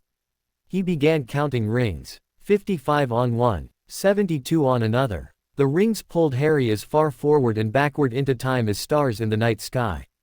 There were hundreds of years of life etched on those beams, maybe thousands. Right now, it felt like he'd lived half of them. Harry's expectant ears picked up the sound of footsteps approaching the door to the hospital wing. His eyes sharpened. His heartbeat sped up. Hope made him S.K. in a breath.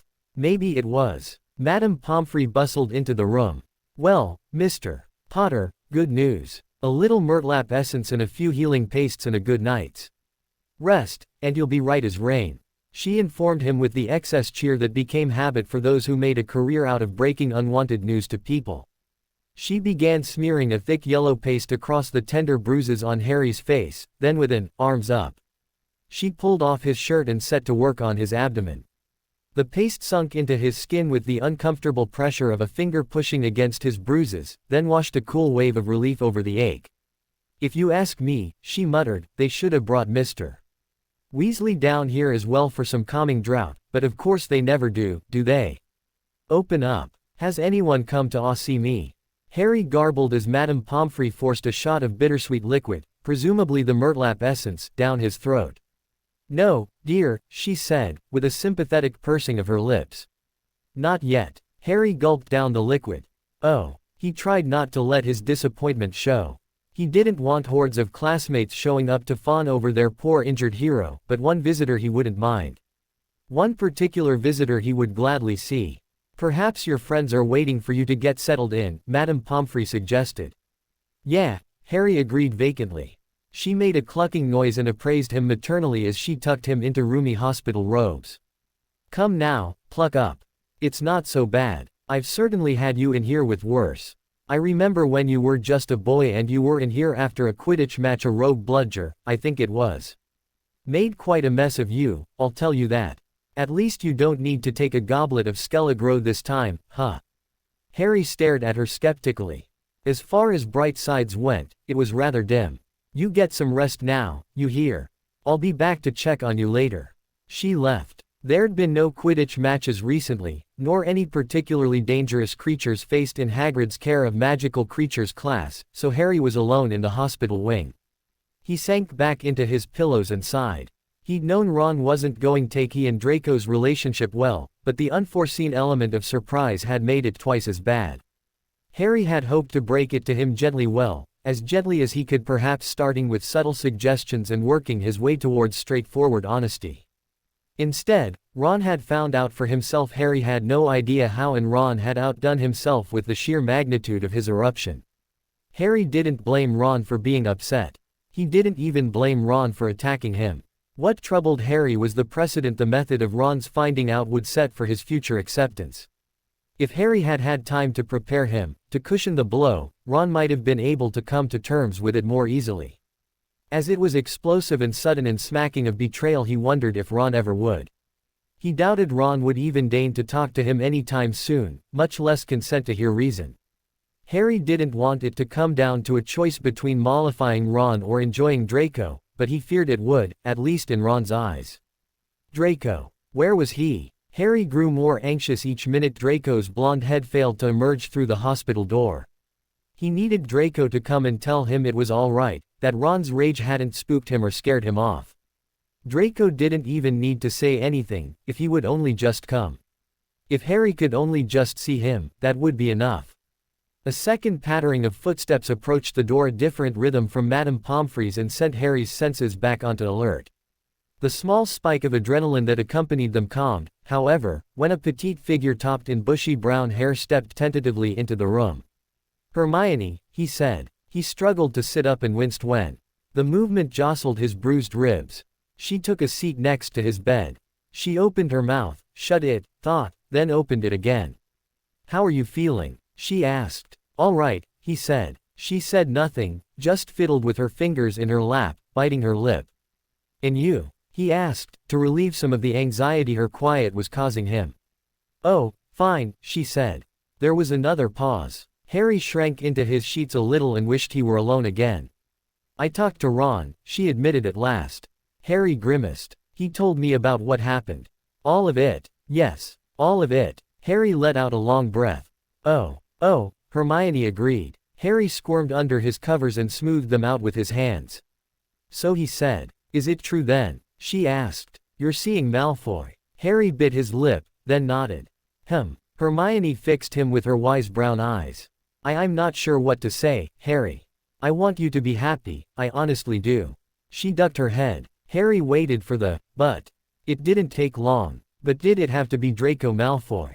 She burst forth. Out of all the boys in the school, did it really have to be him? "It did," he said. "How?" she asked. I can't really explain it. You know we're partners in potions. Well, I got to see other sides of him, I guess. He started flirting with me and I thought it was just a game. I think we both thought it was a game, but it wasn't, not really. And things just kind of escalated.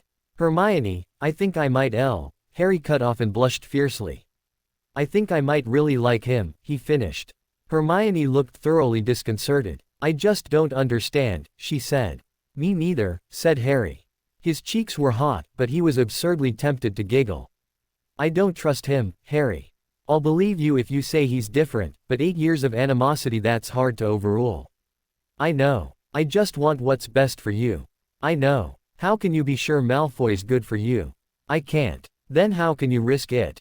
It's Malfoy, she repeated, as if this might have escaped Harry's notice. I know it is. Harry was quiet for a moment. When I first realized that I liked him, believe me Hermione, I tried to talk myself out of it. I tried to deny it. I tried to remind myself of every foul thing he's done to us over the years. I said his name over and over in my mind every time I got carried away, to remind myself who I was dealing with. And it didn't matter. How could it not matter? Because when you fall for someone, no amount of rationalization is going to undo it. It just is. Could you talk yourself out of loving Ron? Yes, she said stubbornly, but her face betrayed her. No, she amended. But he's Ron. This is Malfoy. It's no different, Harry protested. Just because he's I don't know riskier doesn't make it any more my choice. And honestly, if I had a choice, he probably wouldn't exactly be at the top of the list. But it's him. There's no one else. Just him. Hermione looked like she wanted to keep arguing, but she must have seen something in Harry that told her it would be pointless. So you really care about him? She said it carefully, wanting it to be untrue, perhaps, but also wanting him to understand that if it was, she would support him. Yeah, he said. I do. All right then, she said, mostly to herself. To Harry she said, I don't understand it, and I'm not sure I encourage it, but if it's what you want and it's what makes you happy then I'll accept it. Relieved, Harry let out in a sigh a surge of anxiety he hadn't quite realized he'd had trapped inside him. Thanks, Hermione. Hermione smiled weakly at him. Ginny sends her love, by the way. You're only allowed 2 visitors, and since I really wanted to talk to you and we figured you'd already had one. I haven't, actually. Had another visitor, I mean, Harry admitted to his covers.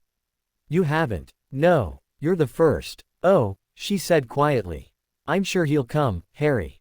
It's not so late. I'm sure he'll come. Harry had been sure too, but he was beginning to have doubts. By the time Hermione left for dinner, those doubts had grown. Madame Pomfrey checked in on him once more, then she, too, left him alone for the night. Harry was aware of the hours after dinner passing on a minute-to-minute level. They faded into nighttime, lonely and disappointed. He fell asleep still waiting to hear the soft clicking of confident footsteps breaching the door to the hospital wing, a cadence that never came. Draco Malfoy stood outside the hospital wing, a dark shadow in a dark corridor in the crest of the night's darkness. Hours of internal debate had culminated in him standing here after hours, and now he couldn't bring himself to cross the threshold. Harry was behind this door. Harry, who may have been expecting him to show up hours ago. Harry, who'd gotten beaten up by his best mate because of Draco. Harry, who deserved to have someone standing out here who would make things easier for him, not harder. And yet, it wasn't someone else standing out here. It was him, Draco. What did that mean? It meant he owed it to Harry to go in. Draco pushed open the door and stepped inside. The room was awash in the ethereal dark beauty of midnight. Draco's eyes had long adjusted to the darkness. It had taken him over an hour through unlit corridors to traverse the 10-minute walk from his room to here, so many times had he paused and almost reconsidered so he was able to immediately identify the one bed whose bulky surface revealed its occupancy. Draco made his way over to this bed, lowering himself gingerly onto the chair beside it. Harry was asleep. A veil of moonlight lay across his face, exposing the consequences of Weasley's angry fists that would normally have been concealed in the darkness. His skin was splotched a sickly, jaundiced yellow as bruises healed on fast forward thanks to Madame Pomfrey's handiwork. The skin around his left eye was darker. It had been bruised more severely and was healing more slowly. His mouth was puffy and pink where a split lip was healing, and his lips were parted in the vulnerable unawareness of sleep. Clumps of hair, sweaty from the fever his rapid healing had induced, clung to his forehead. Draco watched Harry's chest rise and fall and was struck by how essential that rhythm was to him now. What would become of him should it ever cease? He knew the answer to that. Harry was the one force left coaxing him forward in life. Without Harry, who would notice if he slipped away, disappeared? He knew the answer to that, too. Nobody. Draco's eyes felt full as he looked at Harry, so he bowed his head. If he were some other person, if he were anyone else, someday someone worthy would take their rightful place in Harry's heart, and Draco would loathe them for it, but he would not fight them. He knew it would be for the best, for Harry's best. An icon like Harry could never tie himself to disgrace like Draco Malfoy, and the sooner Harry learned that, the better. These fears were only fractionally responsible for keeping Draco away all day. What had really gnawed at him was the question of how Harry's feelings toward Draco might have changed.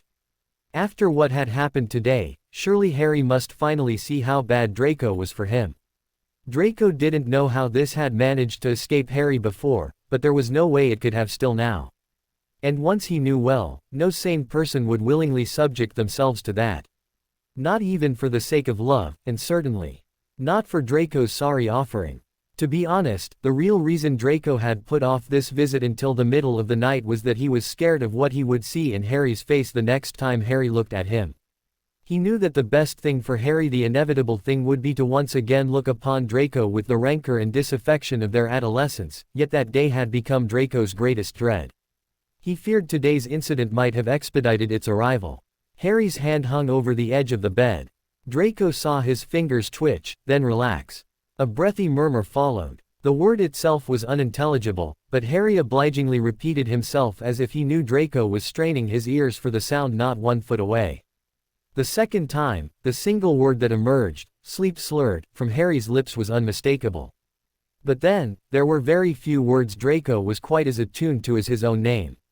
Draco, Harry murmured. Draco's heart, as far as he could tell, ceased to beat in that moment, as if to enhance the silence so that Draco could listen again and be absolutely sure of what he'd heard. Harry nestled his cheek into the pillow. A small, dreamy smile turned up his lips.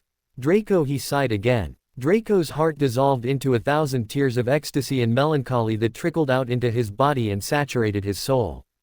Ah, Harry, you make it so hard for me to let go of you. Biting his lip against the onslaught of emotion that was welling up in him, Draco reached out and tucked Harry's hair back off his forehead. Harry, he whispered. Harry. On a sudden impulse, without stopping to consider that he was in the hospital wing in the middle of the night, or that despite how ecstatic it made his heart Harry murmuring Draco's name in his sleep was a bad thing, or that Harry might not actually be at all pleased by his presence, Draco climbed up onto the bed and tucked himself in next to Harry. In his sleep Harry adjusted his position to Draco's arrival. He turned onto his side, nestling his face into Draco's neck and curling himself against Draco's body. Draco's skin warmed as if from the sudden onset of a fever. He wrapped an arm around Harry's back and leaned his cheek against the top of Harry's head. His fingers began tracing patterns on the soft surface of the robes covering Harry's back. His thoughts, for the moment, seemed to have shut off. His existence was derived purely of the moment, with no immediate past nor future, and he was thoroughly content. After a few minutes, Harry began to stir. His nose rubbed back and forth in small movements against Draco's neck as he shook his head in a dazed emergence from sleep. His knees bent, his arm extended across Draco's chest, and his hand gripped Draco's robes. Then he pushed himself up onto his elbow and blinked groggily up into Draco's face with sleep-blurred eyes.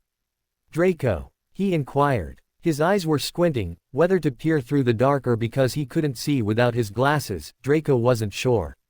But he reached over to retrieve Harry's glasses from the nightstand anyway. Harry obligingly put them on.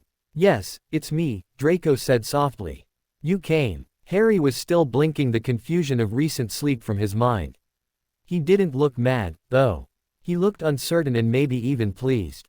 Yeah, sorry I'm late, Draco said. Harry was too sleepy to pick up on Draco's wryness. "'S not a problem," he assured Draco. "I'm happy to see you." Harry smiled. It was gone quickly, but its poignancy lingered on in the corners of Harry's countenance and emblazoned into Draco's memory. "I'm happy to see you too," Draco murmured. "It's late, isn't it?" Harry observed as sleep ebbed further away and his surroundings began to dawn on him more lucidly. How'd you get in? Through the door. Oh. Normally Harry would have protested against the simplicity of this answer, but apparently in the middle of the night he was more complacent. He groaned softly and lay back down next to Draco. Are you okay? Draco asked with earnest anxiety. How are you feeling? I'm fine, Harry said, but his voice caught a little and betrayed him. No, you're not. Concern rose in Draco's throat like bile. I am, really. I'm just healing, Harry wheezed. It doesn't sound like healing, said Draco skeptically. Harry laughed. No, it doesn't feel like it, either. Funny how that works, huh? He could be glib, he was a veteran of these processes. Draco, however, had spent comparatively little time healing broken and bruised body parts. The only true injury he'd had to recover from had been 6th year, ironically enough courtesy of Harry himself. Harry, he said, frowning because it was better than the next worst thing crying. I feel wretched. It's all my fault. If it hadn't been for me if I weren't who I am. Draco. Shish, Harry said. He sat up again and looked Draco in the eyes. Stop it. I don't blame you. Oh, Harry. He was such a fool. Such a dear fool. How could he not condemn Draco, even now? Draco had long ago lost any right to a second, third, or even 10th chance. He hadn't earned any benefit of the doubt and here Harry was giving it to him in surplus, undeservedly. You ought to, he told Harry. Harry's face was serious. I thought you might be like this. Draco reached up and traced the semicircle of tired skin under Harry's eye with his thumb. He said nothing, there was nothing he could say. Of course he was like this. There was no other way to be. It's not your fault, Harry repeated. Draco shook his head and looked down. If it's anyone's fault, it's mine for not being more careful or preparing Ron. Or it's Ron's, for being a git. He's not a git, Harry. Harry tried to lighten the conversation by laughing a little and saying, I never thought I'd hear you say that, but Draco just responded with a rueful twist of his lips. He is a git, Harry protested. He's my best mate, but he's still a git. I don't blame him, said Draco. I'd beat myself up too if he lapsed into thought, frowning again. Not for the first time, he wished it had been him Weasley had beaten up, not Harry. If what? Nothing. I don't know what I was going to say. Harry nodded and accepted this. He tucked his face back into the crook of Draco's neck and overlapped his body with Draco's, settling in close. Why can't my best mate accept me for what I am when you, my former enemy, can? He asked. Draco could feel Harry's lips moving against the hot skin of his neck as he spoke. Draco's throat tightened. Because, he wanted to say, I know what it's like to live without even your sympathy, while Weasley won your unconditional devotion without even trying. Because I was only your enemy because you denied me the right to be anything else. I don't know, he said quietly after a long pause. But Harry's breathing was already slowing. The rise of Harry's chest against Draco's side and the exhalation of his breath against Draco's skin became even and soft as he drifted back to sleep, leaving Draco awake and alone, more cornered in his own mind with Harry tucked against him than when he was in his room in the dungeons, 7 floors away from Harry. Draco tried to ignore his thoughts. He concentrated on regulating his own breathing and enjoying this moment with Harry instead of mourning its inevitable end. Draco leaned his head back into the pillows. He closed his eyes and felt the soft itch of Harry's hair against his skin, the warm dampness of Harry's sleepy sighs, and the comfortable weight of Harry's limbs entangled with his. Soon, he was enveloped once more by the unique magic of being awake and happy in the middle of the night. Sometime later Draco awoke disoriented. The light in the hospital wing had gone from black to gray. Harry was asleep in his arms with his head on Draco's chest, and Draco's face was pressed into a starchy hospital pillow. It took him a moment to realize he had fallen asleep, too. Oh, shit, he swore to himself. Oh, shit. He scrambled out of the bed carefully, so as not to disturb Harry. Draco paused to fill his eyes with sleeping Harry, mouth gaping and rumpled but endearing, before leaning down and pressing a lingering key to Harry's temple. Then he fled the room, disappearing as if he had never been there at all. In his haste, and believing it to be still so early he must be the only soul in the castle awake yet, he kept his eyes turned down and inward as he exited the hospital wing. This, he reasoned, explained why he failed to notice that he was not, In fact, alone, but rather accompanied by a fluffy-haired Gryffindor. "Draco Malfoy," said Hermione Granger in a voice sharp with disbelief and ripe for suspicion. Draco was jolted out of his state of reverie. "What are you doing here?" she demanded. Draco had always been something of a morning person and was therefore quick to sharpen his wits to accommodate the unexpected and unwelcome company. "I could ask you the same thing," he retorted archly. Granger said, as if to emphasize her comparative right to be there, "I'm visiting Harry. So early. I have class all day, so I had to come before or else not see him until evening." "I see. Well, he's not awake yet." Granger's eyes went squinty. "You would know." Draco warmed to his theme. Granger had always irked him with her no-nonsense, know-it-all mannerisms. He enjoyed needling her. "I would," he confirmed, and smirked. Granger bristled. "I don't know what you've been up to with Harry, Malfoy, but—" Draco cut her off. "I assume you've been regaled with a colorful rendition of what occurred in the library." Her pursed lips told him the answer was yes. "Well, then," he said, "you understand that what I get up to with Harry is entirely my business." Granger glowered. Draco was suddenly reminded of an unfortunate incident third year when she'd punched him in the face and felt vaguely nervous, though he disguised it with an expression of benign haughtiness. For her part, she seemed to be making a visible effort to restrain herself. A moment later her face relaxed into an expression of studied dislike and she appeared to have quelled any violent impulses at least for the time being. "I don't trust you, Malfoy," she said quietly, "but Harry does." From the sound of it, she'd been trying to convince herself that Draco wasn't the vile Slytherin she'd always known him as well as to placate Draco, but it ended up having the opposite effect. "Well, maybe he shouldn't," Draco snapped, his superciliousness forgotten. How could she manage to find the single worst thing to say without even trying? She crossed her arms. Suddenly, Draco didn't feel up to this conversation anymore. He wanted to be alone, and he wanted to unravel. "I have to go," he said stiffly. "Fine," said Granger. "Fine." He pushed past her and swept down the corridor, using every considerable ounce of self-control he possessed to keep himself from losing it in the middle of the corridor. Harry was sitting by the lake, again transfixed by the stillness.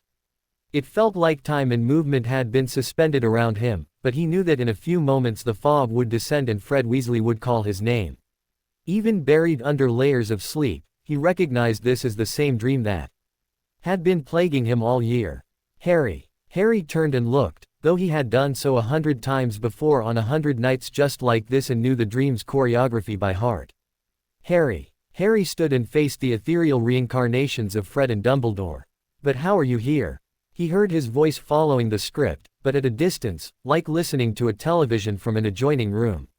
"Is there anyone else with you?" Now, Harry knew, Sirius would call out to him and Harry's heart would leap out of his chest so that he'd have to chase it across the lawn toward his godfather. And then Sirius would dissolve into the fog and Harry would fall into the black hole. And then he would wake up. So it always went. Harry waited. But the grounds remained quiet and Harry's heartbeat remained steady. No voice came. 1 beat. 2. 5. And still there was silence. "Where's Sirius?" he asked. Neither Dumbledore nor Fred replied. Aside from the gentle motion of the wind blowing Dumbledore's robe and the fidgety twitches of Fred's face, Harry might have thought the scene had frozen in place around him. "Why isn't he with you? What's going on?" Harry heard the swish of footsteps and flicked his eyes toward the sound. A form was approaching him through the fog, but it was coming from the wrong direction and was the wrong shape to be Sirius. This person was thinner and slightly taller. It wasn't long before the figure came into full view. Harry breathed in sharply as he took in the white bee-owned hair, the skin the color of moonlight, and the familiar angular features. Harry's body made instinctive motions to cry, but his mind didn't understand why. Draco. Harry was dying to step closer, but didn't dare. He knew the pattern of these dreams. As soon as he stepped close enough to touch someone, they would disappear and the dream world would spit him into the abyss. He couldn't let that happen yet. The dream Draco was staring at Harry with full, sad eyes, his golden pulse matching those of Dumbledore, Fred, and Sirius. It was beautiful to Harry for all he knew what wrongness it conveyed. "Draco," Harry repeated, his throat sore, "why are you here?" Draco didn't reply, but he closed the gap between them and reached out toward Harry. He stroked a finger across Harry's cheek, a gesture so simplistically poignant that Harry's heart didn't know whether to swell or break. Draco's lips frowned softly in a sort of rueful, self-deprecating pout. His hand dropped from Harry's face back to his side and he began to disappear. "No," Harry whispered, reaching out to touch Draco's glowing, vanishing body. "Draco, don't leave me," he cried. Then the dream went black around him and he woke up curled in a ball beneath the thin hospital sheets, fabric clenched between his fingers and tears sliding down his cheeks. He cried into his hands, urging his body to fall back asleep and take him back to the moment before Draco disappeared. He cried harder when his body stayed stubbornly awake. As his tears finally dissipated into wet hiccups, he remembered that the real Draco had been with him when he fell asleep, but wasn't with him now, and he realized that Draco had slipped away sometime in the night and left him to wake up alone. After the tears and shaking that followed his nightmare had subsided, Harry dozed fitfully until Hermione's arrival roused him once and for all. "Hermione, what are you doing here?" he slurred sleepily, blinking in the wan morning light. "Sorry, Harry. I didn't mean to wake you. I just wanted to stop by before classes," she said. "Oh, what time is it, exactly?" "7:30. Harry noticed she looked cross. Due to the distemper he owed to the earliness of the hour, he attributed the same cause to Hermione's mood. Harry groaned. "Oh, dear. Maybe I shouldn't have come," she fretted. "You need your rest." "'S fine," Harry assured her. "'S fine." She pursed her lips in concern, but moved to making small talk about classes and fellow Gryffindors. It wasn't long before she had to leave in the corridors filled with the sound of students making their way first down to breakfast, then to class. Harry wondered vaguely if the incident outside the library yesterday was contributing to the chatter he could hear mutedly from inside the echoey quiet of the hospital wing. More than that, though, he wondered about the conversations of two students, in particular Draco and Ron. He wondered whether his name was on their tongues or in their thoughts and, if so, what effect it was having.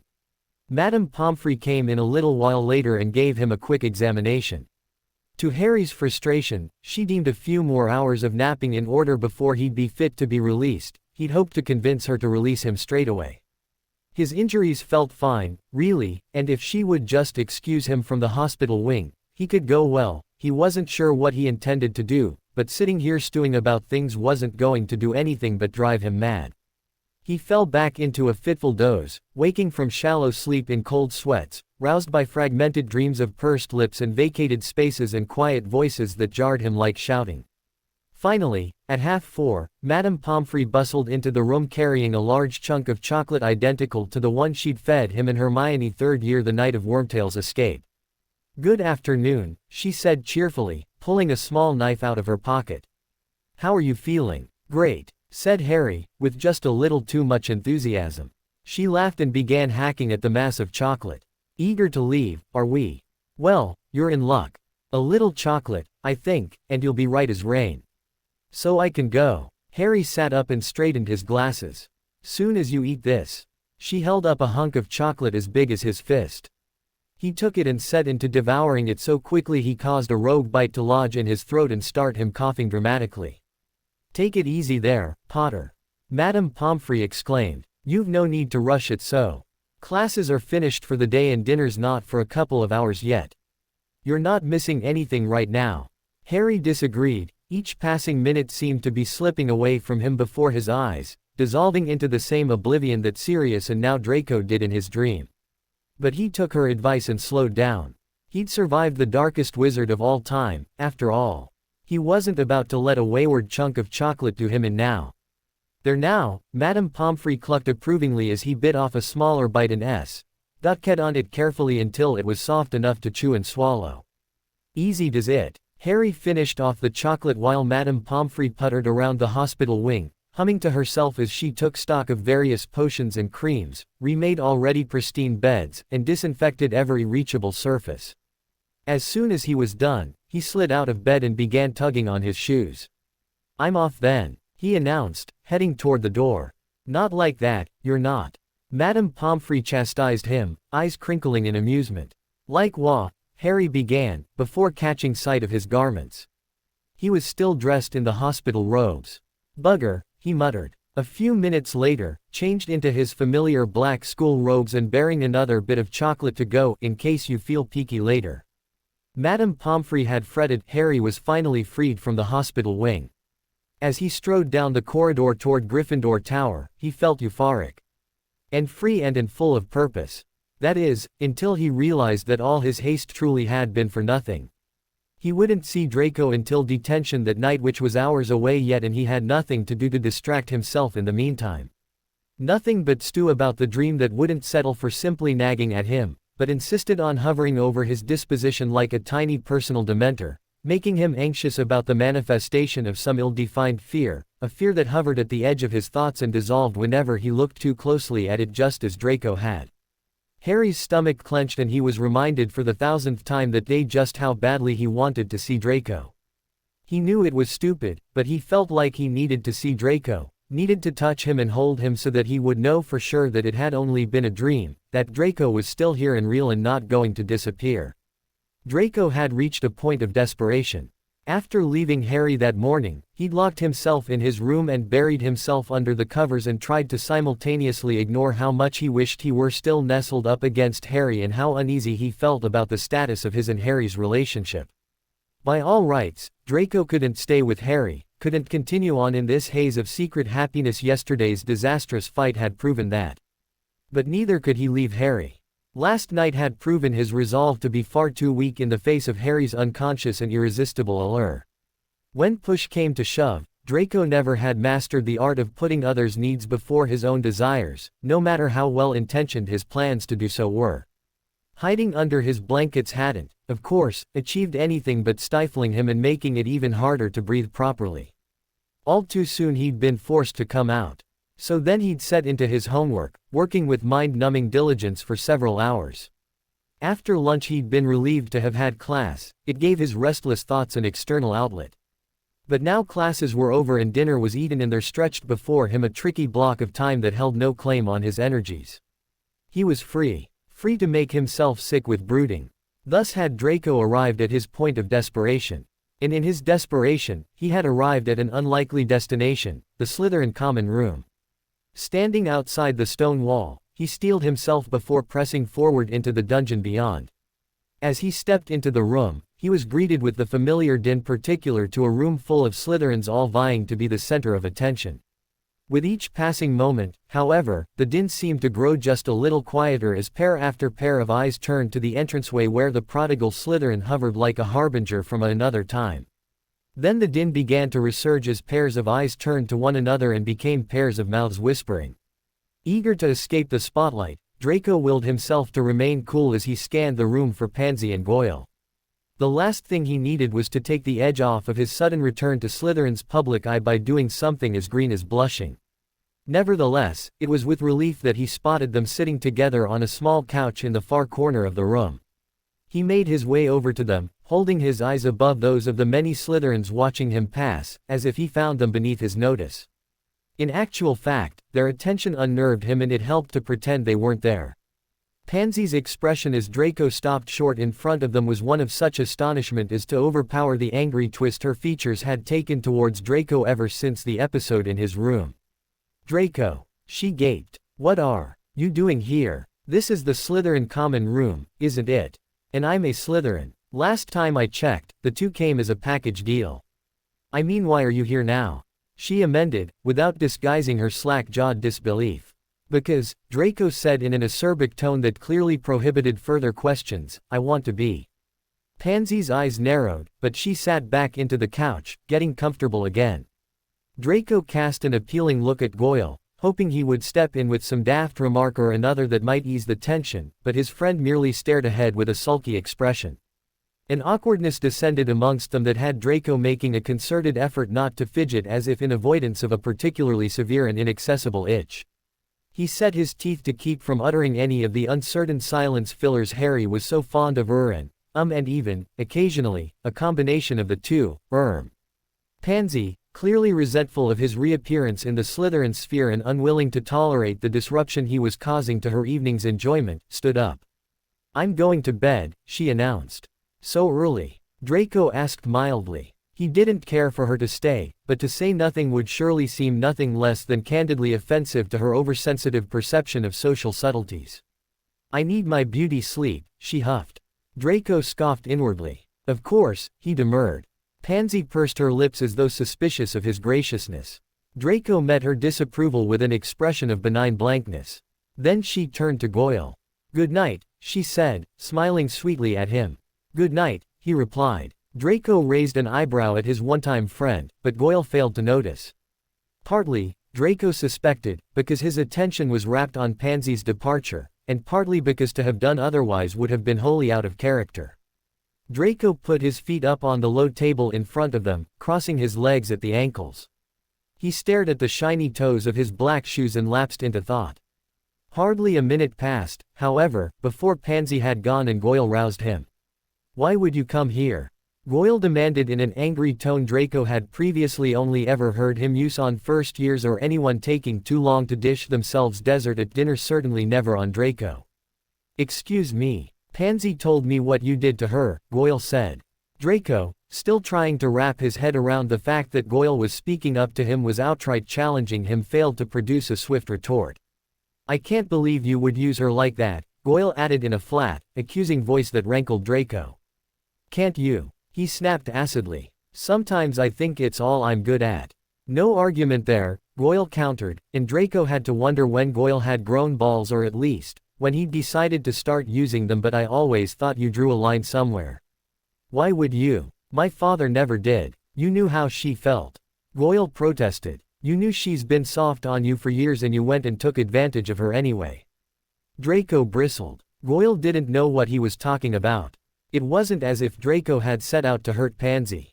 But Draco couldn't tell him that, so he resorted to sarcasm instead, his go-to mannerism as far conversation with Goyle was concerned. Now it's a crime to hurt someone's feelings, he said. My, how the dark have fallen. Voldemort's clawing at his grave, I expect. Goyle's face darkened. As if that was enough for you, he glowered. Now you've come back to rub her face in it, too. Or are you here to win her back? Because that won't. I am not here to win her back, Draco interjected. What do you care, anyway? I don't, said Goyle obtusely. Even so long out of the Slytherin loop. Draco was not to be fooled or deterred by such a weak denial. Goyle, he said, pegging Goyle the fool with one flat word. Goyle scowled. What is it then? Draco drawled, aware that the vexation that had brought him to the common room in the first place was causing him to be excessively rude now, but unable to stop himself once he'd had a taste of his former callous superiority. Jealousy. No, that was never really your inclination, or it would have surfaced years ago. Certainly not moral qualms. We know none of us here have any of those to spare. Shut up, Goyle growled. What? Sensitive subject. Goyle looked like he wanted to hit Draco. Perversely, Draco almost wished he would. He knew he deserved it, and not only for how he was treating his friend, either. He thought a blow or two might actually be cathartic, might bring him to his senses. But apparently raising an actual hand to Draco was a step too far even for Goyle's new independent streak. He settled for treating Draco to a glowering sulk instead. Draco made an attempt to rein in his divergence into borderline cruelty. He couldn't apologize, but he could back off. I'm just going to go, he muttered. I can tell when my presence is unwelcome. He stood up. Goyle stood up with him, stepping close so that his face leered down into Draco's. I'm with Pansy now, he spat in a low voice. Draco's disbelief was cut short by a brief montage of moments of Pansy and Goyle together this term, looking for all the world as if they were perfectly content to be left to their own devices. Or at least I will be as soon as she's done licking the wounds you gave her. I want you to leave her alone. Draco took a step back. Suddenly he felt the last vestiges of his former reputation slip away from him, never to be reclaimed, and wanted nothing more than to flee the room with the greatest haste possible. Fine, he said, making sure to meet Goyle's eye. He wasn't going to leave with his tail between his legs. Then he turned on his heel and strode from the room, head held high and eyes cold, strutting for all his name had once been worth. It would be the last time. On the way out, Draco glanced at the clock above the fireplace and, with an unpleasant duality of relief and trepidation, saw that it was finally time for detention. Harry was alone. In the potions cupboard, Kinda sorta avoiding Draco. But he was also taking inventory of the storeroom stock. Because Slughorn had mentioned that they ought to do so if they had time. He'd met together and only after they'd finished their prominent task of brewing another potion for Slughorn to use in a class demonstration, but Harry had made some babbling excuse about how Draco was better at potions anyway, and so why didn't Harry just go get the other job done in the meantime? Draco had looked skeptical, but he hadn't protested, allowing Harry to escape to the potions cupboard in relief. Harry counted off 7 bloom slang skins and made a note of it on the parchment Slughorn had left for that purpose. Then he began searching for Spider's legs. It wasn't that Draco was being distant or cold, or that his behavior in any way suggested that his disappearance before the morning was meant to indicate something negative, and rationally, Harry knew that Draco's disappearance was only sensible. He shuddered to think what the consequences of them being found in bed together in the hospital wing, no less, would have been. No. It was that the minute Harry had laid eyes on Draco, his pulse had flatlined and his skin had gone clammy and his hands had started shaking as if he were facing his greatest fear. He hadn't even known he had a new greatest fear until this morning, after waking from his worst nightmare yet. 2.5 boxes containing 200 spiders, legs each. Onto Bezors. Unable to keep calm watching Draco work at the cauldron as if this were any ordinary night in detention, Harry had made his excuses and fled. Now he was working steadily through the checklist, item by obscure and sometimes disconcerting item, in the hopes that the monotony would settle him down. So far it wasn't working very well. The inane work was only leaving his mind even more room to think about why he was hiding in cupboard instead of enjoying time alone with his basically boyfriend. Harry no longer doubted that Draco had feelings for him. He did, however, doubt how strong those feelings were, how long they would last, and under what pressures they would endure, especially when it inevitably would become public knowledge that the savior was dating or at least regularly snogging the Malfoy heir. Harry sighed heavily so that his bangs fluttered in the warm gush of breath. Then he forced himself to count carefully the next item on the list. Halfway through the checklist, Harry came to Veritaserum. The single tiny bottle was hard to find tucked behind a box containing a new shipment of textbooks. As he reached for it, an idea dawned on him. A foolish, reckless, impetuous sort of idea. Naturally, once it gripped him he couldn't let it go. Veritaserum. Truth serum. Things didn't have to be so ambiguous. A few drops of this and he could know for sure just how strongly Draco felt toward him. Harry trapped the potion tightly within his shaky fist and abandoned the checklist. Then he strode back out to face Draco, feeling a little bolder and little less uncertain than when he had left. Harry came to a stop in front of Draco and waited to be noticed without saying a word. It didn't take long. Almost immediately, Draco looked up and smiled. Harry ignored the purring in the pit of his stomach and held up the vial of Veritaserum. Draco's smile faded into an expression of confusion, then of apprehension. "We need to talk," said Harry. With the little bottle dangling from his fingers between them, it was clear that he didn't mean an ordinary exchange of words. Draco hesitated, whether out of fear or a disinclination to talk so candidly with Harry. Harry wasn't sure. But then he nodded. "Where?" Harry asked. He met Draco's eyes and the most obvious choice for a private venue lingered unspoken in their gaze, the room of requirement. But they wouldn't go there. Draco's eyes flicked down to the table between them as he cleared his throat. "I have a private room," he said softly. Harry's pulse hiccuped. He swallowed against a sudden onslaught of nerves, then said, "Okay." Draco met his eyes again. They were hesitant but resolved, and his cheeks had gone light pink with an abashed flush that made Harry feel torn between wanting to beam at him and wanting to key him, despite the nerves that seemed to be doing their level best to disintegrate his stomach from the inside out. "Tonight," Draco whispered. Harry nodded solemnly. It had started out as an impulse, but Draco's reaction had made him sure of this. "Then you'll want to go back to your dorm first." Harry, as usual, hadn't gotten as far as practical details, but this was a smart one. Frantic hygienic efforts to be presentable for such an intimate meeting aside, he would need the cloak and his map. Again he nodded. Right then, Draco took a deep, shaky breath. "Meet me at the entrance to the dungeons at midnight." Harry stared straight into Draco's eyes as he whispered with breathless assurance, "Okay." Harry and Draco returned to their individual tasks after that, not saying very much for the rest of the evening. After detention was over, they bid a brief farewell and then Harry raced up too.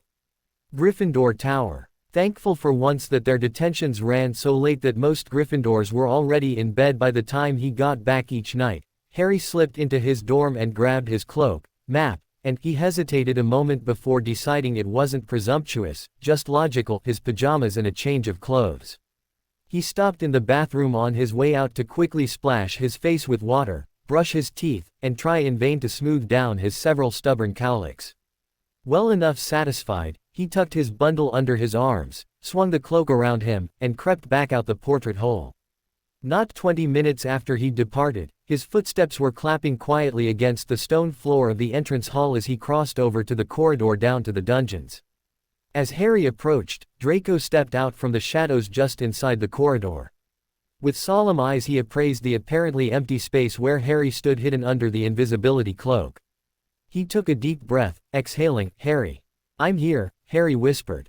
Draco nodded. "Okay," he said, running his fingers through his hair in a quick gesture, "follow me." Then he turned and set off into the murky darkness of the dungeon corridor, Harry trailing him. Draco's heart was pounding. Here he was, former darling of Slytherin House and, more recently, the house's resident social recluse, leading Gryffindor's most famous hero straight into the heart of their domain. More than that, though, he was Draco Malfoy, taking Harry Potter back to his room in the middle of the night. It was a wholly compromising situation, and that was without even considering the addition of Veritaserum. Draco came to a stop outside the portrait that hid his room. Harry bumped into him from behind, mumbled, "Sorry," but didn't step away. The warmth of Harry's body brushing against Draco's, even through several layers of clothes and enchanted fabric, was especially potent in the drafty air of the dungeons. Draco's fingers curled into Harry's cloak, as if to anchor himself to something familiar when he felt otherwise so adrift. He licked his lips, then said softly, hoping somehow that Harry might not hear, "Malkins." The portrait swung open. Harry followed Draco as he stepped through the now open entryway and went to stand in the middle of his small room.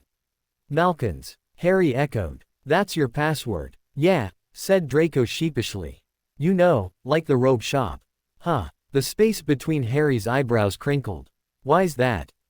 Well, Draco blushed, "it's kind of personal." Harry scrutinized him for a moment, still looking flummoxed, and Draco prayed he wouldn't insist on an explanation. To his relief, Harry simply said, "Okay," and let the matter drop, though he was plainly still curious. Bloody good Gryffindor manners, thought Draco, trying to quell an odd part of him that had actually harbored a reckless hope that Harry would press him on it. So he said out loud, "This is my room." He watched as Harry turned in place, taking in the four posters swathed in thick green covers a couple shades darker than Harry's eyes, the bare gray stone walls, the two silk-upholstered armchairs with the seats worn ragged positioned next to the small fireplace. It wasn't much. Draco noticed the fire had burned itself down to a few last smoldering embers and shot a spell at it so that it surged back to life, filling the quiet with its enthusiastic crackling. Harry stood facing half away from Draco, so that his profile was cast into relief by the warm glow of the firelight. "It's nice," said Harry at last. "Not really. You have it to yourself." "That's something," Harry pointed out, pausing as he ambled over to Draco's desk to look back at Draco. "I've never had a room to myself," he added as an afterthought, almost to himself. "At least, not a proper one." Draco shifted his weight between his feet. "Yes, well, what it lacks in luxury it makes up for in privacy," he agreed, adding with a covert glance at Harry, who was now running his fingertip along the spines of Draco's books, "it does come in handy sometimes." This last statement seemed to remind Harry why they were there. He abandoned his scrutiny of Draco's bookshelves and returned to the center of the room where Draco still lingered. Draco's stomach fluttered as Harry stopped a couple feet away to lean against the back of an armchair. It was a casual pose, but Draco could see how stiffly Harry was holding himself in it, and it made him feel a little better about being nervous. "So," he said. "So," said Harry. "Should we drink this stuff straight up, do you think? Or mixed in with something?" Draco asked. It was easier to think of logistics than of what would follow. "Better just do it straight up," Harry replied. "Who knows what reactions it might have with other things. It could be like alcohol and drugs or something." Draco nodded sagely, though he wasn't quite sure exactly what sort of bad reaction came as a result of drugs and alcohol together. I have glasses, he said, and went to retrieve them from the small top drawer of his bureau. Harry fished the small vial of Veritaserum from his pocket and was uncapping it when Draco returned. Draco held out the small glasses fire whiskey shot glasses Blaze had brought back as a joke from a holiday in Russia the summer before 6th year and let Harry pour in the Veritaserum. I'm not really sure how much we're supposed to take, said Harry, pouring half the potion into each glass, but I figure, if we overdose a little, well, no one's ever died from telling the truth, have they? Draco thought that rather depended on the circumstances, but instead of arguing he indulged the potion's professor in him and told Harry, there's no such thing as an overdose on Veritaserum. It's just that the more you take the longer it lasts. Well, said Harry, taking his glass and sitting down in one of the armchairs while Draco took the other, then cheers. He lifted his glass to Draco, and then they both tossed them back, exactly like shots of fire whiskey. Draco gulped, trying to soothe the sensation that the Veritaserum was freezing his throat as it slid down, the ice cracking after it passed and crumbling into little shards to coat the pit of his stomach in a fine, chilly dust. Now what? Draco's voice came out in a throaty tone that was the result of trying to disguise his nerves with smooth unconcern. Apparently, Veritaserum didn't even take kindly to an editing of demeanor. Now, Harry said, his eyes on Draco's as measuredly steady as his voice, we ask each other questions. About anything. Here they were, Harry Potter and Draco Malfoy alone and with Veritaserum coursing through their bloodstreams, a situation that ought to have them lunging at the many opportunities for exploitation, and they were perfectly silent. It seemed neither of them knew quite where to begin, or what to say. Harry, always one to jump in headfirst, took it upon himself to break the silence. What's your favorite color? He asked lamely. Draco grinned in spite of himself. Harry didn't seem to have any more of a clue about what they were supposed to be covering than he did. Green, he said. Always has been. But not because of Slytherin. Not anymore, at least. Why, then? Apparently Veritaserum did actually become more potent in larger doses, Draco recognized, because theoretically he ought to have been perfectly able to leave it at green, rather than spilling out superfluous explanatory details. Ah, well, too late now. At least Harry would be equally affected. Your eyes are green, he explained. Harry's green eyes bore into his and Draco's cheeks flushed. My turn, he said, to distract himself from his embarrassment. Favorite food? Harry's eyes crinkled in humor. Treacle tart. Night owl or morning person? Night owl. Gryffindor password. Draco smirked mischievously. Hinkypunk. Harry made a face. Planning to break in. Bragging rights as first Slytherin to penetrate the Gryffindor inner sanctum. No, I just couldn't resist. Draco's smirk was more of a teasing grin than anything else. Harry made a show of wrinkling his face in thought. Ever been drunk? Once. At one of my parents' insufferable New Year's parties. Pansy and I transfigured a couple champagne bottles to look like sparkling grape juice and got completely smashed. I threw up on the Egyptian ambassador's sandals. The look on my mother's face, I think she seriously considered trying to obliviate everyone at the party for a few seconds there. Harry laughed so hard that his eyelashes went spiky with moisture. What did she do? Called a house elf first, of course, to clean up the mess, Draco said, giggling. Then she fawned over the ambassador the rest of the night and fed him some sob story about how her poor fragile boy was recovering from a nasty stomach bug he'd picked up from a mudblood at school. She vanished my glass, too, and sent the elf to tow me off to my room. I don't care what you have to do, she told it, but I want him sober and back down here by midnight, or you may as well take his soiled robes and leave. Oh, Harry wiped his eyes as his laughter subsided. Oh God, I'd have loved to see that. Knowing you, you'd probably have found some way to get me off the hook, said Draco wryly. Pansy, on the other hand, was bloody useless. She stood off and laughed herself silly. An elf had to steer her out of the party, too, if I remember right, she was so off her ass. Harry's face went serious. Did you love her? He asked quietly. Who? Pansy. No. Draco exclaimed. No. No. Harry looked skeptical. But you were together for years. We were never together, Draco swore. Now Harry looked confused. Oh, he said. But she was always hanging around you, I just thought. Yeah. Well, you weren't the only one. That was sort of the point, said Draco dryly, realizing only after he said it how true it had to be, considering. Oh, Harry said, evidently comprehending. Did you? Draco began timidly, not sure he really wanted the answer and well aware that they were leaving the safety of favorite colors behind. Did you love Ginny? I thought I did, said Harry heavily. And I do, still. I love her more than just about anyone. Draco's stomach winced. He regretted asking. He didn't want to hear about Harry loving someone like Ginny, someone good for him in a way Draco could never hope to compete with. Harry seemed to read the discomfiture in Draco's expression, though, or else the Veritaserum wouldn't let him off with a simple answer, because he continued. But I don't love her in a romantic way, and now I know that I never really did. Even before I realized it, I never felt properly towards her as you're supposed to with a girlfriend. I never missed her at night or dreamed about, getting together with her, none of that. The words Draco was suddenly desperate to ask were on the tip of his tongue, and me. Do you feel that way about me? But he couldn't quite articulate them. After a moment, Harry seemed to decide it was his turn again and he changed the subject back to that of his last question. So if you weren't dating Pansy, were you dating someone else? Were you? Harry trailed off, then his features blanched slightly as he seemed to think of something else, something that he immediately asked Draco with a queasy expression on his face. Were you ever with another boy? Or, he winced, boys? Knowing the truth, Draco almost laughed. No, Harry. You're my first boy, I promise you. Relief relaxed Harry's face, but not entirely. But there's been girls then, haven't there? Remembering Pansy's be patient, Draco bit his lip. Apparently interpreting this as a sign of Draco's previous promiscuity, Harry added anxiously, how many? How many what? Draco asked, to make sure he was answering the right question.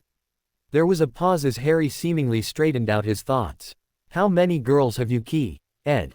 He clarified after a moment. One, said Draco. One. Harry repeated in evident disbelief. Yes, one. Just one. How? Draco wished Harry would stop repeating it was making him feel even more than he was. He shrugged. Never did much encouraging, I guess. Harry muttered something to himself that sounded like, surprised they needed it, bloody gorgeous. Draco thought about pursuing that promising thread, but decided against it, instead asking of Harry, same question, knowing that it must be more than his own count and preparing to learn that Harry had taken advantage of the many opportunities for snogging and more that had undoubtedly presented themselves in the form of dithering fangirls. Oh. 2. Draco let out a breath he hadn't meant to be holding. That's it. Well, it's more than you've got, isn't it? Said Harry, affronted, misinterpreting Draco's response. No, I just mean I thought with your hero status and everything chances for snogging and all. Harry looked amused. I'm gay, remember? He said. I think I'd find it very hard to ignore their girly bits, even if I was a bit desperate. And have you taken a good look at those girls? Nightmares, honestly. Draco cracked a smile, reassured. Harry went on. Besides, I'd rather go without snogging than snog someone I didn't care about, he said, and Draco's heart gave an approving and decidedly hopeful thump. Me too, he said quietly. Harry leaned forward in his seat, as if to reach out to Draco, but he stopped himself. There was a sort of unspoken agreement hanging in the warm, fire-lit air between them that they wouldn't touch until they had seen this conversation through. Not sure he could keep to himself if he held his gaze with Harry much longer, Draco spoke. How long have you known? Draco asked. That you're gay, I mean. July, said Harry. Near my birthday, actually. It was long enough after the final battle that I'd finally been dating Ginny properly for a couple weeks, and, well, let's just say it became pretty obvious pretty quickly to both of us. Some birthday present, huh? Oh, you thought your life was finally going to be normal and dull. Think again, mate. He laughed dryly, then peered at Draco with a particularly curious expression. What about you? Not that long, said Draco cagily. This was the first question that had brought up something he'd really rather conceal. The Veritaserum wouldn't let him be that vague, though. A few weeks, he specified. 4 weeks, he added, when that, still, wasn't enough. 4 weeks, Harry repeated. A knowing savviness that made Draco vaguely nervous was dawning across his face. That's after you at me in the hallway. You didn't know yet then? No, said Draco reluctantly, not really. To be honest, I was kind of just refusing to think about it. But then remember that one with a girl I mentioned. Harry nodded. Yeah, well, that happened. After that it was pretty clear, I couldn't deny it anymore. And besides the fine dust. That was Draco's perception of the Veritaseram's presence in his system seemed to be solidifying into words that rolled off his tongue without his approval. He tried to rein them in but it was a futile effort, like trying to pluck memories from a pensieve with your bare hands. And besides, the more time I spent in detention with you the more clear it became, and by the time Pansy Key at me it was more like a formality, really. Draco's hands trembled at the outpouring, so he laced them together and tucked them between his knees. There were hundreds of things Harry could have said in response. Draco could think of several obvious ones off the top of his head but he said none of them. And in context, what he did ask seemed almost out of the blue. Draco, Harry said, why is your password Malkins? Startled, Draco answered without thinking. Because that's where I met you. Harry's eyes widened, and that's when Draco realized what he'd just said. Really? Harry asked, so softly he almost wasn't audible over the crackling of flames coming from the fireplace. Draco was at a loss for words. Even the Veritaserum had nothing to add, so he simply nodded, feeling as though his heart had expanded into his throat and his stomach. He didn't know whether it was what he'd said or simply the alluring cast of the firelight, but Harry's eyes seemed to glow. Whatever the reason, it gave him the courage to ask what he did next, licking his dry lips before he spoke. Why did you save me? The words flared between them as if caught in a sudden flame, then went out, and Draco waited with bated breath for Harry's response. Harry stared at Draco, his beauty even more striking than usual, illuminated by the firelight's dramatic contrast with the otherwise dark room. He stared at Draco and remembered the last time he'd seen him illuminated by firelight. That time he hadn't been thinking about Draco's beauty. He'd been thinking of one thing, and one thing only, keeping him alive. Because Harry said slowly, in response to Draco's question. He wasn't sure before he began speaking what the answer was, but he was confident that the Veritaserum would draw it out of him. I couldn't let you die. Letting you die, that was impossible. I saw you looking up at me, surrounded by the flames, and I knew I couldn't leave that room without taking you with me.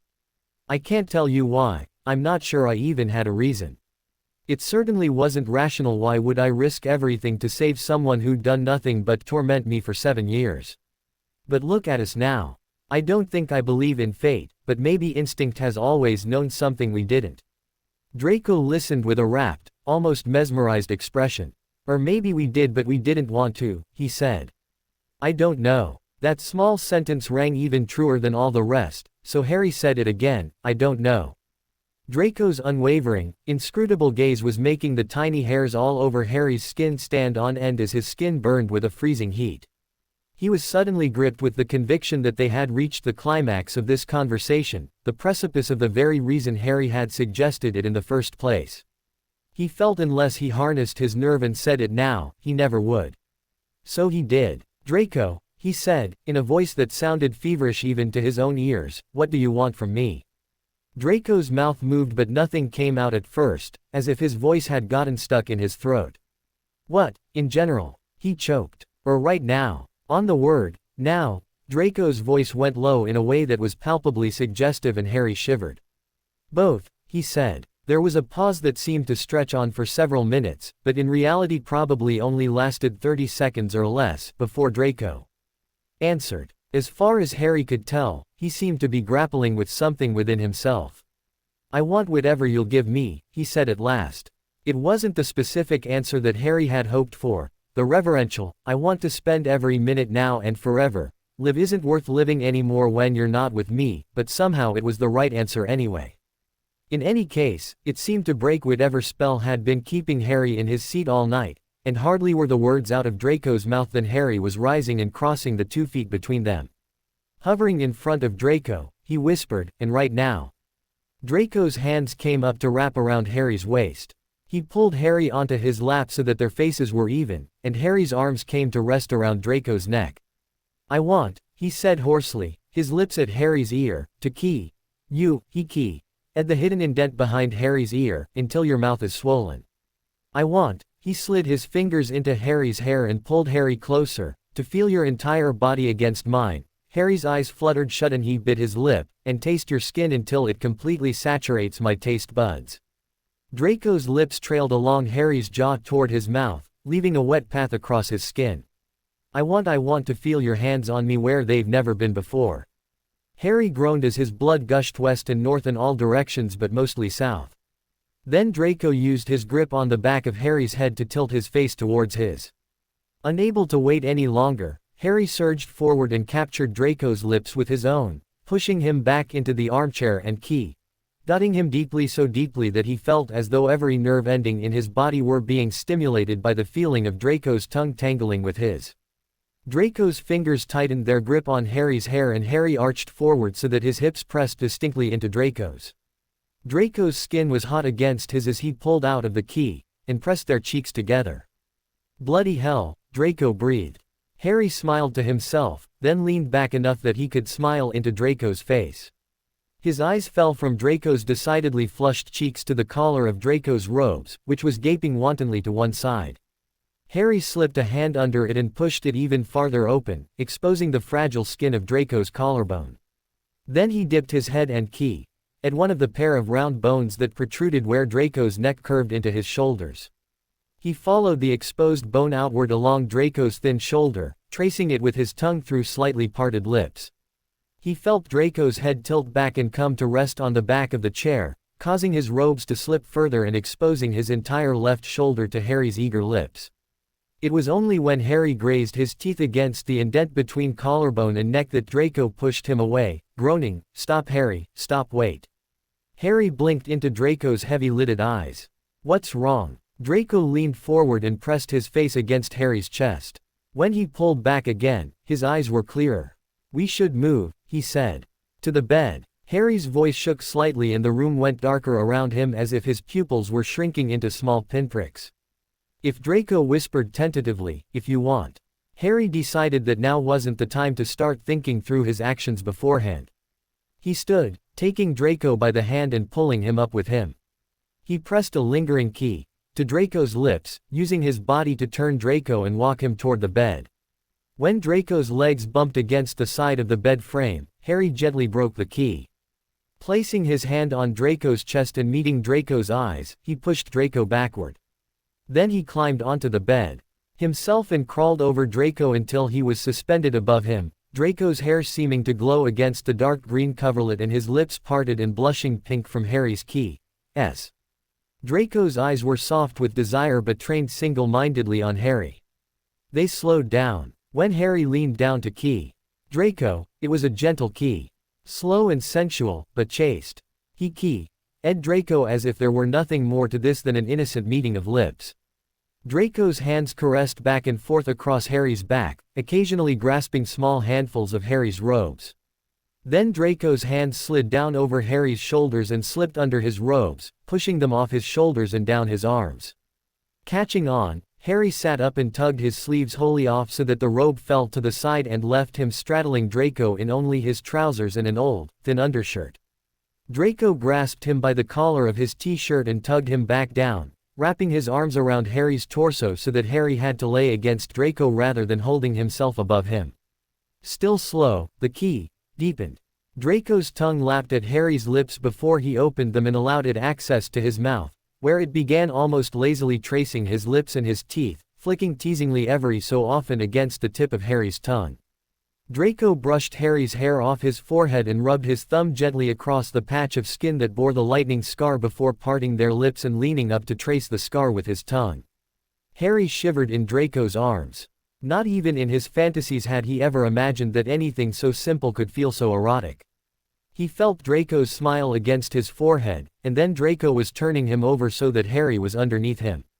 Draco's arms slid behind Harry, supporting his back as Draco scooted them upwards towards the top of the bed without once breaking their and then Harry's head was laid down on a pillow. Minutes passed and Harry realized that his shirt had gone the way of his robes, and that Draco's robes were more off than on at this point, gaping open to reveal an expanse of pale chest that shone in the firelight, begging Harry's hands to touch it. Draco's chest was warm, so warm like he had a fever. Harry ran his hands across it, up and down, glorying in the smoothness of Draco's skin and feeling abstractly silly, as though he were petting Draco, but Draco didn't seem to mind, not if the small vibrations Harry could feel emanating from his chest were any indication. Harry gave Draco's robes one last push and they came off, revealing Draco's beefy chest without even a shirt to get in the way. Harry wondered absently if Draco always went topless under his robes, or if he had stripped his shirt specially in preparation for tonight. Draco lay his lean body down on top of Harry, aligning them front to front, skin to skin, hip to hip, legs slipping between thighs, and pressed his lips to Harry's chest. Harry tossed his head back against the pillow in pure pleasure, feeling his pulse throbbing in very obvious places that had Draco smirking delightedly into his key. But Harry didn't mind, no, not at all. Draco was key, dotting his way up Harry's chest to his throat, king gently on the vulnerable underside of Harry's neck, and then not so gently that would leave a mark. Harry was sure he should say something, but his brain kept short-circuiting on its way to his mouth and coherent speech was impossible. His hand found its way to the sinewy muscles of Draco's back, where it trailed down toward the less muscular, more rounded region of Draco's ass and cupped it, urging Draco's body closer to his, and Draco obliged. He arched his hips into Harry's, which sent such a sharp surge of pleasure through Harry's body that he would have cried out if his mouth hadn't been otherwise occupied. And then Draco's fingers, his nimble fingers, were gliding down Harry's chest, making each nerve they teased tingle excruciatingly, until they reached the barrier that was the waistline of his trousers. They toyed with the hem for a moment, dipping in and out, then, rather than penetrating the dark region underneath, skated over the top. There Draco's fingers paused, then spread out and palmed. Ah! Harry garbled, half moaning, half shouting. The weight of Draco's hand there jolted him out of his lust-addled haze. It was electrifying and tantalizing and terrifying. Draco, he whimpered, Draco. His voice trembled. Draco stilled. What? He panted. I, Harry stammered. His head was swirling. He couldn't tell wants from needs, from reservations from objections. He was breathtakingly scared and almost painfully aroused. He wanted to keep going full blaze ahead and he wanted to call it all off. In the end, the Veritaserum spoke for him. I think I need to stop, he said in a small voice, a different flush coloring his cheeks. For a moment, Draco was frozen on top of him. Then, gingerly, he extracted himself. Okay, he whispered. Okay. Draco nodded, retreating to the edge of the bed. But he didn't look Harry in the eye. After a minute, he spoke. Harry, he said in an off-pitch voice. Can you, excuse me for a minute? Harry stared at him, uncomprehending. Then, too slowly, Draco's meaning sunk in and Harry was overcome with a smoldering shame. Course, he mumbled, turning his face and burying it in the pillow to hide his mortification from Draco. He felt the bed rise slightly as Draco stood, then heard a soft padding of footsteps as Draco walked into the bathroom, followed by the click of the door shutting behind him. Draco fell back heavily against the door, his breathing hitching. He would take care of this quickly, then he would go back out to Harry. Oh God, Harry. He heard a quiet cry from the other side of the door and realized Harry was doing the same thing. With a gasp, he finished. Panting his relief, he slid to the floor. Oh, gods above and sweet hell below, had Harry been good. Draco had nothing to compare it to, but he didn't need comparison to know it had been exceptional. He didn't need comparison to know that his mind had been blown. He didn't need comparison to know, well, suffice to say that Draco's parents had done a very poor, that is to say, entirely negligent job of teaching him that he couldn't always have what he wanted just because he wanted it. He now knew without doubts, denials, or qualms that he wanted Harry, and it was going to take a hell of a lot to convince him to let go after tonight. That being said, Draco couldn't entirely regret Harry's abrupt plea to stop. He wouldn't have called for the breather himself, he was too headily consumed by his own desire for that, but once Harry's request had forced him to pause and pushed rational thought in through past his ardor, he'd been overwhelmed with the largeness of what they'd been so rapidly escalating towards. He wanted that, he knew he did, but not now. Not yet. It was too much too soon. Draco's breathing evened out and he stood up. With a deep breath, he turned the knob and stepped back into the room. Harry was curled up on the bed, facing away from Draco with his face pressed into a pillow. Draco climbed into the bed and settled behind him, propping himself up on one elbow. He waited for Harry to speak first. I'm sorry, said Harry at last, murmuring into the darkness. Harry, whispered Draco sincerely, it's fine. Really. Harry shifted and turned over so that he was facing Draco. His eyes were cast over with Uncertainty. Draco Key. Ed him to dispel it. Harry's eyes remained closed when he pulled away, then opened to reveal an expression that was reassured. We're still drugged, you know, Harry said. So we are, Draco acknowledged. Got any more questions? The words were teasing, but his voice was serious. I do, Harry affirmed. He appraised Draco solemnly, then asked, Are you ashamed of me? Draco blanched. Ashamed, he repeated. You didn't come to see me in the hospital wing until after hours, Harry said. I thought it might be because you didn't want to be seen with me. He ducked his head. No, Draco said. No, Harry, I am not ashamed of you. He didn't want to say what he did next, but the Veritaserum gave him no choice. I'm ashamed of myself. Draco was grateful that Harry didn't belittle him by asking, why? Or showering him with empty negations. They both knew Draco had plenty reason to be ashamed, there was no point in denying it. Instead, Harry was quiet, accepting Draco's statement and allowing that Draco was entitled to be the authority on his own self-perception. So what does that mean? For us? Harry asked. I don't know, Draco admitted. A couple hours ago he would have said adamantly that it made a future for them impossible. But something in him had shifted as the Veritaserum coursed through his veins, as if his judgment had been clouded with a mess of grit and sand that the Veritaserum had settled, leaving his mind clear. He knew now that he was in far too deep to think he had the strength to pull out any more. He was in, and he was going to fight to stay there. That didn't mean other people would make it easy, though. Draco, even Draco in love, was not a fool. He knew that the outside world was cruel, and crueler to him and Harry in different ways than most. I know it wouldn't be easy, Harry said, echoing Draco's thoughts, dating me the boy who lived. There was a derision in his voice that Draco wished he could alleviate. And we don't have to, come out or anything, he promised, blushing, but I don't want to settle for, now, anymore. I need to know that you want to stick around. He fell silent and pressed his face into Draco's chest, a position reminiscent of the night before that Draco realized he was already getting used to. He wondered if Harry could hear his heartbeat there. I'm not going anywhere, Draco vowed. And that was the truth. Harry curled an arm around Draco's waist and tilted his head to press a key to Draco's neck that didn't seem to be particularly aimed but which Draco savored nevertheless. Good night, Draco, Harry murmured, his hot, sleepy breath heating the skin of Draco's neck. Good night, Harry, said Draco.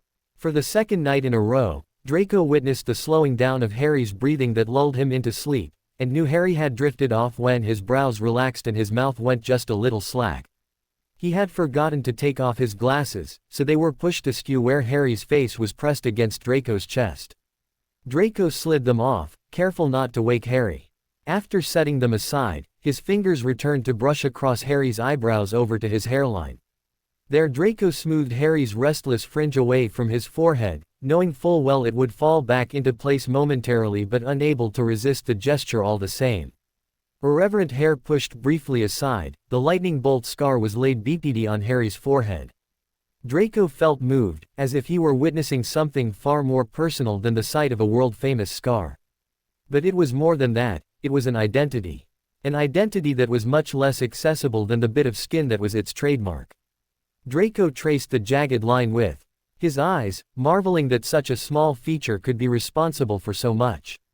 Then he bent his head and key at it just before Harry's fringe bounced back into place, hiding the scar from view once more. Harry woke up to morning light. Accustomed to the window-rimmed walls of Gryffindor Tower, it took him a moment to realize that there oughtn't be any morning light to wake up to. Because he wasn't waking up in his own bed, and the room he was waking up in didn't have any windows through which morning light could conceivably come in. Once his sleepy mind wrapped itself around that, the rest came flooding back. Detention. The checklist. His proposition. The Veritaserum. Harry's breath hitched a little in his throat and he opened his eyes for real, blinking because sodding Merlin's pants, it was really bright for a room with no windows. After the residual delay from spending his formative years in a world that knew nothing of magic, Harry realized that Draco had probably charmed the room to imitate natural light patterns, sort of like the Great Hall. Draco was clever like that. Harry thought about sitting up, but he decided he was too comfortable to move just yet. Draco's cheek had come to rest on Harry's shoulder sometime in the night, and its warmth was responsible for the irrepressible soft smile on Harry's lips. Was it conceited to think that he was finally reaping his reward for all the years of constant fear and hardship he had weathered to get to this point? If it was, he didn't care. Now that he had tasted such happiness, he'd fight harder to keep it than ever before. He just hoped he wouldn't have to. Harry snuggled deeper into Draco's thick comforter until his face was level with Draco's sleeping one. Draco's breath brushed gently across Harry's face with each shallow exhalation from pink, parted lips. His eyelashes fanned across the thin skin under his eyes, so blonde they were almost white, but longer and thicker than Harry could appreciate from his usual standing distance. The charmed morning light slanted across Draco's sleeping form and illuminated him in a wash of light so warm and magical that he fairly glowed, almost like he did in Harry's dream. But this was different. The dream had been beautiful, almost unnaturally so, but it had been scary, too, because it was so transient. This, however, filled Harry with an even more powerful sense of beauty, a feeling that was comforting rather than achy, because it was real. It was tangible. Harry reached out and stroked the soft skin of Draco's cheek, knowing that Draco wouldn't disappear as soon as he did. Harry watched the sun rise by gauging the progression of light across Draco's body, perfectly content, but eventually decided to get up. With one last hungry gaze at Draco's relaxed form, as if trying to render a perfect mental image of it to keep in his memory, Harry pushed back the covers and swung his legs to the floor, careful to get up without waking Draco. He stood and stretched, taking in Draco's room now that he could see it in the light of day. It was tidy. So tidy it almost seemed as if Draco were not really living here, but rather just visiting and not wanting to create too much clutter to be cleaned up when he left. Harry ambled around the room, stopping to run his fingers over Draco's belongings and examine the titles of books arranged neatly on various surfaces: the desktop, the nightstand. When he came to Draco's dresser, Harry noticed a lone glass vial on top that was out of place in Draco's otherwise painstakingly organized room, as if he had set it there temporarily and then forgotten about it. Or as if it were positioned to be within easy access for frequent use. Curious, Harry picked it up. Draco. The sound of his own name penetrated Draco's sleep. It came again. Draco. His first instinct was to react with annoyance. It was Saturday, after all. What business did anyone have waking him up before he was good and ready? But then he recognized that the timbre of the voice was familiar and cherished. Suddenly he decided he preferred the waking world to the bliss of dreams. "Hern," he said, trying to say, "Harry," with a sleep-numb tongue. "Draco, what is this?" said Harry. Slowly Draco realized that Harry's voice wasn't adoring as he'd imagined it being. It sounded odd, off somehow. Draco forced his eyes to open, then to locate and focus on Harry. Harry was staring at something clasped in his hands. Then he looked up at Draco with uncertain eyes and held up something small for Draco to see. But Draco's eyes were still blurry and his thoughts were still slow. The thing in Harry's hand wouldn't connect to a concrete thought in Draco's mind. He smiled sleepily at Harry and wondered why Harry was looking at him like that rather than smiling back. "I dunno," Draco said, more concerned by how empty Harry's side of the bed felt than he was by whatever was in Harry's hand. "Come back to bed. My feet are cold." Harry wasn't listening. "Draco," he repeated, "please tell me this isn't what I think it is." Draco would gladly do so provided he had any idea A, what it was, and B, what Harry thought it was. "I know I'm bollocks at potions," Harry continued, "so please correct me if I'm wrong, but this looks an awful lot like the Nocturna Mortem we brewed in Slughorn's class a few weeks ago." The words, Nocturna Mortem, unlocked something in Draco's mind and suddenly he felt far more alert. Nocturna Mortem, that was the dark substance Harry was holding as if it were Voldemort's eighth Horcrux. Shit. He'd left the vial sitting out on his dresser, he hadn't put it away as he'd meant to before Harry came over. Draco cleared his throat. "It is," he said, then immediately wondered why he would say that. The more awake he became, the more clear it was to him that Harry was distressed. It would have been better to lie, to say that it was something else, a pain-relieving tonic. So why didn't he? Harry's expression was wavering between wary and accusatory. "Why do you have it?" he asked. "I thought I saw you swipe some at the time, but I wasn't sure and it didn't seem that important. I don't know why I took it." That wasn't a lie. He really hadn't given it much thought, Pocketing the small vial of potion had been something of an impulse, which Draco hadn't been able to articulate to himself until later. "Okay," said Harry, "then why did you keep it?" Harry's voice was getting louder, and so was his anxiety, which was beginning to rub off on Draco. The content glow he'd woken up with was dimming rapidly. He wished he could rewind, go back to his first waking moments and change things so that Harry cast the vial aside as unimportant and got back into bed with Draco instead. "What is this for?" Harry pressed, when Draco didn't respond. And again, when Draco looked at him and said nothing, biting his lip against an involuntary impulse to speak. "Draco," Harry's voice was urgent now, and definitely raised. "What do you have this for?" Draco sat up, holding the covers to his chest. For some reason he felt the need to protect his bare skin, at least, from exposure. "Harry," he began. Harry interrupted him. "Have you been planning to kill yourself?" Draco opened his mouth to deny it, but his tongue wouldn't form the word, "No." It dawned on him then that he hadn't said a single untruthful thing yet that morning. The Veritaserum was still in effect, he realized, pushing his fringe off his forehead and tightening his fingers around a handful of uncombed hair. He couldn't lie to Harry, but he couldn't tell him the truth either. Yes, technically he had had vague plans of the nature Harry had accused him of, but he no longer intended to follow through with them. Not after last night. In frustration, Draco diverted the question. "It's none of your business," he said flatly.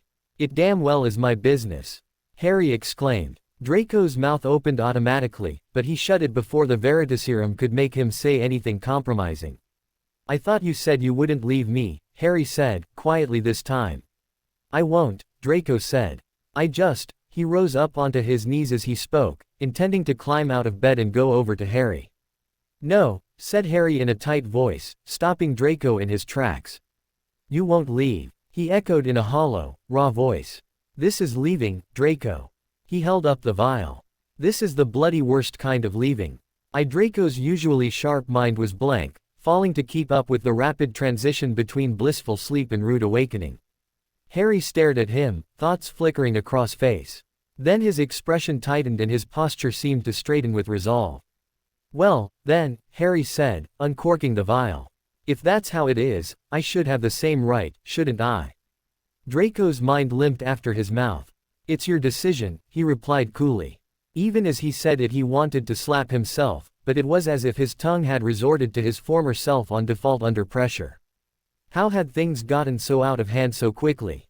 And how could he possibly reel them back in before it was too late? Harry didn't reply, but raised the uncorked vial toward his lips. His eyes bore into Draco's over the rim. The glass grew closer to Harry's mouth. Draco swallowed against a surge of sudden panic that rose in the back of his throat in the form of bile. Where was the line in this power play, and how high could they risk pushing the stakes before they crossed it? "Don't!" Draco burst out when the vial got too close to Harry's lips to bear. The vial froze. "Don't! Please!" Draco's voice had gone hoarse, as if it knew something he didn't. "Why not?" Harry's words seemed to saturate the room, filling the empty molecules of the quiet that followed. Their eyes met and grappled with the force of their wills. The vial hovered in air above Harry's lips, clasped in his fingertips, all but forgotten. Draco fought the urge to break his eye contact with Harry, knowing it was only a matter of seconds before the Veritaserum pushed the truth out. As if in slow motion, the vial tipped in Harry's absent grip and several black drops slid towards the mouth. They quavered on the rim, then split from the glass and fell onto Harry's parted lip before slipping onto his tongue. For a split second Harry's eyes widened, then his eyelids fluttered shut and he crumpled to the floor. "No!" Draco's shout reverberated in the room and sounded foreign to his own ears. Had that wrenched sound really emerged from his throat? Then he was scrambling out of bed and rushing over to Harry, throwing himself down on top of Harry's limp body. "Harry," he said, cupping Harry's already cooling cheek in the palm of his hand. "Harry, please, open your eyes." Harry's eyes remained shut. Draco fought to keep his head clear against a wave of panic. His other hand came up to Harry's face as well, and he began stroking Harry's skin as if his caresses could coax Harry back to consciousness. "Harry Potter," he said, his throat constricting painfully with emotion as he tried not to cry, "you are not allowed to die. Not now. Not when I love you." A strange choking sound followed his pronouncement. He looked desperately, searchingly, into Harry's face, clutching it tightly between his palms. The color had drained from Harry's cheeks and lips, which were parted in surprise, exposing a black droplet that still clung to the tip of his tongue. Draco moved without thinking. He leaned down and keyed Harry, concentrating his entire being into the molding of their mouths, and pressing the tip of his tongue between Harry's lips until it touched Harry's. An inexplicable surge of peace and relief flushed over him for a moment, and then the world went black. Harry opened his eyes. Or at least he thought he did. He had felt them open, he knew he had, but nothing had changed. All that he could see was the same indiscriminate blackness as the inside of his eyelids. He blinked. It was still black, but now he knew for sure that his eyes were open. You couldn't blink if your eyes were closed. He tried to speak, to call out, but his lips wouldn't move. He tried to move his arms, his legs, anything, but it was as if they were no longer under the jurisdiction of his brain, nor even connected to his body at all. He couldn't move them, couldn't even feel them. He questioned again whether he really had opened his eyes. Maybe he just imagined he had. The beginnings of disquiet stirred in his mind. Where was he? Trapped in some unnatural magical limbo where one's existence was whittled down to consciousness and nothing else. How did he get here? More importantly, how could he escape? Just as he was beginning to panic, Harry was gripped with the sudden sensation of rushing upwards, with a roaring in his ears like wind passing at top speed. He flinched, unable to see where he was going and instinctively expecting to collide with his destination before he saw it coming. But minutes passed and the rushing continued, seemingly endless. Slowly he noticed things changing. As he rushed forward into more and more nothingness, unconvinced that he was really moving anywhere at all, his vision seemed to be shifting from complete blackness to the dimness of imminent fainting. His body started tingling all over, too, as if he were passing out in reverse. As his vision lightened, the tingling grew more and more uncomfortable. And then hearing began to fade in. He heard his name, as if from the bottom of a deep well. A moment later it came again, and this time it was louder, clearer. The jangling of his nerves crescendoed into an intense buzz. Awareness of his limbs returned in the form of an impossible heaviness, and he worried that he might start falling backward, losing all the ground he'd gained in his blind flight. Suddenly, with the shock of hitting the ground after falling through the void from his nightmares, Harry was jolted back into his body, into real consciousness. He came up gasping as if from being submerged underwater, a gasping which immediately turned to gagging and coughing as his erratic breaths pulled something liquid into his windpipe. He opened his eyes but immediately closed them because the light burned. The coughing subsided and he tried to catch his breath, breathing carefully with his now raw throat. Noise surrounded him, many voices talking at once. Oh God, he's okay, he's not. Can't you see, I am Hacken. Where's Madame Pomfrey? Can't believe it worked, just a guess, a long shot, come on guys, back away now, don't crowd him, let me through, I've got chocolate, what happened? Okay too. Bloody cares, it was his fault, found him together, I heard, probably jinxed, imperious, more like, people don't change, well what do you expect? Sick, the lot of 'em, everybody out.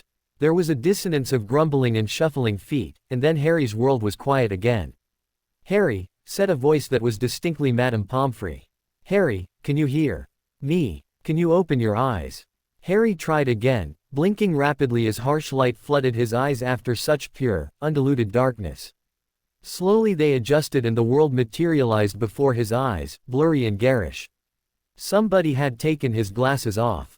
He tried to sit up, but he was pushed back down. Madame Pomfrey clucked disapprovingly. Not yet, you don't, Mr. Potter. You're lucky to be alive. Glasses. Harry croaked. They were handed to him, and the hospital wing came into focus. How do you feel? Madame Pomfrey's lined face was creased with concern. Dunno, okay, I guess what happened. Harry felt disoriented and woozy. He still had no idea how he'd come to wake up in the hospital wing, much less in such a bizarre fashion. It seemed some kind of accident had taken place involving him, and someone else, but he couldn't remember. Well, that's the thing, said Madame Pomfrey, tucking him back into bed, feeling his forehead, and scanning him with her wand. Nobody's quite sure, Potter.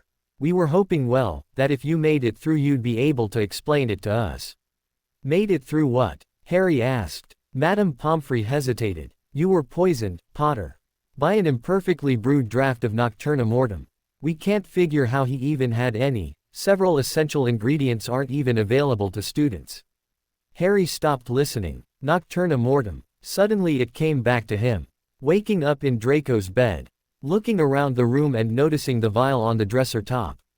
Baiting Draco because his fear made him angry.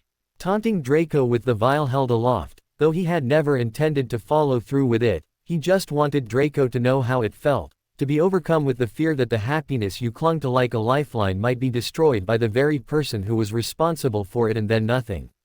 Nothing until waking up. Potter. Madame Pomfrey said, interrupting Harry's thoughts. Yeah, I asked you if you remember anything. Where's Draco? Harry said, ignoring the question. Mr. Potter, under the circumstances, I don't think. Where is he? Harry pressed, adamant. Is he okay? He pushed himself up in bed again, successfully this time. He's over there, said Madame Pomfrey, looking as if she'd rather ask him why he cared than discuss how his former enemy was faring. Harry followed the nod of her head and for the first time noticed curtains drawn around the bed a couple down from him. He climbed out of bed before Madame Pomfrey could stop him and rushed over, thrusting the curtain aside to reveal Draco stretched out on the bed, eyes closed and unmoving. What's the matter with him? Harry demanded, taking in the unnatural pale of Draco's skin, how he could almost see his blood stagnating beneath it. Mr. Potter, please calm down. Your condition is still delicate, you're going to overexert yourself. Come back and lie down and I can explain. No. Stop. Harry cried, his anxiety strung so tight it snapped. I'm alive, aren't I? That's good enough for me. So how can you justify still giving me preference over another student who's dying? He glared at her with hot, indignant eyes, then turned his attention back to Draco before she could give whatever unsatisfactory answer she'd opened her mouth to deliver. Draco looked strangely peaceful. He could almost pass for the boy he'd been hours before when Harry had gazed at him in the morning light, if not for the ethereal pallor that matched his body to the monochromatic white color scheme of the bed linen. Harry stroked his face, brushing his hair back off the cool skin of his forehead. Draco felt so fragile beneath his fingers. Harry turned back to Madame Pomfrey, who was watching him with a stupefied expression. Tell me what's wrong with him. Harry implored her. This time, she acquiesced. I can only tell you what I know, she said. You two were brought to me this morning for examination, in similar states, unconscious and weakening by the minute. Apparently you had been found together, though I don't know what the circumstances were. I was able to ascertain that you, Potter, had been administered a small dose of Nocturna Mortem, not usually poisonous, as you know, but potentially lethal when brewed imperfectly, as Slughorn determined the contents of this particular vial to have been. In Draco, like I said, he was delivered in a similar state, though he didn't seem to have ingested the potion himself. Her eyes narrowed as she said this, and Harry understood that she and most likely everyone else that knew what had happened believed that Draco had intentionally poisoned Harry. Bad as this was, Harry would have to address it later. Right now he had more pressing concerns. If Draco hadn't ingested any of the potion, then why had he suffered the same fate? Harry racked his brain, but all he could remember was taunting Draco, then a drop to splashing on his tongue in his distraction. It was his own fault, and then blackness. It was unlikely, however, that Madame Pomfrey could provide him this particular answer. The only one who could was Draco, and he was in no condition to provide any answers just now. So if the potion should have been fatal, how am I alive? Harry asked. Ah, you actually have your friend Granger to thank for that. Nocturna Mortem's properties are such that it does not normally require an antidote, its effects simply wear off after the amount of time dictated by the dose. Harry nodded impatiently. They'd learned this in class. A corrupted brew like this one, however, does not wear off, but subjects the victim to a sleep so impermeable it is akin to death. There is no cure. But how? That's where things get interesting, Potter. Madame Pomfrey was warming to her theme, the reality of the situation evidently being usurped by her passionate interest in the theory of it. By all rights, you should have been lost to this state of death. I explained this to your friends, but they wouldn't accept it. Granger insisted that I do something, though your condition appeared hopeless. She suggested that I give you a dose of Wiggenweld revival potion. That must have been the liquid he'd breathed in when he woke up, Harry realized. It shouldn't have worked, it's not nearly powerful enough for that kind of revival, but it did. Somehow, something interfered with the potion's grip on your body before I ever laid hands on you. This was perplexing, amazing even, but Harry had no time or patience for amazement right now. He had been saved, but Draco remained sedated and was slipping away from him as they spoke. If it worked, then why didn't you give a dose to Draco? He demanded. He was galled. How did she get off depriving a student of care just because of old prejudices? The war was over. This was supposed to be a new era, a fresh start. The grievances of the past were supposed to have put aside. I did, said Madame Pomfrey. It didn't work. Why? Harry was staggered. I don't know. She almost seemed apologetic. But it didn't change the fact that Draco was dying and there was nothing Harry could do about it. No foes he could fight, no barriers he could overcome. Harry hovered over Draco's prone body, desperation gnawing at his insides. He had seldom felt so helpless. He traced Draco's bloodless lips with a fingertip, and an idea came to him. An idea that sent him back to his thoughts that day in class when they had first learned about Nocturna Mortem. It was far-fetched, and he didn't know nearly enough about potions to be sure, but it seemed just improbable enough to be possible. But what that said about Draco's feelings, if it were true, Harry's breath caught. It would suggest that Draco's feelings toward him were far more, even, than he had dared dream them to be. For it to be true, Harry's feelings were that strong, that powerful, that instinctive, but were Draco's. Harry looked from Draco back again to Madame Pomfrey. I need the Wiggenweld, he said. But it didn't, she protested. I have an idea, he said, and I have to try it. She seemed to accept that the situation had superseded her scope of normality and he was not to be dissuaded. She went to fetch the potion. Harry met her eyes as she handed it to him. What happens next, he said carefully, doesn't leave the room. Too bewildered to argue, Madame Pomfrey nodded. Harry uncapped the bottle and took a small swig. Then he leaned down and keyed Draco squarely on the mouth. Somewhere in the background he heard a small gasp that must have come from Madame Pomfrey, but he was preoccupied with dotting Draco's lips firmly, opening them with his own and letting the potion wash over them. As he keyed Draco, he felt something more flowing out from him than just potion. Something seemed to be pulling out of his very marrow and surging toward Draco. Something with intangible power like magic, or soul, or love. After a minute Harry started to feel weak and breathless, so he separated their mouths to catch his breath. As he did, he was consumed by a hollow swooping sensation. For the second time that day, Harry began to fall into the blackness of unconsciousness, but as he felt no fear, because he could feel Draco stirring beneath him. When Harry came to again, he was back in his hospital bed. His eyes immediately went to Draco. Draco was lying on his bed, no more awake than he had been before, but there was a reassuring flush to his cheeks that convinced Harry his condition had greatly improved. Harry breathed a sigh of relief. Harry rolled over and was surprised to find he had two visitors. Ginny and Hermione were sitting by his bedside, almost identical worried expressions on their otherwise completely dissimilar faces. Had he been so preoccupied with Draco's well-being when he woke up that he'd missed them altogether, or had they just arrived? Ginny, he said, surprised at how comforted he was that they'd come. He hadn't realized how badly he'd needed to see a familiar face. Have you been watching me sleep? Not for long. Ginny smiled her impish grin. What time is it? He asked. Nearly 7:30, said Hermione. We've just come from dinner. Oh. It was amazing how quickly time passed when one was unconscious. It seemed only minutes ago that he'd woken up in Draco's bed that morning, and even less time since he'd gone all Romeo and Juliet on Draco in front Madame Pomfrey. How are you feeling? Hermione asked. Harry hadn't thought about it until she'd brought it up. Fine, he said, after taking stock. Bloody tired, but fine. Are you sure? Ginny took his hand and squeezed it. We were so worried. He gave her a small smile. Pansy found you. She thought you were dead, Hermione said with a pinched expression, as though pained by how close Pansy had come to being right. She said she was coming to talk to Draco about something or other, and when he didn't answer his door she assumed he was still sleeping and decided to wake him up since she apparently remembered his password from some sort of tryst, though she didn't seem keen on talking about that much. To be honest, it was a bit hard to get a straight story out of her. So does everyone know? Harry asked, glancing sideways at Draco. His eyes were closed and his breathing was regular. Ginny and Hermione exchanged a look. No, not exactly, said Hermione. There are rumors, said Ginny. Rumors? Harry echoed. About why you were found together, Hermione explained. It's a bit, well, scandalous, Ginny finished. Harry's stomach sank. What are they saying? He asked listlessly. That he's in unrequited love with you and poisoned you with a dark arts love potion, that you've developed a dark wizard complex, said Ginny, ticking each one off on her fingers with enough relish to make Harry wonder whether some part of her wasn't enjoying this a little bit.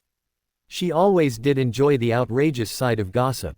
She continued, that your rivalry has been a smokescreen all along, that Malfoy lured you into a fight to revenge Voldemort's downfall.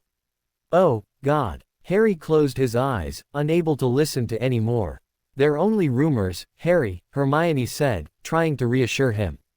It's not that bad. It'll pass. Well, it's pretty bad, Ginny amended. Those weren't even the worst of it. You should hear what the Hufflepuffs are saying about sadomasochism, and everyone says they're the innocent ones. Honestly, Ginny shuddered. Hermione shot her a look. But Hermione's right. Everyone knows what you and Malfoy are like. Nobody's really going to believe you're together. It is awfully unbelievable. Besides, people have said outrageous things about you before and they've always blown over, haven't they? I mean, nobody thinks you're Slytherin's heir anymore, or about 100 other things you've been accused of. Quote, yeah, but this time it's actually true, said Harry. This seemed to stump them for a moment. Have you given any thought to coming out, Harry? Offered Hermione hesitantly. I mean, if you're serious about dating Malfoy, you can't keep it secret forever. And this certainly gives you an opening. People seem to find it more entertaining than anything, Ginny added. You know, something new and scandalous to gossip about over evening pumpkin juice.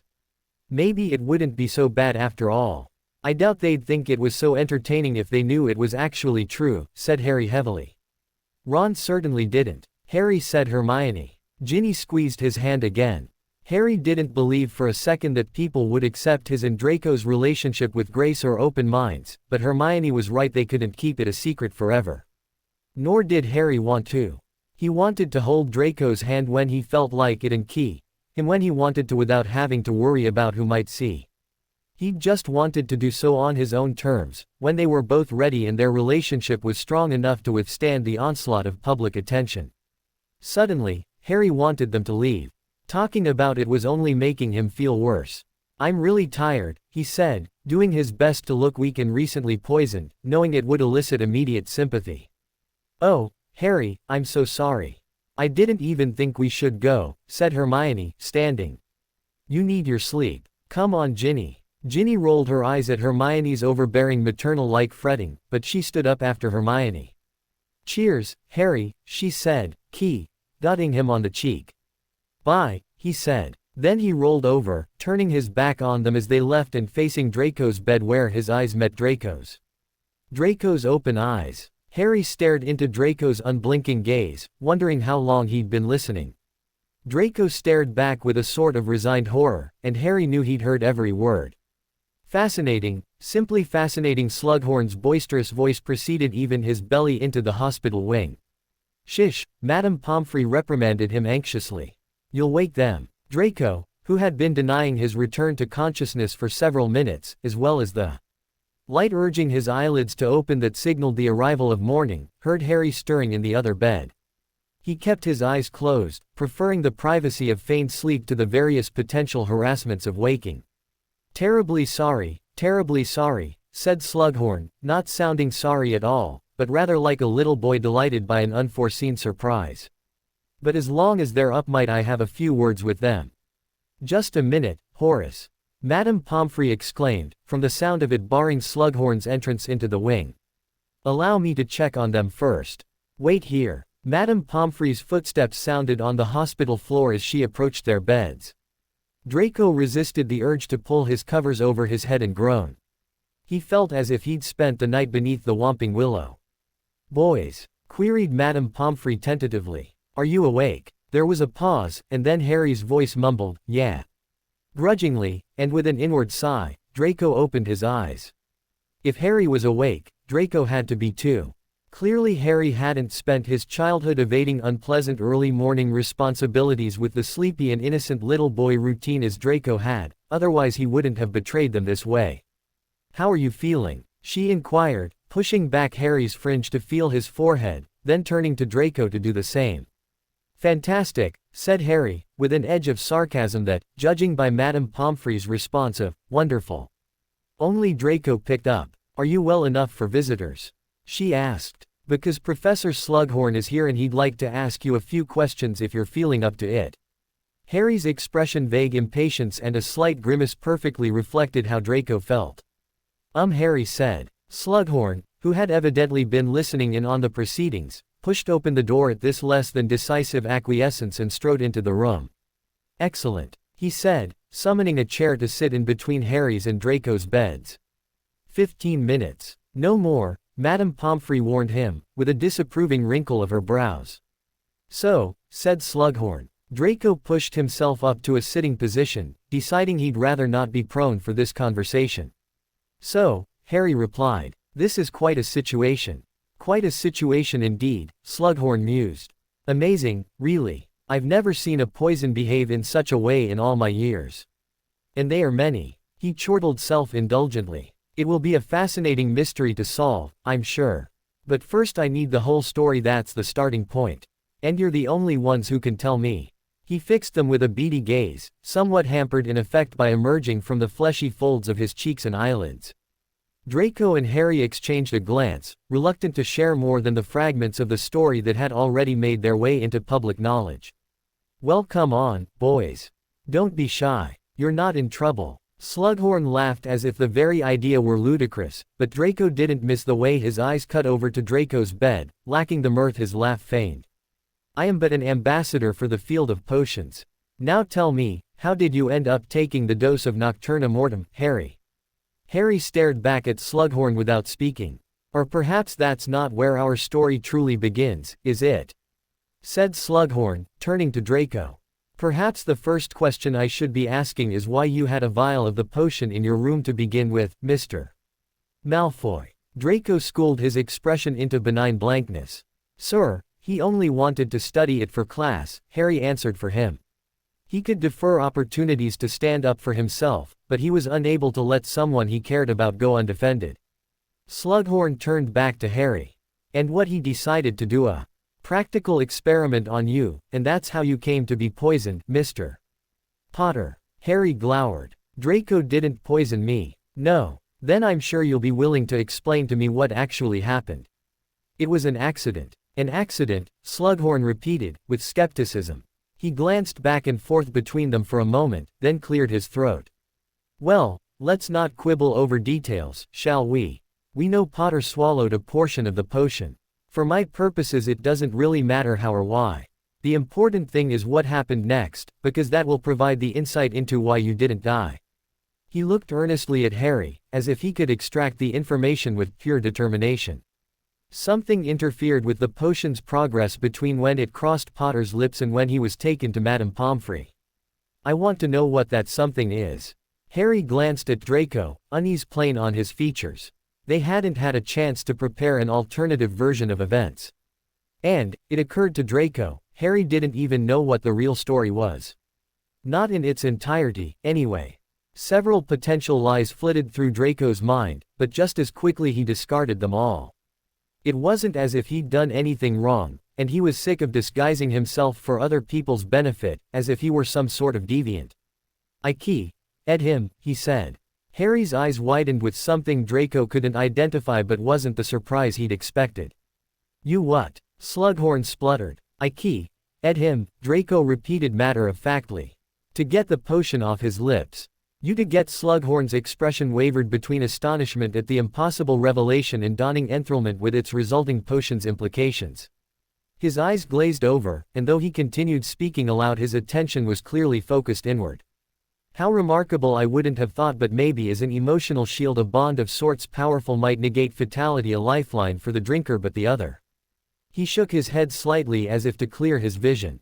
"Potter," he barked, "did you likewise interfere with Malfoy's status after you were revived?"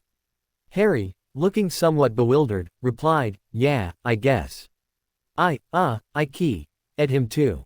With Wiggenweld in my mouth. A swooping sensation surged through Draco's body, originating near his heart. He turned his eyes toward Harry, who was blushing and not looking at him. He remembered the emotion that had inspired him to key. The potion from Harry's lips, how powerful it was, how consuming. And Harry, unknowingly, had done the very same thing. Draco couldn't articulate what that meant to him, but his body was staggered by it.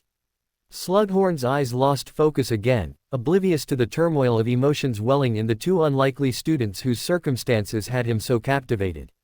Of course, a sacrifice shares the effects the saved alone holds the capability must reciprocate to, in turn, save the savior. Just then Madame Pomfrey bustled back into the room. That's 16 minutes, Horace. These boys need their rest, as I'm sure as a fellow professional you will agree. Yes, of course, Slughorn complied absently, rising and exiting without seeming fully aware of his surroundings, still murmuring to himself. You two, said Madame Pomfrey, addressing them sternly, ought to go back to sleep, if you know what's good for you. Mightn't we go back to our dorms? And sleep there? Harry asked. I feel fine, honest. Madame Pomfrey narrowed her eyes as if suspicious that anyone could feel remotely fine after nearly dying the day before, and Draco had to agree with her. He felt battered and weary and would gladly spend the next 2 days sleeping it off. Tomorrow morning maybe, she allowed. Well versed in Harry's brand of obstinacy after years of familiarity with his resistance to prolonged invalidhood. For now, drink up. With a swish of her wand, 2 goblets appeared on the bedside table. Draco appraised it reluctantly, wanting to stay awake for a little while to discuss the last 36 hours with Harry rather than immediately going back to sleep. But Madame Pomfrey was apparently not about to budge until she saw both goblets emptied, and so, with a commiserating glance in Harry's direction, Draco gulped the contents down. It was dark in the hospital wing when Draco came to. For a moment he was disoriented, confused as to what had woken him. Then a whisper disturbed the room's soporific stillness. Draco's pulse jumped, more awake than the rest of him, at the sound of Harry's voice. Harry, he whispered back. Are you awake? Draco rubbed his eyes. Sort of, he murmured. There was a swish of sheets and a soft thump, and then a warm brush of air across his cheek as Harry whispered, scoot over. Draco obliged, and Harry inserted himself into the empty space, pulling the blankets up over them and tangling his feet with Draco's. Ag, your feet are freezing, he accused, his face inches from Draco's but barely visible in the darkness. Sorry, Draco whispered abashedly, even as an amused smile tugged at his lips. Rather than pulling away to escape Draco's cold feet, Harry pressed himself closer, snuggling, and so they were tucked intimately together. A warmth that had nothing to do with outside temperature started in Draco's toes and rose to spread throughout his entire body, ending with a flush of his cheeks. To what do I owe this unexpected midnight pleasure? He asked quietly. Harry didn't answer, instead capturing Draco's lips in a key that was all sleepy softness and warm skin. The key lingered, their lips never pulling more than a couple centimeters apart to allow for air. Draco's free hand threaded into Harry's hair and slid to his neck, cupping it so that his mouth was at the best angle for Draco's key. His foot slipped between Harry's legs and Harry shifted to accommodate it, so that they were entwined beneath the cover of sheets in darkness but otherwise in plain sight of anyone who might stray into the hospital wing, unlikely at this hour of night.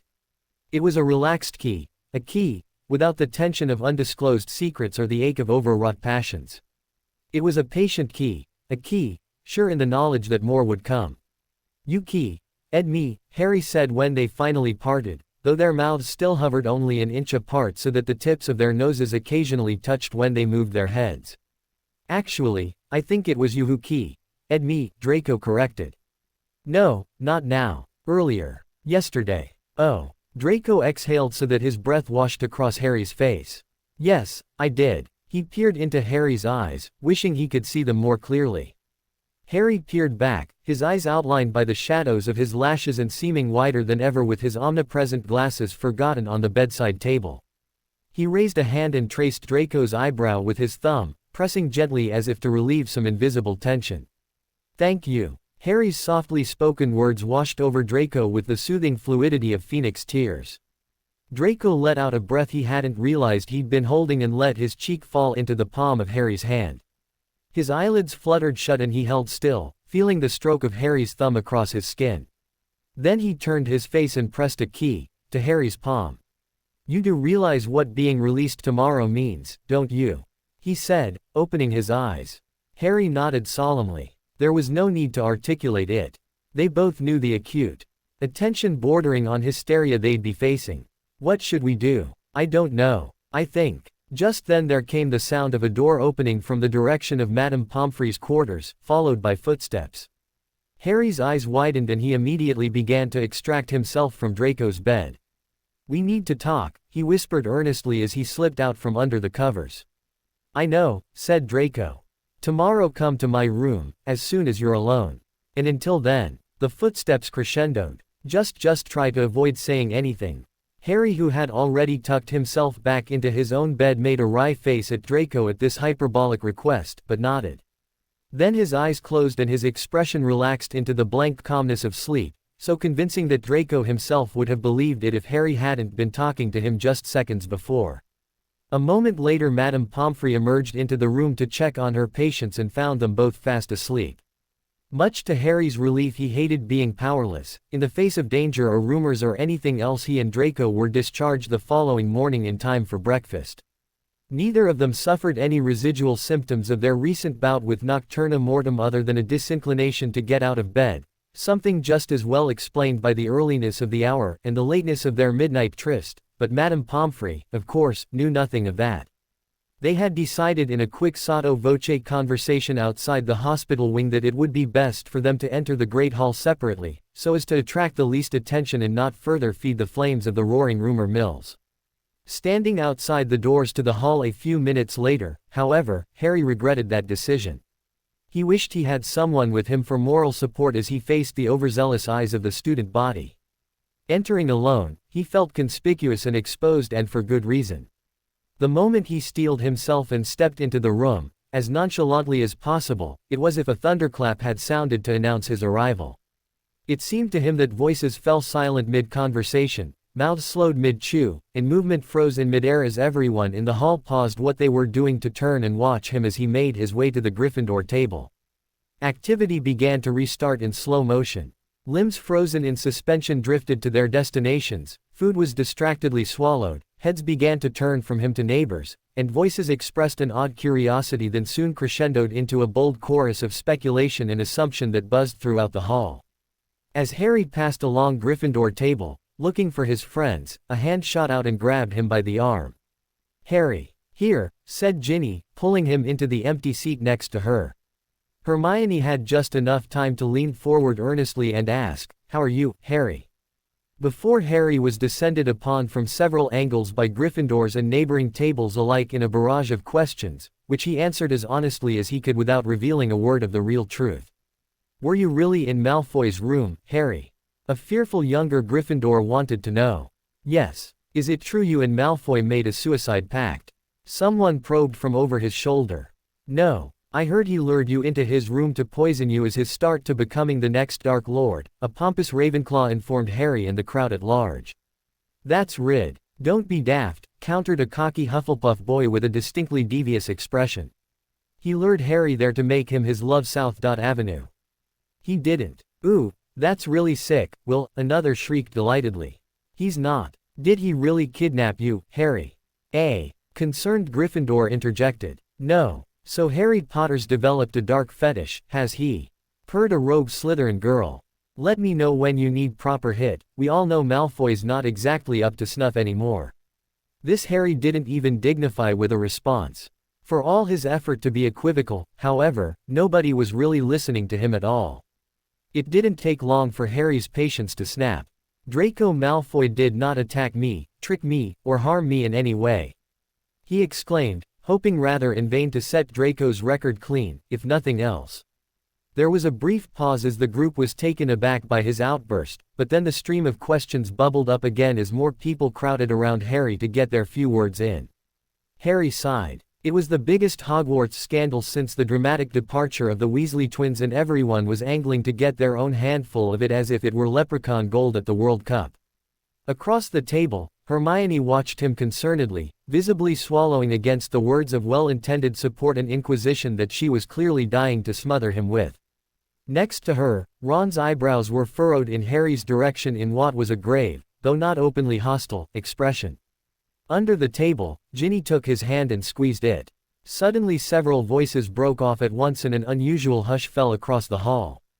Harry looked up to search out the source of the disturbance in time to see Draco slip into his seat at Slytherin table.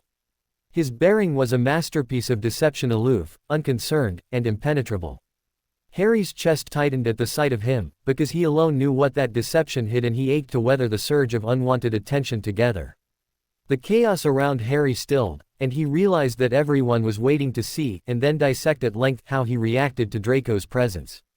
Draco seemed to realize this too, because he raised his head to look over at the Gryffindor table. Unsure for a moment what to do, Harry settled on a curt nod, which Draco returned. As the chatter resumed around him, Harry tuned it out, preferring to covertly watch Draco from across the room. Stoically, Draco poured himself a cup of coffee and took a couple slices of toast that served as props. More than anything, he didn't do more than pick at them as he sipped his coffee. Unlike Harry, he was not descended upon en masse. The other occupants of his table appeared variously torn between apprehension and insatiable curiosity, settling for occasional whispers and sidelong glances in his direction. Draco ignored them with his infamous polished sang-froid, looking up only once to meet Harry's eyes. When he did, Draco's gray eyes burned with the same deep-rooted desperation that cut at Harry's composure like a black hole unfurling in his belly. As soon as he'd scarfed down a plate of eggs and potatoes he didn't taste, Harry fled. Halfway across the entrance hall his absent-minded flight was interrupted by a spirited shouting. "Harry! Harry, wait up!" Georgia cried as she descended on him. "I can't believe it. You and Draco. Why didn't you tell me?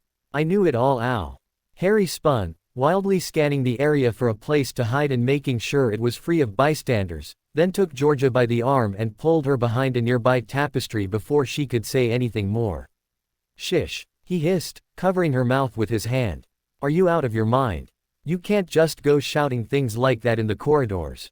"Sung hurry balai sting," she said, her eyes bright and her eyebrows energetic. "What?" Harry said, then realized his hand was still over her mouth and had muffled her words. He drew it away quickly. "I said, sorry, but it's so exciting," she repeated. "I knew he liked you, right from the beginning." "You what?" Harry was having a hard time keeping up. If he had pictured George's reaction to this news, which he hadn't, it would have involved tears and claims of betrayal, not glee and the euphoria of wish fulfillment. "I told you that he fancied you ages ago. I practically set you up. Remember? Why didn't you tell me you liked him back?" "Well, because oh, look at you blushing." She grinned sappily. "There's nothing I love more than a good romance." "Georgia, why are you so happy?" Harry asked, deciding to forego discussing the validity of her conviction. It didn't really matter if she knew or thought she knew or not. Georgia's inextinguishable giddiness was too benign to be a real threat. "Why aren't you upset?" "Upset?" she echoed, wrinkling her nose as if the very word confused her. "Why would I be upset?" It was Harry's turn to look at her in confusion. "It's just that you seemed so keen on me." "But Harry, I told you weeks ago that things wouldn't work out between us. I thought you understood." "Oh, I did," he rushed to say. "I just wasn't sure that you felt the same way." "But Harry," she said, laughing as if he were too silly to take seriously, "I was the one who told you so." "Right, sorry. There's no need to apologize. I'm just glad we've got it all sorted it out now." She beamed at him expectantly, to which Harry could only respond with an uncertain attempt at a smile. "I won't pretend I wasn't a little upset when I heard," she went on, "but I thought about how Malfoy pined for you while you courted another." Harry could only assume she meant herself, "and how your tortured pasts must have brought you together, and I realized how terribly romantic it all is." Harry found himself torn between mortification and mirth, and had no idea how to respond. Fortunately he was saved from doing so by Georgia becoming suddenly serious. "Just one more thing, Harry, before I have to go," she said. "You do remember the—" She glanced around and leaned in, stage whispering her next words, "omen I warned you about, don't you? Your beloved Malfoy is in grave danger." Harry, who had much experience in the misleading and often melodramatic nature of prophecy, recognized in retrospect that if George's prediction had, in fact, been valid, it had probably already been fulfilled by Harry and Draco's recent mishap with Nocturna Mortem. "Don't worry," he assured her. "I'll take good care of him." "You'll protect him?" she asked. "With my life." She raised her eyebrows. "I promise." Georgia nodded, apparently satisfied with his sincerity. "I have to go to class," she said. "Good luck." "See you," Harry replied. With a concerned backward glance, Georgia left. Harry fell back against the wall as the tapestry swung shut, laughing to himself in disbelief and catching his breath as if he'd just flown a quick lap around the Quidditch pitch. The flurry of attention didn't die down during Harry's morning classes, but out of necessity became less vocal. It was with acute relief that he loitered after his defense against the dark arts class until everyone had gone to pull out his cloak and sneak down to the dungeons. Murmuring, "Malkins," to gain access to Draco's room. He hadn't answered Harry's knock, so Harry had decided to let himself in, and wait sent a thrill down his spine. Once inside, he abandoned the cloak and went to stand in front of the still flickering fire that suggested Draco hadn't been as committed to keeping up appearances that morning as Harry had been. Draco could feel his pulse beating in his temples. It wasn't painful, not yet at least, but it was distracting and contributed to the overwhelming sensation of ill-ease that had plagued him since parting ways with Harry that morning. It was probably yet another affirmation of his innate weakness, but after the ordeal that was breakfast he had retreated to his room instead of going to his first class. The cowardliness of this avoidance wormed its way under skin and nettled him enough there, however, that he'd emerged to attend arithmancy. He'd taken a longer but blessedly less traveled route back afterward, and was only now returning to his room. Entering in a haze of selfish preoccupation, Draco stopped in his tracks at the striking sight of Harry silhouetted by the simmering embers in his fireplace. Harry was standing still, evidently entranced by something he saw in the feeble flames.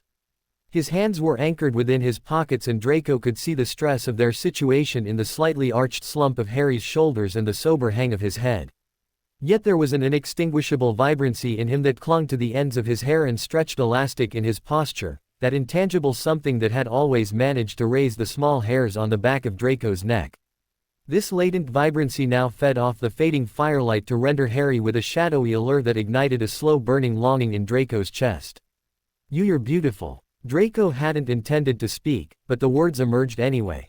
Harry turned, and on seeing Draco his posture immediately changed. He straightened and his features went lax, spreading out in a beatific smile.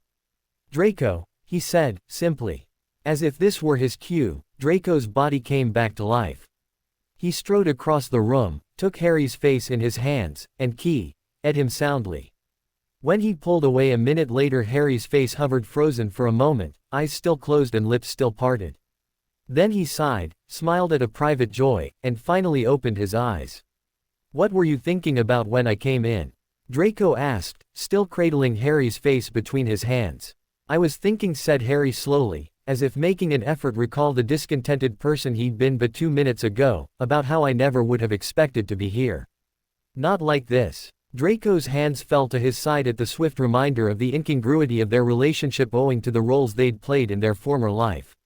"I know," he said, turning his head away from Harry.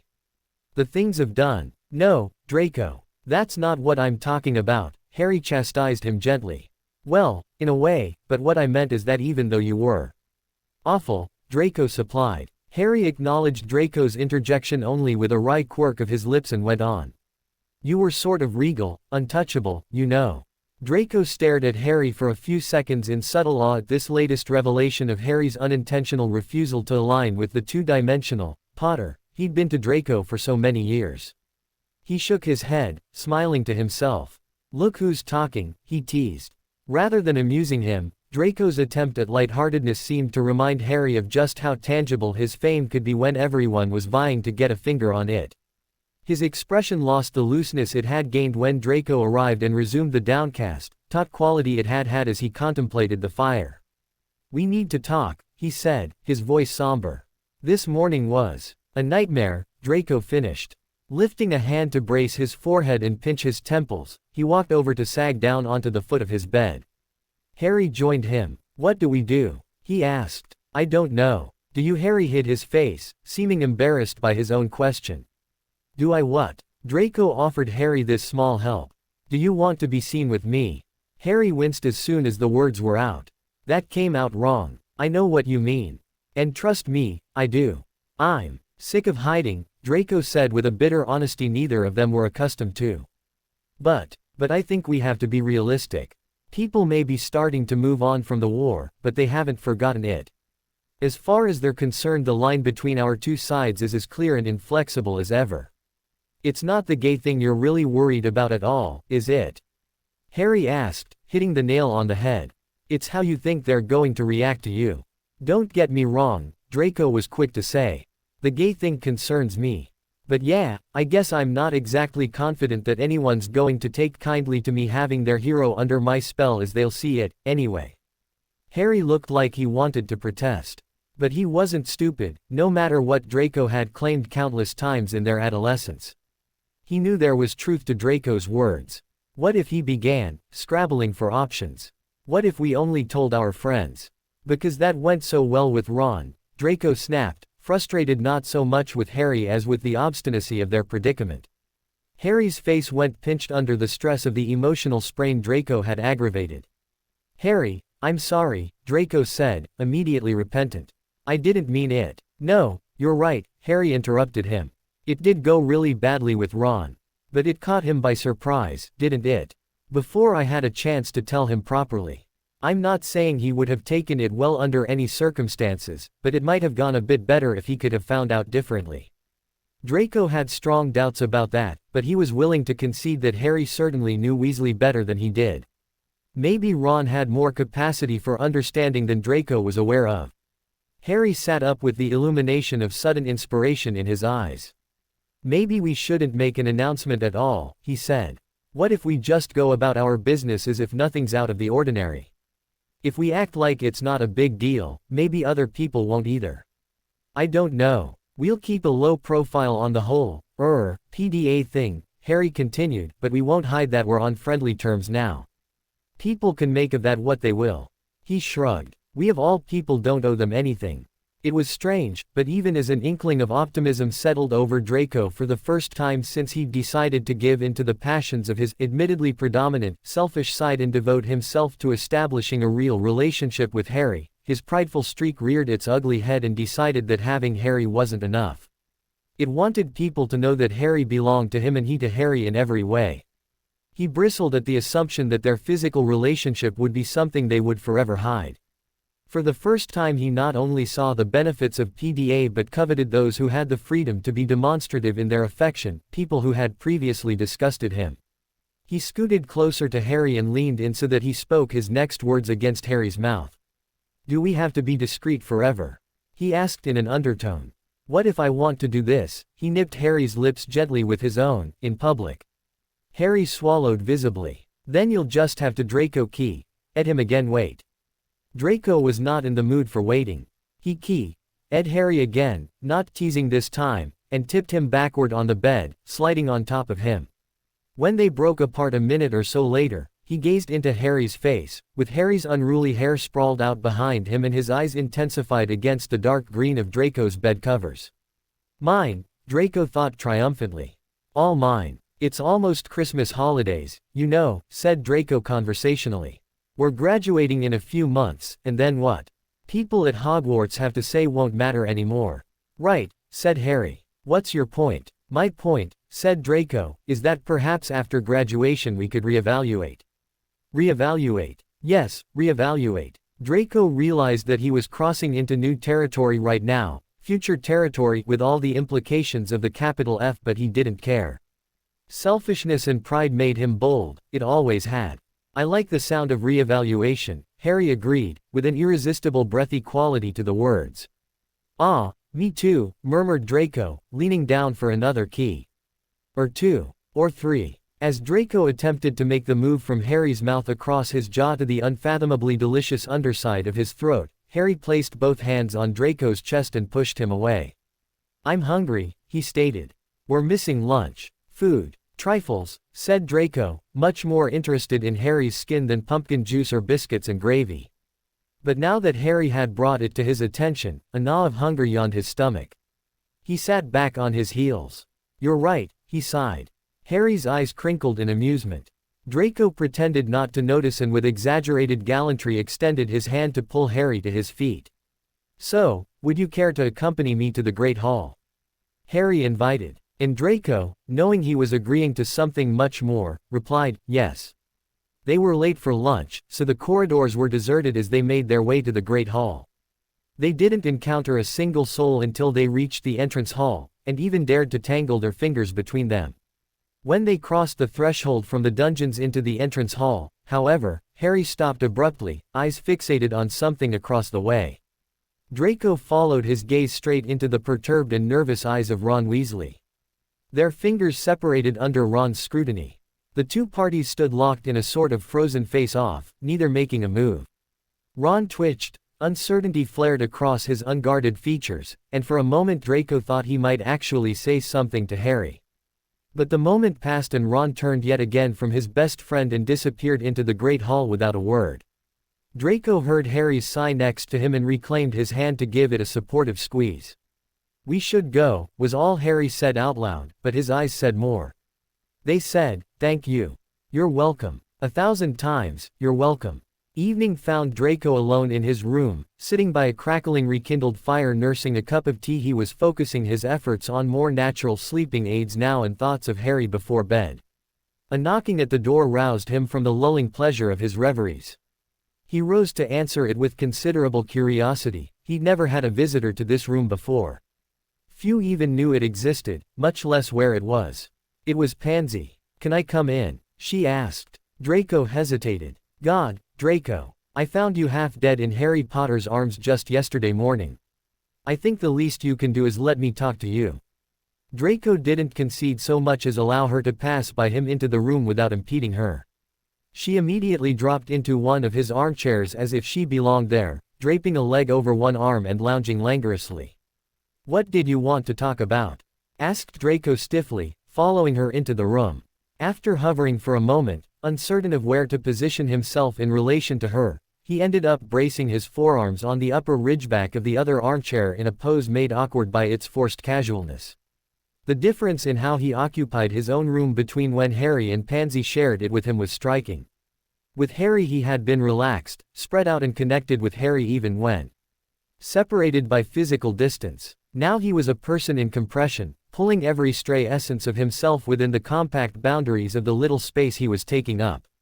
More than that, though, it was impossible to have her back in his room without it dredging up memories of her last visit, memories Draco took great pains to keep below the surface of conscious thought.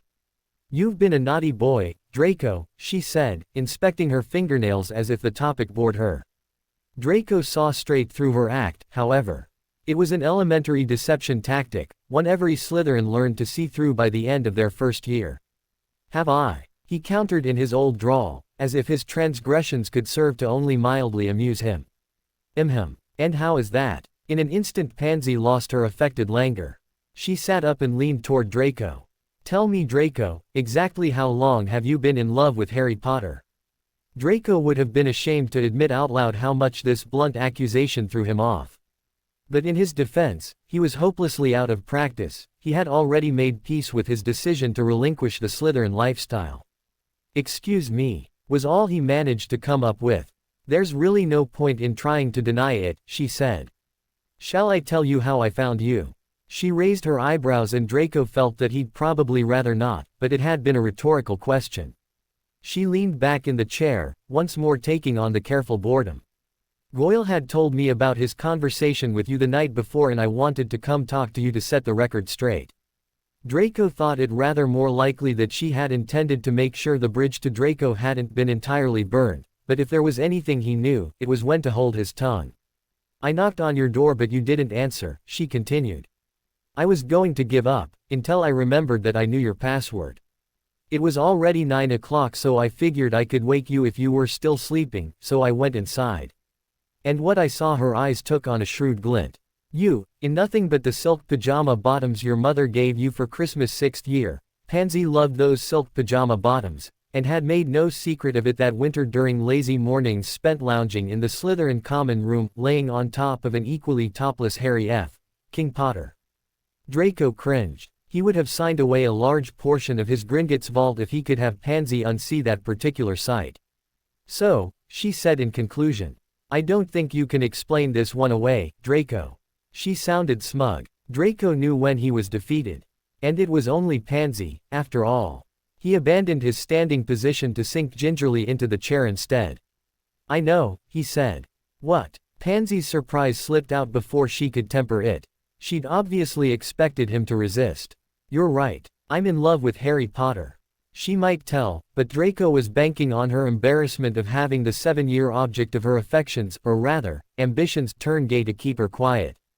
Besides, the small enjoyment he got from her shock made spilling the secret worth it.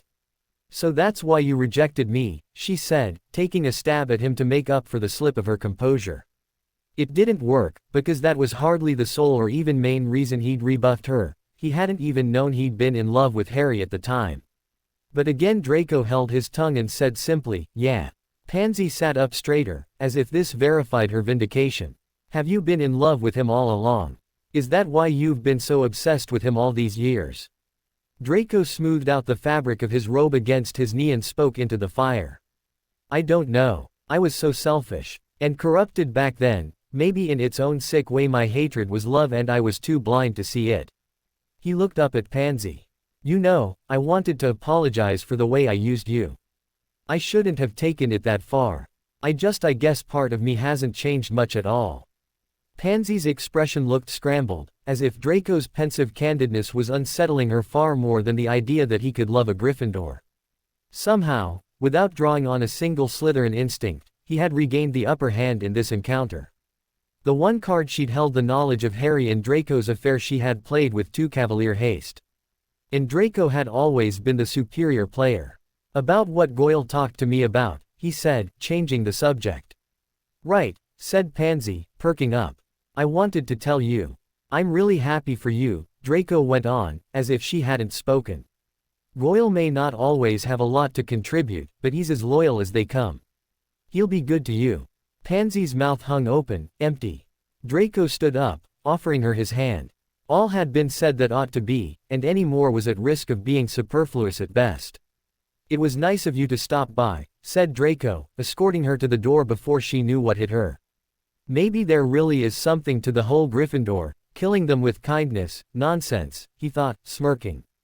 By she managed, before she was out in the hallway with the door to Draco's room sliding shut behind her.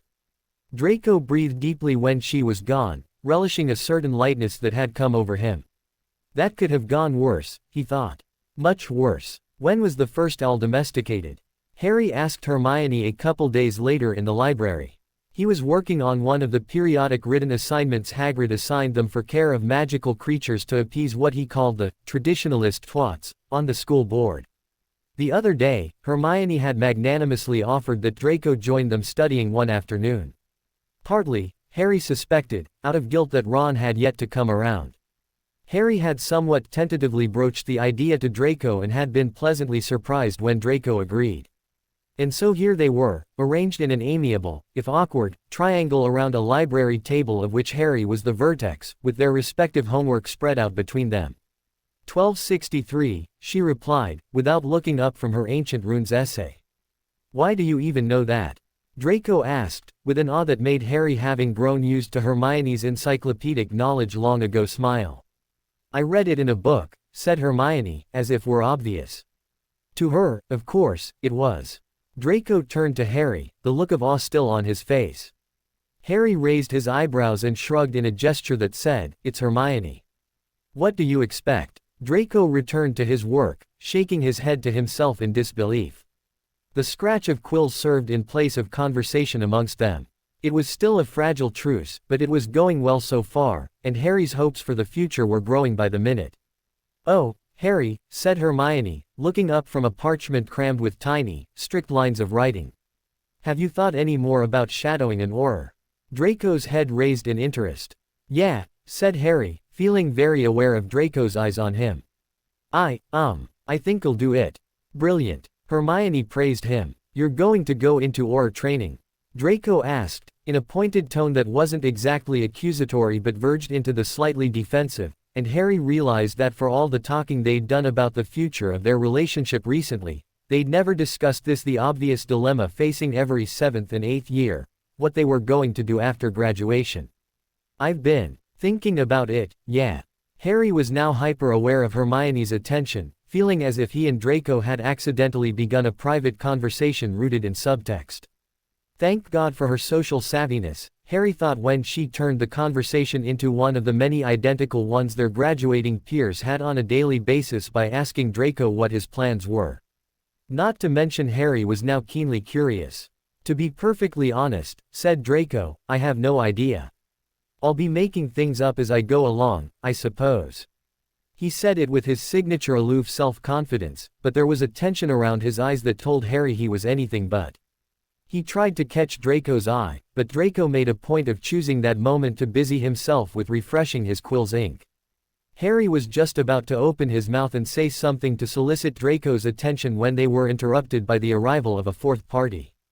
Ron approached the table with an embarrassed shuffle. He eyed the one empty chair, across from Draco, but anchored himself to Hermione's side rather than taking it. "Hermione, can I, talk to you for a minute?" he asked in an undertone, his eyes flicking uncertainly over to Harry. He seemed almost wary of Harry, as if Harry might attack him at any moment. "Ron, I'm studying," said Hermione impatiently. "I know, but it'll just take a sec." After a quick glance at her table mates, Hermione sighed and turned back to Ron. "All right," she said, standing up and following Ron to an alcove a few feet away, where they commenced a semi-heated whispered conversation. Harry and Draco both pointedly returned their attention to their work, but as Hermione's whispers became increasingly shrill and Ron's cheeks increasingly flushed, it was impossible not to catch some snippets here and there. "Why you're here with them when you could be? We're studying, Ron, welcome to join us." "Like hell I'd join him. Rather have tea with Grop." "Well, go ahead then." There was no need to overhear this last statement. It was exclaimed without a shred of discretion and punctuated by Hermione stomping back over to the table, taking her seat with a huff, and resuming the scratching of her quill. Ron gave their table one last sheepish look before fleeing the library for locations more conducive to indulging a red-headed temper. Hermione continued her angry scratching until she thought that Ron had gone, then set down her quill in exasperation. Whether with Ron or herself, it wasn't clear, and looked up. "So," said Harry, to spare her the awkwardness of acknowledging her scene and to show her his gratitude for arguing with Ron on he and Draco's behalf, "how do I arrange a meeting with an Auror?" "Well," said Hermione, latching onto the topic with relief, "first you should talk to McGonagall." The last few weeks before the winter holidays passed in a blur of classes, homework, and hours willed away with Draco. The morning of the holiday diaspora found Harry sprawled on his bed in his pajamas, watching his roommates scramble to finish last-minute packing. As much as he loved Christmas with the Weasleys, Harry had elected to stay behind with Draco, who for the first time had nowhere to go but an empty manor. The fury of speculation that had followed Harry and Draco's sojourn to the hospital wing had finally cooled off to a low simmer. An impasse had been reached between them and the rest of the school. They refused to confirm anything nor conform to their old, expected roles. Their fellow students allowed them to engage in their strange new friendship with minimal heckling. There had initially been several instances when Draco had been harassed, but those, too, had died down once Harry made it clear that anyone abusing Draco would have him to contend with, somewhat to Draco's mortification, but Harry suspected that deep down Draco enjoyed being protected but refused to definitively cease the rumors and speculation. It was, like so many other things in Harry's life at the moment, a precarious harmony, but it was functional. The room emptied out as people finished their packing and went down for their last breakfast at Hogwarts before the holidays, leaving their trunks on their beds for the house elves to retrieve and load onto the train. Eventually only Ron remained, packing so slowly he seemed to be stalling for some reason. Harry lay back on his bed, flipping through a Viktor Krum biography Hermione had relegated to him when Krum himself sent it to her, she having no interest in it. Signed, of course. The cheesy endearments scrawled onto the first page were Harry's favorite part, suspecting Krum had no idea how vain his continued efforts were. He and Ron had yet to have an official reconciliation, but in the past few weeks they'd begun exchanging the occasional civil word, at least at the dinner table when dishes needed passing, or in front of the Gryffindor fireplace at night when their obstinate avoidance of interaction had begun putting a strain on the group's conversation. At last Harry heard the click of Ron shutting and latching his trunk. A moment later, Ron himself appeared at the foot of Harry's bed. Harry sat up. All set? He asked. Yeah, said Ron. Just finished. Probably shoulda started packing before this morning, but he waved a hand through the air awkwardly and didn't finish his sentence. You looking forward to the holidays? Harry asked, not knowing what else to say. Sure, said Ron, with a little more enthusiasm than he would have used if things had been normal between them. Yup. Mom's all buggered that you're not coming this year. She's probably going to use every color of yarn she has on your sweater to make up for it. Ron rolled his eyes. Out loud, Harry laughed. Inside he wondered whether Mrs. Weasley knew the real reason why he wasn't joining the Weasleys that year. Maybe next year, he offered. Yeah, maybe. Ron looked uncomfortable again, and Harry realized he'd brought the elephant into the room with his casual statement. Would he be free to come alone next year, or would he have Draco in tow? Harry knew the answer to that already, but he guessed Ron was holding out hope for the former possibility. A self-conscious silence fell between them then, and Harry found himself wishing Ron would make his excuses and go to put an end to it. But Ron stayed, watching his feet fidget back and forth on the floor beneath him, so there was nothing Harry could do but wait it out to see if Ron would spit out whatever it was he'd come over to say. Malfoy's staying behind too? Ron asked, though he must have already known the answer. Yeah. Harry braced himself for the coming conversation, knowing it had to happen eventually but dreading it all the same. Ron resumed his inspection of his fidgeting feet for a moment, as if they could give him the will to go on. You know I don't like him. He's been an arrogant git all my life and I can't forget that, he said, looking at Harry in a way that clearly wondered how Harry could. But you've been my best mate for just as long, and I can't forget that, either. Harry waited to see if Ron was finished. Ron, evidently interpreting Harry's silence as dissatisfaction with the completeness of his apologetic preamble, capped it off by articulating the implied, I'm sorry. Harry experienced a sudden impulse to hug Ron, and wondered whether it was the indulgence of the poof in him that was making him so demonstrative in his affections lately. However, he doubted that Ron would appreciate an opportunity to get in touch with his expressive side, so he limited himself to a friendly bumping of Ron's shoulder with his fist. It wasn't a perfect reconciliation, and they still had a long way to go, but it was start. Ron's lips quirked with the beginnings of a relieved and sheepish grin that was still too shy to wholly unfold.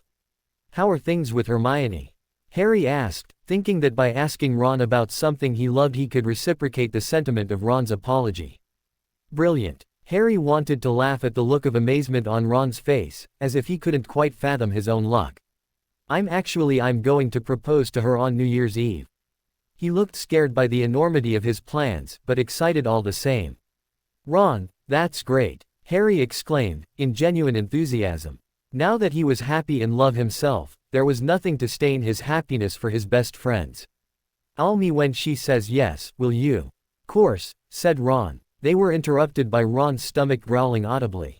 You should go before you miss breakfast, said Harry, seeing that Ron would refrain from excusing himself on the basis of their new truce.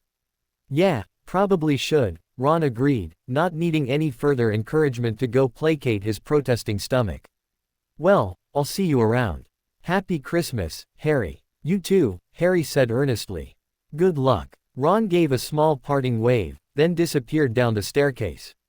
Harry fell back against his pillows, feeling that this one thing, at least, wasn't as precarious as it had been when he woke up. Slowly but surely his life was solidifying around him, and for the first time in a long time he was allowing himself to be optimistic. To stake hopes in the future. To plan ahead. Harry and Draco were sitting cuddled up on Draco's bed late Christmas morning, Harry reading a defense against the dark arts history Draco had given him largely devoted to the establishing and development of the Auror department and Draco doing nothing but wallowing in his own contentedness. Theoretically, with the majority of the school dispersed for the holidays, they could be doing this in one of their common rooms without worrying about discovery, but even with the school to themselves they preferred the coziness of Draco's small room. Besides, Draco would have felt vaguely exhibitionist engaging in some of the activities they favored in a public room, empty or not.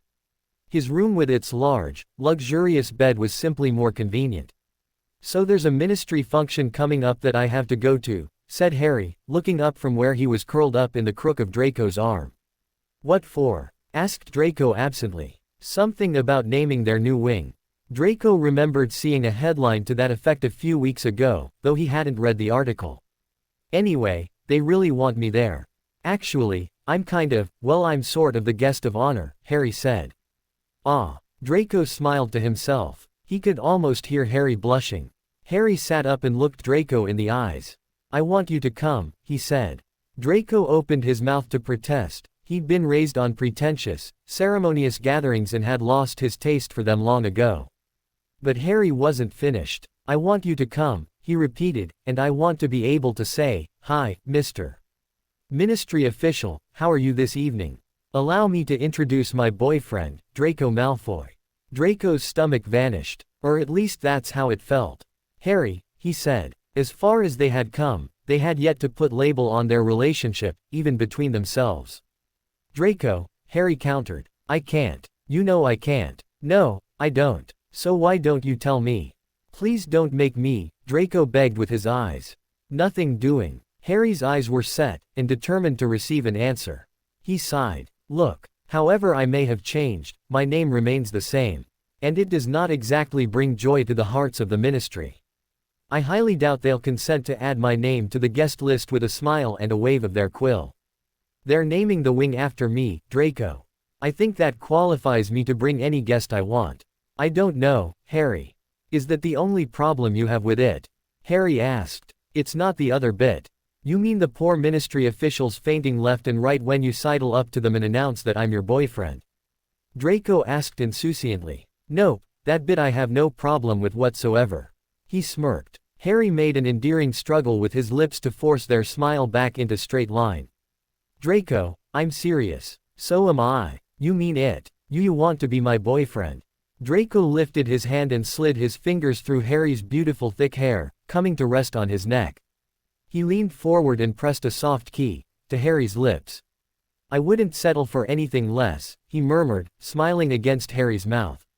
Harry's smile broke free and surged across his face and he lunged at Draco, tackling him onto the couch for a sweet, enthusiastic key, which Draco, clasping Harry's cheeks between his hands, eagerly returned. After a few minutes Harry pulled away, propping himself up on his hands above Draco. When is it? Draco asked. When is what? Your evening of honor. Oh, that. Harry rolled his eyes. A week after graduation. And you're asking me now? That's not exactly coming up, is it? Draco asked, touched that Harry was not only thinking that far ahead but also willing to make plans that superimposed their relationship onto the future. I wanted to give you enough time to find something decent to wear, Harry teased, smiling because they both knew it was just an excuse. Think I can get away with re-wearing my graduation robes? Have you seen them? I don't think you'll want to. Ron swears he heard they've combined all 4 house colors into one garment. Harry's eyes crinkled, a sure sign that he was kidding. Draco made a face. Don't even joke, Harry. That's ghastly. Harry laughed. Okay, said Draco, growing serious again. I'll go. You will. Harry's expression was one of such earnest hope that if Draco hadn't already agreed to go, that alone would have convinced him. Yes, I will. In a surge of triumph, Harry grabbed Draco by the neck to pull himself up and plant a sound key on Draco's mouth. They smiled stupidly into each other's faces, then settled back into their previous engagements, Harry to his book and Draco to his thoughts, absently stroking Harry's hair. After a few minutes Harry set down his book again, the flush of victory at getting his way having ebbed into guilt for demanding it in the first place. Draco, are you sure you want to go through all that for me? He queried anxiously. I mean, like you said, people aren't exactly going to be happy to see you all, understand, you know, if you think it's not worth it. Of course it's worth it, said Draco adamantly. Seeing Harry's still skeptical expression, Draco shifted so that they were sitting face to face rather than nestled side by side. He braced his hands against the headboard on either side of Harry's head and stared straight into Harry's eyes, their faces only inches apart. Harry Potter, he said, don't you know that I love you? 18-year-old Draco Malfoy watched in the mirror as Madame Malkin puttered around his ankles, folding and tugging and pinning his robes. It was odd, maybe, but in the 8 years that had come between he thought he'd never looked more like his 11-year-old self than he did now. Once again he was on the cusp of something new and promising. There was a pink flush to the pale skin of his cheeks and an eager shine to the gray of his eyes that had seldom made an appearance in the interim years. Years that had been, perhaps, everything he'd expected yet anything but what he'd hoped. Though Draco's external expression was relaxed, his reflection beamed back at him. "You know," he said to Madame Malkin conversationally, "I'm graduating tomorrow." "Are you now? That's wonderful. I know. My boyfriend went down the street to make dinner reservations for afterward and to pick up the key to the flat we're buying together." Draco could hear the smugness in his voice, but he couldn't be bothered to temper it. For once, he felt, it was well deserved. "Congratulations," she said politely. "Well, you could hardly expect her to be as excited as he was," Draco allowed. As far as she was concerned, his happiness was no more unique than that of anyone else who stood on these stools each and every day. Little did she know. "And these robes," he continued, gesturing to the rich burgundy dress robes he was being fitted for, "I convinced him to buy me for an event next week where we're going to announce our boyfriendhood relationship." Madame Malkin sat back on her heels. "Well, I'm afraid can't promise you luck with that, but I can promise you'll look devastating doing it. This color really suits you." Draco grinned, appraising his preening reflection. "I'd better," he said softly.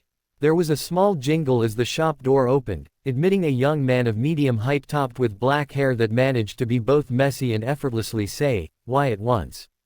Draco's reflection sighed in appreciation of the boy's unassuming and charismatic good looks. His heart pounded in a silent greeting as the boy made his way to the back of the shop. "Harry," Draco breathed. At the same time, Madame Malkin exclaimed, "Harry Potter." Draco watched in the mirror as Harry made his way over to the back of the shop where Draco stood on the fitting stool. Madame Malkin hastily rose to her feet and descended on him. "What a surprise!" she exclaimed. "What an honor!" "Likewise," said Harry, obligingly allowing his hand to be clasped between Madame Malkin's for a couple beats longer than was strictly necessary. "Oh, posh," Madame Malkin tutted. "The honor is all mine, I assure you." She stepped back from Harry, fanning herself against the sweat that had broken out in her excitement. "How can I help you?" "I'm just looking, thanks," Harry demurred. Madame Malkin reluctantly busied herself at Draco's feet while Harry came to stand behind Draco.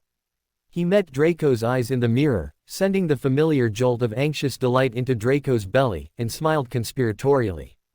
Draco's reflection winked at him, then disappeared, and Draco was left with Harry all to himself.